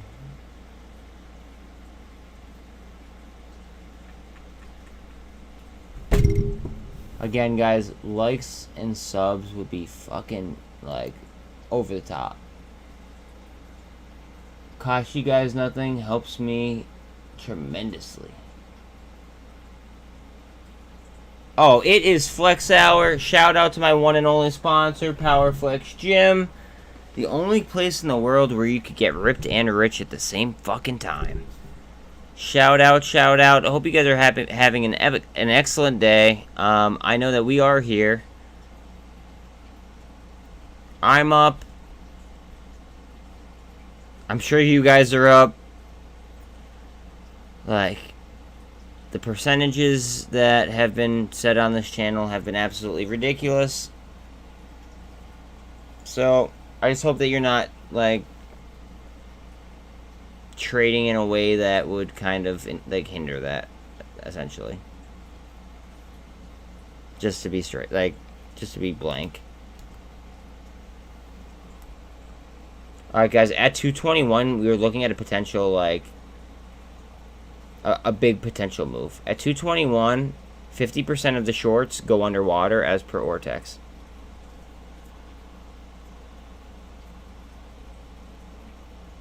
TBLT. Alright, let me show you something about TBLT, bud. Hold on a second. TBLT.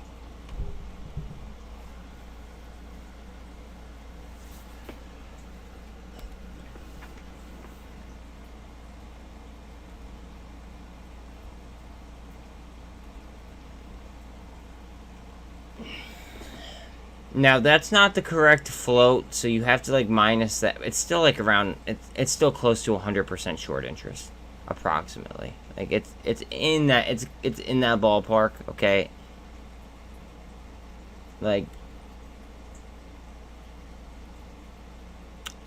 I'm not worried about my position. At all. At all.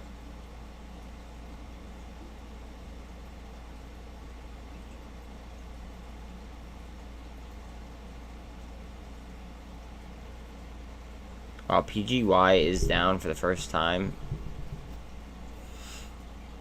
since its inception.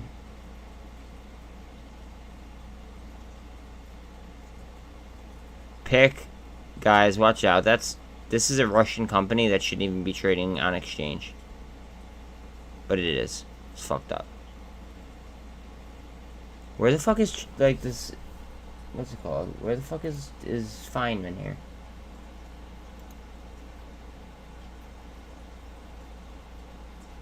He should be, what's it called? He should be coming on. It's 3:04. Fuck. Maybe they're having some technical difficulties or something. I don't know.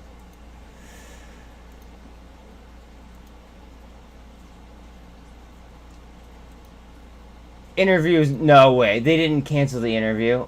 No way. For real?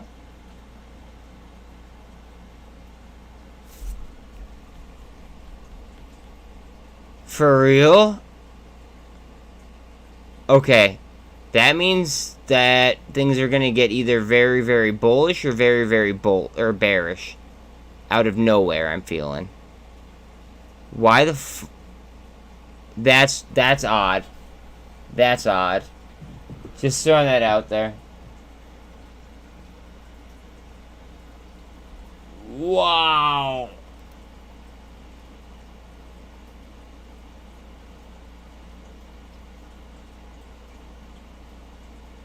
Okay.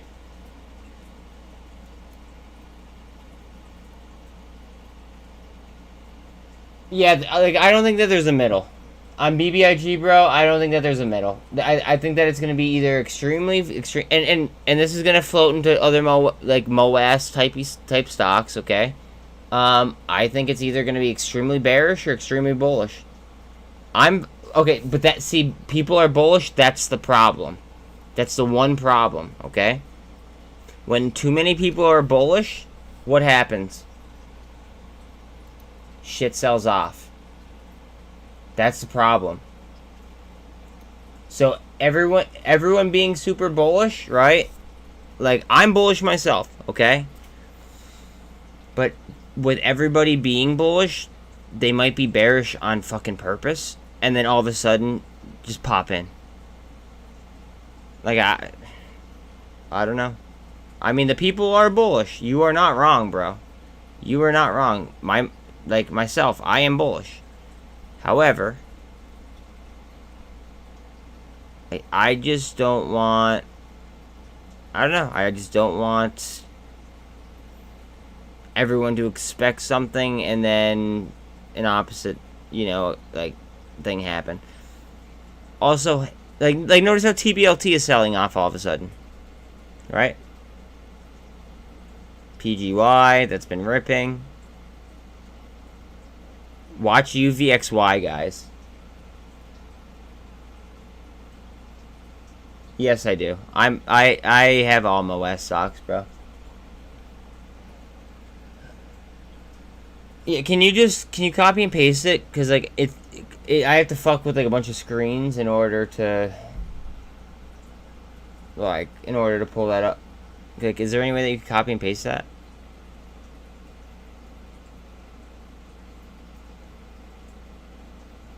But yeah, I mean, okay, Redbox was way down yesterday, right? With the AG news, or the former AG news, it could go parabolic. Okay, thank you so much, Trish. I don't even, listen to the guy, to be honest.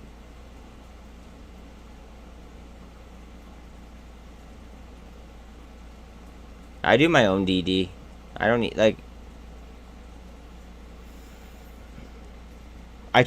when I do my own DD, I then become more content with my trades, and I don't question them at all. I don't know. It is, you guys could tell from my short videos. I literally source everything, and I get so content in a trade, it is what it is.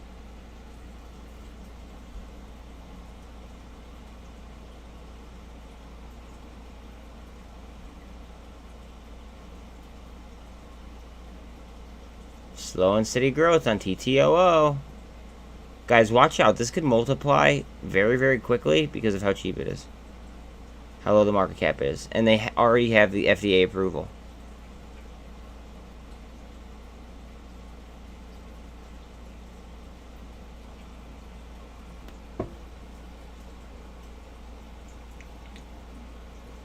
You know what's fucked up? On BBIG, I don't fucking like a fly fire. On the original dividend for TYDE, did like the what was it, the SEC push that off, and then that made us an obvious short target, okay? And now all of a sudden, like, he was gonna drop news, and the NASDAQ is halting it. Huh. What are they waiting, like why are they timing it the way that they are? It makes you wonder.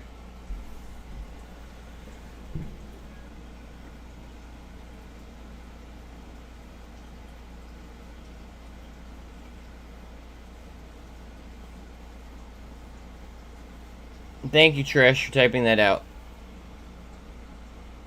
Guys, anybody that's new in here, first of all, please sub, please like. It helps me out. It doesn't cost you anything. Also, do your DD on TTOO, T2 Biosystems. Real talk. Like, real fucking talk.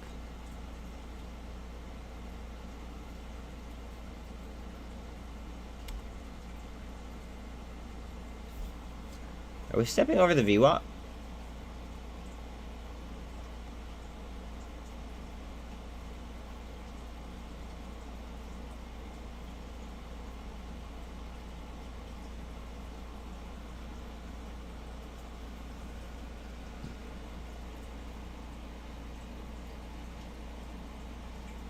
Nothing on TBLT. However, BBIG got halted for news, and then there was supposed to be an interview, and then that interview got scrubbed due to the NASDAQ, apparently. Things are moving very, very oddly. That's all I could say. I guess things are moving very, very oddly. Like, there's no clear-cut way to put it.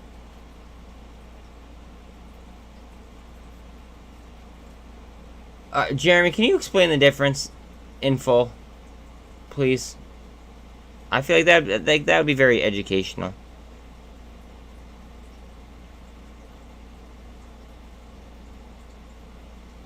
Cause you could, like, I'm sure that like you could copy and paste a link or something so everybody could see.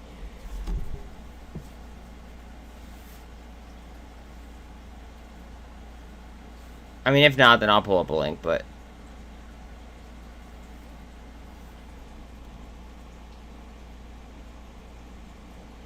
Go. You sloppy bitch.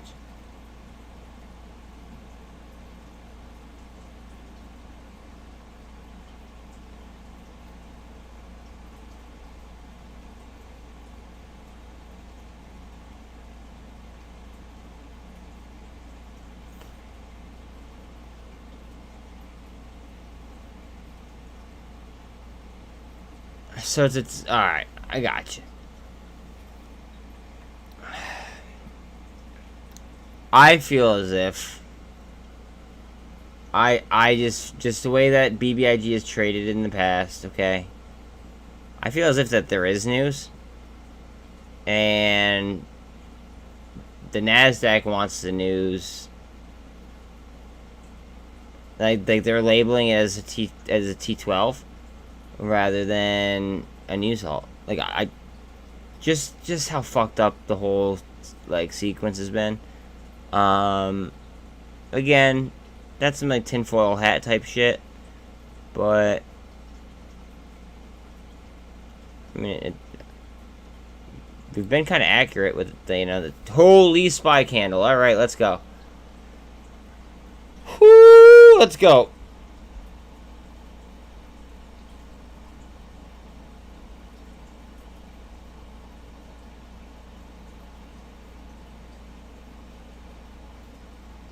That's the guy who's fucked up. That's what that's what what's it called? That's what Farnsworth said in the video, I think. That he's the one that fucked everything up with like the filings and stuff.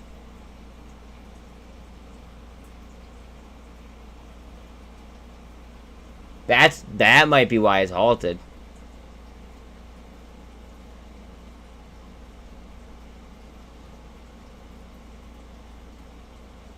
Because he's not acting as an independent director.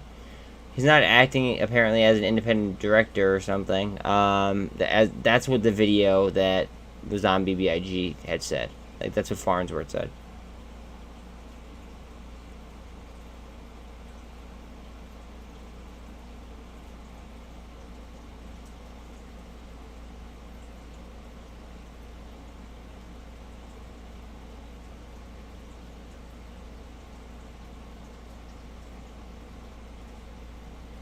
Pop, pop, pop.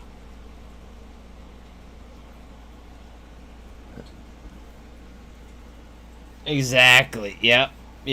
So that could actually be a bullish thing in my opinion, but again, that's only my opinion. Who the fuck am I to trade or to chart on? Because I use E-Trade primarily to like trade on. And then I use webull to chart because I like their UI. Okay, to actually trade, I like using E-Trade. But then I mean, like, I have accounts across like a shit ton of brokerages. My most active one though is going to be E-Trade.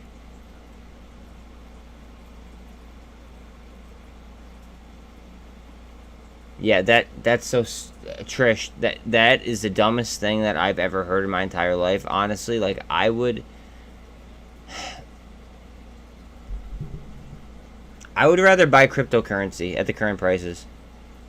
But that's just me. Oh, look at SENS. What are we doing on SENS? Go ahead. Move. Up.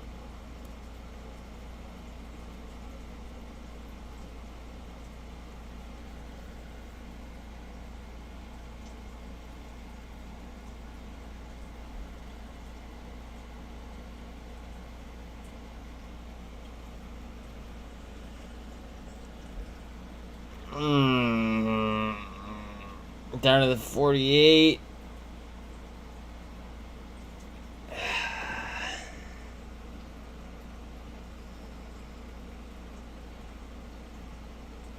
I can't wait until everybody finds out what this company is and we make a bunch of money off of it.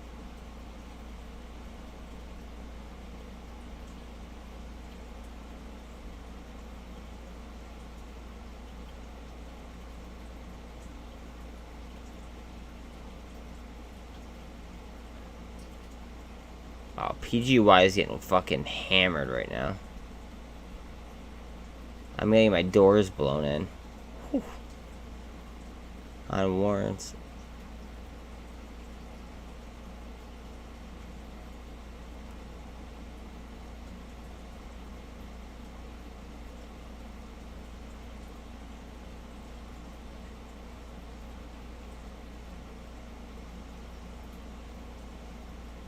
If you guys were looking to make an entry on MVST, not financial advice, but like,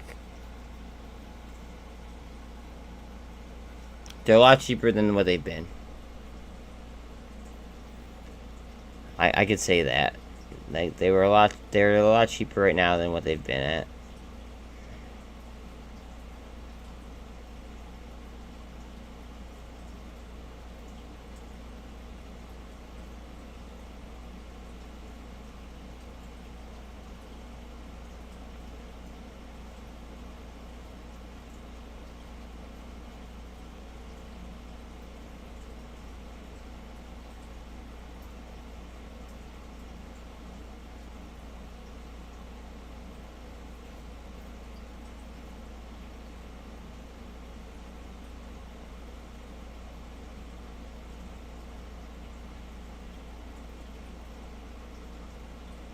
Mentioned SOBR earlier.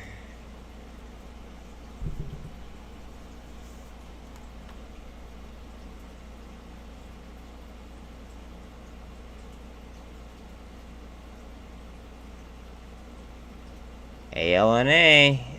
I told you guys it might be a nice scalp on the day.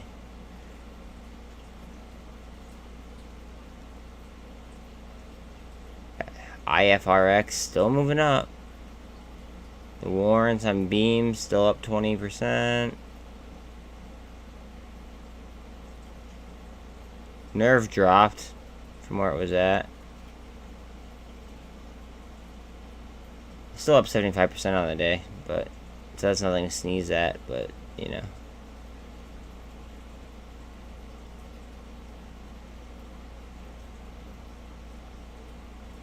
I do have a position in EFOI. We'll see what happens there. AQST.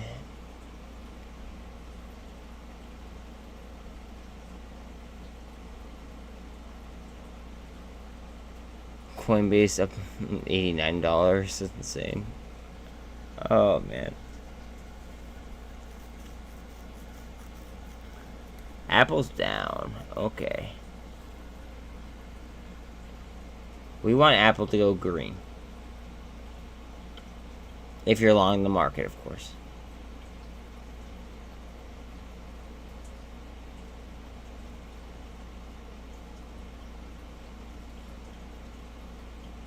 Ooh, look at Tesla. Look at that move on Tesla, guys. Come on, break the fucking VWAP. Go ahead.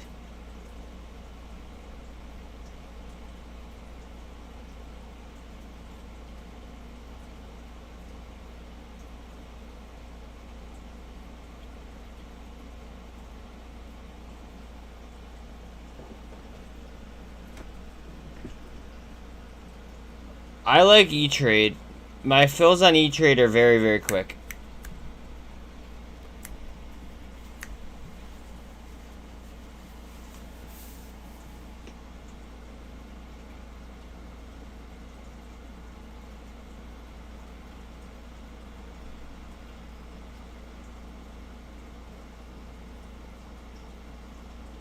Yeah, I'm not concerned about Revlon at all. At all. I can't even think other than MULN. Okay, other than MULN and BBIG. Wow, MULN's down even further. Holy shit. Other than MULN and BBIG, I can't think of any trades that I'm actually concerned about. Like that's how convicted I am in my research. I mean, fair enough. To each their own, my friend. To each their own.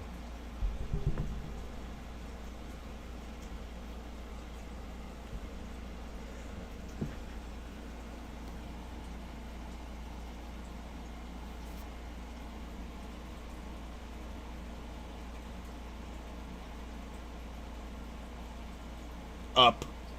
Up. Ooh, come on. See that MACD?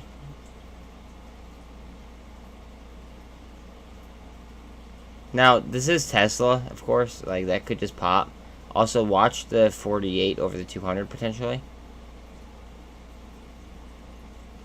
Here we go. Come on. Queue up for it. No, no, no, no. Queue up for it. It's gonna be tight if it does it. What is Apple trading it? Yeah, of course you can. Huh. It's on one of my fucking trend lines. That's funny.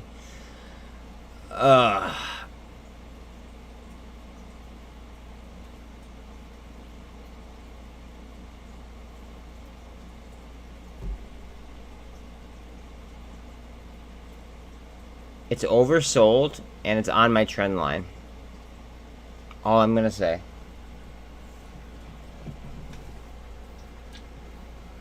I told you about the offering before you even entered it, I think. Like, you said it, and I said, oh yeah, because it has, there's an offering.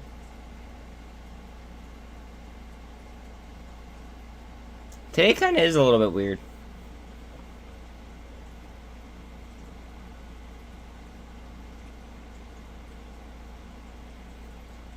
I told everybody yesterday to watch out for a bloodbath, did I not?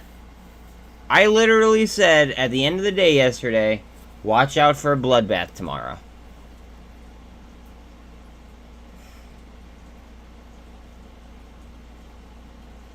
I mean, Yeah, I was gonna say my portfolio isn't down, but like, I told everyone that today was like might be a bloodbath.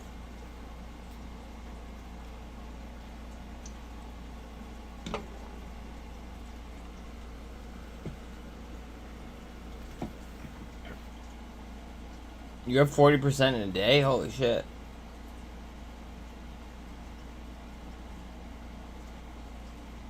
Do you have a large portfolio? Or are you only like trading like quick momentum trading? I'm just curious because I'd like to know how, like, you know, your whole portfolio is up 40%.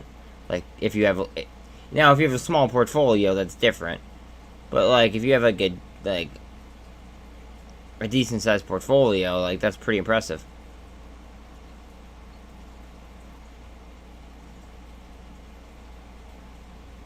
I mean, so do I, but well, not as of late.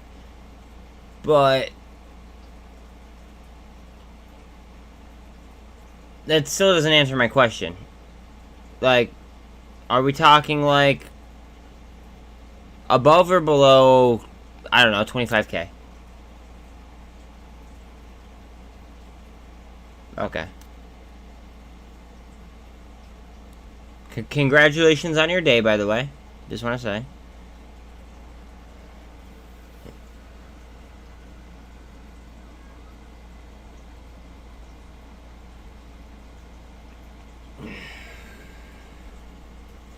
You know how he sold his stock on purpose?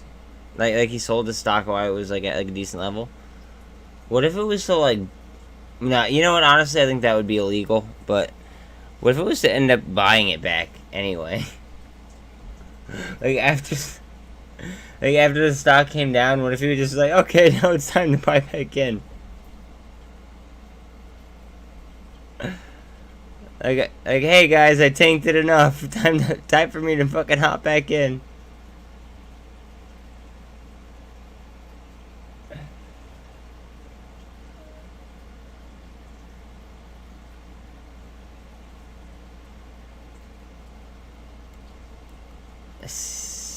CGTX, you want me to... Okay, hold on.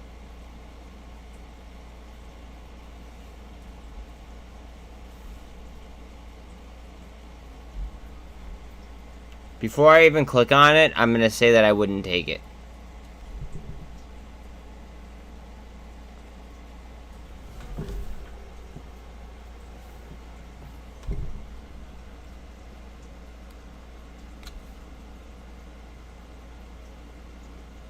You'd be chasing.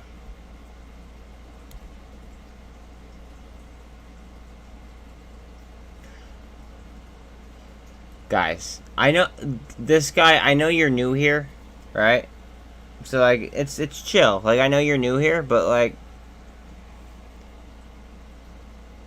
I like to be the play.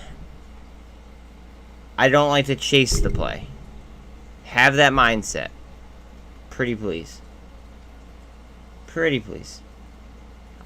Like be the play, don't chase the play. You'll end up doing much better, like honestly, in life. Like that's like life advice. Nah, that's not even investing advice. That's life advice. Like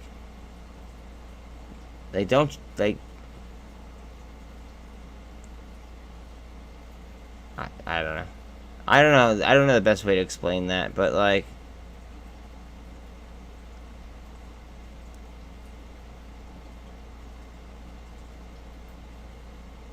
You're paying 80% more than what, like, you could have, like, yesterday.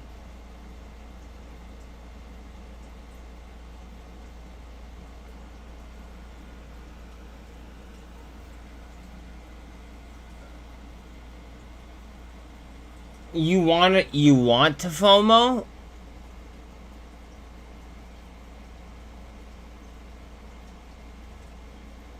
I'm not sure that there's a safe way for me to even answer that.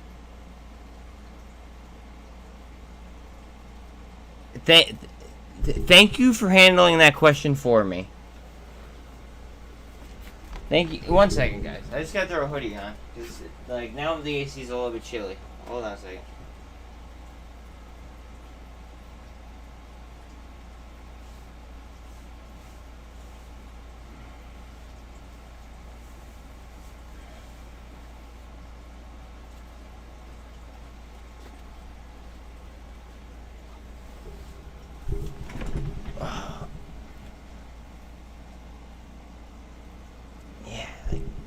Every single time I fucking chase, I don't do nearly as well as what I would have if I was the play itself. Like, but that's what, like, that's why my entry prices are as low as they are.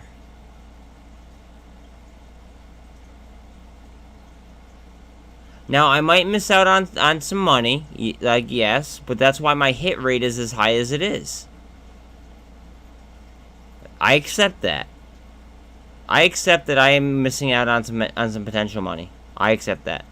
But I also I also go ahead and I also accept the fact that, like, my hit rate is fucking crazy.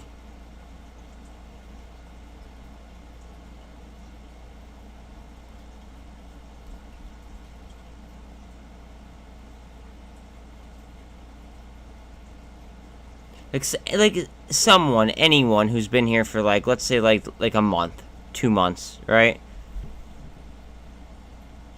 What would you say my hit rate is percentage-wise? Of plays that, like, you guys could clearly tell I'm entering.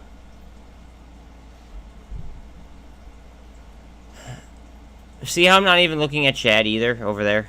Like, I want people to answer honestly, and then I want to go ahead and I want to review it.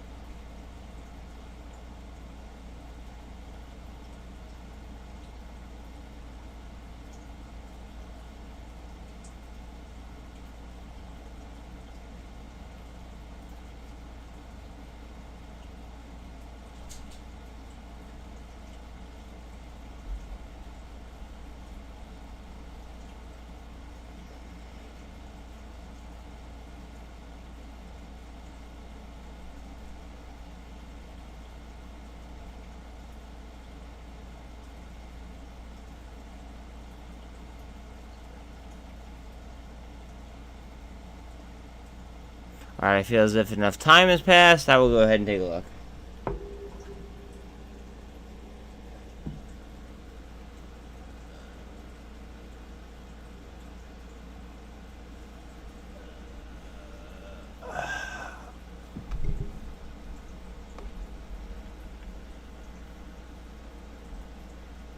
%? Okay, my hit rate is not 100%. I've definitely missed one or two here or there. I'd say my hit. Okay, since you've been in here, which has been like 3 days, yes, maybe my hit rate's been about 80%, give or take, maybe slightly higher. Tara, probably around 90. Probably, like, if I were to guess, I'd say my hit rate is probably like around 90 something, like low 90s. Like, it's like it depends on what timeline you're talking about, because, like, I consider, like, I don't know, like, it doesn't have to be that day or the next day. It could be fucking like 3 days later. Like, right now, my DD, if anybody looks at my YouTube, right, my uploads, usually my DD is about a week and like a week to 2 weeks ahead of retail on average. So, like that's what I'm talking about. Like, I'm not talking about like an immediate. I'm talking about, like, you know, like a swing. About 75? Wow. PGYY is finally moving with the underlying. But that's fine, because as soon as PGYY starts to move with the underlying to the upside, if it moves at the same rate, it'll be nice. I'm not worried about PGYY. I'm not. I'm not. You could be. I'm not. Guys, we're at a very, very pivotal level at SENS. We want 221 though. We want 221 on SENS really bad.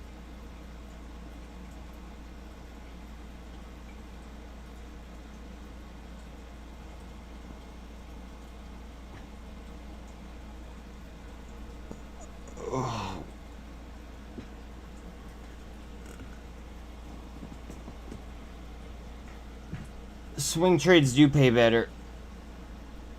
That's why I try to do those.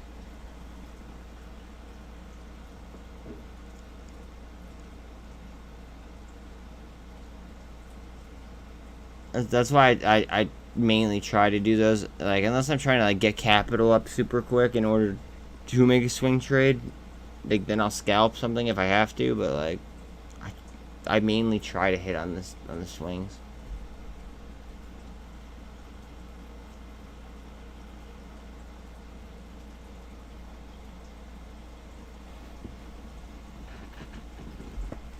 Ow. Oh, come on, SENS. We're a little bit overbought.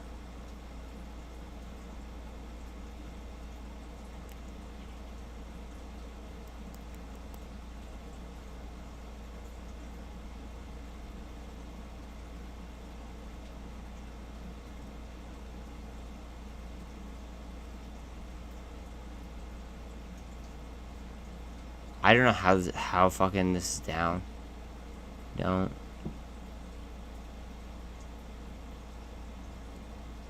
That's why PGY is down as much as it is.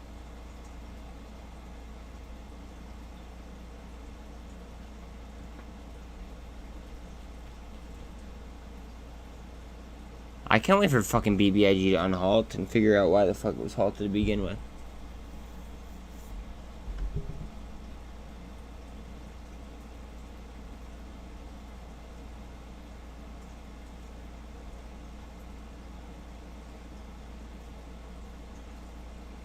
Well, we held on at 22.5. Yeah, I spoke too soon.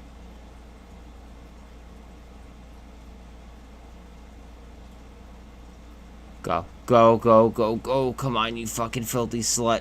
Oh, man.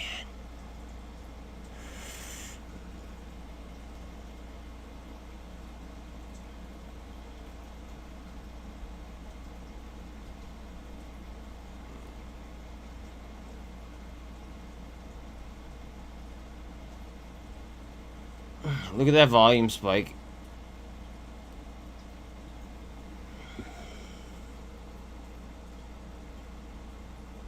Just saying.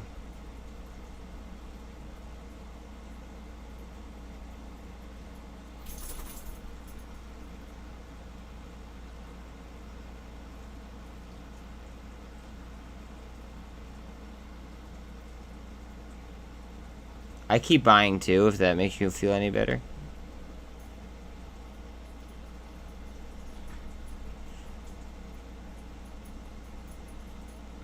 Do you want to know what really had me sold? The third-party testing by BIC. That's what really had me sold.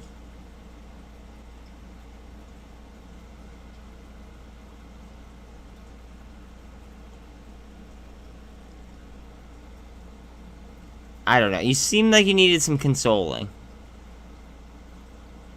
Exactly. Exactly. That's what had me, like, the BIC, like, going ahead and confirming the details on the battery, right, and actually saying that it outperformed, you know, its expected testing. That's what kind of really, like, put a pin in it for me. And since then, it's been pretty rough. Guys, EDIT, I told you guys last week, I told you guys the week before that, EDIT could become a short squeeze very, very quickly. And I think today's their earnings. Send that out there.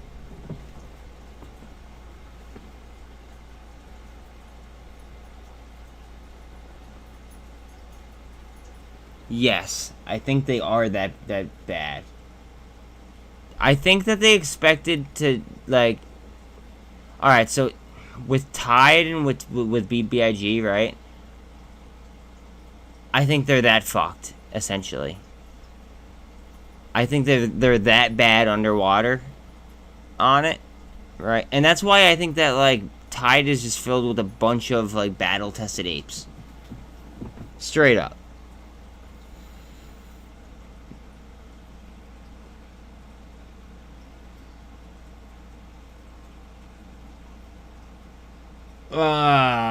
Solid state. And then you learn from me about ADN and GWH.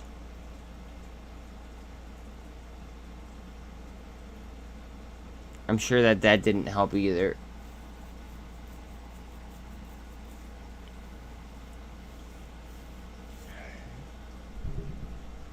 Notice the inflow versus the outflow as well.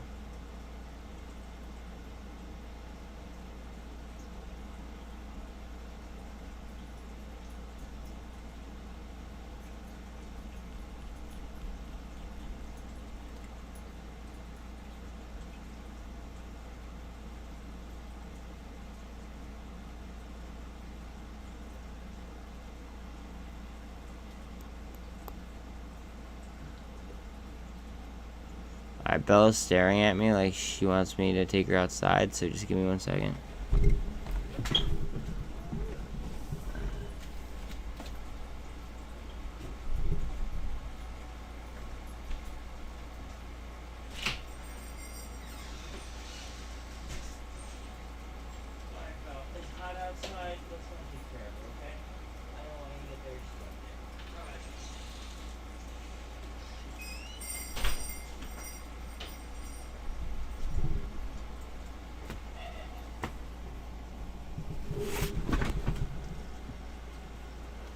I mean, we're all in the same boat, pretty much. I mean, we're all bag holding MULN and BBIG. Everything else, like, we should be up on. As everybody at, like, every sub of mine should be up on, for the most part.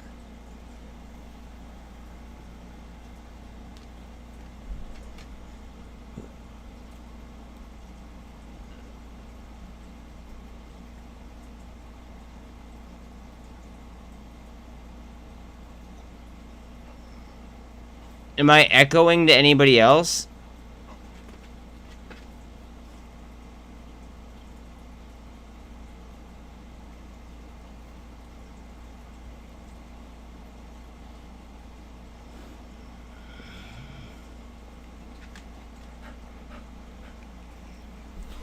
Alright, Ron, just refresh your screen, and I think that it might be just you, bro. Oh, no, you're straight, homie, you're straight.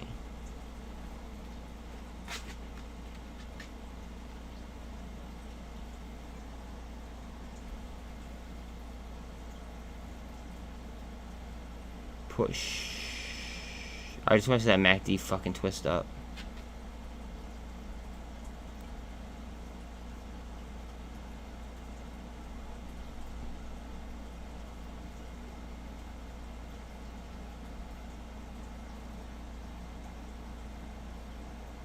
Hell yes. Shout out to Trish for the mic. Fuck yeah. And then all in one, actually, it hasn't, what's it called? It hasn't popped up yet. It hasn't arrived yet, but all in one told me that they bought me the green screen and the mic, or not the mic, the like the stand-up monitor. Now the only thing I should be missing is the webcam, and then the channel could certainly get elevated. And almost simultaneously, we should, what's it called? We might be able to hit monetization status. So that should, like, shit should get, like, real, like, all at once almost.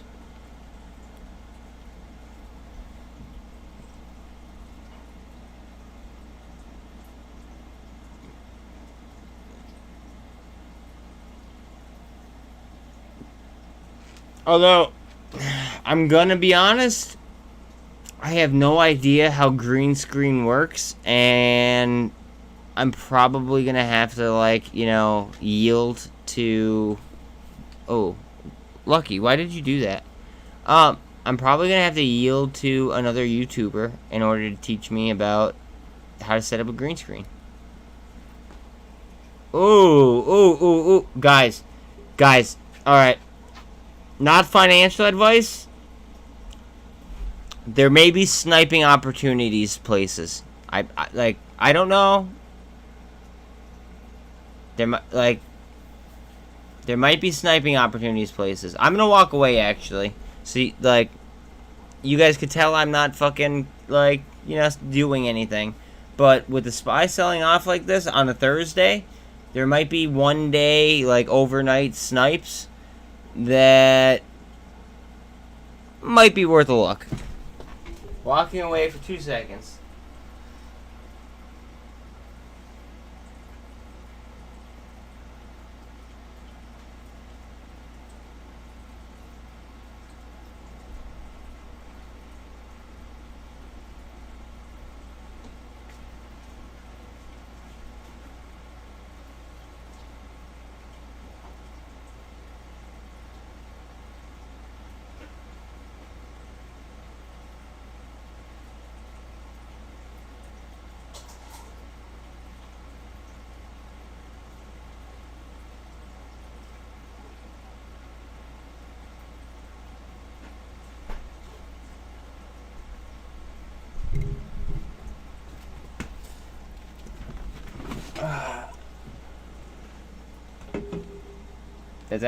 That's pretty sweet. I can't believe I'm even doing this, but we're gonna try it anyway.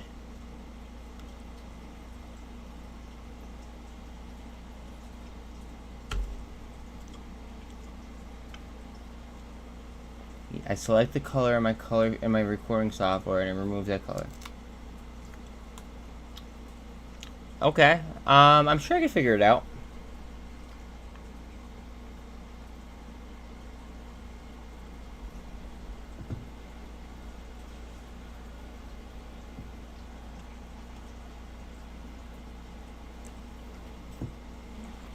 Alright.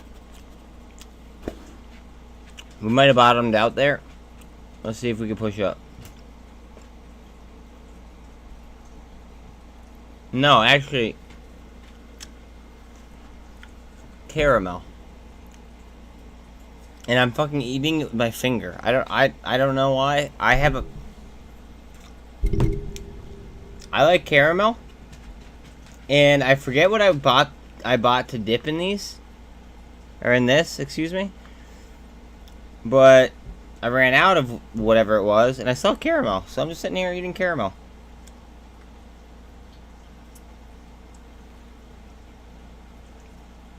Yeah, that'd be dope.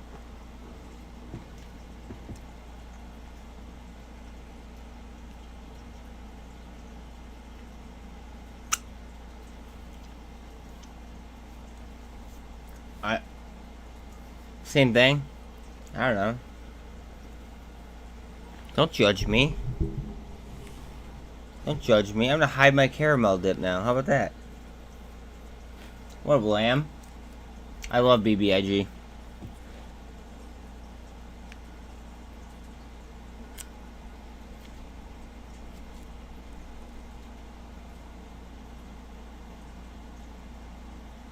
Okay, so you have a little bit higher of an average. Okay, you have a much higher average than I do, but I'm still bullish on it.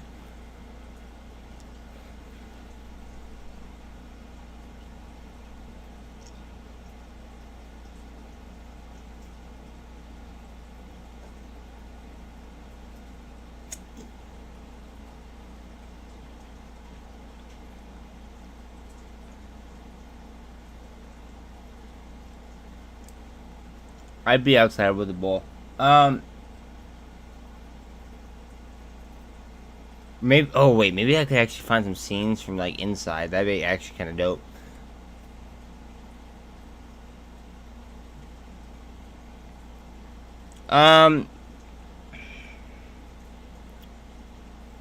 Nobody knows until it unhalts, unfortunately. I wish I had an answer to your question. Yeah, congratulations on your win, but nobody knows until it's unhalted. Alright, I feel like I'm being judged right now with my caramel dip, so I'm just gonna like walk away for 2 seconds. I'll be right back.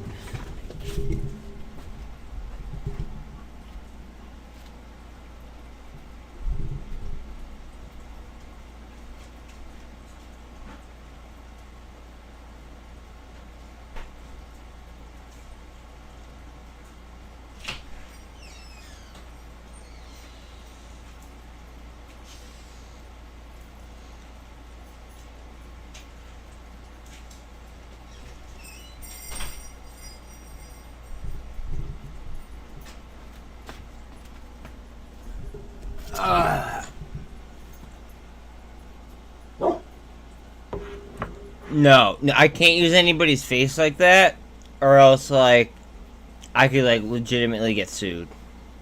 But I would be about it though.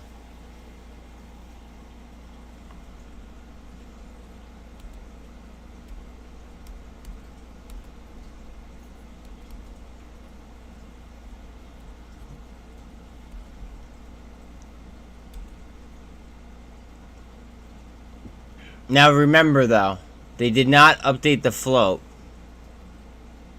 So the number is going to be off. Okay? They did not update the float. However, it is still definitely shorted to an extreme.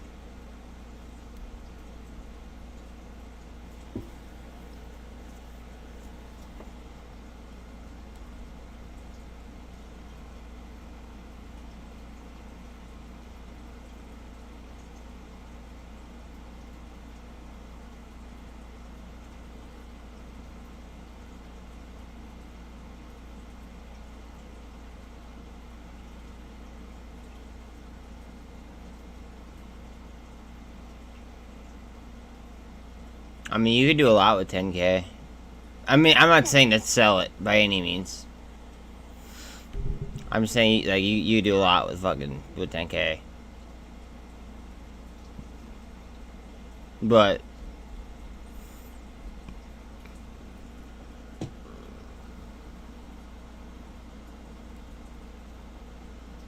like it is what it is. When is their earnings actually? 8-9 apparently. Well, they call the technical term is rehypothecation.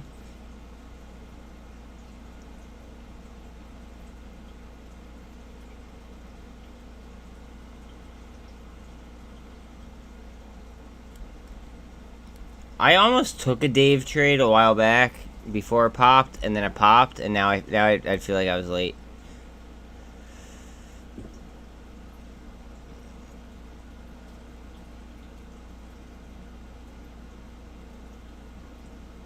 You want to know what this is? That was posted on the 28th. You want to know what that is?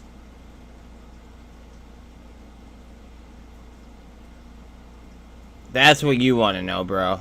Before you take any trade, know what the fucking 8K says.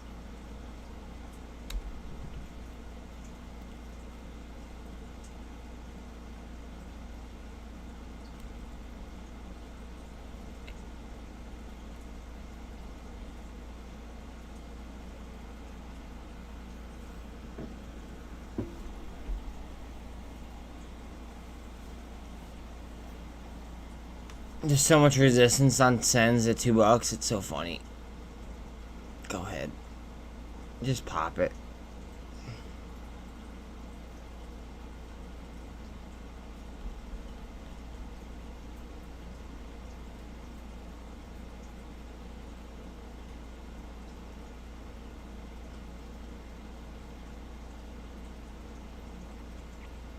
Alright, guys.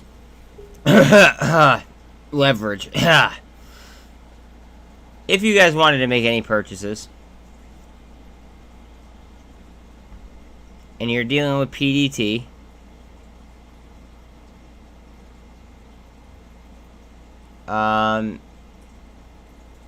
Go ahead and, you know, make all the trades that you would want,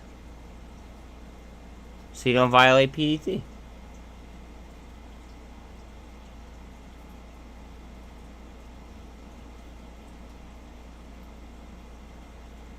Is Rev popping? Please tell please tell me it is. Please tell me it is. I might pop if fucking if fucking Rev pops. It might be.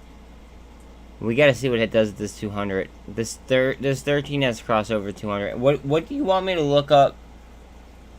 What do you want me to pull up on webull, Tina? Give me 1 second.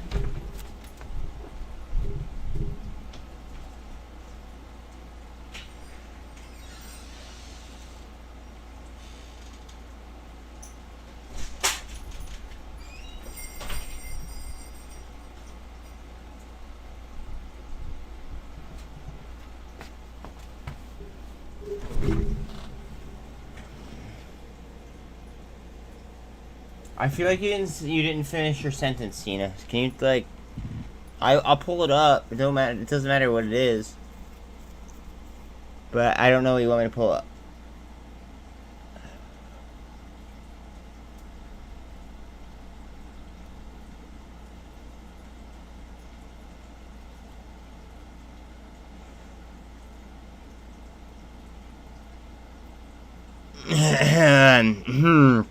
Leverage.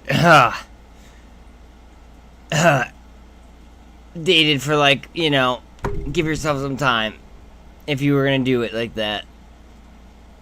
Just saying. Very dangerous. Not financial advice, but something to take into consideration.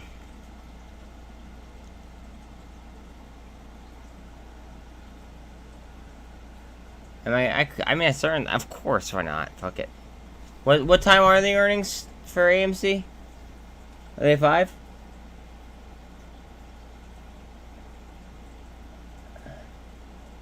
Oh, yeah.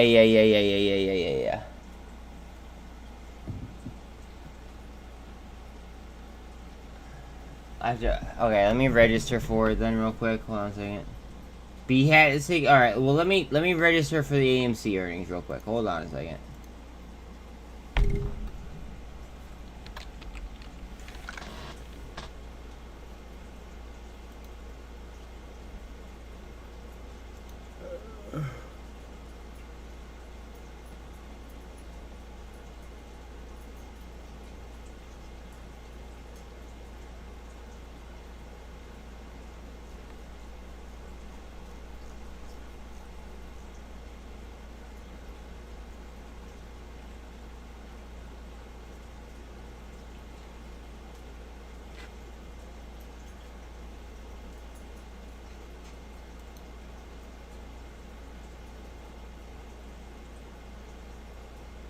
Webcast, yeah, alright.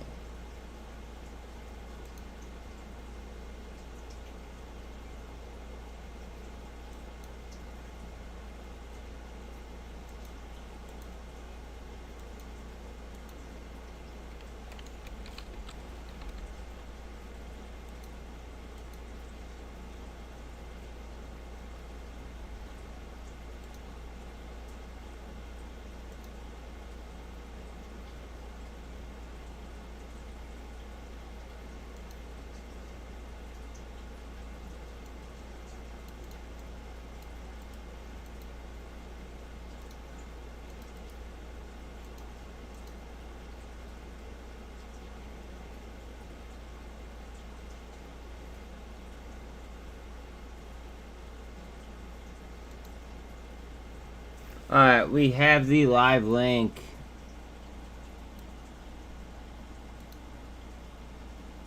We have the live link, everybody. Please like and sub if you guys do not mind. I'm gonna label it actually that I'm gonna do the earnings as well. I might as well, right?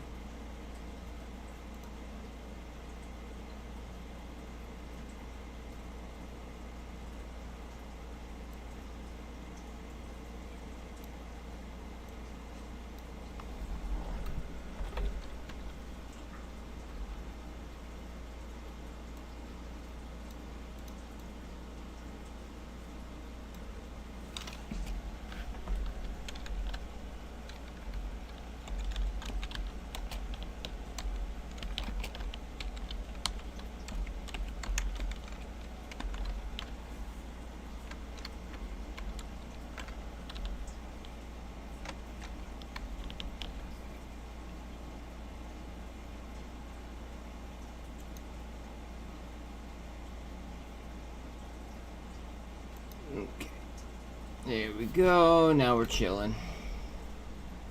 Chilling. Alright. Day is over. Let's see if anything goes crazy in 2 seconds. Let me go ahead. BBIG's unhalted? Holy shit. What are we at?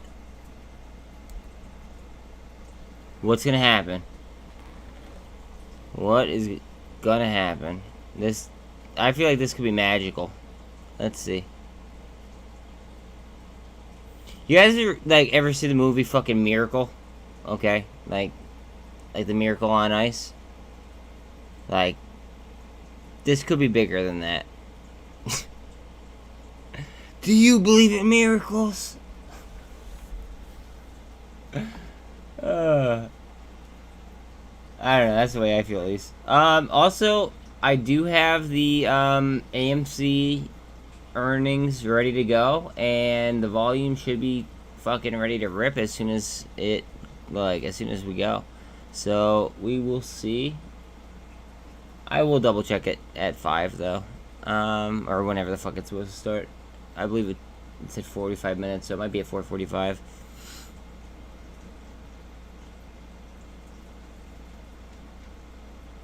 What is good? What is good?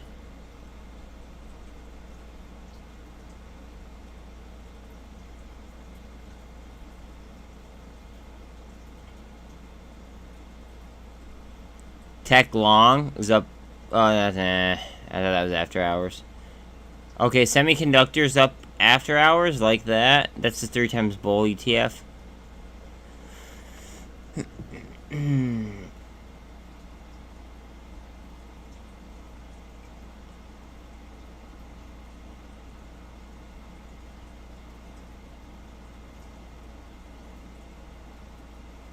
Carvana is up 8%. 10% after out. Whoa, they must have had the good earnings. Okay, this is gonna be good for Vroom most likely. Just saying.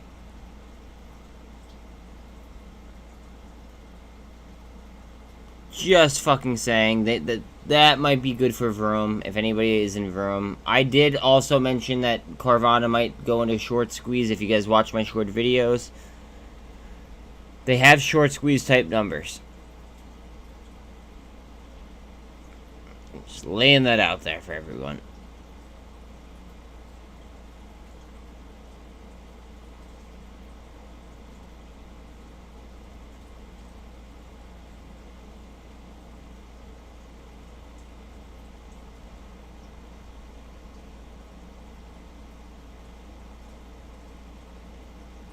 We are talking about a $6 billion company as well.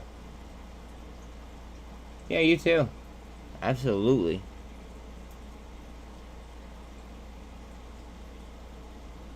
Abso-fucking-lutely. We will talk tomorrow.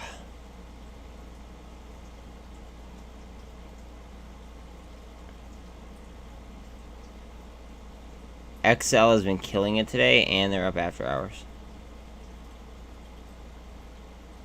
Labu just doesn't want to stop.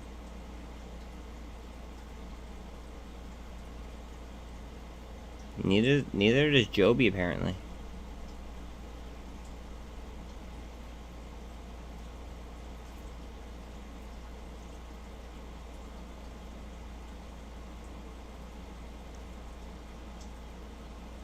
I'm kind of heavy in TTOO, so I'm gonna be keeping tabs on it because I believe that their earnings are today as well.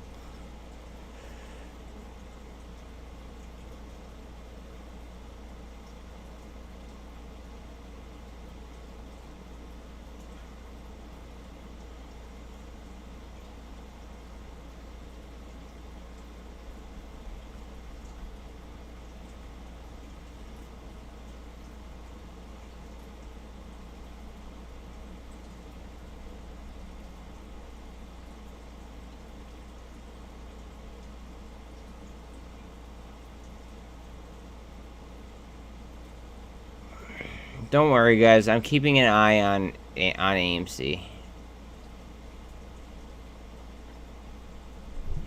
Keeping an eye.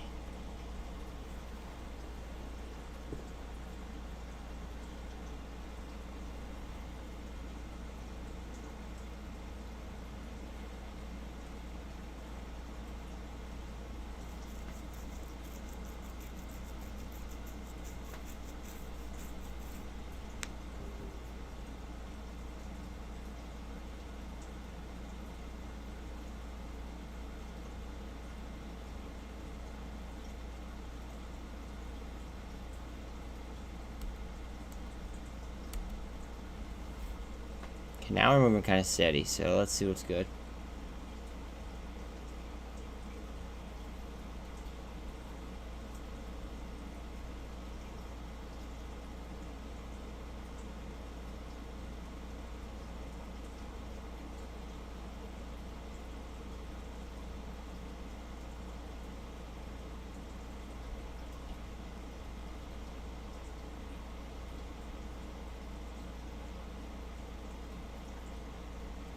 Whoo! Alright, let's go. Get up there.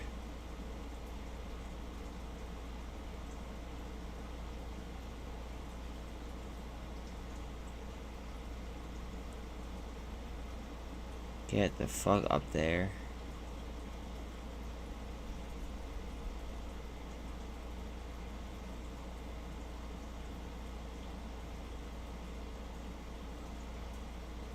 Pump, pump, pump.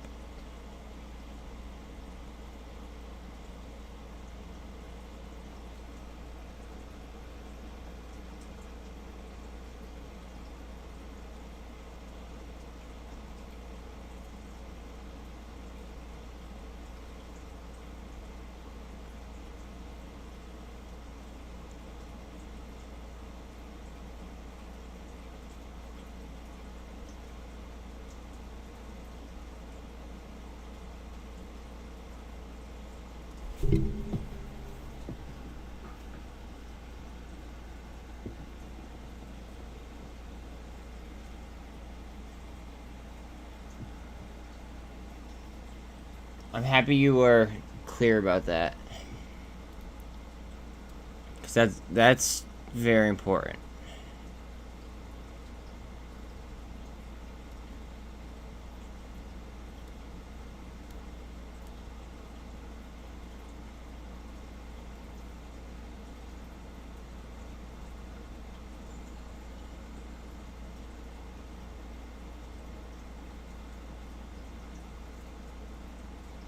I should probably advertise a little bit. Give me a second, guys. I just gotta throw a link on like stock twits or something.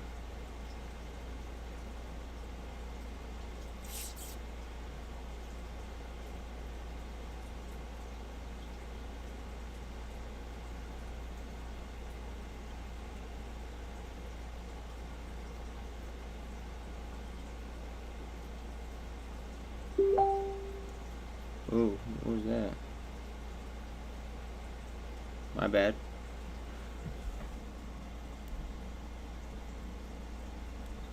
Guys, just bear with me while I do this real quick.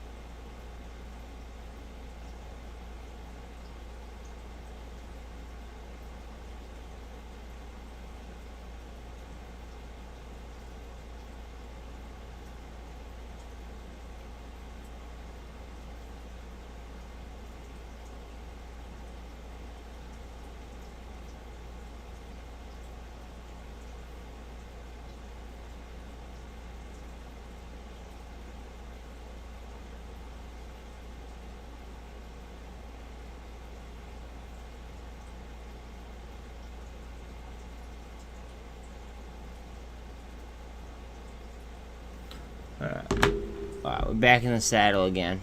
Okay. Ooh, okay.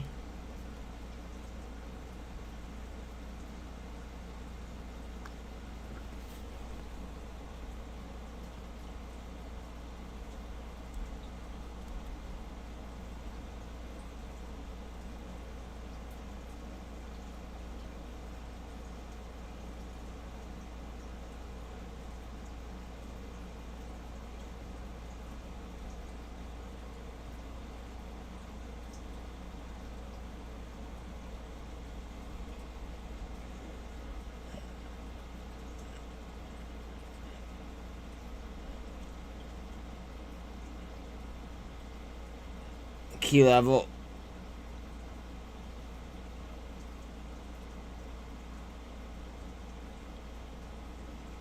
Notice how we're also crossing over the MACD.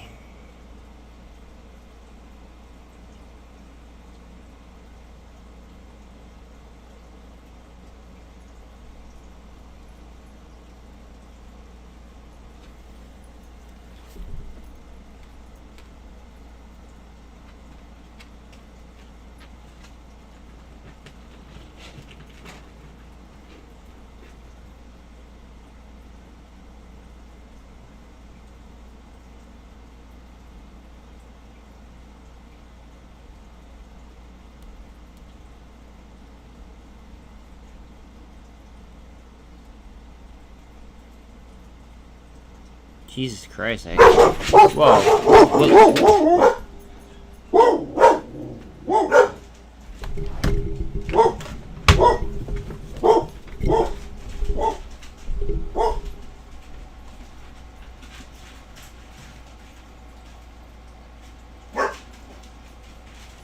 Don't worry, guys. Hey, you guys can't be doing that. Jesus Christ.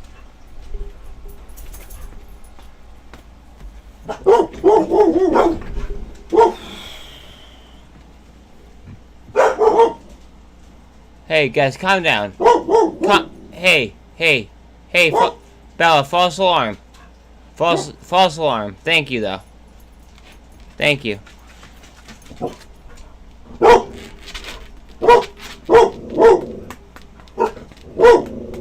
I can't believe they.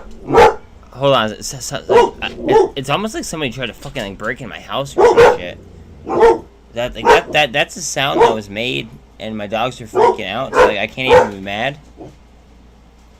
But like really, like I think that my next door neighbor cut a tree down and it fucking fell, and that's what has my dogs freaking out. Like.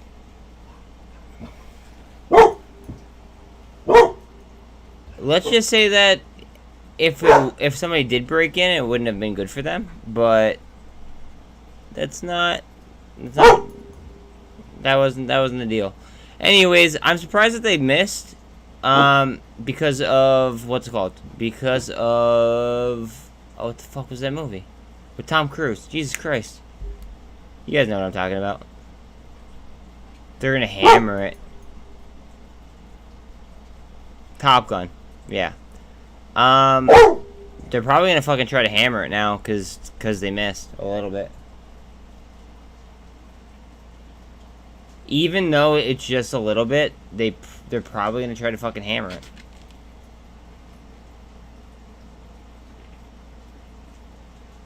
Oh.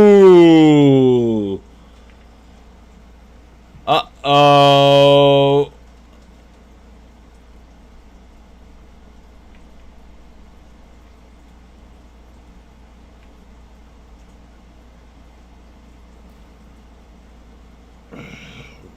Now the shorts could be in trouble. Now the fucking shorts could be in real deep trouble. Alright, now you guys obviously see the importance of my red line there. However,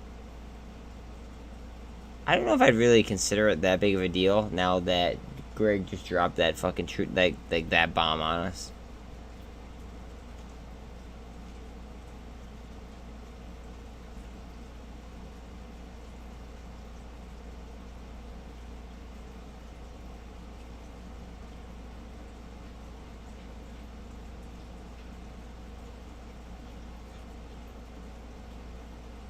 They're gonna hammer this down as far as they can. But then chances are we're gonna see it shoot right the fuck back up as soon as he talks about the special dividend.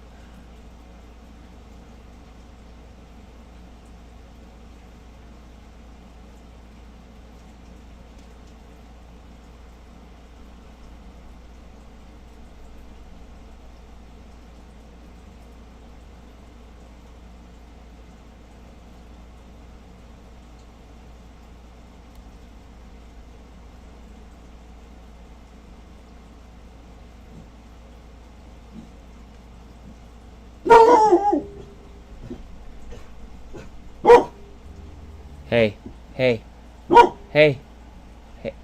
Thank you for letting me know. Thank you for letting me. It's okay.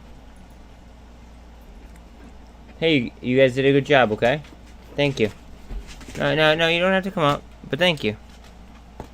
Good dogs. Wow.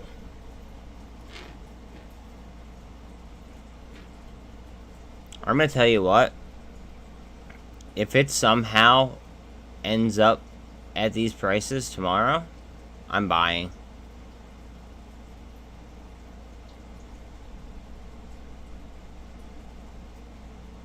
I'll buy more. I don't care.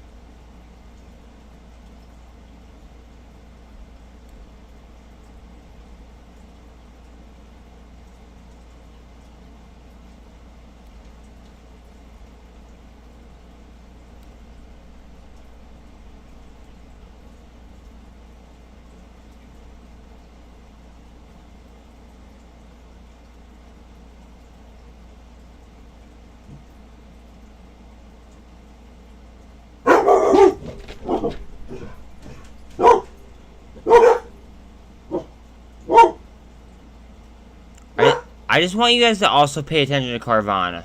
Okay, Carvana is a couple billion-dollar company. Just throwing that the fuck out there. So for them to be up that much is incredible.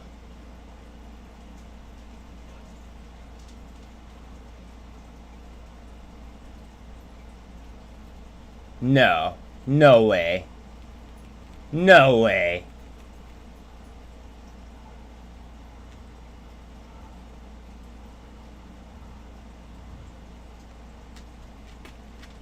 That's dope. Okay, that's fucking dope.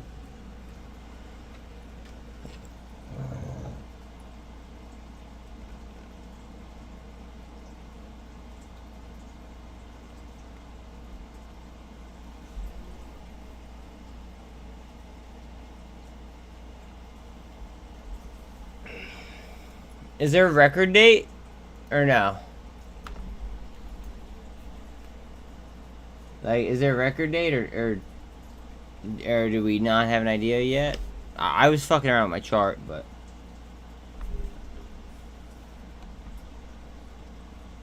Because I might have to load up for a fucking shit ton of 8. Like, I'm already deep, but, like, I might have to buy more. Just so I get ape. Like, more ape.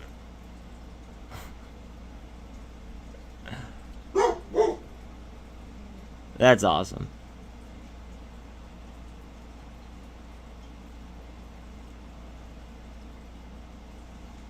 Fucking ape.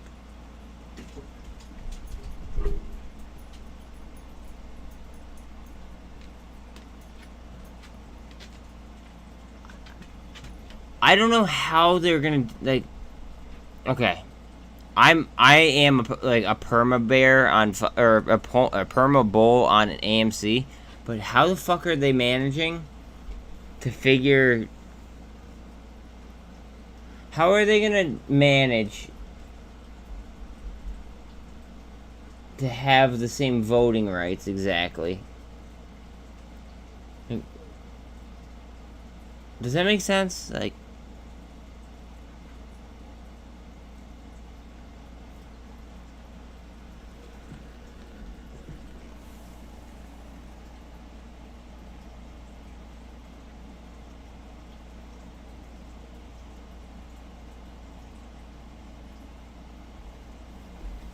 Is there a record date, or is today the record date?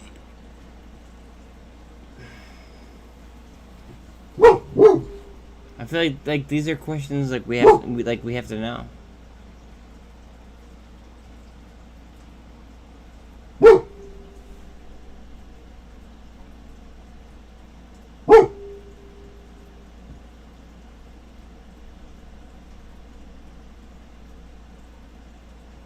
Fuck. Alright, so that means I can't buy more. God damn.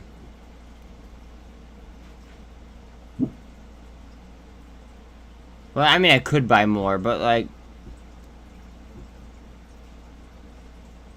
You guys get it. I would have liked to have bought more in order to, you know, then have something in my account called Ape. Or something more in my account called Ape.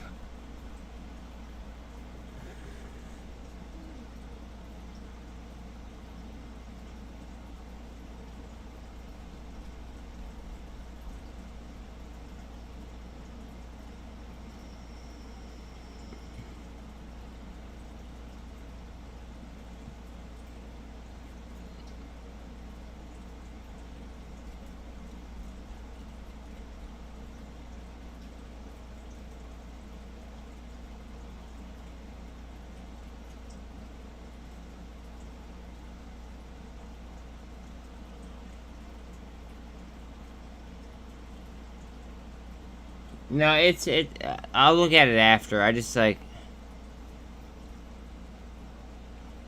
I'm trying to remain focused here.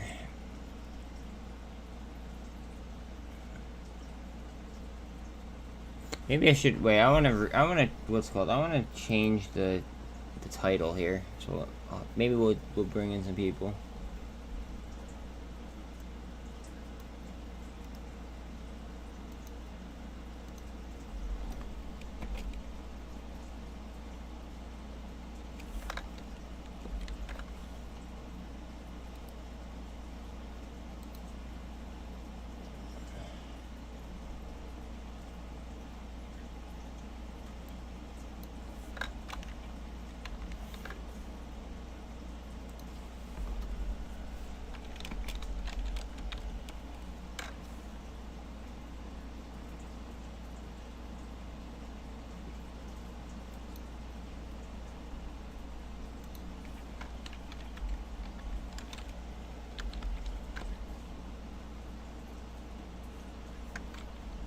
Bear with me.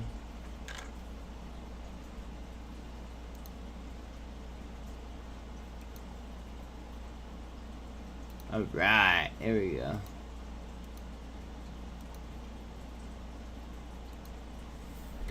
Change the title. We're straight.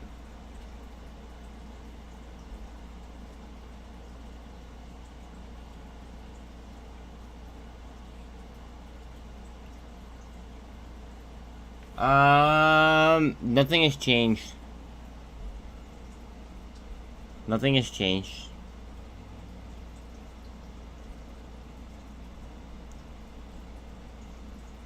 It's up after hours already. What the fuck is going on outside my house? It's like a fucking war zone.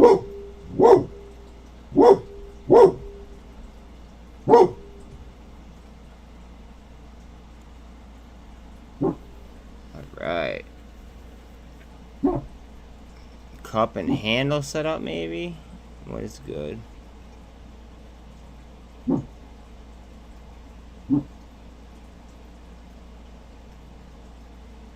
Any likes and subs would be greatly appreciated. I am almost at monetization status, and it would be very, very helpful, to be honest.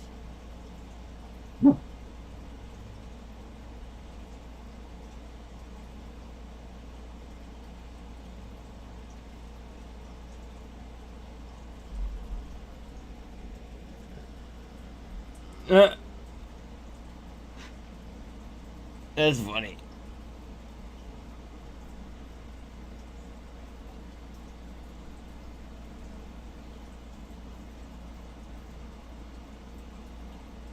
I kinda wanna draw a fucking... I shouldn't draw this, but I'm going to. I shouldn't draw it. Shouldn't draw it, but I gotta. I just have to.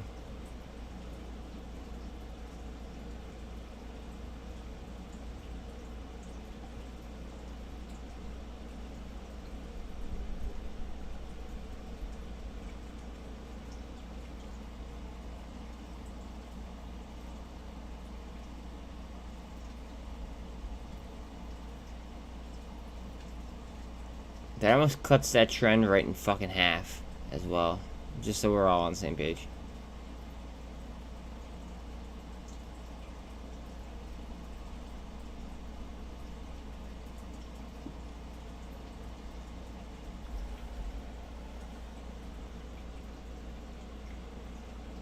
fundamental charting never fucking lies, guys. It's so fucked up. Yeah, unfortunately, Pain, I can't bring down AMC earnings because people will probably hang me. But, yes! Fuck yeah! Alright, hopefully the warrants follow.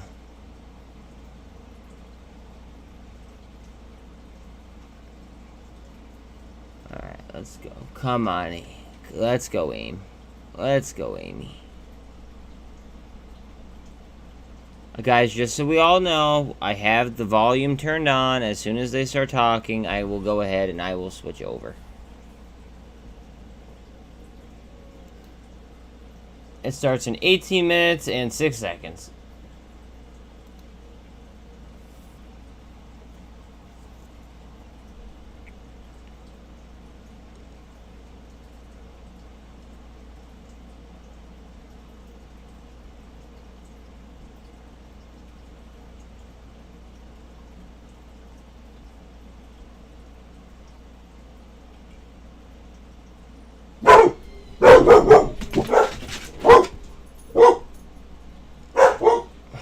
My screen, hold on a second. My screen door must not be locked or something. Hold on a second. What the fuck is going on? Dog, back up. It's fine. It's fine.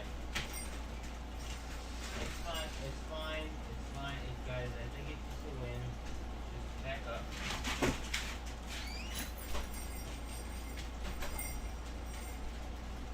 All better.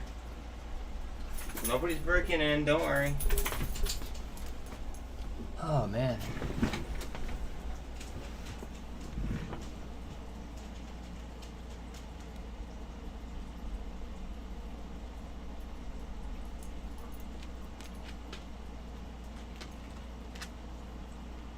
My chart is so dirty. I'm sorry for, like, all these fucking lines that you guys probably don't understand.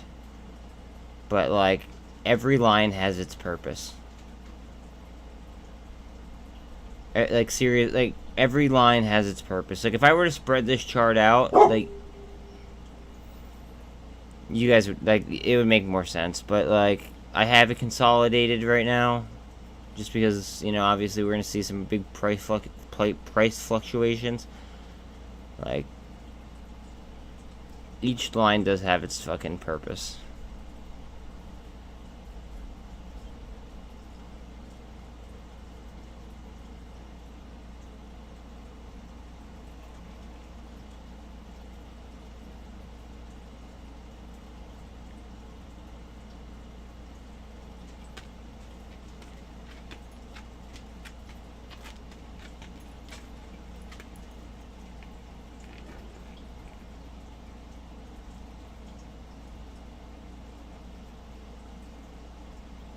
Congratulations if you hit on Carvana's fucking earnings, by the way. Congratulations.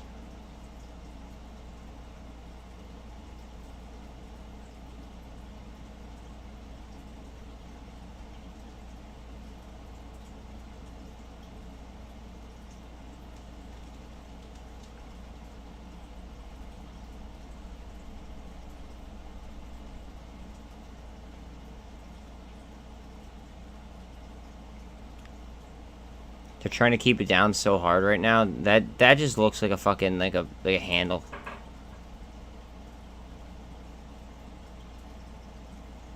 I'm not even gonna throw a number on that, bro. Like, you could be seeing the bottom now. Ooh. Like, it might have already bottomed out. As soon as he starts talking, it could go parabolic.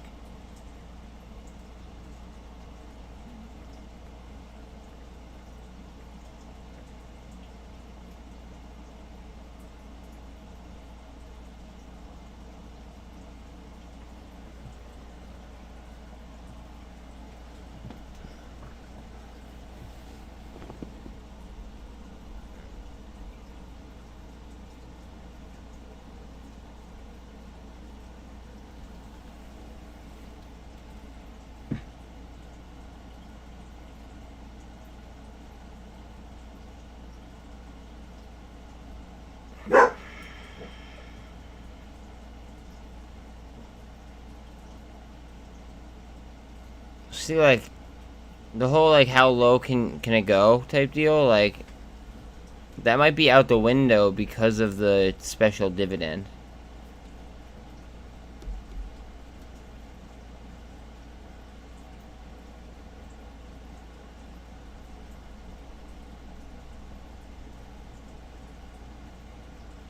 That's the only thing that I'm thinking of, is like potentially it could be out the window because of the like the special dividend.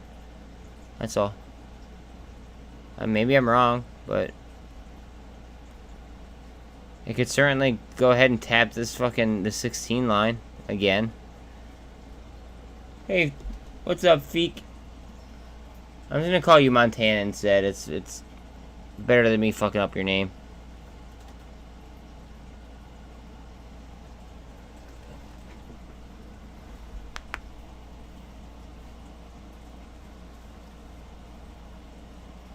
Khan, my dude.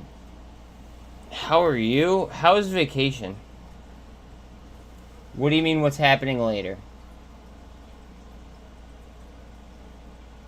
In a half hour, AMC has their earnings call. BBIG got halted today on news, on T12 news, and like they didn't they didn't unhalt.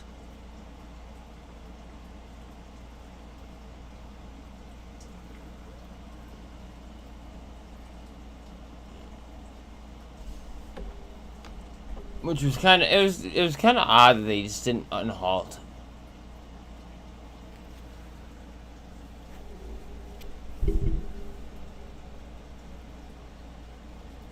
Oh, fuck.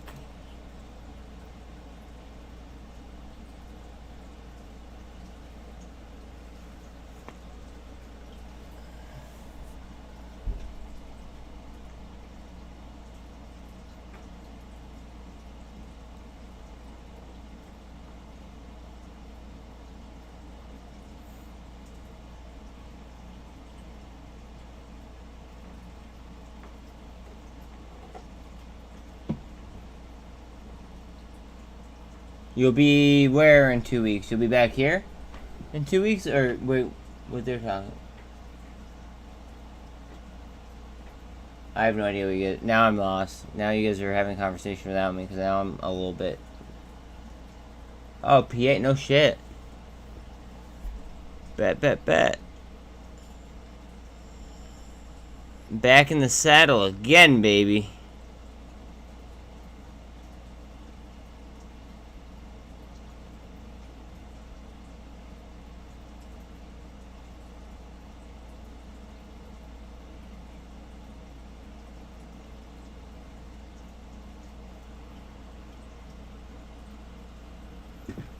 You're definitely going in what?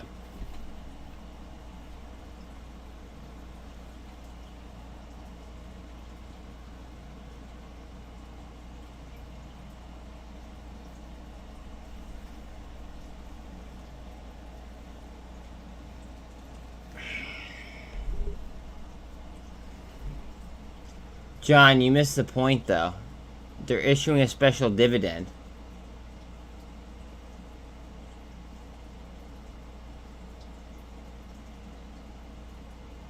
That's the important, like, they're issuing a special dividend. That's the fucking important part.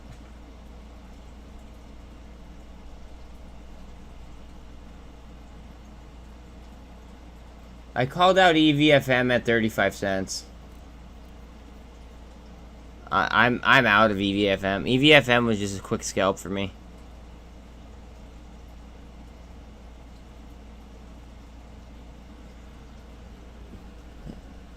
I was in and out of that shit real quick.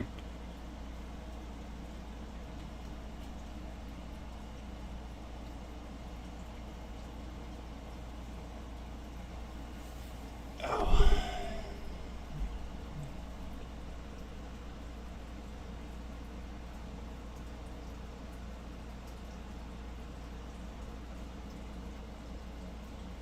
John, That's why I hold my AMC, GME, BBIG, etc., right? But that's why this channel has been just nailing American value plays. Think about it like that. That's why my channel is different than everybody else's channel. You get a bunch of these fucking... You get a bunch of moon boys, okay? Now, don't get me wrong, okay? I, myself, am holding AMC forever, okay? And GameStop. Like, I don't care, right? But I'm not gonna, like, slam these options nonstop like I've been.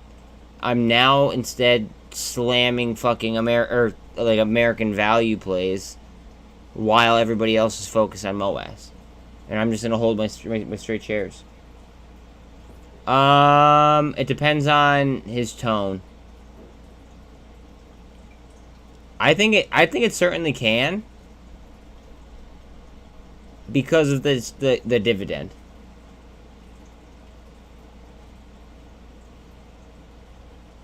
I don't know. I don't know. I mean, I'm already a holder. It is what it is. I would have liked to buy more, but I don't know.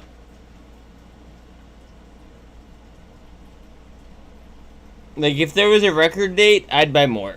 Like, if there was, like, a record date that was, like, a couple days from now, I would have bought more in order to receive the special dividend, but... Like, to receive more of the special dividend, I should say. But, like... It is what it is. I mean, I could handle it.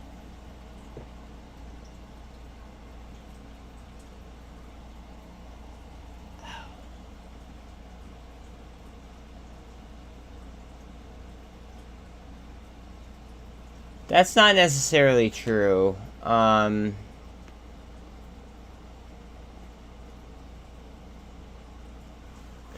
realized how manipulated everything was, and I stopped fucking with it, right? And I started just slamming value and not being, like, just glued to a fucking, like, one chart all day. And, like, I noticed the difference in my P&L as well. I have a very large position on TTOO. So I hope so.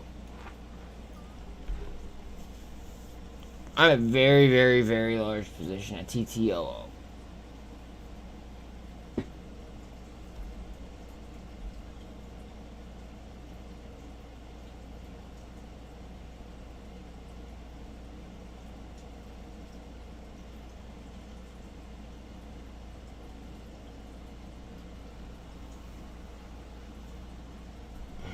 Anyone new hopping in, if you could just throw me a like and a sub, I mean, that'd be dope. I'm on my way to monetization. I'm very, very close.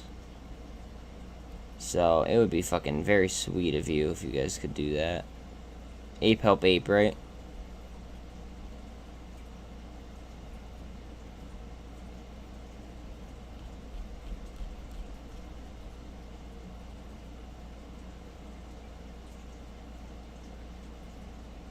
I'm fucking murdering the VRM trade. Yeah, I saw that all in one. I want the warrants though to fucking catch up to it. Like, that does not make sense stock plumbing wise as to why they're not. They were up 9% earlier, like a little while ago.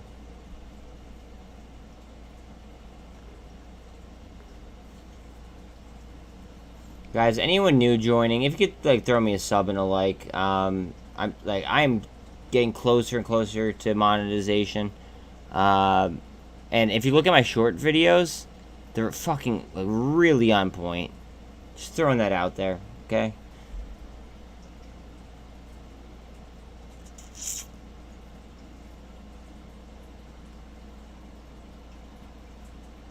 Yeah, I don't even want to look at BBIG options chain. I know, I already know it's jacked. It's always been jacked. BBIG has always been like, besides, like, the whole, like, TYDE dividend thing, okay? BBIG's options have always been so fucking jacked all the time.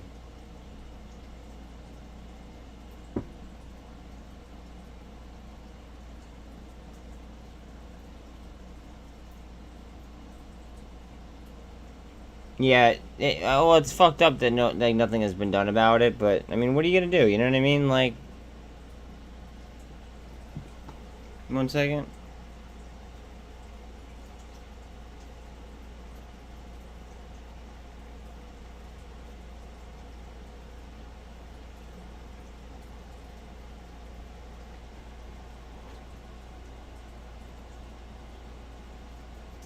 Sorry, guys. I don't like get to see my phone all day, every day. And I don't like look at my phone all day, every day. So like, I just gotta catch up real quick.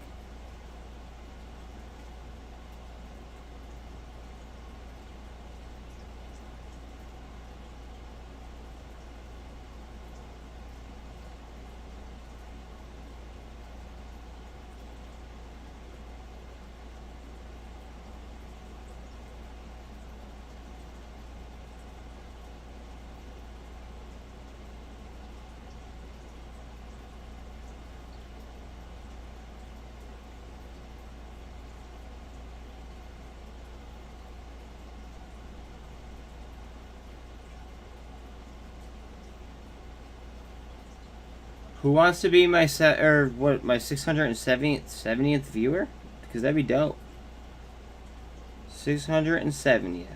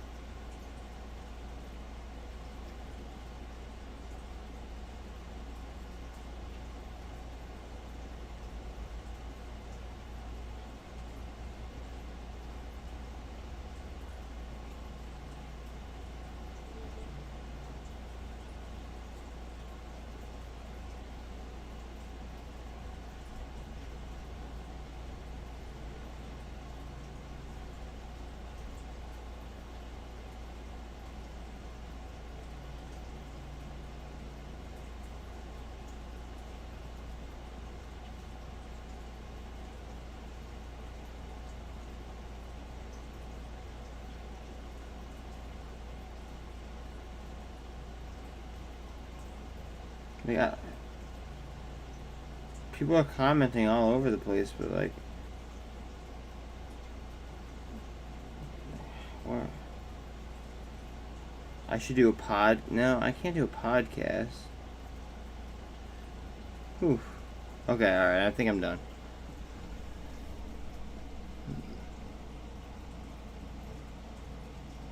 Look how accurate that fucking line is. Man, guys, analysis is fucking so important. Like, look at how, like, accurate that fucking line is. Look at every single fucking candle on that line, almost. Except for this one. And then it actually even goes up even more, and you can see the trend break. It's fundamentals, guys.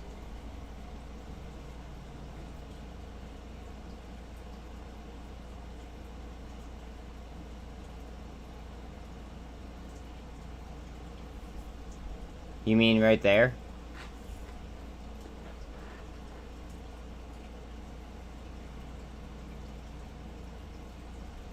Yeah, AMC was special dividend. We straight.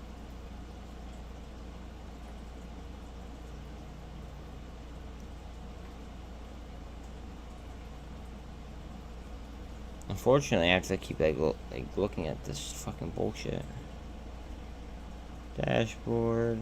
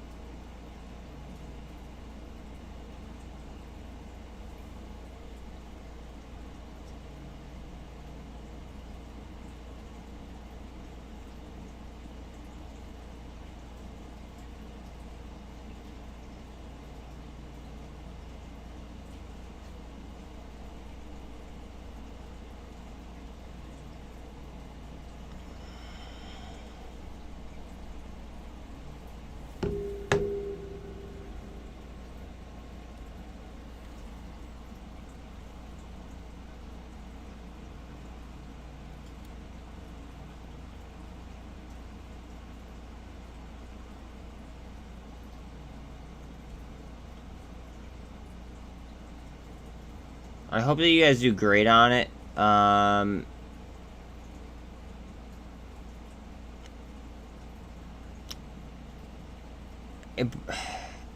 It's the way I see that trading something like that is like literally playing hot potato as you're playing musical chairs at the same time.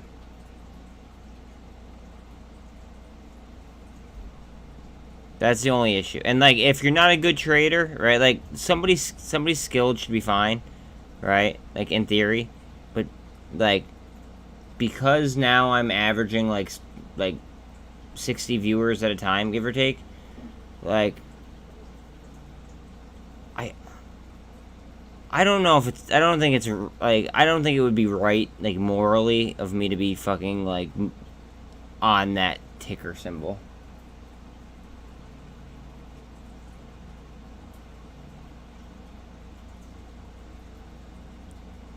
That's why I have this.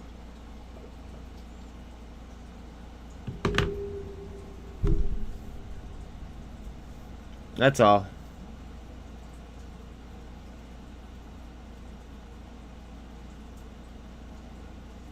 Like,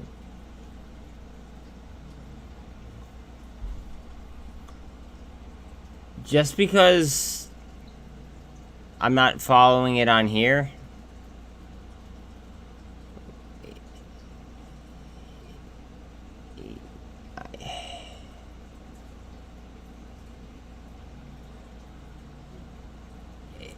it's just gonna be interesting to see how it plays out. That might be the bottom right there.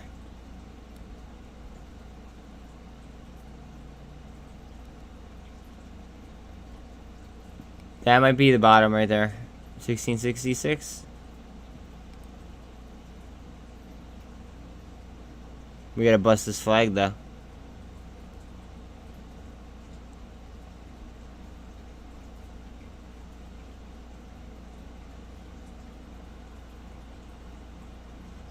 Like, I would never fucking, like, I won't have that up on this screen, but I'll, like, I might still be in it on my phone, if that makes sense.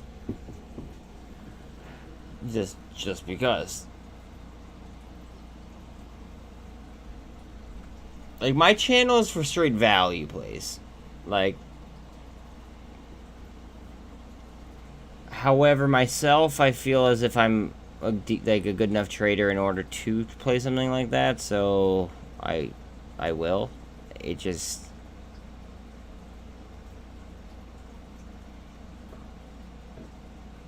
I don't know. Something about my morality says it's a bad idea to have it on screen, so people don't do some dumb shit that they're not good enough to do. And it's not a shot at anybody, it's just like, I don't know what everybody's skill level is on the channel, etc.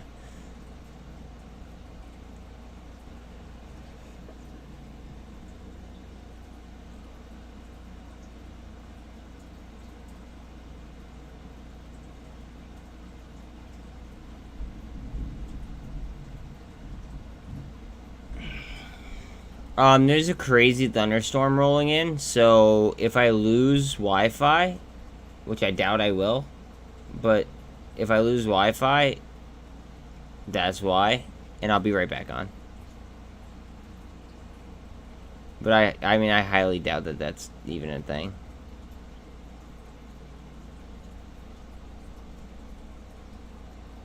I just heard a crazy fucking crack of thunder.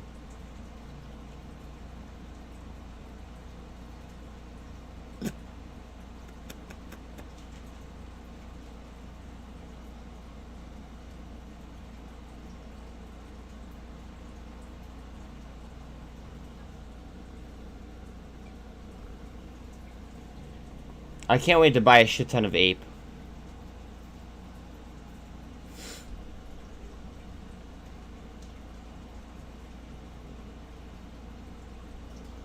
Like, I'm just gonna buy a shit ton of ape just to say I own ape. I don't know why. Talk about FOMO right there. Like, guys, this is gonna get out of hand. and I love it. I'm so fucking here for it. Oh Lord.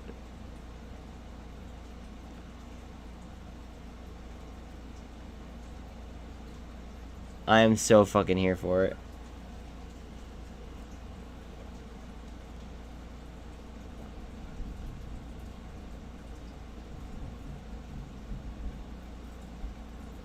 It gonna rain.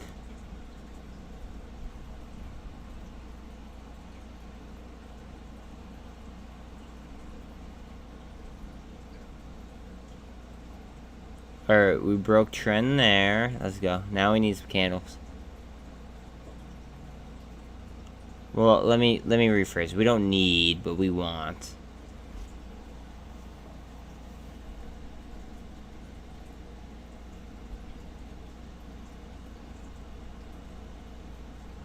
Again, anybody new rolling in, if you guys throw me a like and a sub, I'd greatly appreciate it. I'm almost at monetization. You guys would be my 670th. So, like, you know, we're rolling. At the beginning of the week, I was at, like, fucking, like, 300. So, like, it's pretty dope. But all the support definitely goes a long way, guys.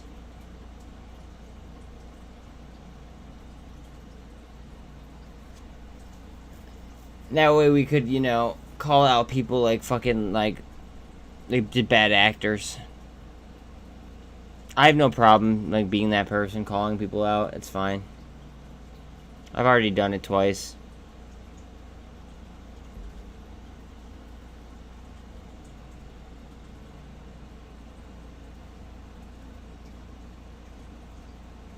Nice.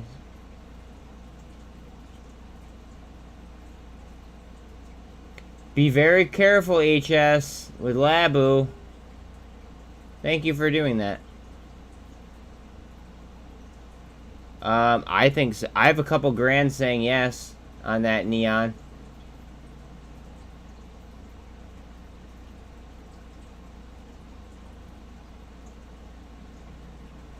It's very, very genius.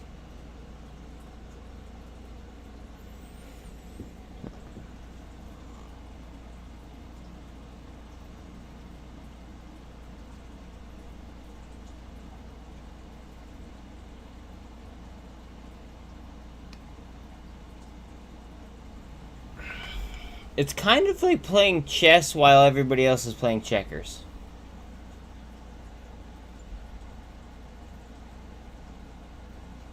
Well, if it's an IPO, then it could be all over the fucking place. 4D yeah, you're right, bro. 4D speed chess. Real talk.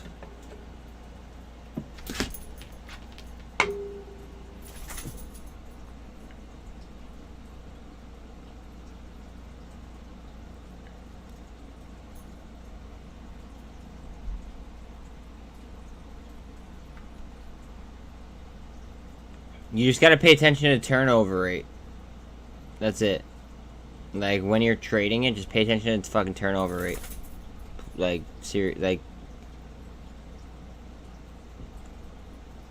that's very, very, very, very, very important, in my opinion.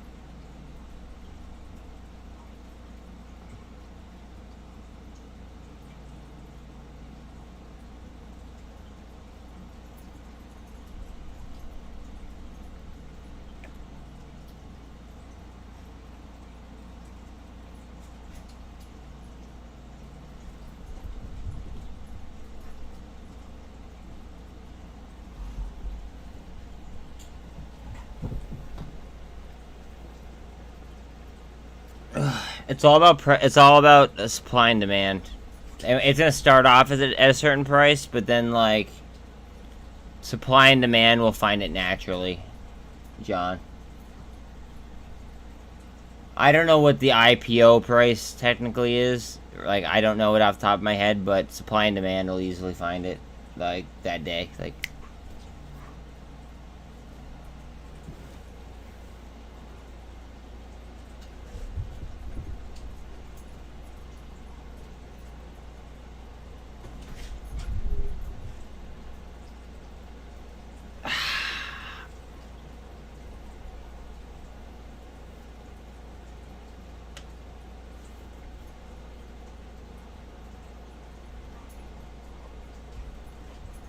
Yeah, okay, so, yeah, like, you get what I'm saying, dude.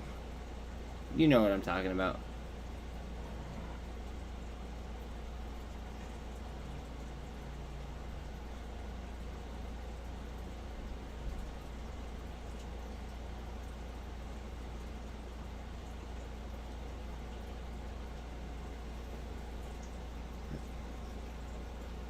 Yeah, I know. That was a complete Hong Kong play. Like, so bad. And nobody even fucking realized it.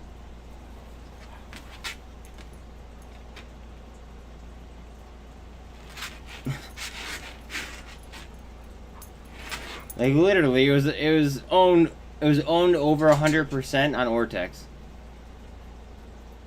Okay. Oh, I know it is. I know so is Nagel. I know it's gonna be bad. It's gonna be bad. It might even be worse than HKD.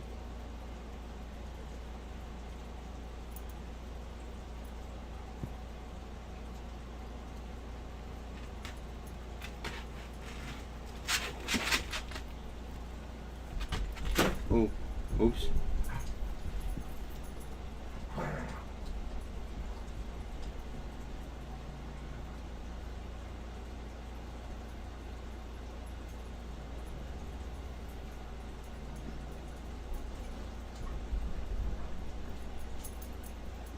I might just go fuck around and, you know, blow up an account over it. I mean, I have enough of them.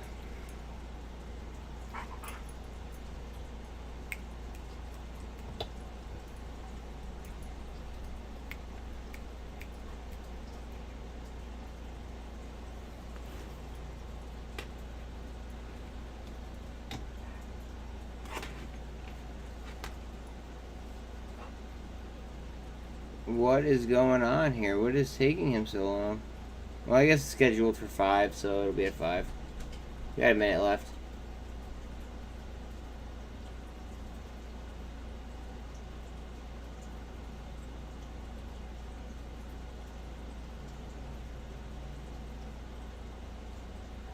Alright, where are we, Mr. Adam Aaron? Where the fuck are we, bud? I have it turned on, so like literally as soon as he like starts the call, it'll pop up. So everybody's like not freaking out.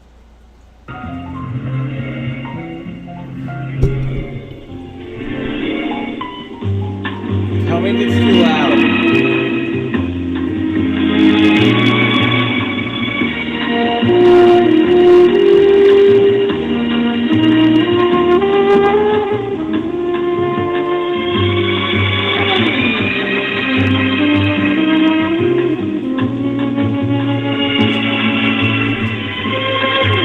Is that too loud or is that good?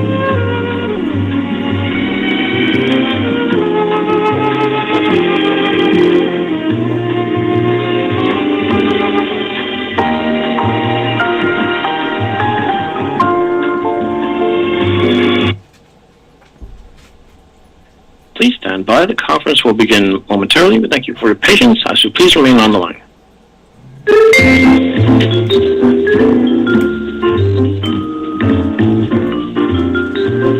How about now?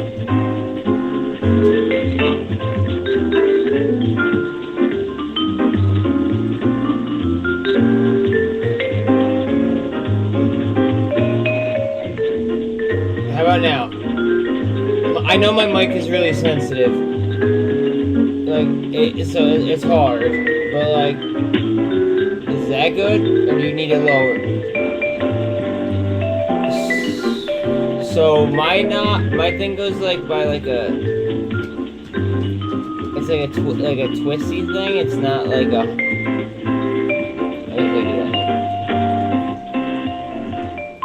Like that. Is that good?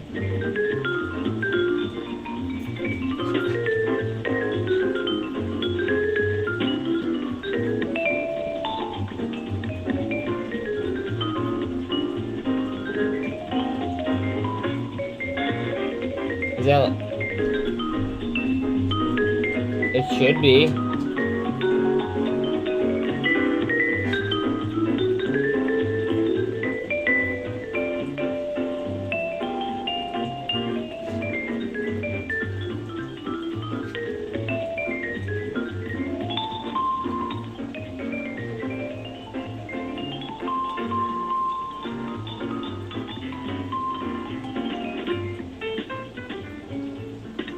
How's that? Is that okay? Dude, I can barely even hear myself now.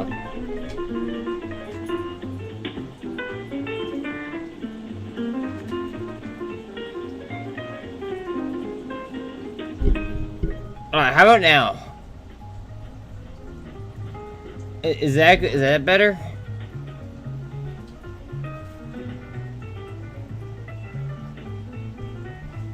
Okay, alright. Greetings, and thank you for standing by. Welcome to the AMC Entertainment second quarter 2022 earnings conference call. During the presentation, all participants will be in a listen-only mode, and afterwards we'll conduct a question and answer session. At that time, if you have a question, please press the 1 followed by the 4 on your telephone. If at any time during the conference you need to reach an operator, please press *0.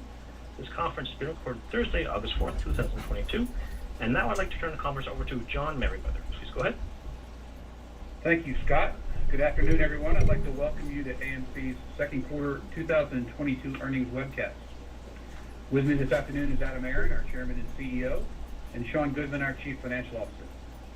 Before I turn the webcast over to Adam, let me remind everyone that some of the comments made by management during this webcast may contain forward-looking statements that are based on management's current expectations.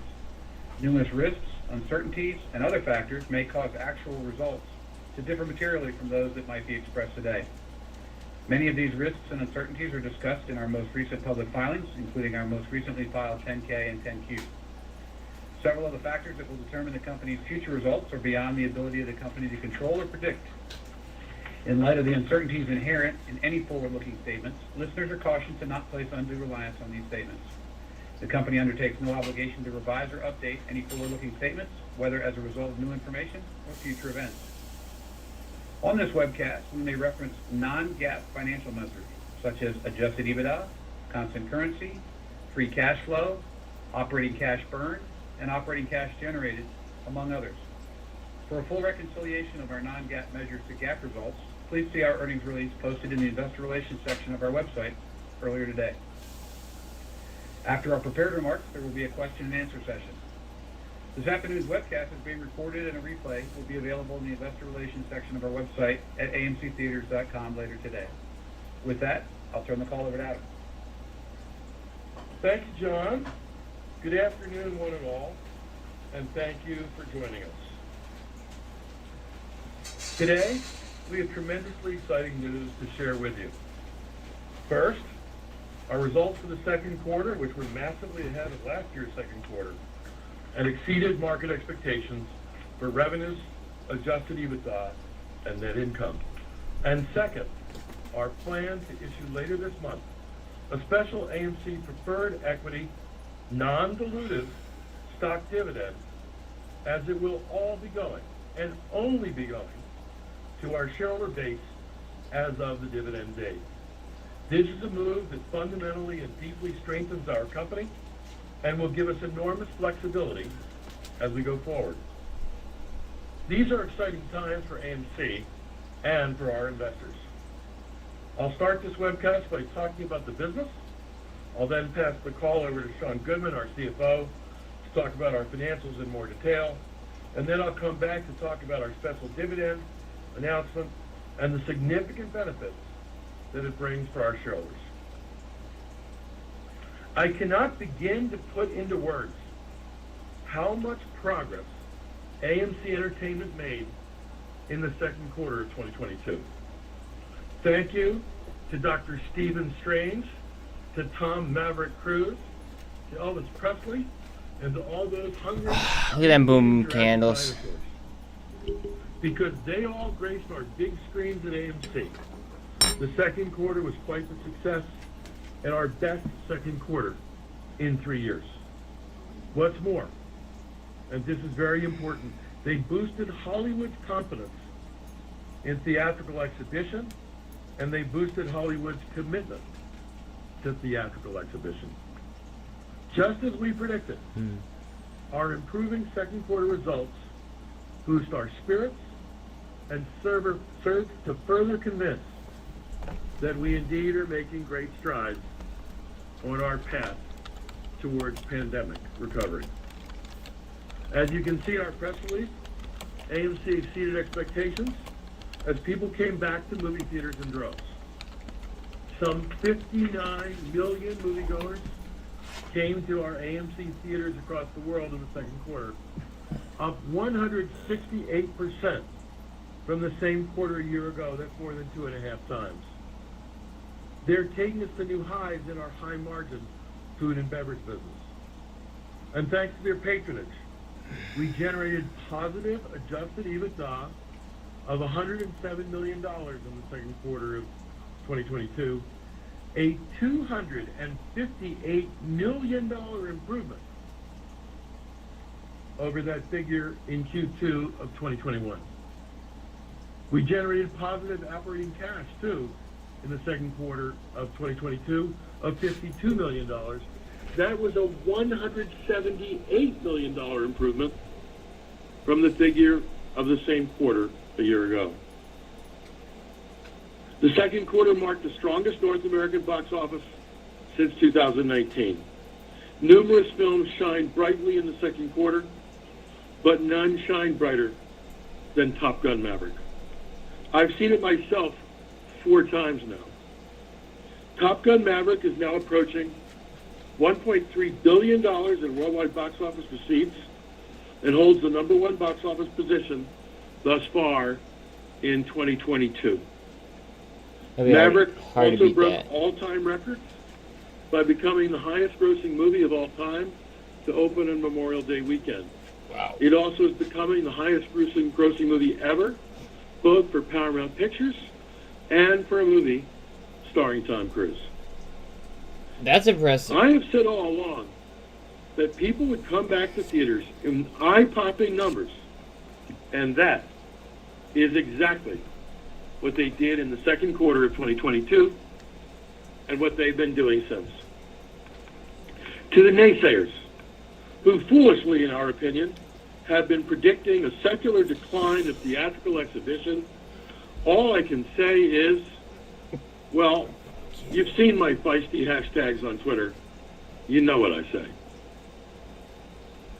The second half of this year promises to be equally exciting, with a great mix of family-friendly horror, action, drama, and comedy genres to please everyone, from young to old, including Warner Brothers DC Comics-based Black Adam, starring Dwayne "The Rock" Johnson, and 3 Disney films, including the animated Strange World, and 2 very highly anticipated tentpole Disney sequels, James Cameron's Avatar 2, The Way of Water, and Marvel's Black Panther, Wakanda Forever.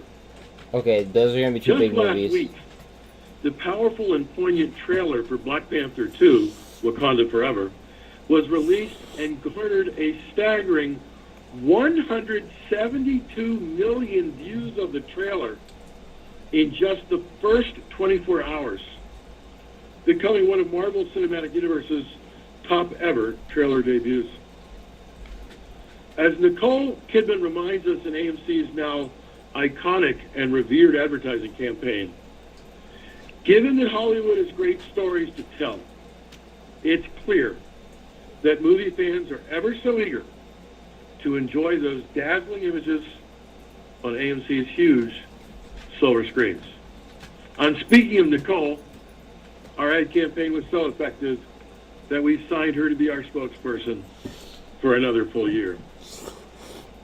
The success of the second quarter has continued into the start of the third quarter. As but 2 examples of let the good times roll. Attendance in the just completed month of July 2022 saw the highest number of guests visit AMC's U.S. theaters since December of 2019. And our preliminary July food and beverage revenue numbers appear to be the biggest single-month figure at our U.S. theaters in our company's entire 102-year history. For full transparency, there is a dearth of new big movie titles being released in August and September. So things will slow for several weeks.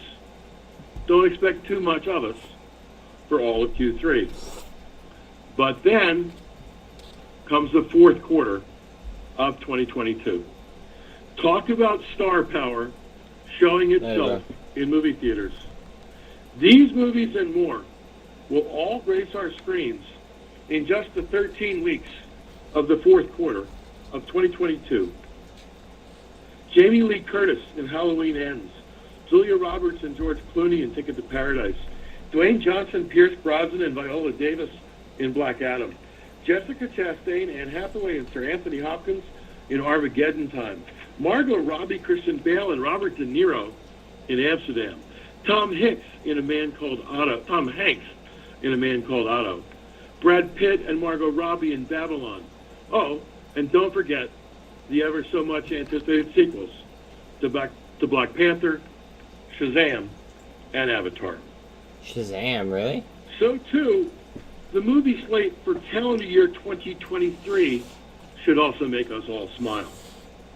Our current internal forecast is that the 2023 domestic box office, the basic metrics suggesting the health of theatrical exhibition, both in the U.S. and globally, is likely to be billions of dollars larger than that of calendar year 22.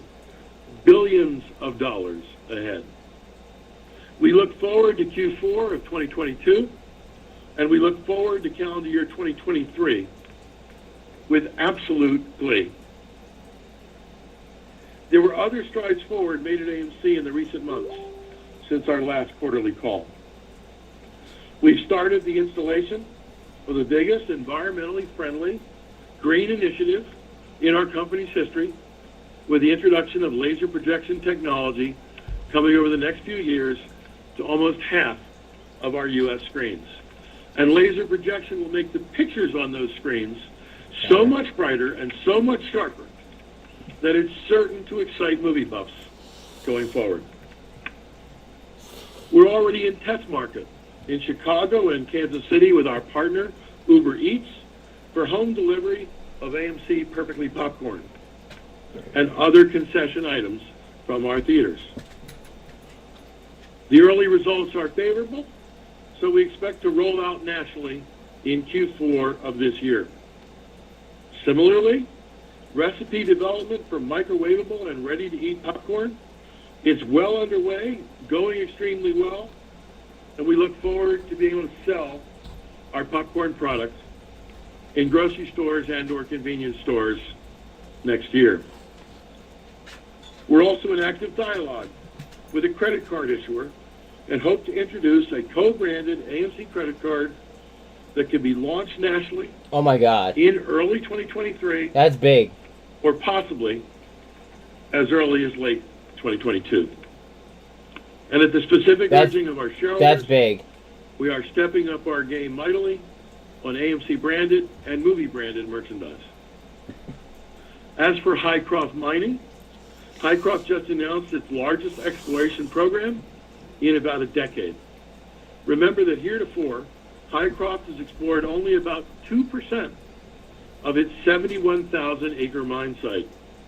We have every confidence that our Hycroft investment will pan out, excusing the pun, to be quite lucrative for AMC.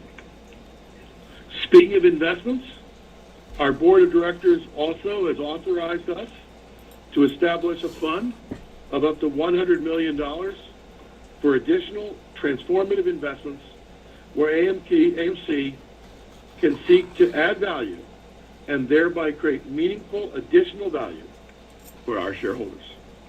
Indeed, as I've often said previously, we are absolutely committed to transforming AMC into a bigger, bolder, stronger, and more successful company than even the one that existed prior to the pandemic. With that said, I'll now turn the call over to Sean to discuss our financials in more detail. Sean? Just one brief moment.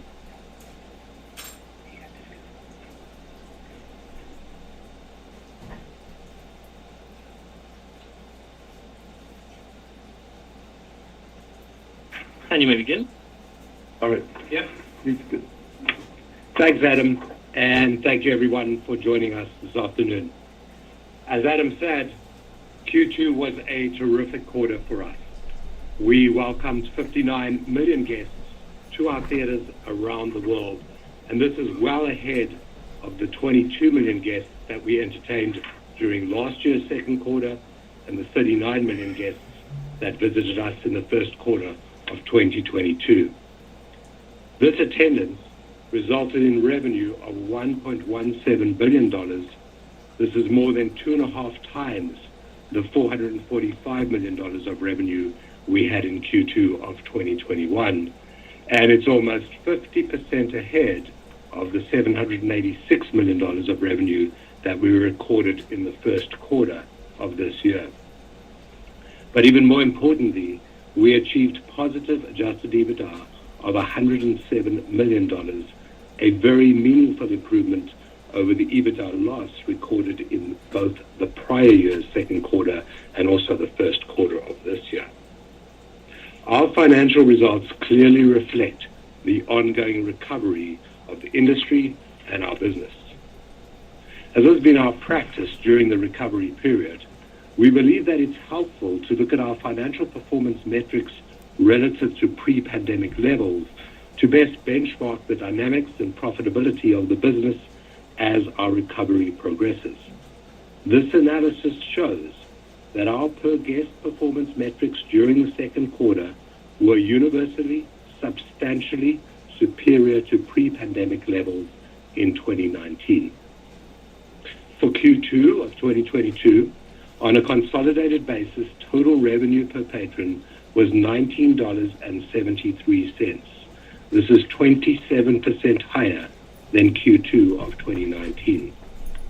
This was driven by admissions revenue per patron growth of 19% and food and beverage revenue per patron growth of 32% and other revenue growth per patron of 65%.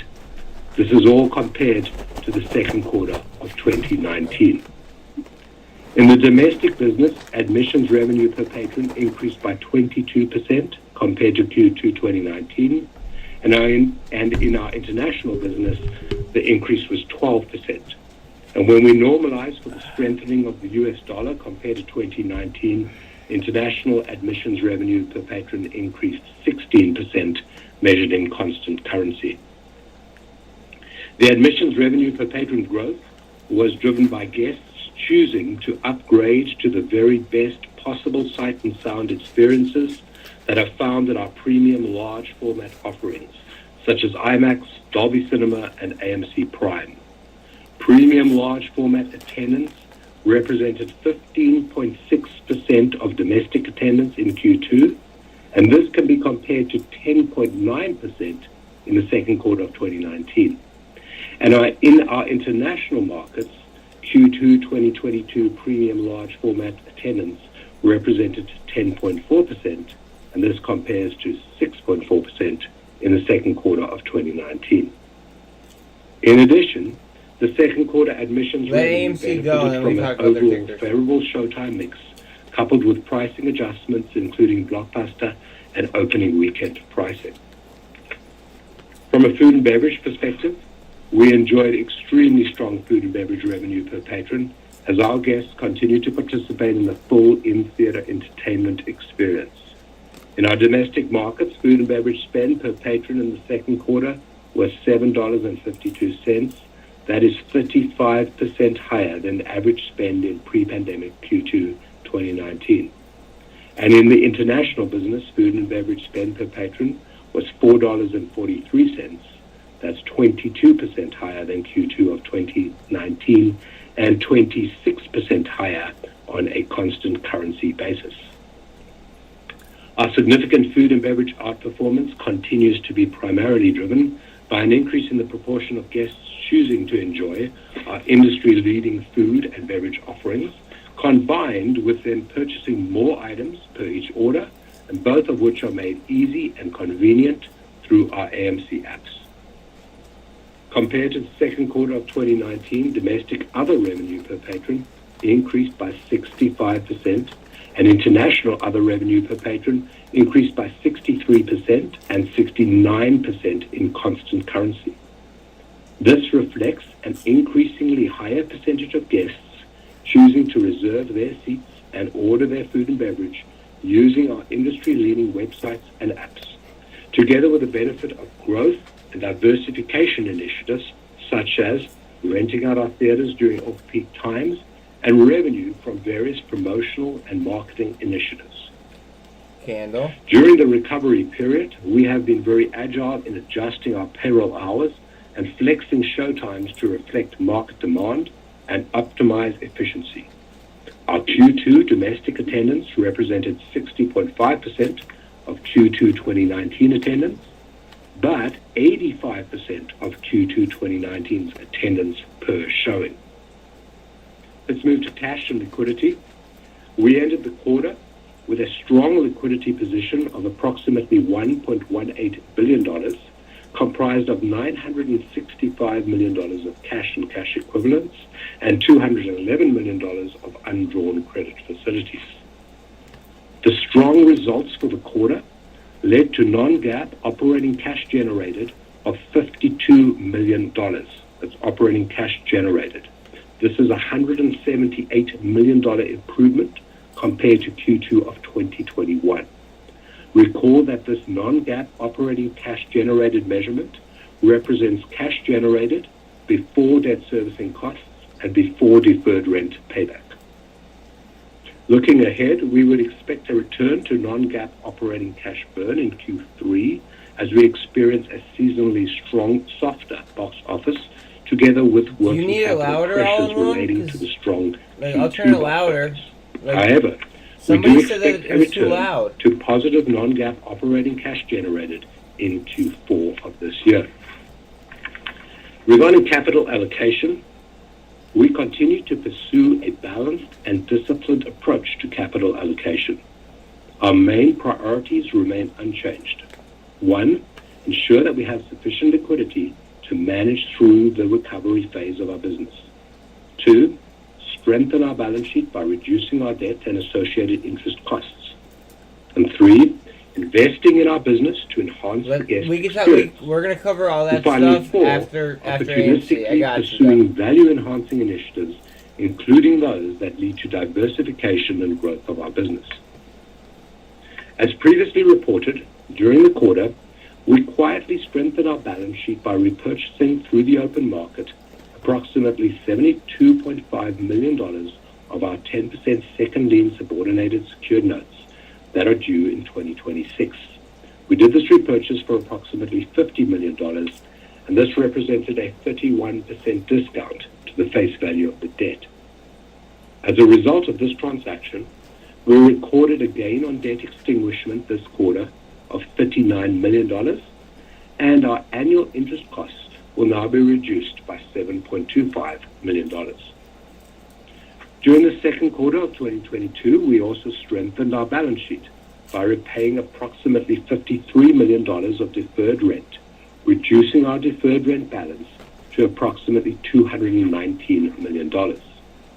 Recall that back in March 2021, this deferred rent balance was more than $470 million, and over the last 15 months, we have lowered the deferred rent balance by more than $250 million. We expect to further reduce this deferred rent balance during the second half of 2022 by another approximately $70 million. Actively managing our theater portfolio continues at AMC as we add new high-performing locations and at the same time eliminate low performance, all with the goal of improving guest satisfaction and enhancing our profitability. During the quarter, we added another 12 new theaters and we closed 3. This brings the total number of locations closed since the pandemic began to 98, and the total new locations opened to 45 for a net reduction of 53 locations.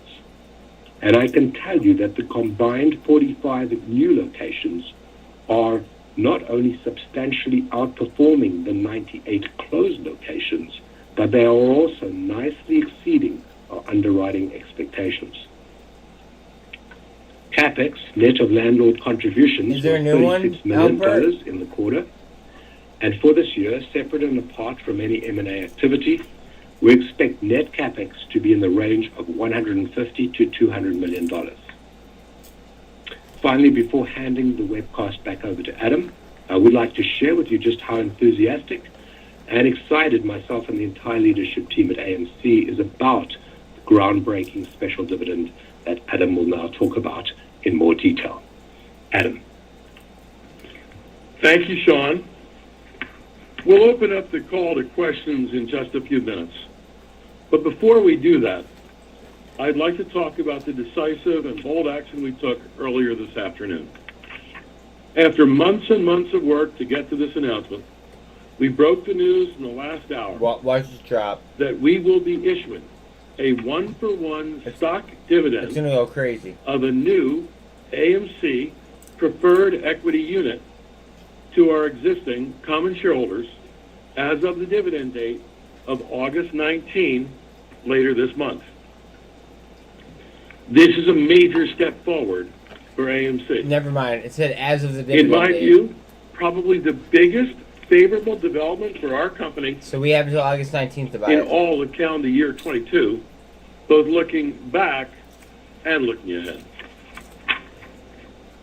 Looking at the long-term future of our company, we believe this is truly great news for AMC and not such good news for those prophets of doom who may be rooting against us. Indeed, I just spoke with someone I greatly respect at the Wall Street Journal who saw our stock dividend announcement. He told me it was a, quote, genius move, unquote. Somehow I don't think the Journal is going to actually print that, but that is what he said. Earlier this year, I don't trust I anybody said from that the Wall AMC Street intended Journal, to take though. important and bold steps to strengthen our company and to address some of the grievances that many of our shareholders voiced repeatedly in social media and in other forums. I also said, though, that the art form of leading a company is complex and one as much in the spotlight as AMC is knowing what to do and knowing what not to do, knowing when to do it and knowing when not to do it. I commented previously that, in my opinion, we should patiently wait until at least the posting of AMC's second quarter 2022 financial results. I did know, after all, that Top Gun Maverick and Jurassic World Dominion were coming. Well, we posted those results today, and in our minds, those results are incredibly encouraging as we show dramatically increasing attendance and increasing revenues, along with positive adjusted EBITDA, so very much improved versus the same quarter last year. As I said before on this call, thank you, Tom Cruise. So, as a result, AMC shareholders, I am happy to report to you that today we pounce. With the backdrop of AMC's Q2 favorable earnings in the second quarter, it is now time for us to take decisive and even valorous action. Look up that word in the dictionary, valorous. Today, we announced that later this month, AMC will be creating a new class of securities and will be issuing an AMC preferred equity unit stock dividend payable only to holders of our 516,820,595 issued and outstanding company-issued common shares. This includes all of our U.S. and all of our international shareholders as well. We will issue these new AMC preferred equity units on a one-for-one basis. Investors will get one AMC preferred equity unit for each AMC common share that they own as of the record date in mid-August. Along with our common shares, which trade now and will continue to trade on the New York Stock Exchange under the symbol AMC. This new AMC preferred equity unit also will be a tradable security. It also will be listed on the New York Stock Exchange. This is the best part. Starting on August 22, The ticker. 2022, under the ticker symbol APE. Yes, APE. APE as in AMC. Cheers, A, guys. Preferred P, equity E. APE, APE. And informally, we will now refer to our two New York Stock Exchange listed securities as shares for the common stock and as APEs for the AMC preferred equity units. For a variety of reasons, a dividend distribution in just about any form has been a long-standing request from our investor base. Today, we answered that call. So too, this issuance of 516,820,595 new APEs will essentially serve the same purpose as a much-voiced request for a, quote, share count, unquote, as the new AMC preferred equity units will only go to holders of company-issued and outstanding AMC common shares. Again, today, we answered the call. Because the dividend is only being distributed to our current shareholder base as of the dividend record date, there also is no dilution from this initial issuance of the APEs associated with the stock dividend.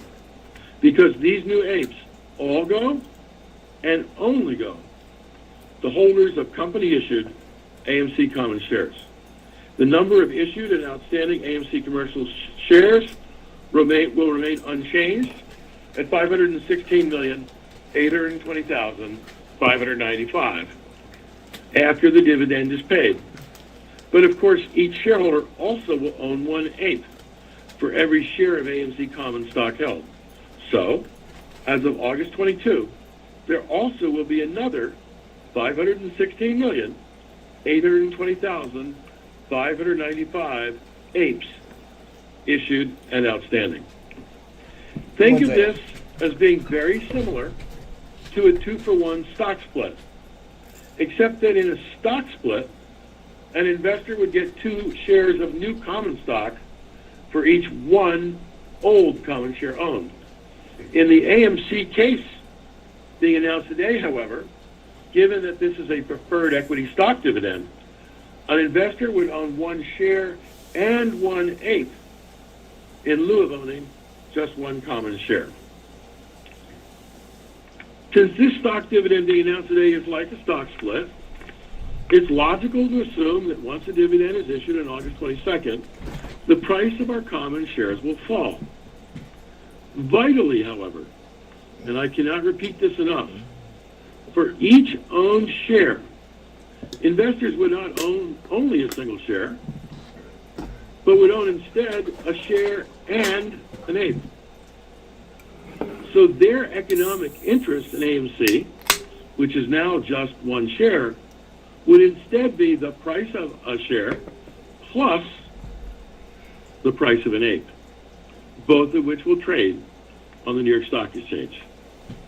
And while no one's crystal ball can accurately predict stock market swings or volatility, the economic interest that our shareholders will have in both shares and APEs will be in a company that we believe to be considerably stronger than AMC is now prior to this announcement being made this afternoon.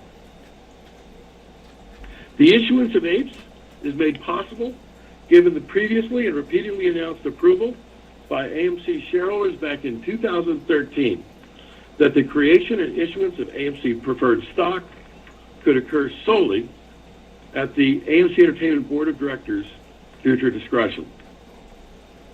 While each APE is designed to have the same rights as a common share and can convert into a share of common stock, that conversion decision is still solely up to our shareholders. Conversion can only take place if at a future stockholders meeting, the company proposes and shareholders, including APE holders, vote to approve the authorization of additional common shares. That is still our shareholders' call to make down the road. Or not. It's up to them.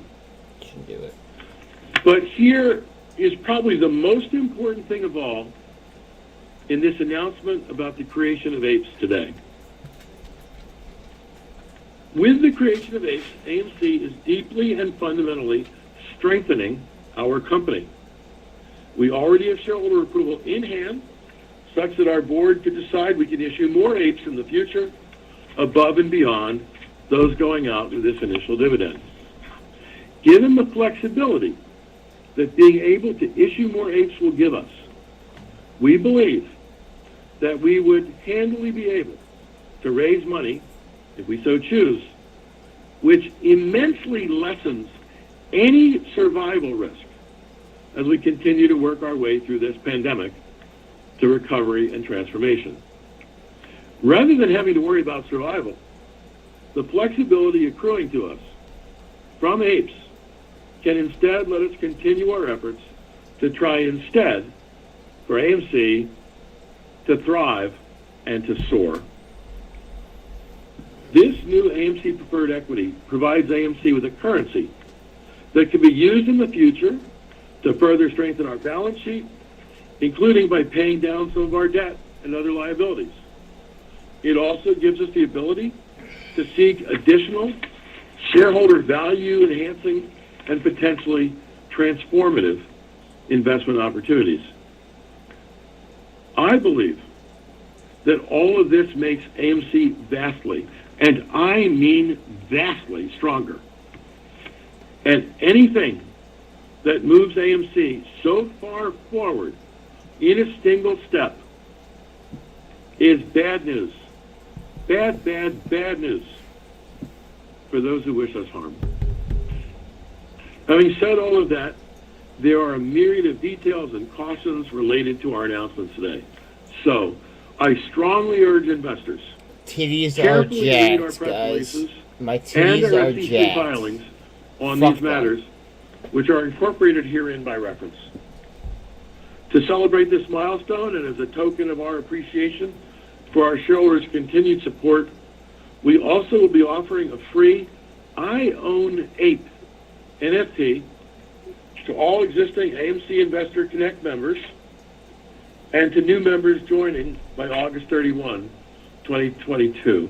Incidentally, we have some 765,000 people who've joined AMC Investor Connect in the past 13 months. Likewise, based on the popularity of the original I Own AMC NFT that we issued back in January to AMC Investor Connect members,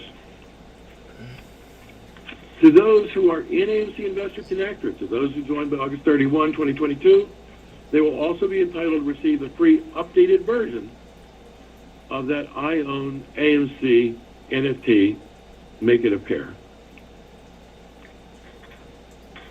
When I think about this pandemic and the journey we have all been on together for the past 2.5 long years, I am ever mindful of our shareholders' dedication to AMC Entertainment, and if I can speak personally for a second, of their trust in me as its CEO. I want everyone listening to this webcast today, or on replay later, to know once again that my every decision and my every action is intended to work for the long-term benefit of all of our shareholders. I act and think like a shareholder because I too am a shareholder, and a big one at that. At the current AMC share price, I now own outright approximately $15 million of AMC stock. And counting in also my previously granted but unvested shares, assuming they vest at so-called target vesting levels. I have more than a $50 million economic stake in AMC. This is pretty obvious stuff, but that is a powerful incentive for me to do what is right for all of our shareholders. All throughout this effort, I've always been candid. I've always tried to keep my word to our shareholders. Always. I promised only a few months ago that we would be bold. And to that end, Ignore this candle, guys. Ago, I promised Or this, that at this the drawing. right time, we would pounce. Well, today, we pounced. John, let's move to questions, both from shareholders and from analysts. Great. Adam, there's a question that just came in, and it reads as follows. It says, I saw in the press release that you said that this 8 dividend will fundamentally strengthen AMC and has tremendous potential to create meaningful value for both AMC and for shareholders. Is this really as big and important as you claim it is? Yeah, actually, it definitely is. I'm sorry. Thank you for the question, Sean. Just Well, I didn't interrupting. put it in the It press is. release if I wouldn't believe it. You know, those lawyers read those press releases pretty carefully. Like, I might... And they make sure I that might almost I'm able buy to back more up ape what I say. things But I'm than actually they're going to common. surprise everybody, and I'm going to say on this call right now, no, it's not as big and as important as I said in the press release. It's bigger, and it's more important than I said in the press release. It's huge. As I mentioned in my prepared remarks, I think this is the biggest single step forward that AMC is going to take in 2022. It essentially takes near-term survival risk off the table. You can never say never in the world. There are always uncertainties. But I believe that the flexibility that we will get from the creation of this new preferred stock will allow us to raise cash if we need it. It will allow us to reduce our debt. It will allow us to do intriguing M&A opportunities. This is an enormous step forward for AMC. This is very good news for AMC. And we all know there are a lot of people out there in the world who are not rooting for AMC. This is not good news for them. Thanks, Adam. And there's actually another one that just came in through the Twitter. It's from an international shareholder saying, will international shareholders get the chance to fully participate in this 8th dividend? The answer to that question is absolutely yes. It's one of the things that we made sure would be the case. You know, one of the things that has bothered me over the past year and a half is that we've gone forward with lots of offers to our shareholders, often through Investor Connect, but often separate and apart from Investor Connect. And often we're giving benefits at our U.S. theaters. That's because we have one IT system across all of our U.S. theaters. You know, we operate in a dozen countries, and we have a different IT system and operate with different brand names all across Europe and the Middle East. It makes it very difficult to make global offers because we can't necessarily program it through all these disparate information systems. In addition to that, with respect to voting rights, there's something that's quite odd to us in the United States, which is many international brokerage firms don't have the capability to facilitate shareholder voting. And so many of our international shareholders feel somewhat either disenfranchised because they're not getting the offers, you know, a free popcorn, a free icy, a free cup of coffee, or early advanced screenings that we've offered to our U.S. Investor Connect members, or they've been deprived of their chance to vote not because we're depriving them, but because their brokers are. And so we made absolutely sure that when we issue this AMC preferred equity unit, it will go into the accounts not only of our U.S. shareholders, but our Canadian shareholders, our European shareholders, and our shareholders scattered all over the world. I've received so many comments on my inbound Twitter feed from so many different countries where we have AMC shareholders. Yo, Mitchell, if you're in I here, must thank say, you for subbing. I enjoy your devotion to our company and appreciate reading your comments to me. So yes, this new APE, this AMC Preferred Equity Unit, will be available to our international shareholders as well. Adam, I will just read the next question because I think it's quite self-explanatory here. Question says that now that the box office is recovering from the pandemic, how do you see the relationship between streaming, movie theaters, and film studios? How has it all changed compared to before the pandemic? And where do you see things going in the future?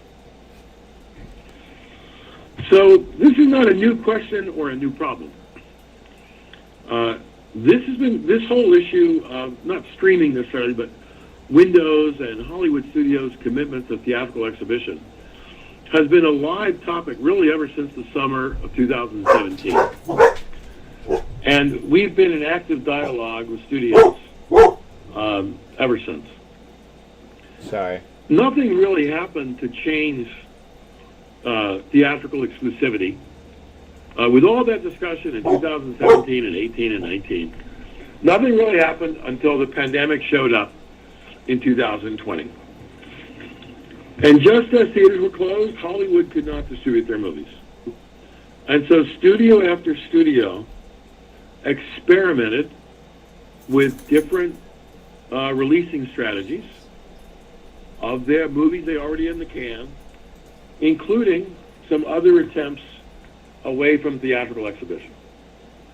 Some studios released films only to streaming, some issued movies to streaming and theaters simultaneously, some issued movies to theaters but on a much shorter basis. Well, this experimenting went on for 2 years. But here's what I believe that everybody learned, especially starting with Sony's movie Spider-Man No Way Home that debuted in December of 2021. If you look at what's happened over the past 8 months with Spider-Man and Uncharted and the Batman from Warner Brothers, and then this big range of hits, one after another, Doctor Strange and Top Gun Maverick and Jurassic World Dominion and Elvis and Thor and Minions, Hollywood has realized again how much money can be made by releasing movies in theaters exclusively first. In addition to that, it's kind of well known that the share price of some major streaming companies started to take a hit, and they started to lose subscribers. And there was a lot of speculation that while the market might be big enough to support one streamer or two streamers or maybe even three streamers, how can it support 10 streamers or more? And I believe that you take all this together, and Hollywood is turning away from streaming, Wall Street is turning away from streaming, Hollywood is coming back to theatrical exhibition. We have agreements now in place with every major studio to take their movies that are released in our theaters on a theatrical basis exclusively for a sufficient period of time where we believe the studio and AMC can make money. And if that new window, which is like a month and a half of exclusive theatrical access, if that's too long, we'll be willing to shorten it with studios. And if it's not long enough, we'll be beating down the doors of studios saying to lengthen it. But you take all of it together, I think this is all very good news for AMC.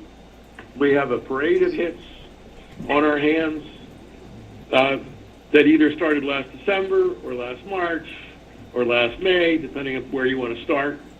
And remember what I said looking forward. It is going to be a pretty tough, slow August, September. So let's not get over our skis in being too optimistic about third quarter numbers. But look at the movies that are coming in the fourth quarter of 2022. It's going to be monster hit after monster hit after monster hit after monster hit. And if you think the box office is big in 2022, it's going to be billions of dollars more in 23 if our current estimates are accurate. So again, we're quite bullish as we look to the future. Thanks, Adam. Question here from a shareholder and Investor Connect member saying, what are the bonuses and perks that are offered by AMC to its investors? A lot. Well, the first perk is we all just announced we announced that you all are getting a stock dividend in a couple of weeks. And by the way, if I can just add to my answer about our international shareholders, you should get one too. But if you don't get one, definitely contact your broker to determine how you should get one, because you're entitled to one. In addition to the new stock dividend that's coming out, we did set up the AMC Investor Connect program. We got more than 750,000 people who've signed up in its first 13 months. That's available to U.S. and international shareholders. One of the benefits of that is frequent communication from us about what's going on. For our U.S. shareholders, look at what we've done and announce at Investor Connect. Some free offers at our concession stands. We've had a new sort of major movie screening every month, almost every month, in advance of its public release. In the world of movie fandom bragging rights, if you can see a big important movie ahead of its general release, that's good bragging rights. We've done that month after month after month. Another fun one for me anyway, is we've announced through Investor Connect that I, as Chairman and CEO of AMC, have been hosting movie screenings personally, scattered around the United States, for a chance to watch a movie together with our shareholders. I've done it in 7 cities: LA, New York, Chicago, Kansas City, Dallas, Miami, and Washington, D.C. I'm expecting to do many more in the fourth quarter.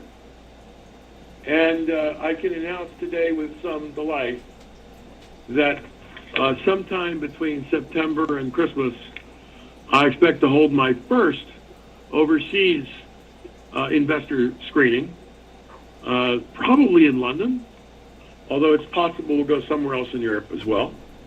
And, at these ones that I attend, I shake every hand in the room. I take a selfie picture with everybody who wants one. I've autographed everything from shirts to I even autographed a banana, one of them. It's a great opportunity to meet our shareholders individually, one-on-one. Been 7 of the happiest evenings I've had all year. We will continue to look for more ways to reward our shareholders, and especially on my plate is to figure out how to get some of these offers that we're routinely making at our U.S. theaters available to our investors overseas as well. Question, Adam, about our expansion plans. Question says, will we see AMC theaters in Canada, for example, or more expansion within Europe? Well, in Europe for sure, because as you said in your comments earlier on the call, in the last couple of years we opened 45 theaters. Most of those were in the U.S., but many of those were in Europe.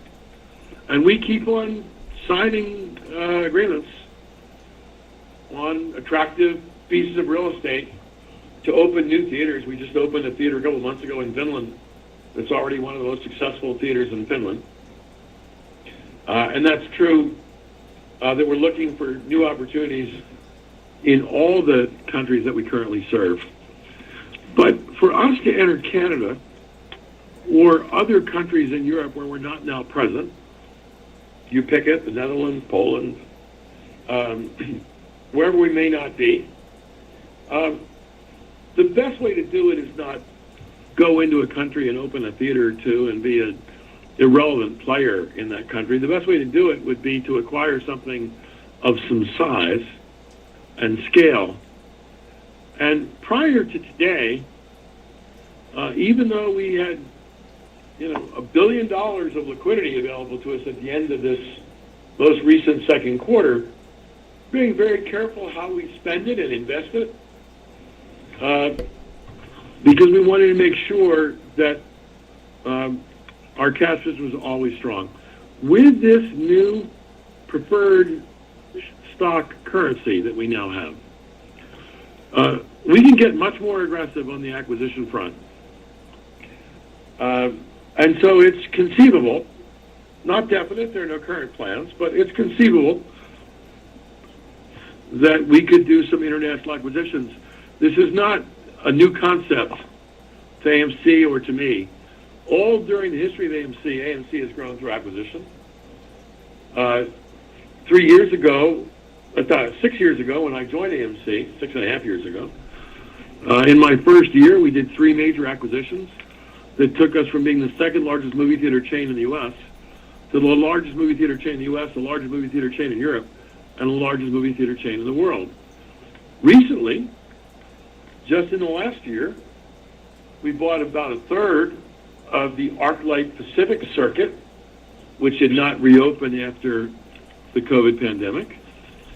And that's going very well so far. The Grove and the Americana theaters in LA, for example, are already 2 of the 30 most highest grossing movie theaters in the entire United States under our management. We just bought 5/8 of the Bowtie Cinema circuit in the Northeast, and that allowed us to double our presence in the state of Connecticut, which is a major bedroom community to New York City, where we have a significant market share. And already the theaters in our Bowtie acquisition are performing about 20% better ahead of the projections we made in our modeling when we went forward with that acquisition. So we know what we're doing with acquisitions, we're good at it.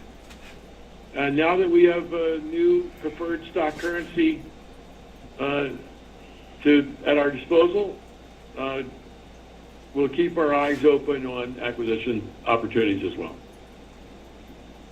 Adam, I have more investor questions, but why don't we take a moment to shift and see if there are any analyst questions at this point?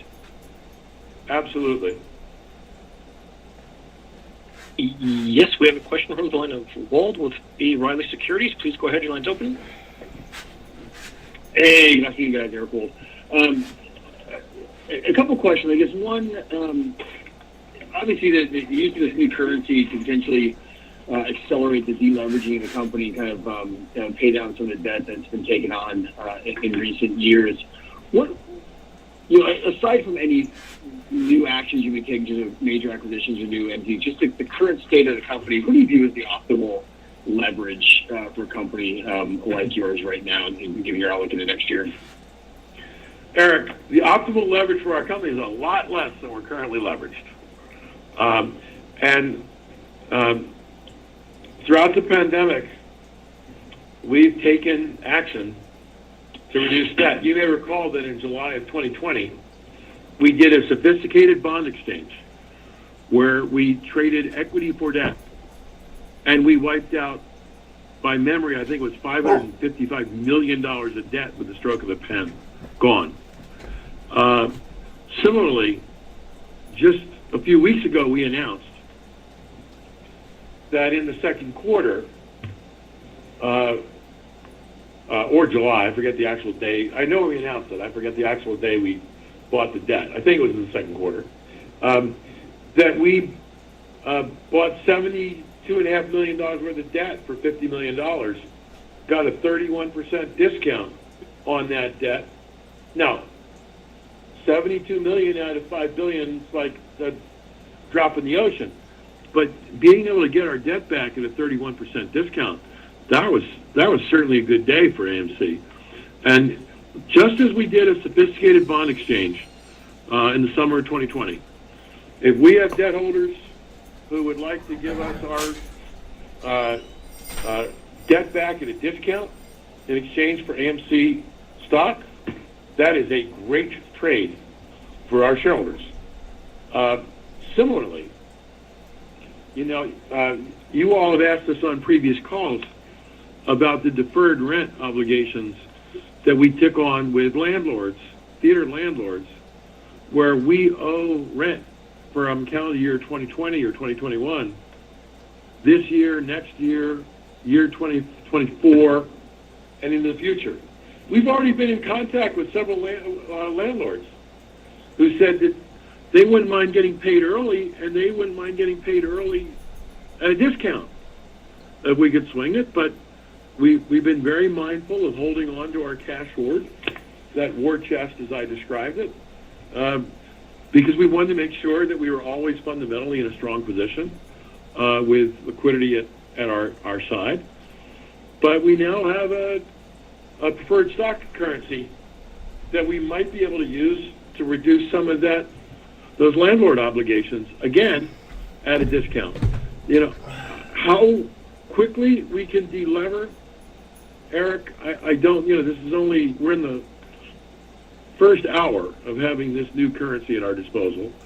So I'm not sure we can give you an exact number, how much debt we can bring down, over the next 3 months, 6 months, 12 months, 24 months, 36 months. What I can tell you is that we're a pretty creative management team. We've taken on a whole host of challenges since 2020, and strengthening our balance sheet and getting a better debt to EBITDA leverage ratio is very much in our bailiwick. So it should happen, and we'll be able to report more to you as we ourselves learn more. Sounds good. Thanks, Adam. Congrats. There are no further questions. Sorry, operator? There are no further questions from the analysts. Right, we're going to go back to Sean. Do you have any last ones from our shareholder base? Yes, I do. Let me take a quick look here. There is a question here. I think I'll just cover 3 more quick questions from the shareholders. There's a question here about Highcroft, and what is your timeline for the investment, and are there any anticipated interactions between Highcroft and AMC? So in terms of Highcroft, I am so convinced that when the story is finally written, this is going to be a good one for AMC. I put out a kind of macho tweet a few months back that said, when the dust all settles, there'll be a lot of crow eating about the Highcroft investment. I wasn't going to be the one eating crow. I still believe that to be the case, in part because Highcroft has raised all the cash it needs to stay in business for years and years and years. Second, in terms of our interaction with Highcroft, I hear that Highcroft has picked up a very smart new member of its board of directors. That would be you, Sean, because Sean Goodman, our CFO, is now a member of the Highcroft board. But third, one of the things that was so intriguing about Highcroft is beautiful. It operates on 71,000 acres of land in northern Nevada that's mineral rich.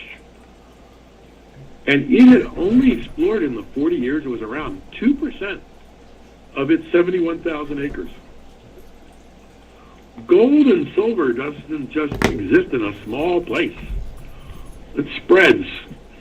And Highcroft just announced, in part because of the cash, not in part, because of the cash that we enabled it to raise.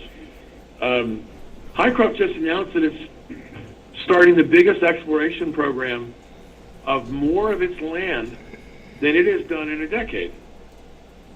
And while we won't know what the results of that exploration will be until they do it, you and I are hopeful that they will find a lot more mineral reserves that should be quite lucrative. As far as the timeline for the investment, we got in at a great low market price. We got an amount of warrants in the same quantity as Smart. The number of shares that we bought. Warrant.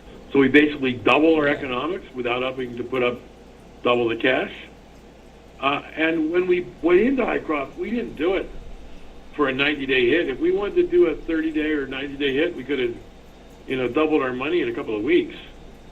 But that's not why we entered into the Hycroft investment. We think there's much more there ahead of it for us. And so I think our timeline with Hycroft is sort of like a private equity firm. Hold it for 2 to 7 years and see what kind of value we can create for AMC shareholders.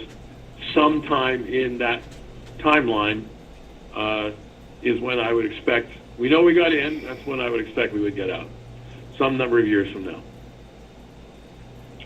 And a question here about AMC's growth initiatives. Person says, I'm particularly interested in branded merchandise, retail popcorn, credit card, NFTs, and The credit card content. is fucking huge. I tried to mention it in my prepared remarks, and in the interest of time, I'm just going to say quickly that we're making progress on each of these fronts. I gave some timing in my earlier comments. I think whether it's our popcorn business, our credit card business, our merchandise business, you're going to see increasing activity beginning in the second half of this year and the first half of next year on all fronts. And the final question that I will ask this afternoon is, investors are asking for an update on our green initiatives. So, the buzzword in the corporate world these days is ESG, and the E stands for environment. And with good reason, many of us are quite concerned Charge ports about what's happening outside. with the climate on Charge this planet. ports outside. Come on. Here in the Midwest of the United States, Give me charge it was ports over outside. 100 degrees for a lot of time over the last few weeks. That's hot. And it would behoove all of us to respect our planet if we'd like our kids and our grandkids to have a planet to live on. Charge The points laser outside. projection announcement that we made is not a small announcement. It represents putting in $250 million of new projectors into our theaters. And the benefits are numerous. One, of course, is that for moviegoing, it's going to make for much better moviegoing. It increases the light levels on screen by 50 to 100%, makes pictures brighter, sharper, clearer, crisper. Moviegoers are going to love it. But environmentalists should like it too, because laser projectors consume far less electricity, and we have thousands of them, and they operate, half the day, 24/7, or not 24/7, but 7 days a week. And they take a lot less energy. And a little known factor of our 13 needs to current cross that 48. 10-year-old projection technology is that they use halogen bulbs. And halogen bulbs burn out. And they burn out often. And so they need to be replaced, which happens to be expensive. And laser lights don't burn out anytime as quickly as halogen Guys, I'm gonna turn the bulbs. volume up because my dad's cutting the But grass once you outside. make He just burned out showed up, halogen I bulbs, guess, with his riding guess mower. what you do with it? You put it in a landfill, and I think I've told it has a half-life of about 5 trillion years. That's not really true, but the point is not having to discard, it is true that they got a long half-life, it's just not 5 trillion years, but not having to discard halogen bulbs is very good for the planet. We consume less energy. It's an expensive step for AMC, but it's a good one environmentally, and it's a good one for moviegoers. So I think you said that was your last question, and I'm going to wrap. Yeah. And I'm going to wrap.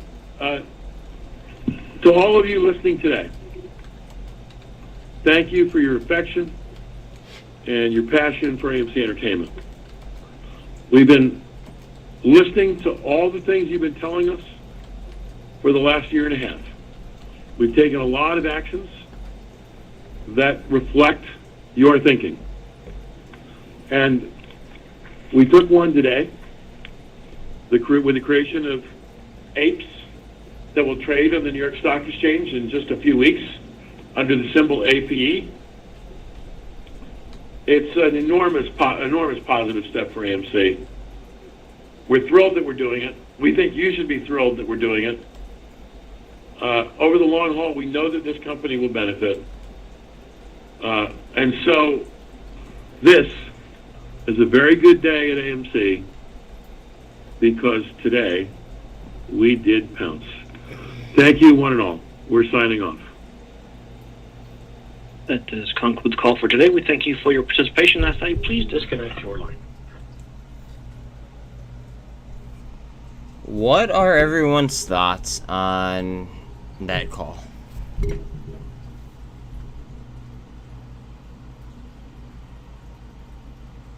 Does anybody have any thoughts on that earnings call? I'm gonna tell you, like I'll tell you my biggest thing. Like, it had to have been the fact that they're in advanced talks, by the sounds of it, with a major credit card company. Most likely, you'd have to assume Amex, MasterCard, or Visa. I don't think Discover would do something like that.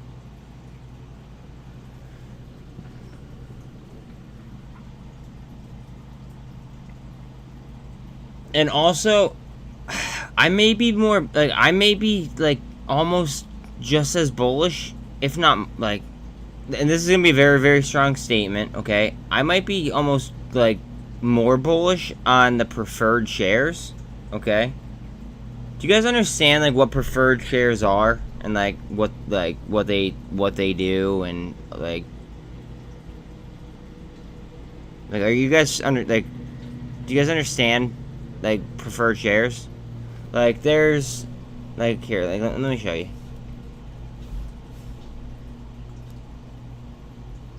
So here's IIPR, right? Now here's IIPR preferred. They trade much cheaper, right? But the voting rights are completely fucking different. Like, II preferred, okay, they're not only are they gonna get a dividend, right?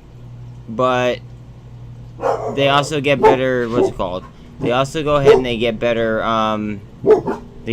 like voting rights. They get more, more to the voting rights. So, I want the voting rights.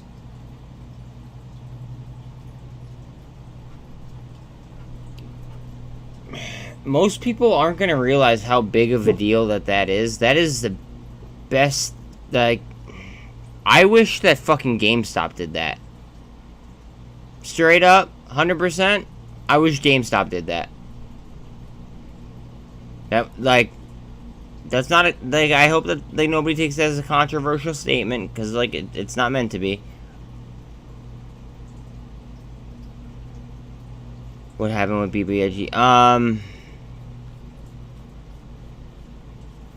So it halted out of nowhere, okay? And then, so it halted out of nowhere, and then, an executive was supposed to do an interview. The interview got canceled because of, like the NASDAQ requesting information from BBIG.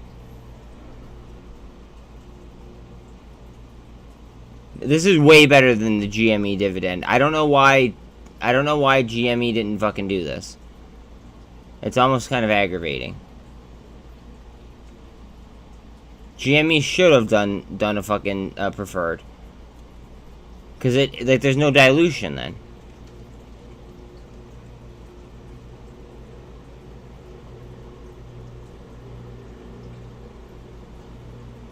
Again, sorry if you guys hear my dad outside cutting my grass. He just showed up. He lives like 2 blocks away. He just got a new riding mower, and it's his toy. So he I'm gonna accept the favor, obviously. Like, I'm very, very grateful. But, like, yeah. Just so if you guys hear, like, that in the background, I just want you guys to be aware.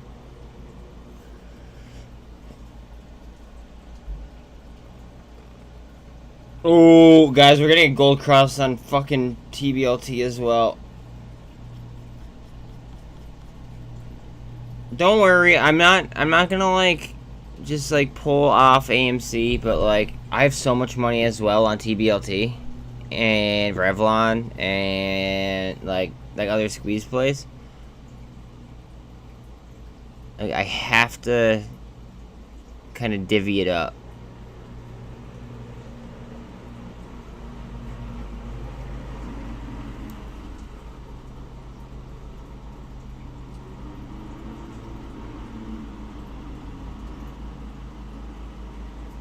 You guys definitely don't want to see my drawings. I overdrew on this chart.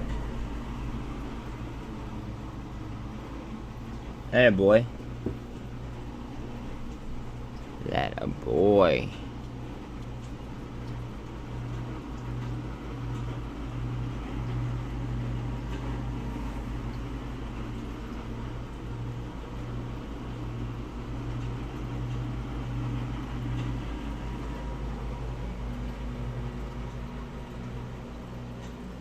What do you mean, or? Oh, Rev, or, oh, sorry. I misread you, bro.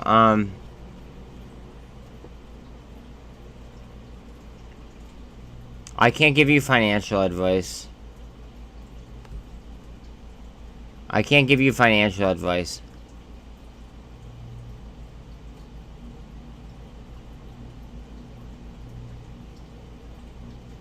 Just, like, remember, I cannot give you financial advice. So just take it as you will.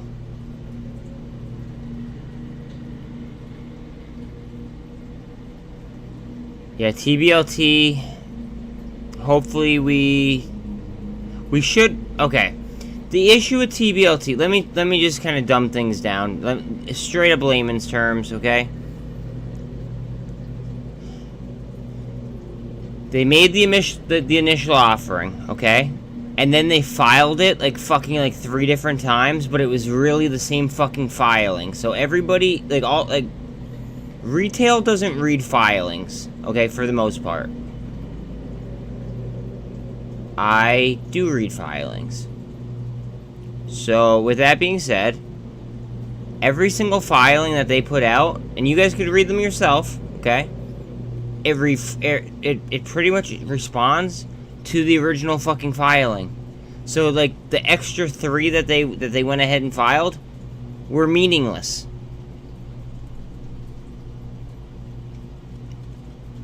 Like,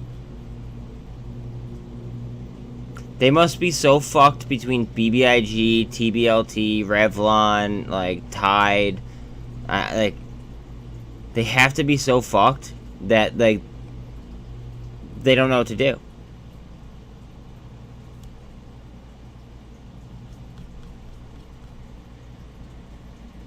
That's the way I'm taking it.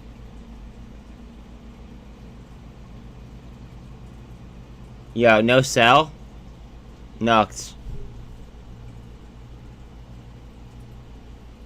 Yo. No. Yo, okay, not financial advice. Look into XDC. And Quant, if you haven't already.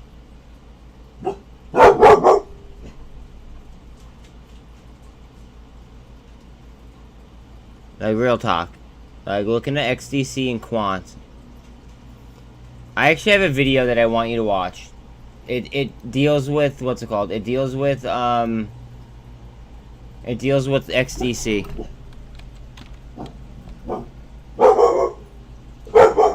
Sorry about my dog. He hears my dad outside.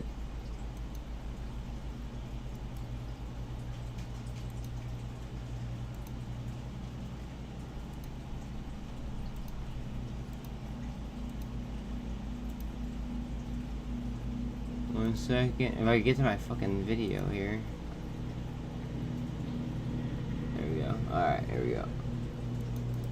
Alright, watch this video for me. Well, for yourself, really, but watch that video. Bro, I have 2, and like, so I have 2 dogs, and then like my dog will start, one will be outside and bark at something, and then the one inside will bark at my dog that's outside. It becomes a little bit of a mess, but usually when I turn my air conditioner on, like, they can't hear that much. It's just my dad is on, like, he bought a new riding mower, so it's his toy. So he lives 2 blocks away from me, 3 blocks away from me. So he just drove his fucking riding lawnmower over here like Bobby Boucher, and just started, like, you know, cutting my grass for me. So, like, I'm not gonna say no, like, even though, like, I'm live. Oh, word.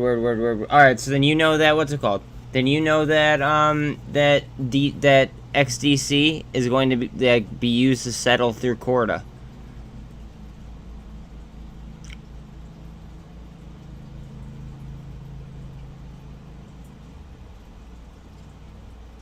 Why would you want to stay away from Quant? I'm genuinely curious. Why would you want to stay away from Quant?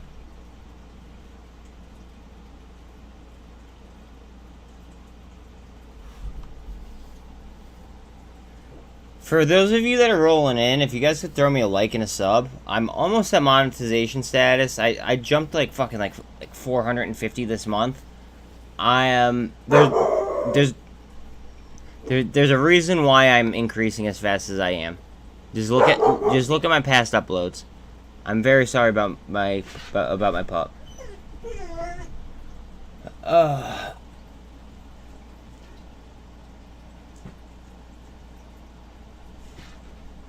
What's up, Pops? Nothing. Cool.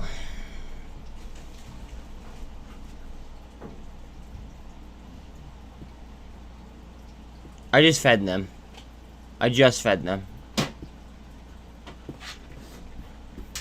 We have to, well, I'm not. this patio. Yeah, I know. I know. I am live, just so we're on the same page. But I know that I that's definitely something that I would like to clean up.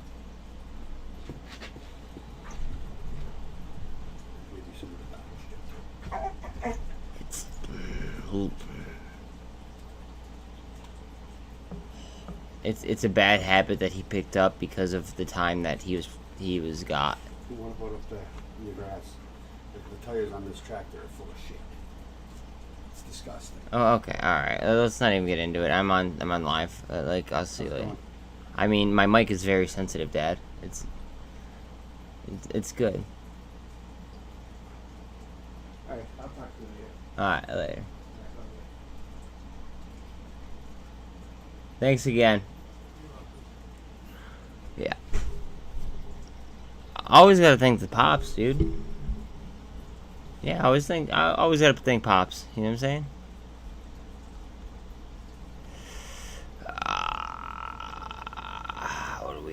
What are we doing? Guys, watch on BBIG. As soon as it becomes unhalted, shit could go fucking haywire. Just throwing that out there.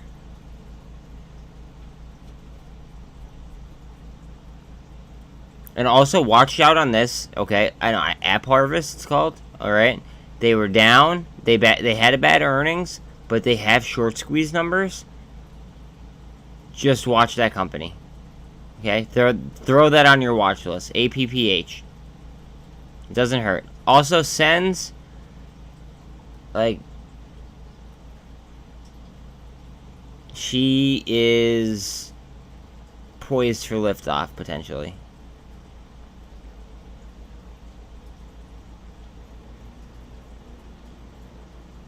You know, and those are the early ones. Tblt has been a monster. God, what else what is early? This nobody even knows about. I'm in it at 92 cents. Nobody even knows about this right now. It's beautiful. This nobody knows about. It could survive in any like a recession. It could you know, survive in a boom. There's some really fucking beautiful stocks out there. I'm literally just playing the American value trade. That's it. I'm letting my moass stuff sit, and I'm just playing fucking value. It's beautiful.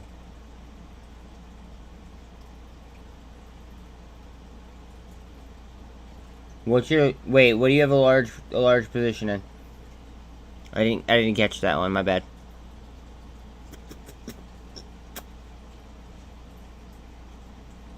Wait, for which one? I just named like 4.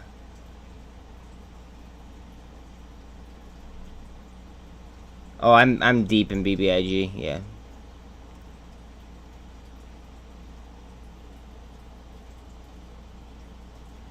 Guys, can any of you guys help me? Which one was the last one that I fucking said?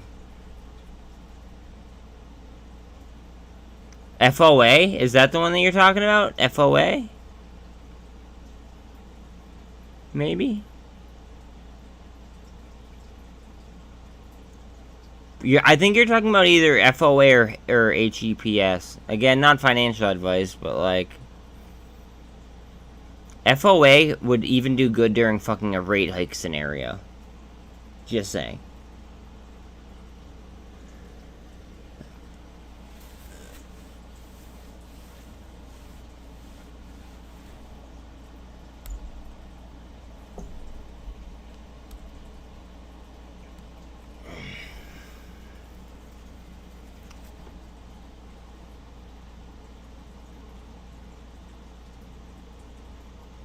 It's kind of crazy though, like, I'm meeting all these new people all of a sudden. Like, I gained like fucking like 460 subs this month, when like it took me 5 months to get to this point, and I'm like at 600 subs.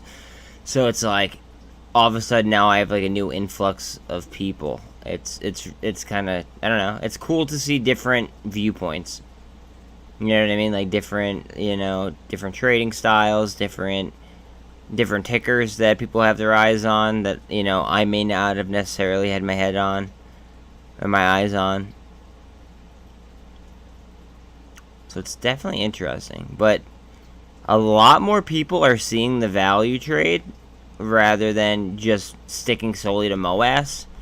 Cause like, trust me, like, I'm just sitting on these stocks. I don't care what they fucking go up to until they are popping off the screen at me saying, like, you better take profit. At that point, then I'll start watching them again, almost. But, like, REVLON, Tblt, Vroom, fucking, like EVFM was a triple. Like, I've just been, like doubling and tripling, like, at will, almost. And meanwhile, my moass plays have just kind of sat there. So it's kind of beautiful to like see other people realize that like staring at the same fucking chart is just going to be unhealthy.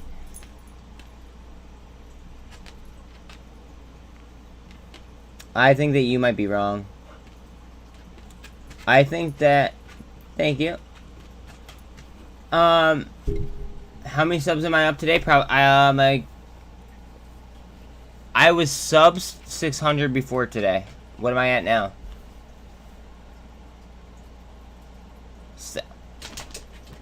Like 73 today?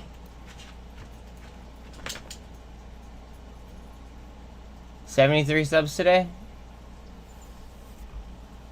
It's the accuracy though. That's what it is. It's the accuracy.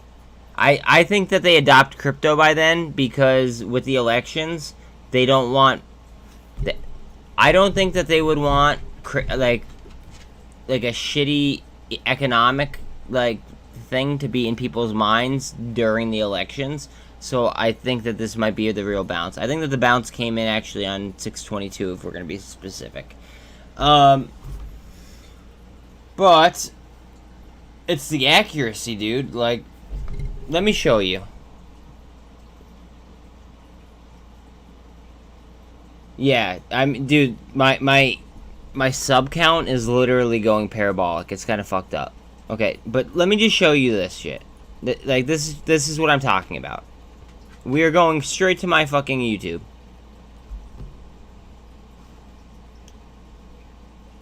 Alright, not my live. Alright, let's see. Here, we'll start from up here, okay? So my stock of the day right here was that was what's called. That was SENS. I made a killing on SENS. TBLT update. I've been in TBLT since $2.10. Coinbase is in a short squeeze and nobody seems to fucking realize it. TBLT. I've been getting a lot of hits on TBLT, so I had to, do it. Carvana, right? Also in the middle of a short squeeze and nobody fucking realizes it. VRM could be a short squeeze. FXLV was like a sell-off. GoEV, they have crazy amounts of FTDs, and they have the Walmart order. REVLON, I called at 110. The warrant play on PGY is ridiculous. Like, HEPS, nobody even knows about. I got in at 92 cents. It's now at like 116. Like, if you just go through my uploads, I wouldn't believe it if I didn't have fucking, like, if I didn't have proof. 1 second, I gotta let my dog out. 1 second.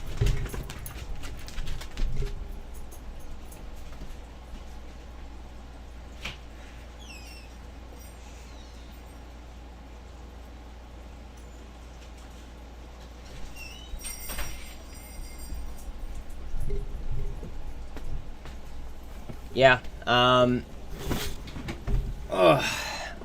I just seriously wouldn't even believe, like, my fucking, like these call-outs that I'm, like, just, like, saying, and the accuracy with the DD, like, I seriously just wouldn't even believe it, like, unless I had the video proof, which I do. So it's just, like, anybody who doubts me, I could just tell them to either go fuck themselves, because I don't care about people's feelings. Or I could just say, that's fine that you don't believe me. Just go back and check. You know what I mean?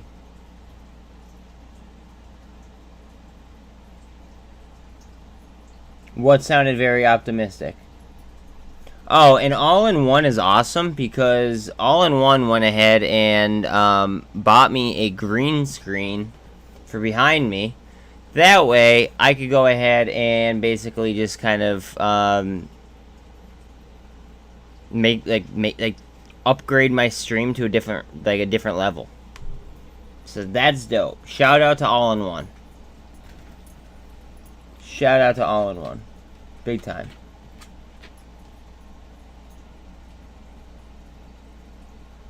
I'm so fucking jacked. MVST, oh my god. MVST has been on a fucking space mission the last couple days.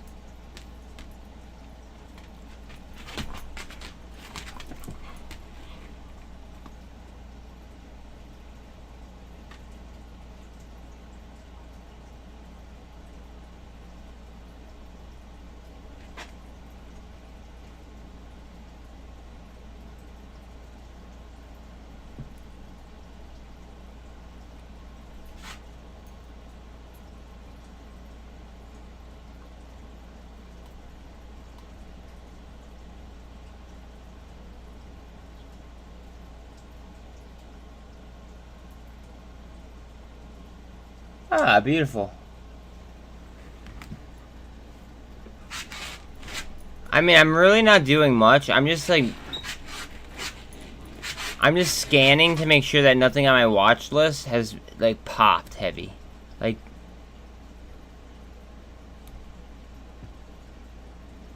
that popped today.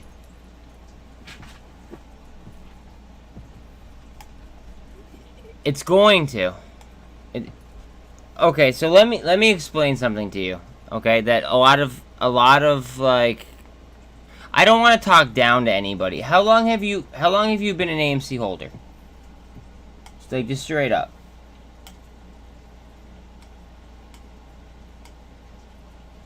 Because, like, I'll tell you what I'm expecting. And, okay.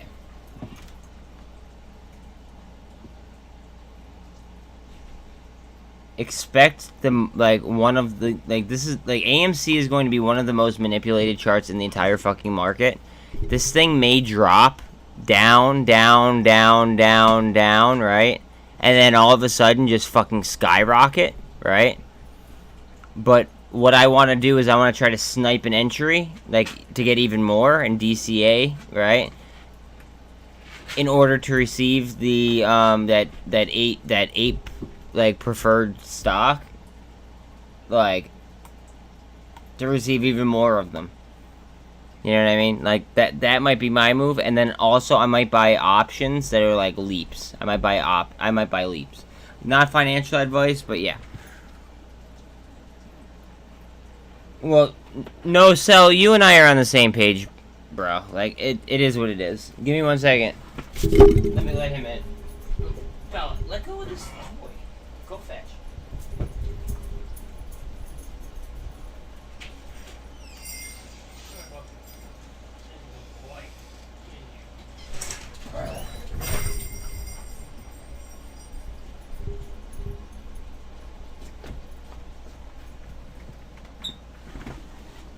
But yeah, I mean, like, you're looking at, like, one of the most fucking, well, not now, but, like, you're looking at, like, one of the most fucking, manipulated charts on Wall Street. That's it.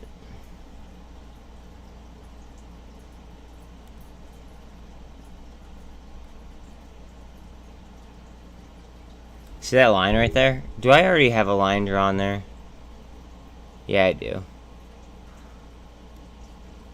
I didn't want to confuse everybody, but, like, I chart a lot. I live chart. I've been trading AMC for a long time. Every line means something, but, like, it's hard for the average person to see that.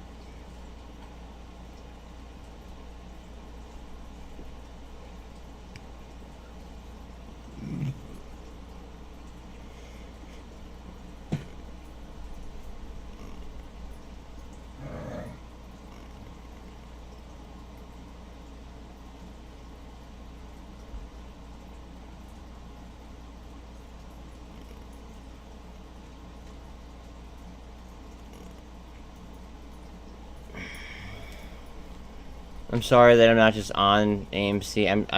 I have to scan.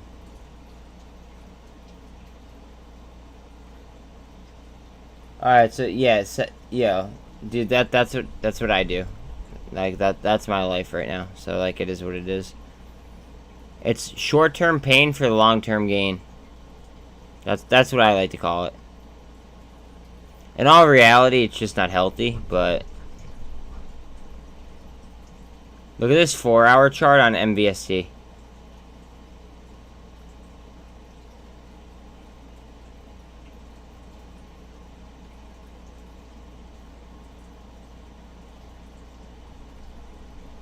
But look at this fucking 4-hour chart for MVST. That's all I have to fucking, like, say or show. GWH might be the same.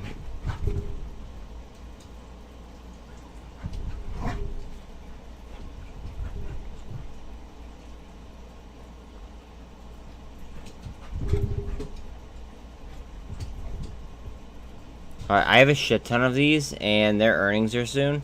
They got FDA approval on a breakthrough medical device, quote unquote, and they traded down since, up until today. So I wonder what is going to go on with this right here. And because it's so cheap, like it could, like, the multiple on it could fucking fly very, very quickly.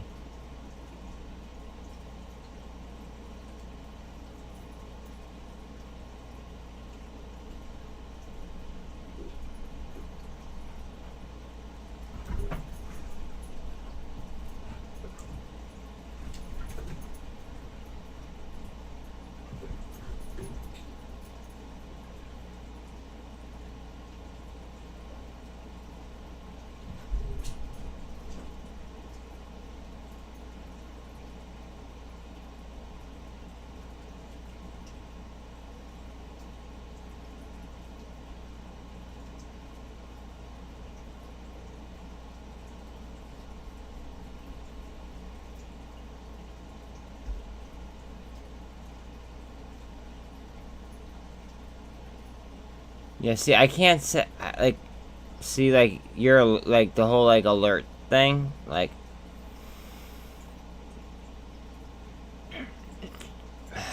I don't know how I feel about it, because I could, whoa, what's going on with Redbox? Hold on a second.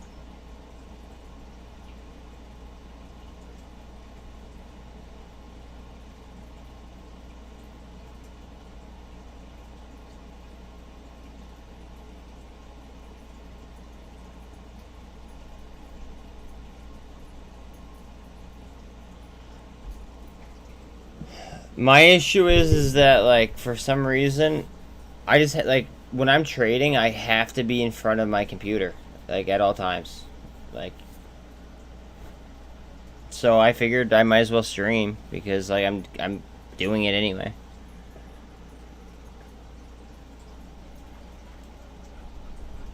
The 13 might cross over the 200 here. We are coming up on the pivot point, though, on Redbox. News did just come out about this about like 2 to 3 days ago as well, about the merger, so that's interesting to think about. Why does your Redbox say 402? Where are you charting? It should say 391. Where are you charting?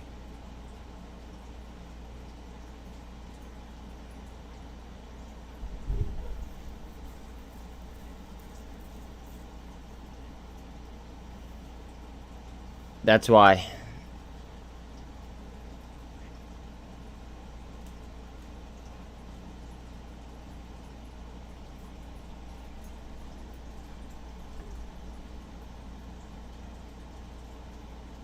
Yeah, that's why. I wouldn't trust Hood with, like, I don't know. I wouldn't trust Hood with much. However, now that they got, like a majority got bought out by the guy who owns FTX, or not a majority, but like a good chunk got bought out by the guy that owns FTX, they could go ahead and turn into something very, very fucking crazy. Like, under, like, I don't know, under, like, very, very quick circumstances.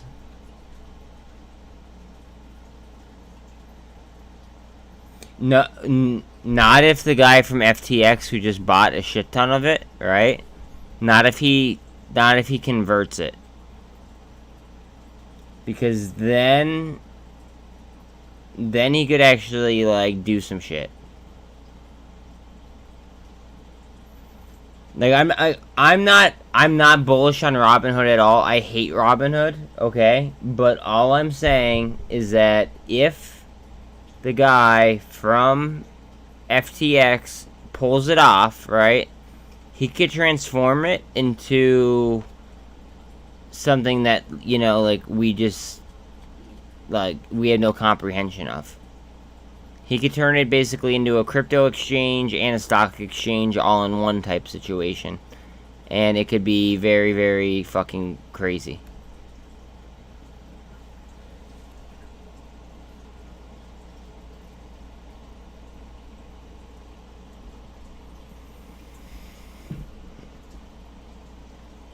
Well, I'm not right now, no.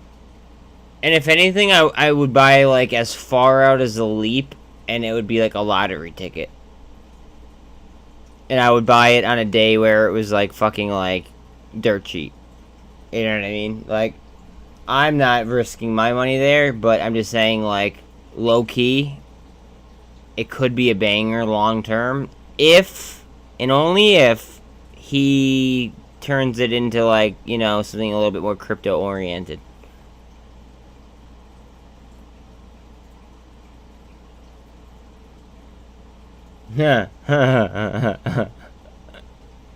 I'm sorry. Well, obviously you're not sorry if you told me, so, you know, like, it's funny.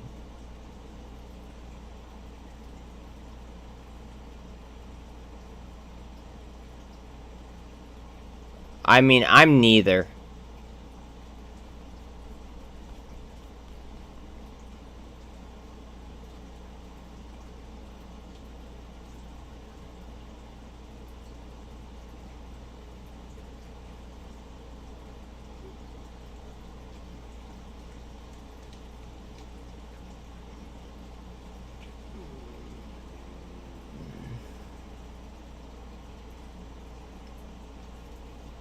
Yeah, but you obviously you should learn elsewhere.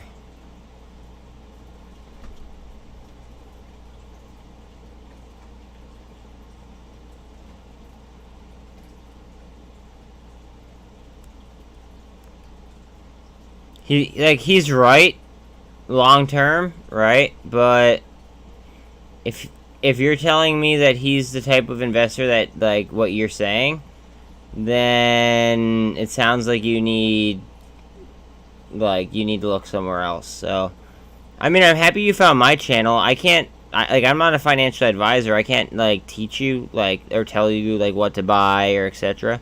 But, like, I could at least, like, I don't know, just be a sponge. That's what I tell people. Just be a sponge. And, like, you'll get it. Like, if you're a sponge, you'll get it.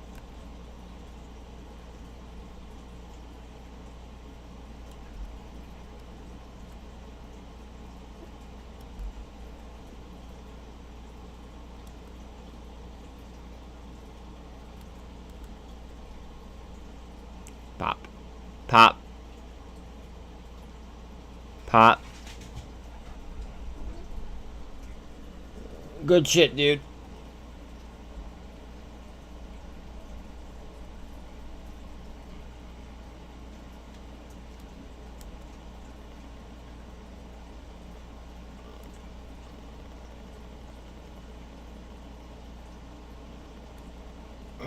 Fuck, I don't know why I drew that. It already popped it. Son of a bitch.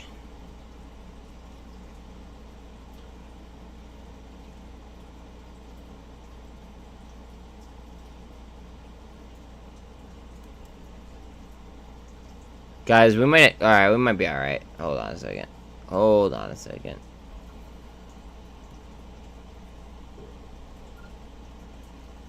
Okay, this is interesting. Apple, right? Barcoding like it's BBIG in after hours. Think about that. This is Apple, okay?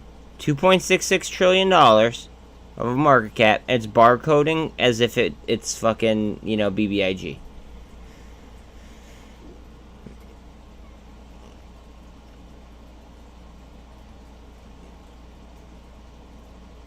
Yeah, I'd like to think that my community is pretty dope. Because if they don't have good vibes, then, like, they just get booted, to be quite honest.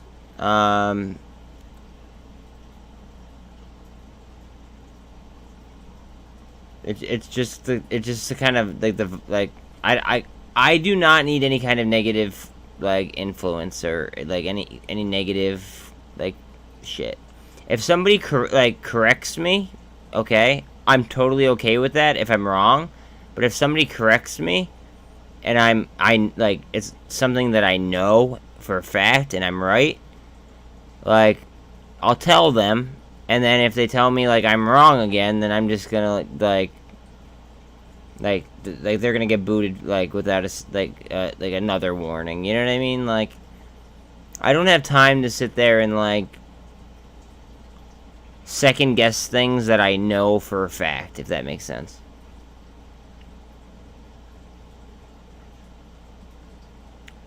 And, like, it's cool to agree to disagree, right? But, like, what I really hate is when people come in with speculation and don't have a source to back what they're saying is fact, but it's actually just speculation. That's probably my biggest, like, pet peeve.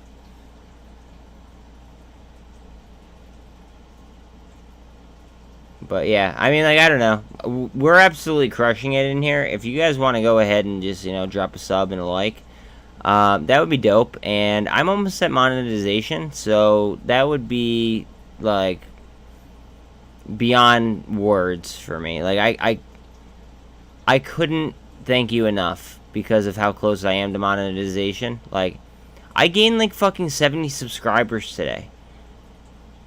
Like, you don't gain 70 subscribers in one single day unless you're doing something right. So, like, I don't know. Go check out my uploads.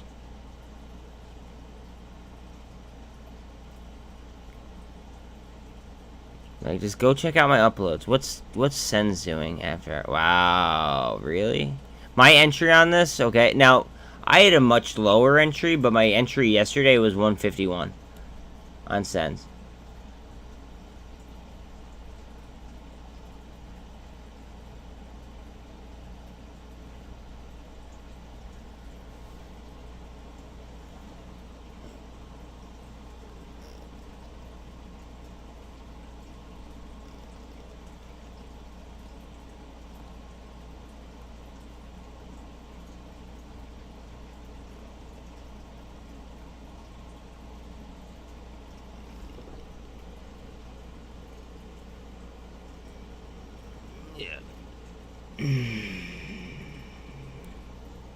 I did have I did have lower entries, but I, like, really loaded in when it was fucking ripping yesterday. To be honest. Like, I'm not, like... I have nothing to gain by sitting here and fucking bullshitting anyone.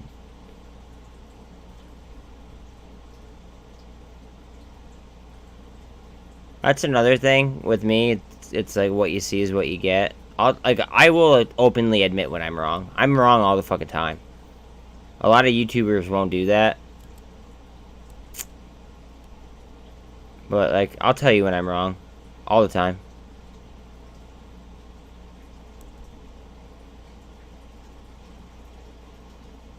Look at the turnover on PGY. Even though... Alright, so PGY dropped 34%, but look at the turnover. Tell me how that makes sense. It doesn't.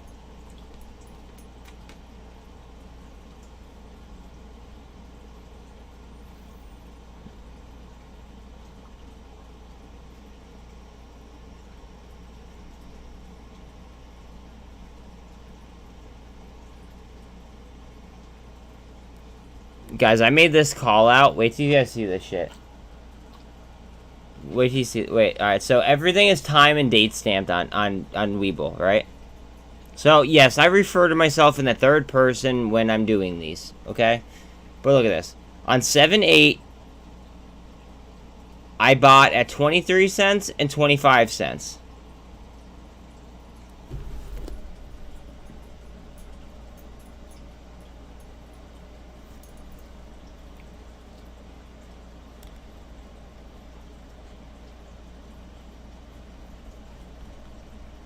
And remember, just so everybody sees, time and date stamped. So they're like, I can't even, like, lie.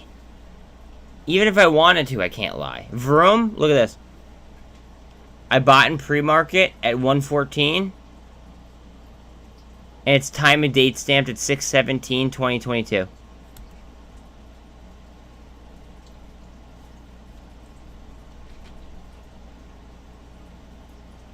The entry prices are not fair. Like, they're not. I'm sorry. It just is what it is. What's up with AMC, all in one?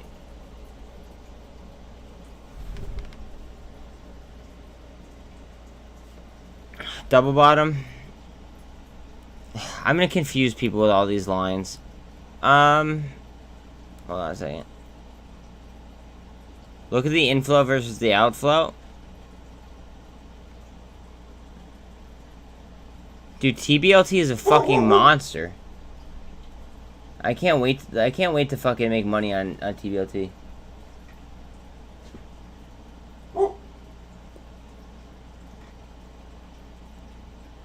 Jay, let's have this conversation elsewhere. Just not here. Yeah. Do you guys want to see something really funny about Lyft? You guys want to see something really funny about Lyft? Hold on a second.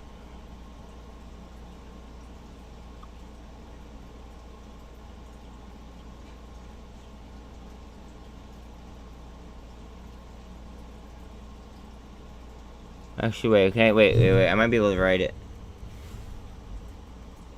On July 28th, I made a video about Lyft and how I thought like it might get a very big bump. Published July 28th. Lyft stock trending. Bang.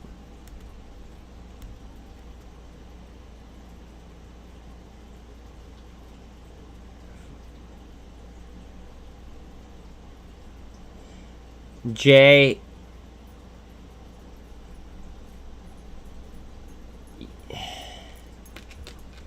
Yes and no. Okay. Alright, so to be honest, you do not seem like you, and please don't take offense to this. I don't take you as somebody that's experienced with options. Am I right? I gotta let Bella out 1 second. But just let me know if you're experienced in options or if you're not. 1 second. Come on, Bella, let's go outside.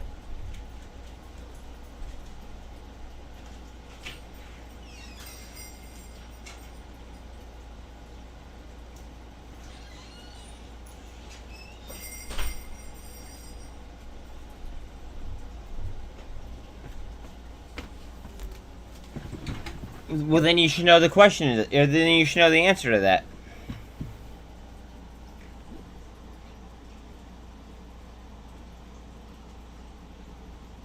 If you're experienced with options, then you should know the answer to that question without me having to answer it, because that's borderline financial advice.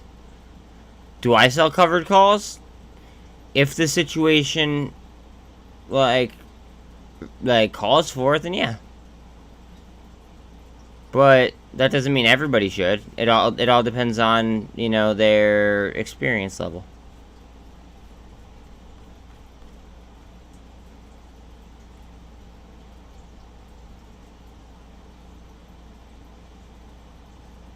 Okay, well then, Jay, what do I say all the time? Scared money doesn't make money.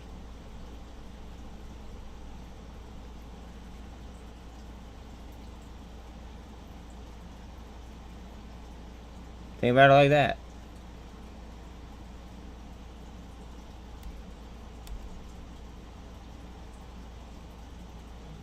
I know. Again, at the risk of sounding cocky, okay? Usually I don't say something unless it is true. And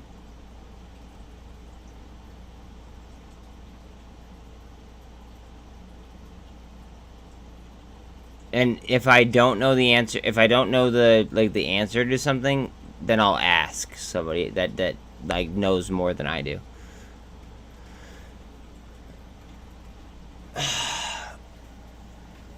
Thank you.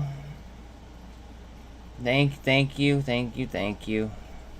That was 2 weeks in advance, pretty much, dude. I did the same thing with Carvana. Carvana's doing the same thing right now.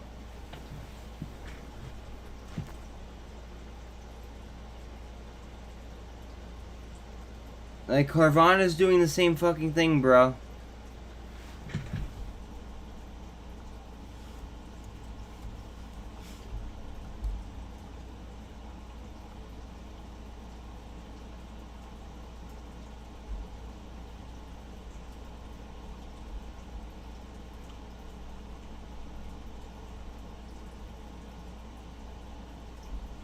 Look, we're about to have a 13 or a 48 over the 200 cross, right?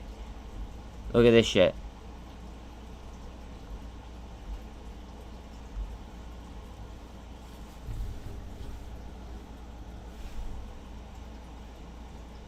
Two days ago I posted it.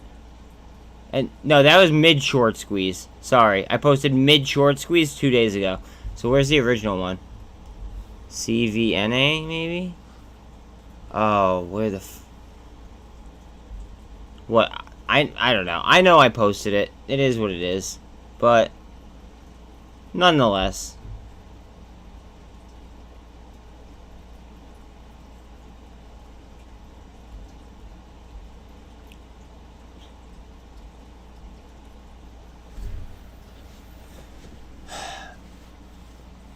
My YouTube is actually kind of going parabolic, which is kind of fucked up, to be quite honest.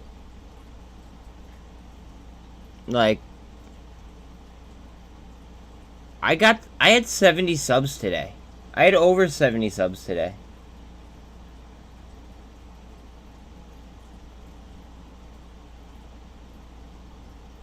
GovX is about to fucking explode.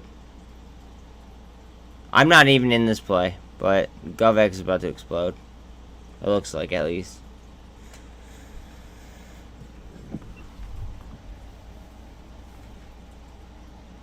Alright, so currently, just so like everybody knows, currently I have 674 subs. It'd be dope if you guys would, if somebody would be my 675th.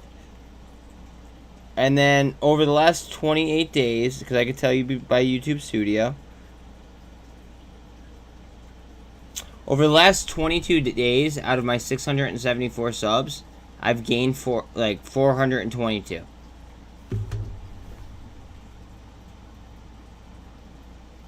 I've been streaming for 5 months. That's how fucked up the system is, and that's how fucked up the algorithm is. Like, I just started getting traction, and it's just a YouTube algorithm. So I don't know. If you guys could drop me a sub. My fucking DD is on point, I'd like to think. I mean, Jay would like to think as well. Yeah, I mean, I don't know. Today I got 70 subs alone. That's fucked up. That's unnatural. Thank you. Yeah, anybody that's commenting should be subbed. Just because I believe that's the way I have it set, but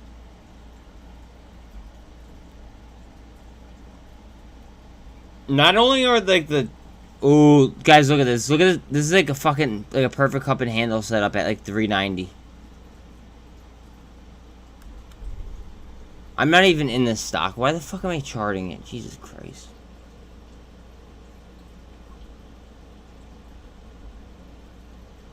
Guys, if you...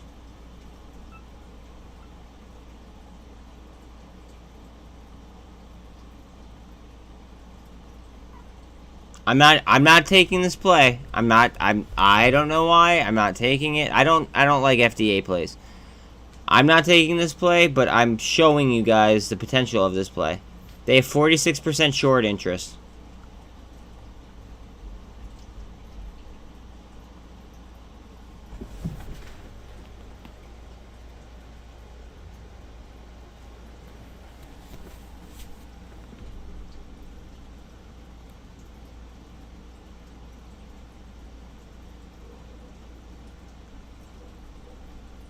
If within the next 15 minutes, right? If this explodes over the top, I think everybody in here that's not subbed, right, should definitely sub to me. I think that's fair, right? I just showed you the Ortex. I just went ahead and I drew it out. I think that anybody that's not subbed to me within the next within the next 15 minutes, if this goes over that line, I think you should sub to me. I feel like that's fair.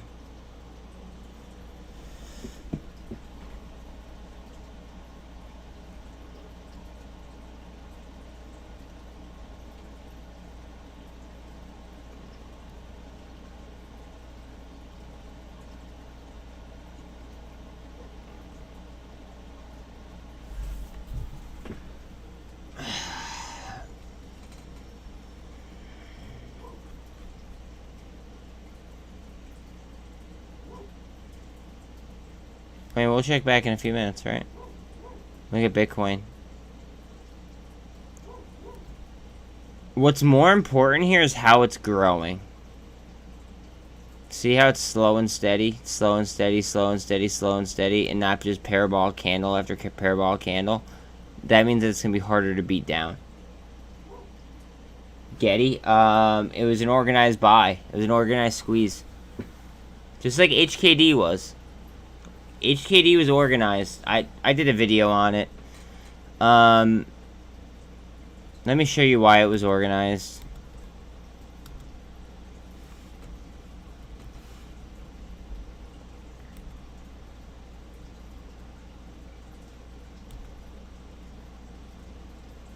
Look at all the dates. God, would I love to have been at that dinner on July 21st.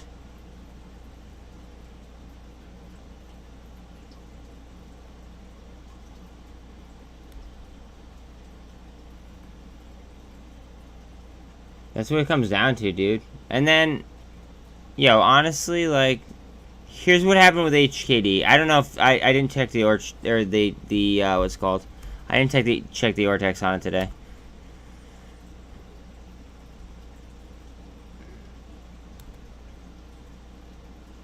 Oh, they're not there anymore. Alright, so there was before, you guys could check my other video, you guys could actually look at my other video, okay? It says something Hong Kong, okay? And they owned over 100% of the company.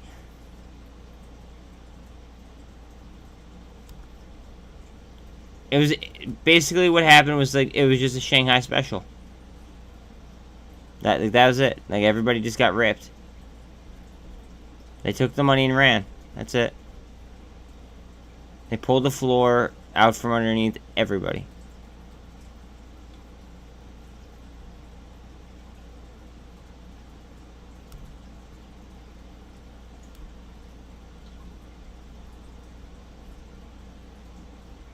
Cup. Where's my handle?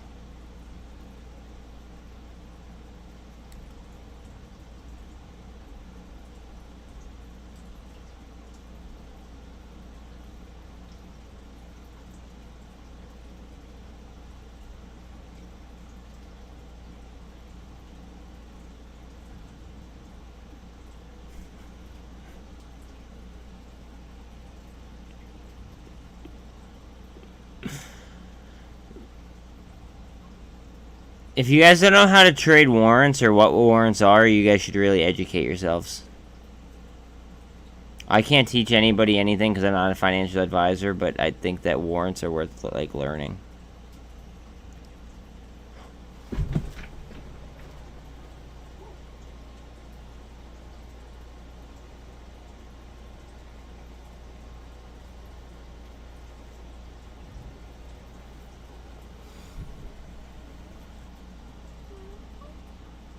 All your tickers show... Your tickers might show the... What's it called? They might show the closing price, but not the after-hours price. Or maybe they show the after-hours price, but not the close price. I don't... Bro, I don't know.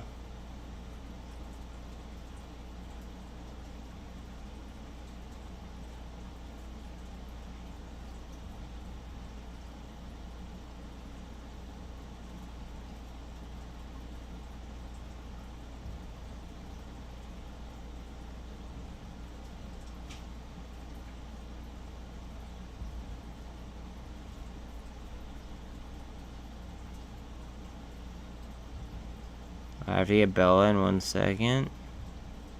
Here, I'll put TYDE up because I know that. Yeah, that's not actually moving much at all. Just give me 1 second. I have to grab Bella.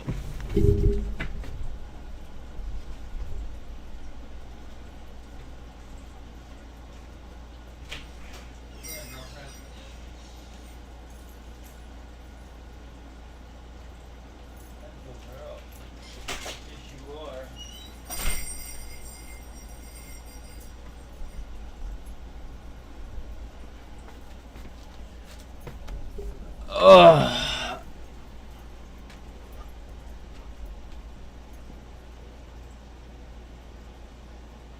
Yeah. I think that the shorts are so fucked on BBIG. Let me just put my feet up. Hold on a second.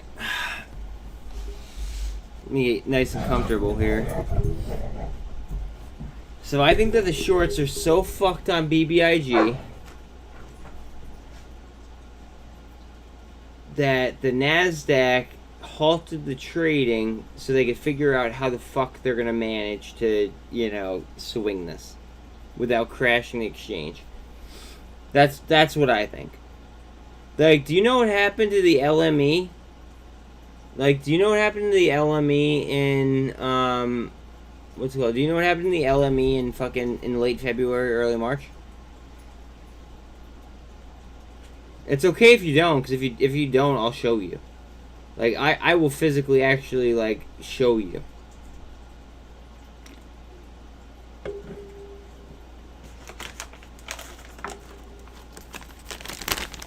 Like,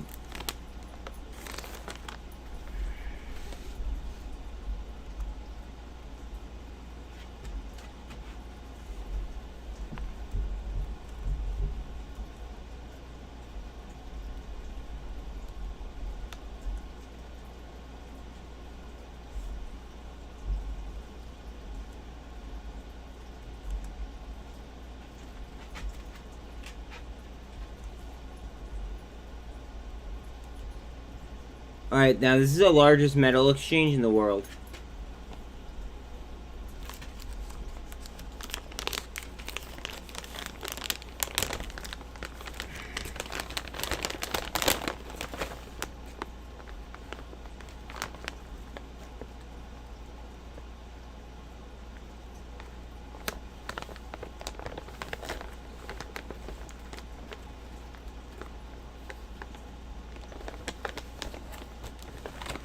Now, what if this happens to the New York Stock Exchange?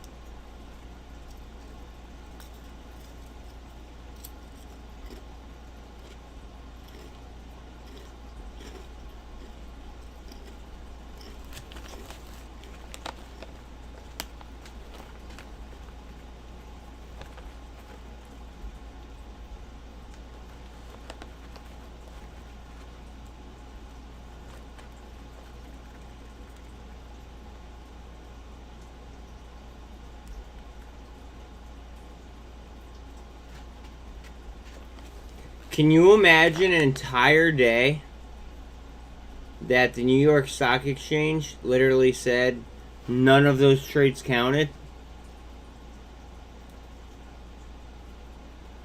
What would happen? There would be fucking riots.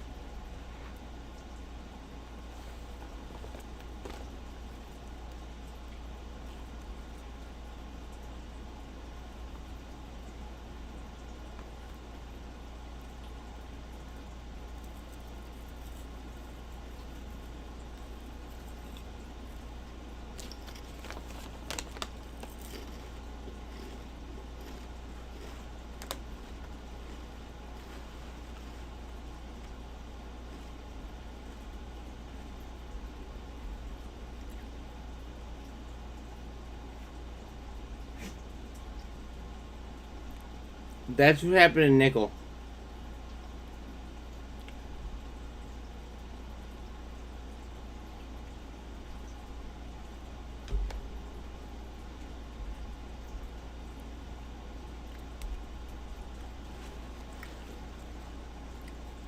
Now, what if that happens to fucking the New York Stock Exchange?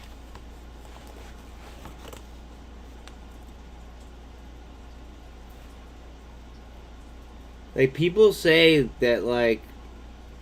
Alright, let's be honest, guys. Some fucking prices are unsustainable. However, truly, some stocks... And not every stock is like this, but, like, some stocks truly do not have a fucking ceiling.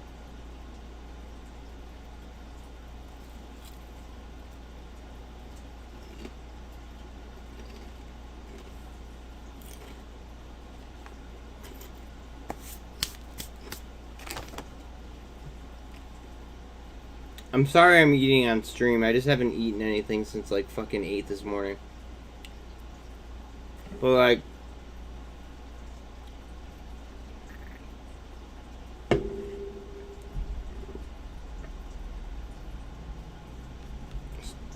some stocks just truly do not have a fucking ceiling.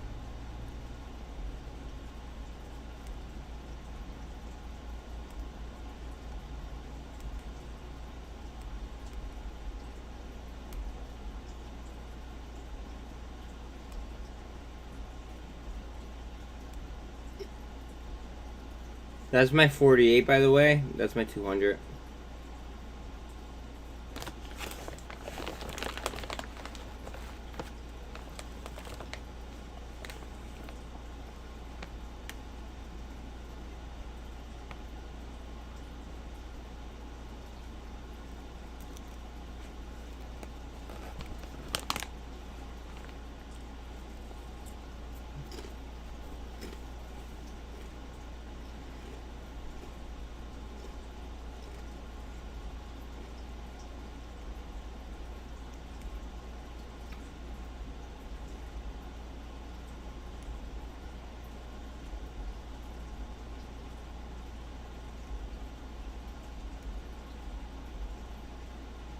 Things could get very, very spicy very fucking quickly.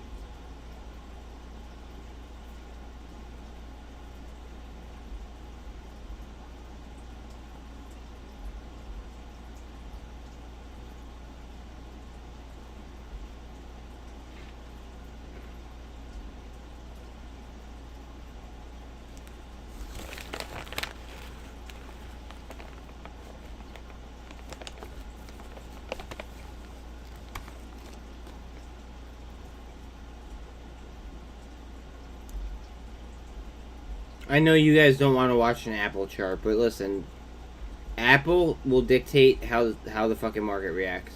I'm like it's the truth. Hate to break it to everyone.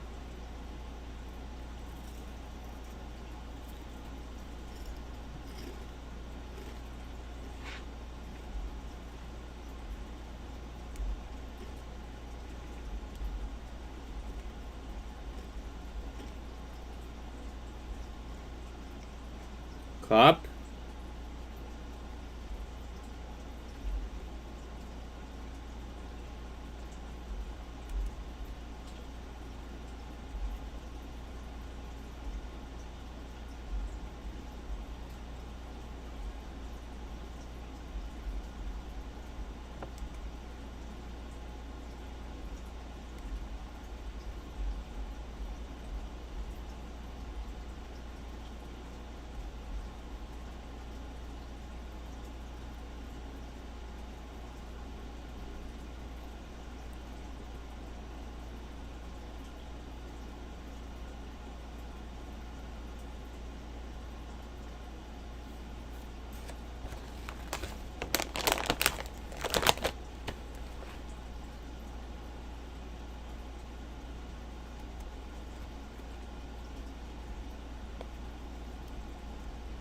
Come, just clear that VWAP.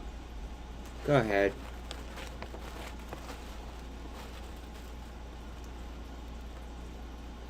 If this clears the VWAP, like, shit can move, but like,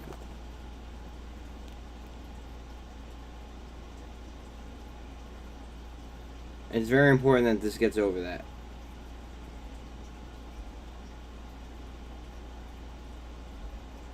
We also need Bitcoin to like react positively as well.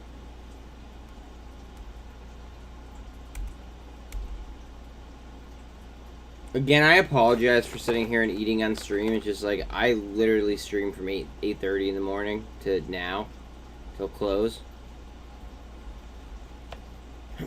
Your boy gets hungry every now and then. You know what I mean? Picture a bull flag down. We're about to break it. By the time I draw it, it might break, but I'm gonna draw it anyway for you guys.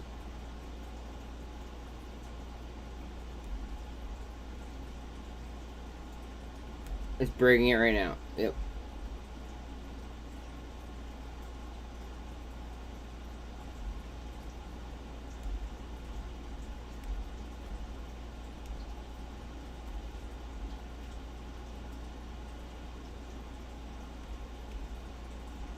This might break up.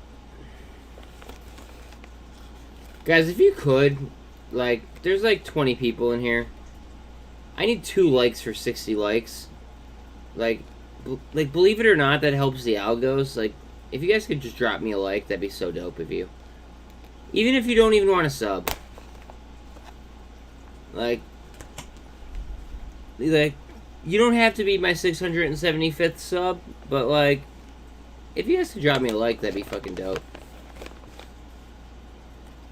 And everyone always thinks, like, oh, you know, I don't have to do it, the next person will do it. You know what I mean? But, like, if enough people think like that, then, it doesn't help me at all. You know what I mean? Like,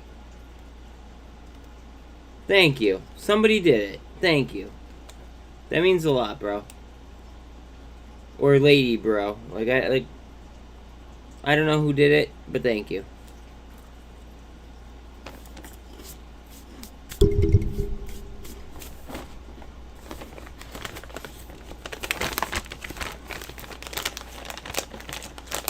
Just as predicted.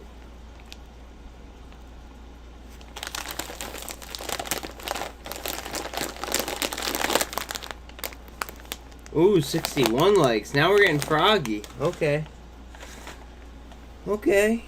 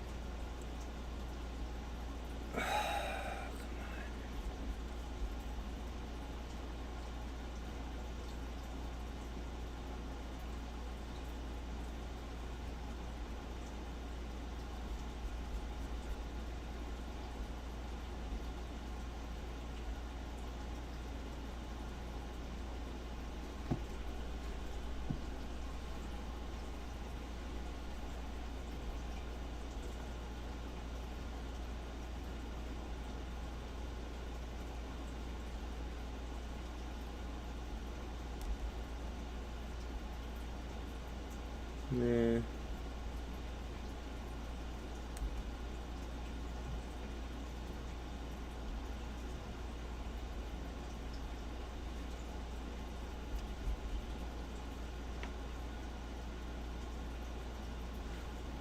I see your comment. Just give me 1 second.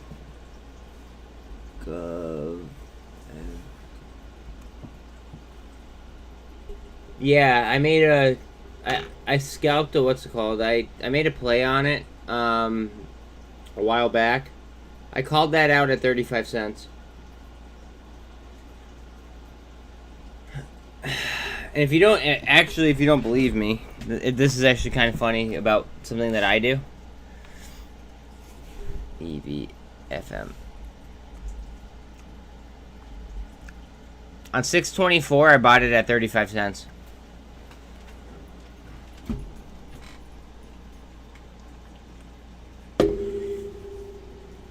And yes, that is time and date stamped.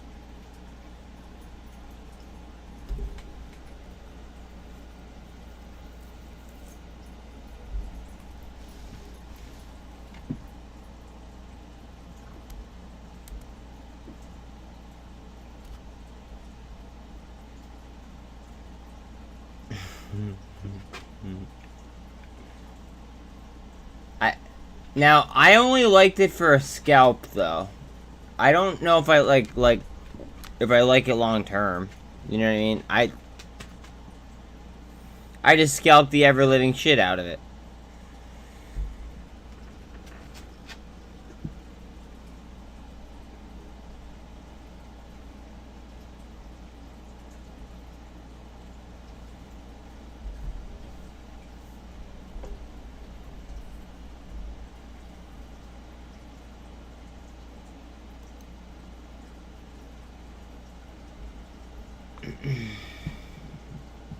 So yeah, I mean like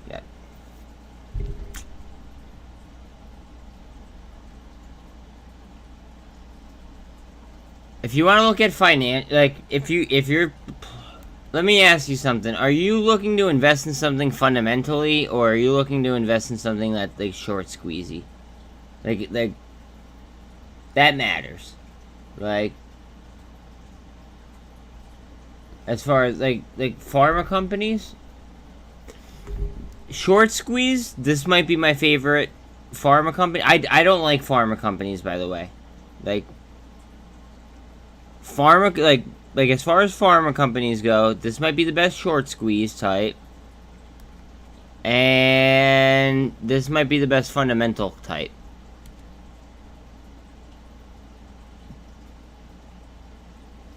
But again, what do I know? I don't have my I'm not a what's it called.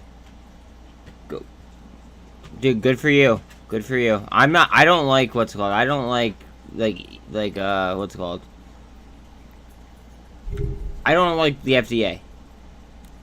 It's just another regulatory body that we have to fuck with. You know what I'm saying?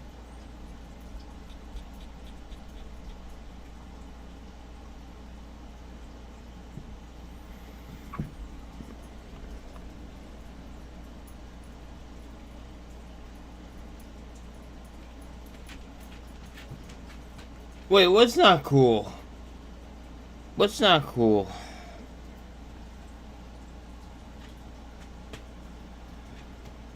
I just don't fuck with the FDA. That's it. It's just like a regulatory body.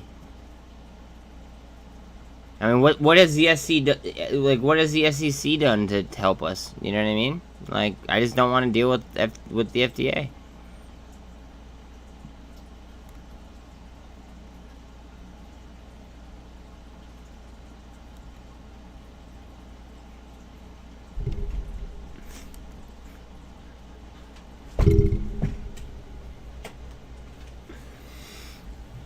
On the 8th, I bought this at 23 and 25 cents. It is now worth 43 cents.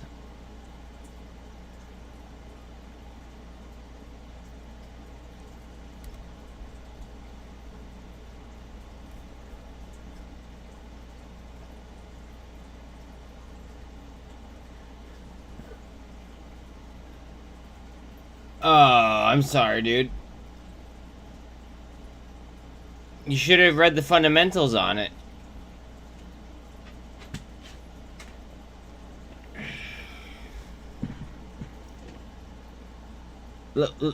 Let me ask you this. Are you a fundamental trader? Like, do you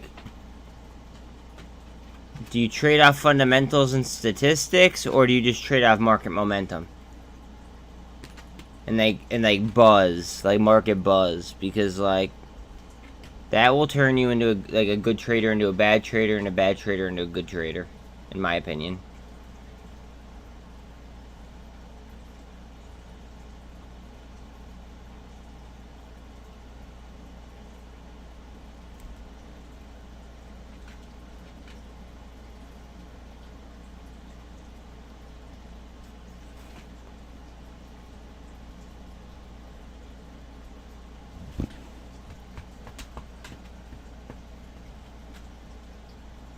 You I don't know. Just let me know if you're like a fundamental trader, or if you're if you scalp, if you like momentum trade, because all that matters. All of that matters, and every single trade that you do.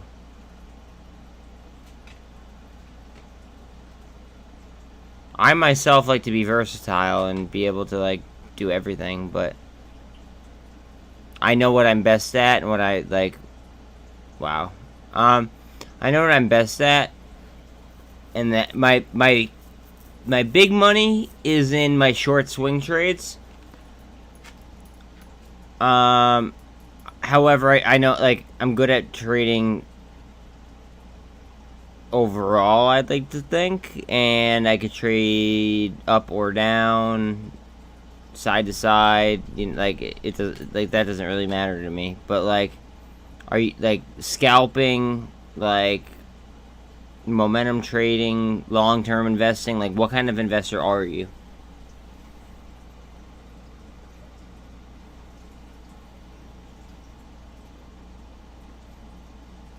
Oh.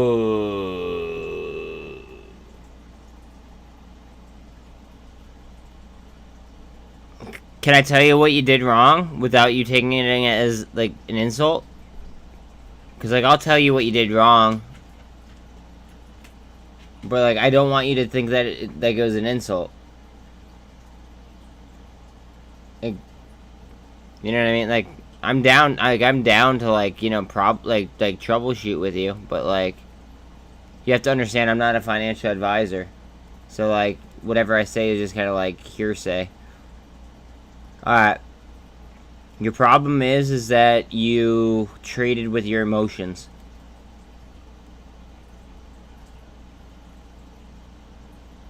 You got bored of the trade, and instead of listening to market fundamentals, right, you went and you traded something else that had, like, a worse off, like, fundamental play and worse numbers, right? All because of hype.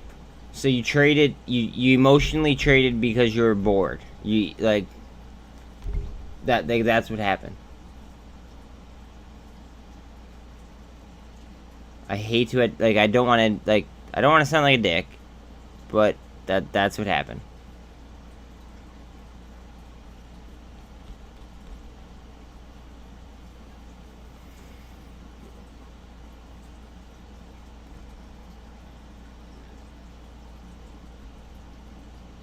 Ooh, the 48's crossing the 200 on Redbox.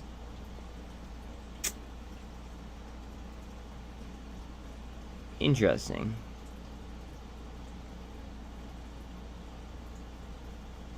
Guys, if you don't know what's up with Redbox, the Attorney General from Louisiana, the former Attorney General, opened up a case to see if like, there was legitimacy in between, like, Redbox going ahead and completing the merger with Chicken Soup. Therefore, it might kill the deal, or at least delay it, at which point the shorts would be fucked. Just so you guys know what's going on with Redbox.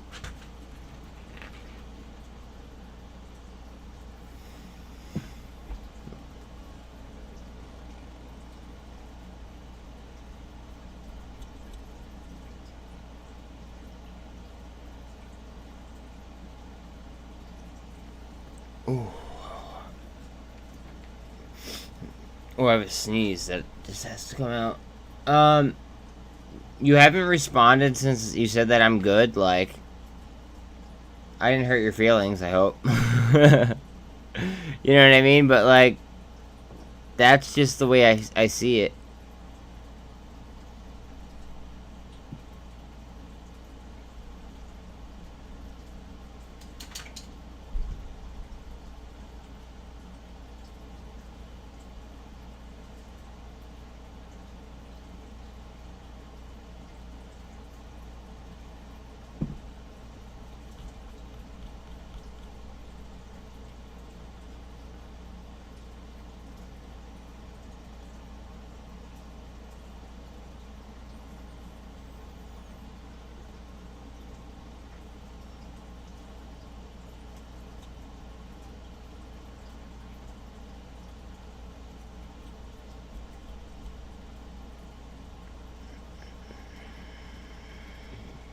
Just so everybody knows, apparently this is a company that's pumping out missiles. like as far as national defense goes. So just heads up. They have very weird owners, like Lockheed Martin and fucking Google.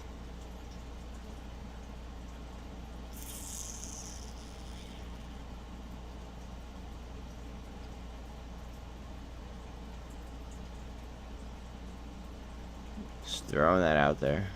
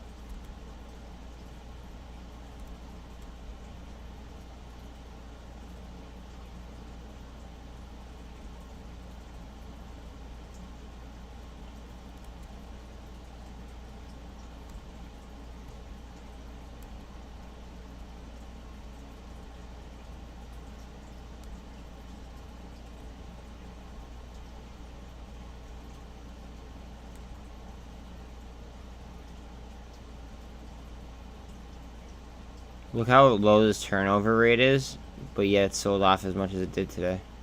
And now it's up in and after hours as much as it is. But again, turnover rate is 0.24%.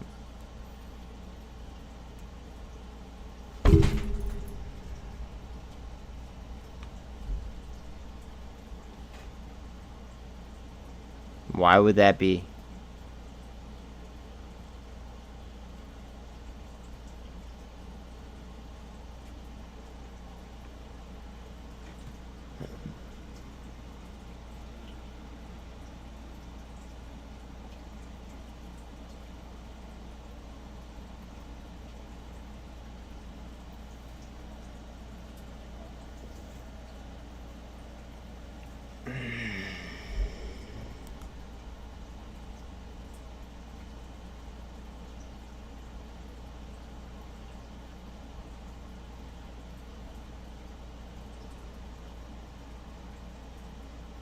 Bruh, Robinhood sucks. I'm sorry to tell you that for like the 8th time. I don't want to like sound terrible by just repeating myself, but like Robinhood just sucks. It's gonna do that.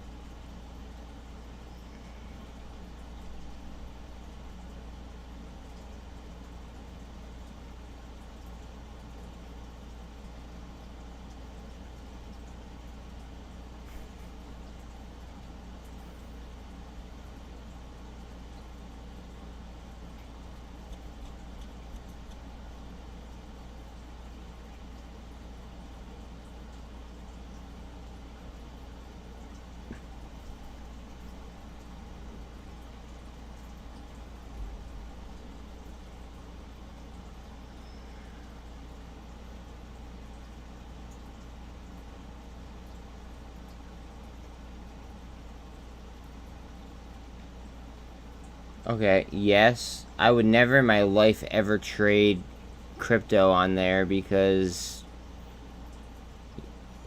you don't actually own the crypto that you get on there. It's just an IOU. I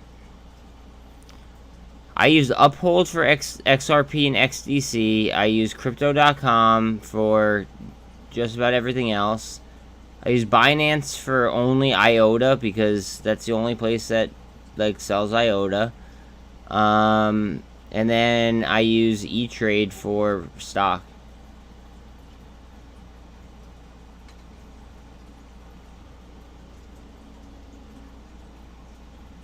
That's a lot of hopefullys.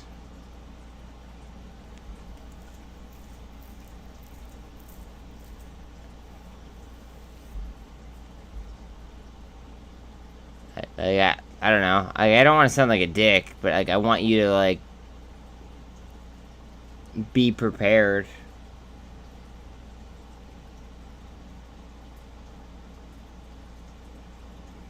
I have no experience with Moo, but I haven't heard the best things about it. The only good thing that I've heard about it is like the no PO, the payment for order flow, but like as long as you route your orders to the IEX on E-Trade, there's also no payment, or like there's no payment for order flow there either. I mean, yes, you're gonna pay for payment for order flow on options, but like you get good fills.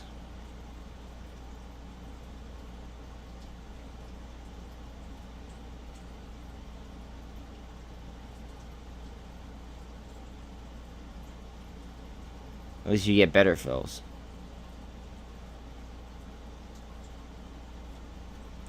Well, what was up 16? Wait, hold on a second. What was just up 16%? I just scrolled right past it. Where the fuck was it? Something just flashed 16%. And I fucking flashed. Oh, man.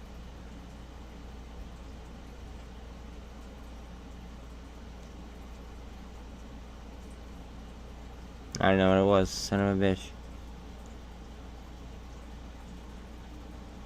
Yeah, I mean, that's just my experience. I mean, everybody has their own favorites, but those are mine. Those are mine.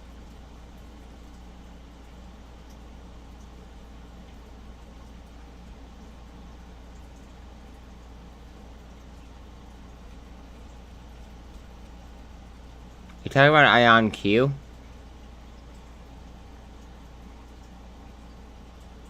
No, that's the warrants for Ion Q. That was not it. It was down here somewhere. I just don't know which one it was.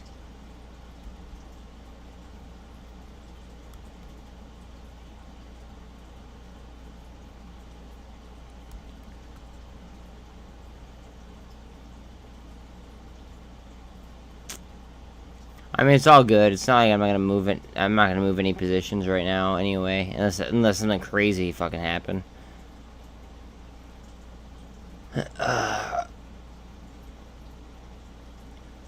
That's what it was. It was Enlit. Guys, everybody watch Enlit W tomorrow.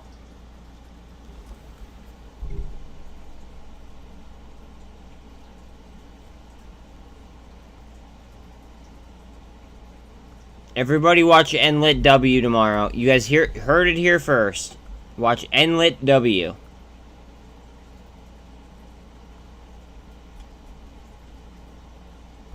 Watch these.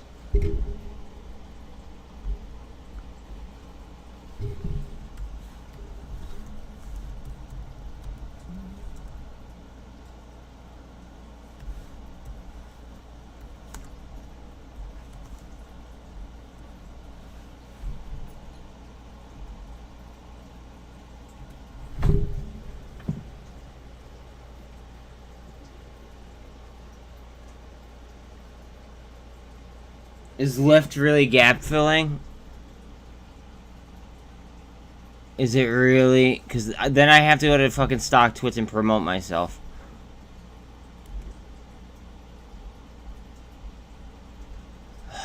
I got... See, like, this is the shitty part about not having my own media team. I wish I had, like, people to, like, fucking, like, do this for me. Like, one of these days.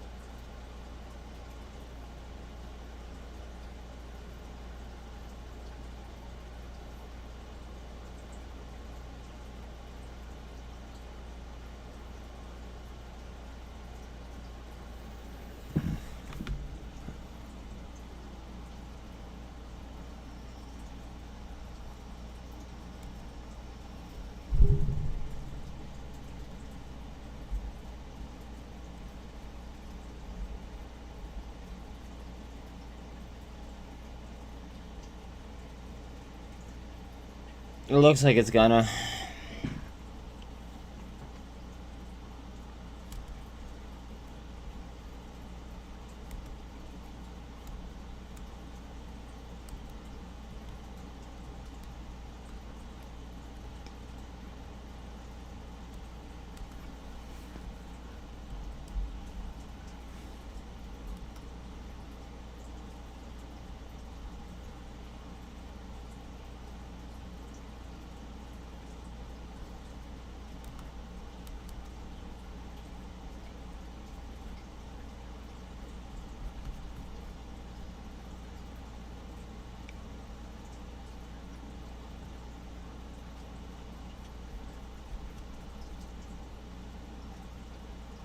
Watch the fucking warrants tomorrow, guys. If Enlit goes crazy, watch Enlit W. I'm telling you guys that right now. Not financial advice. Just put it on your fucking watch list. Throwing that out there.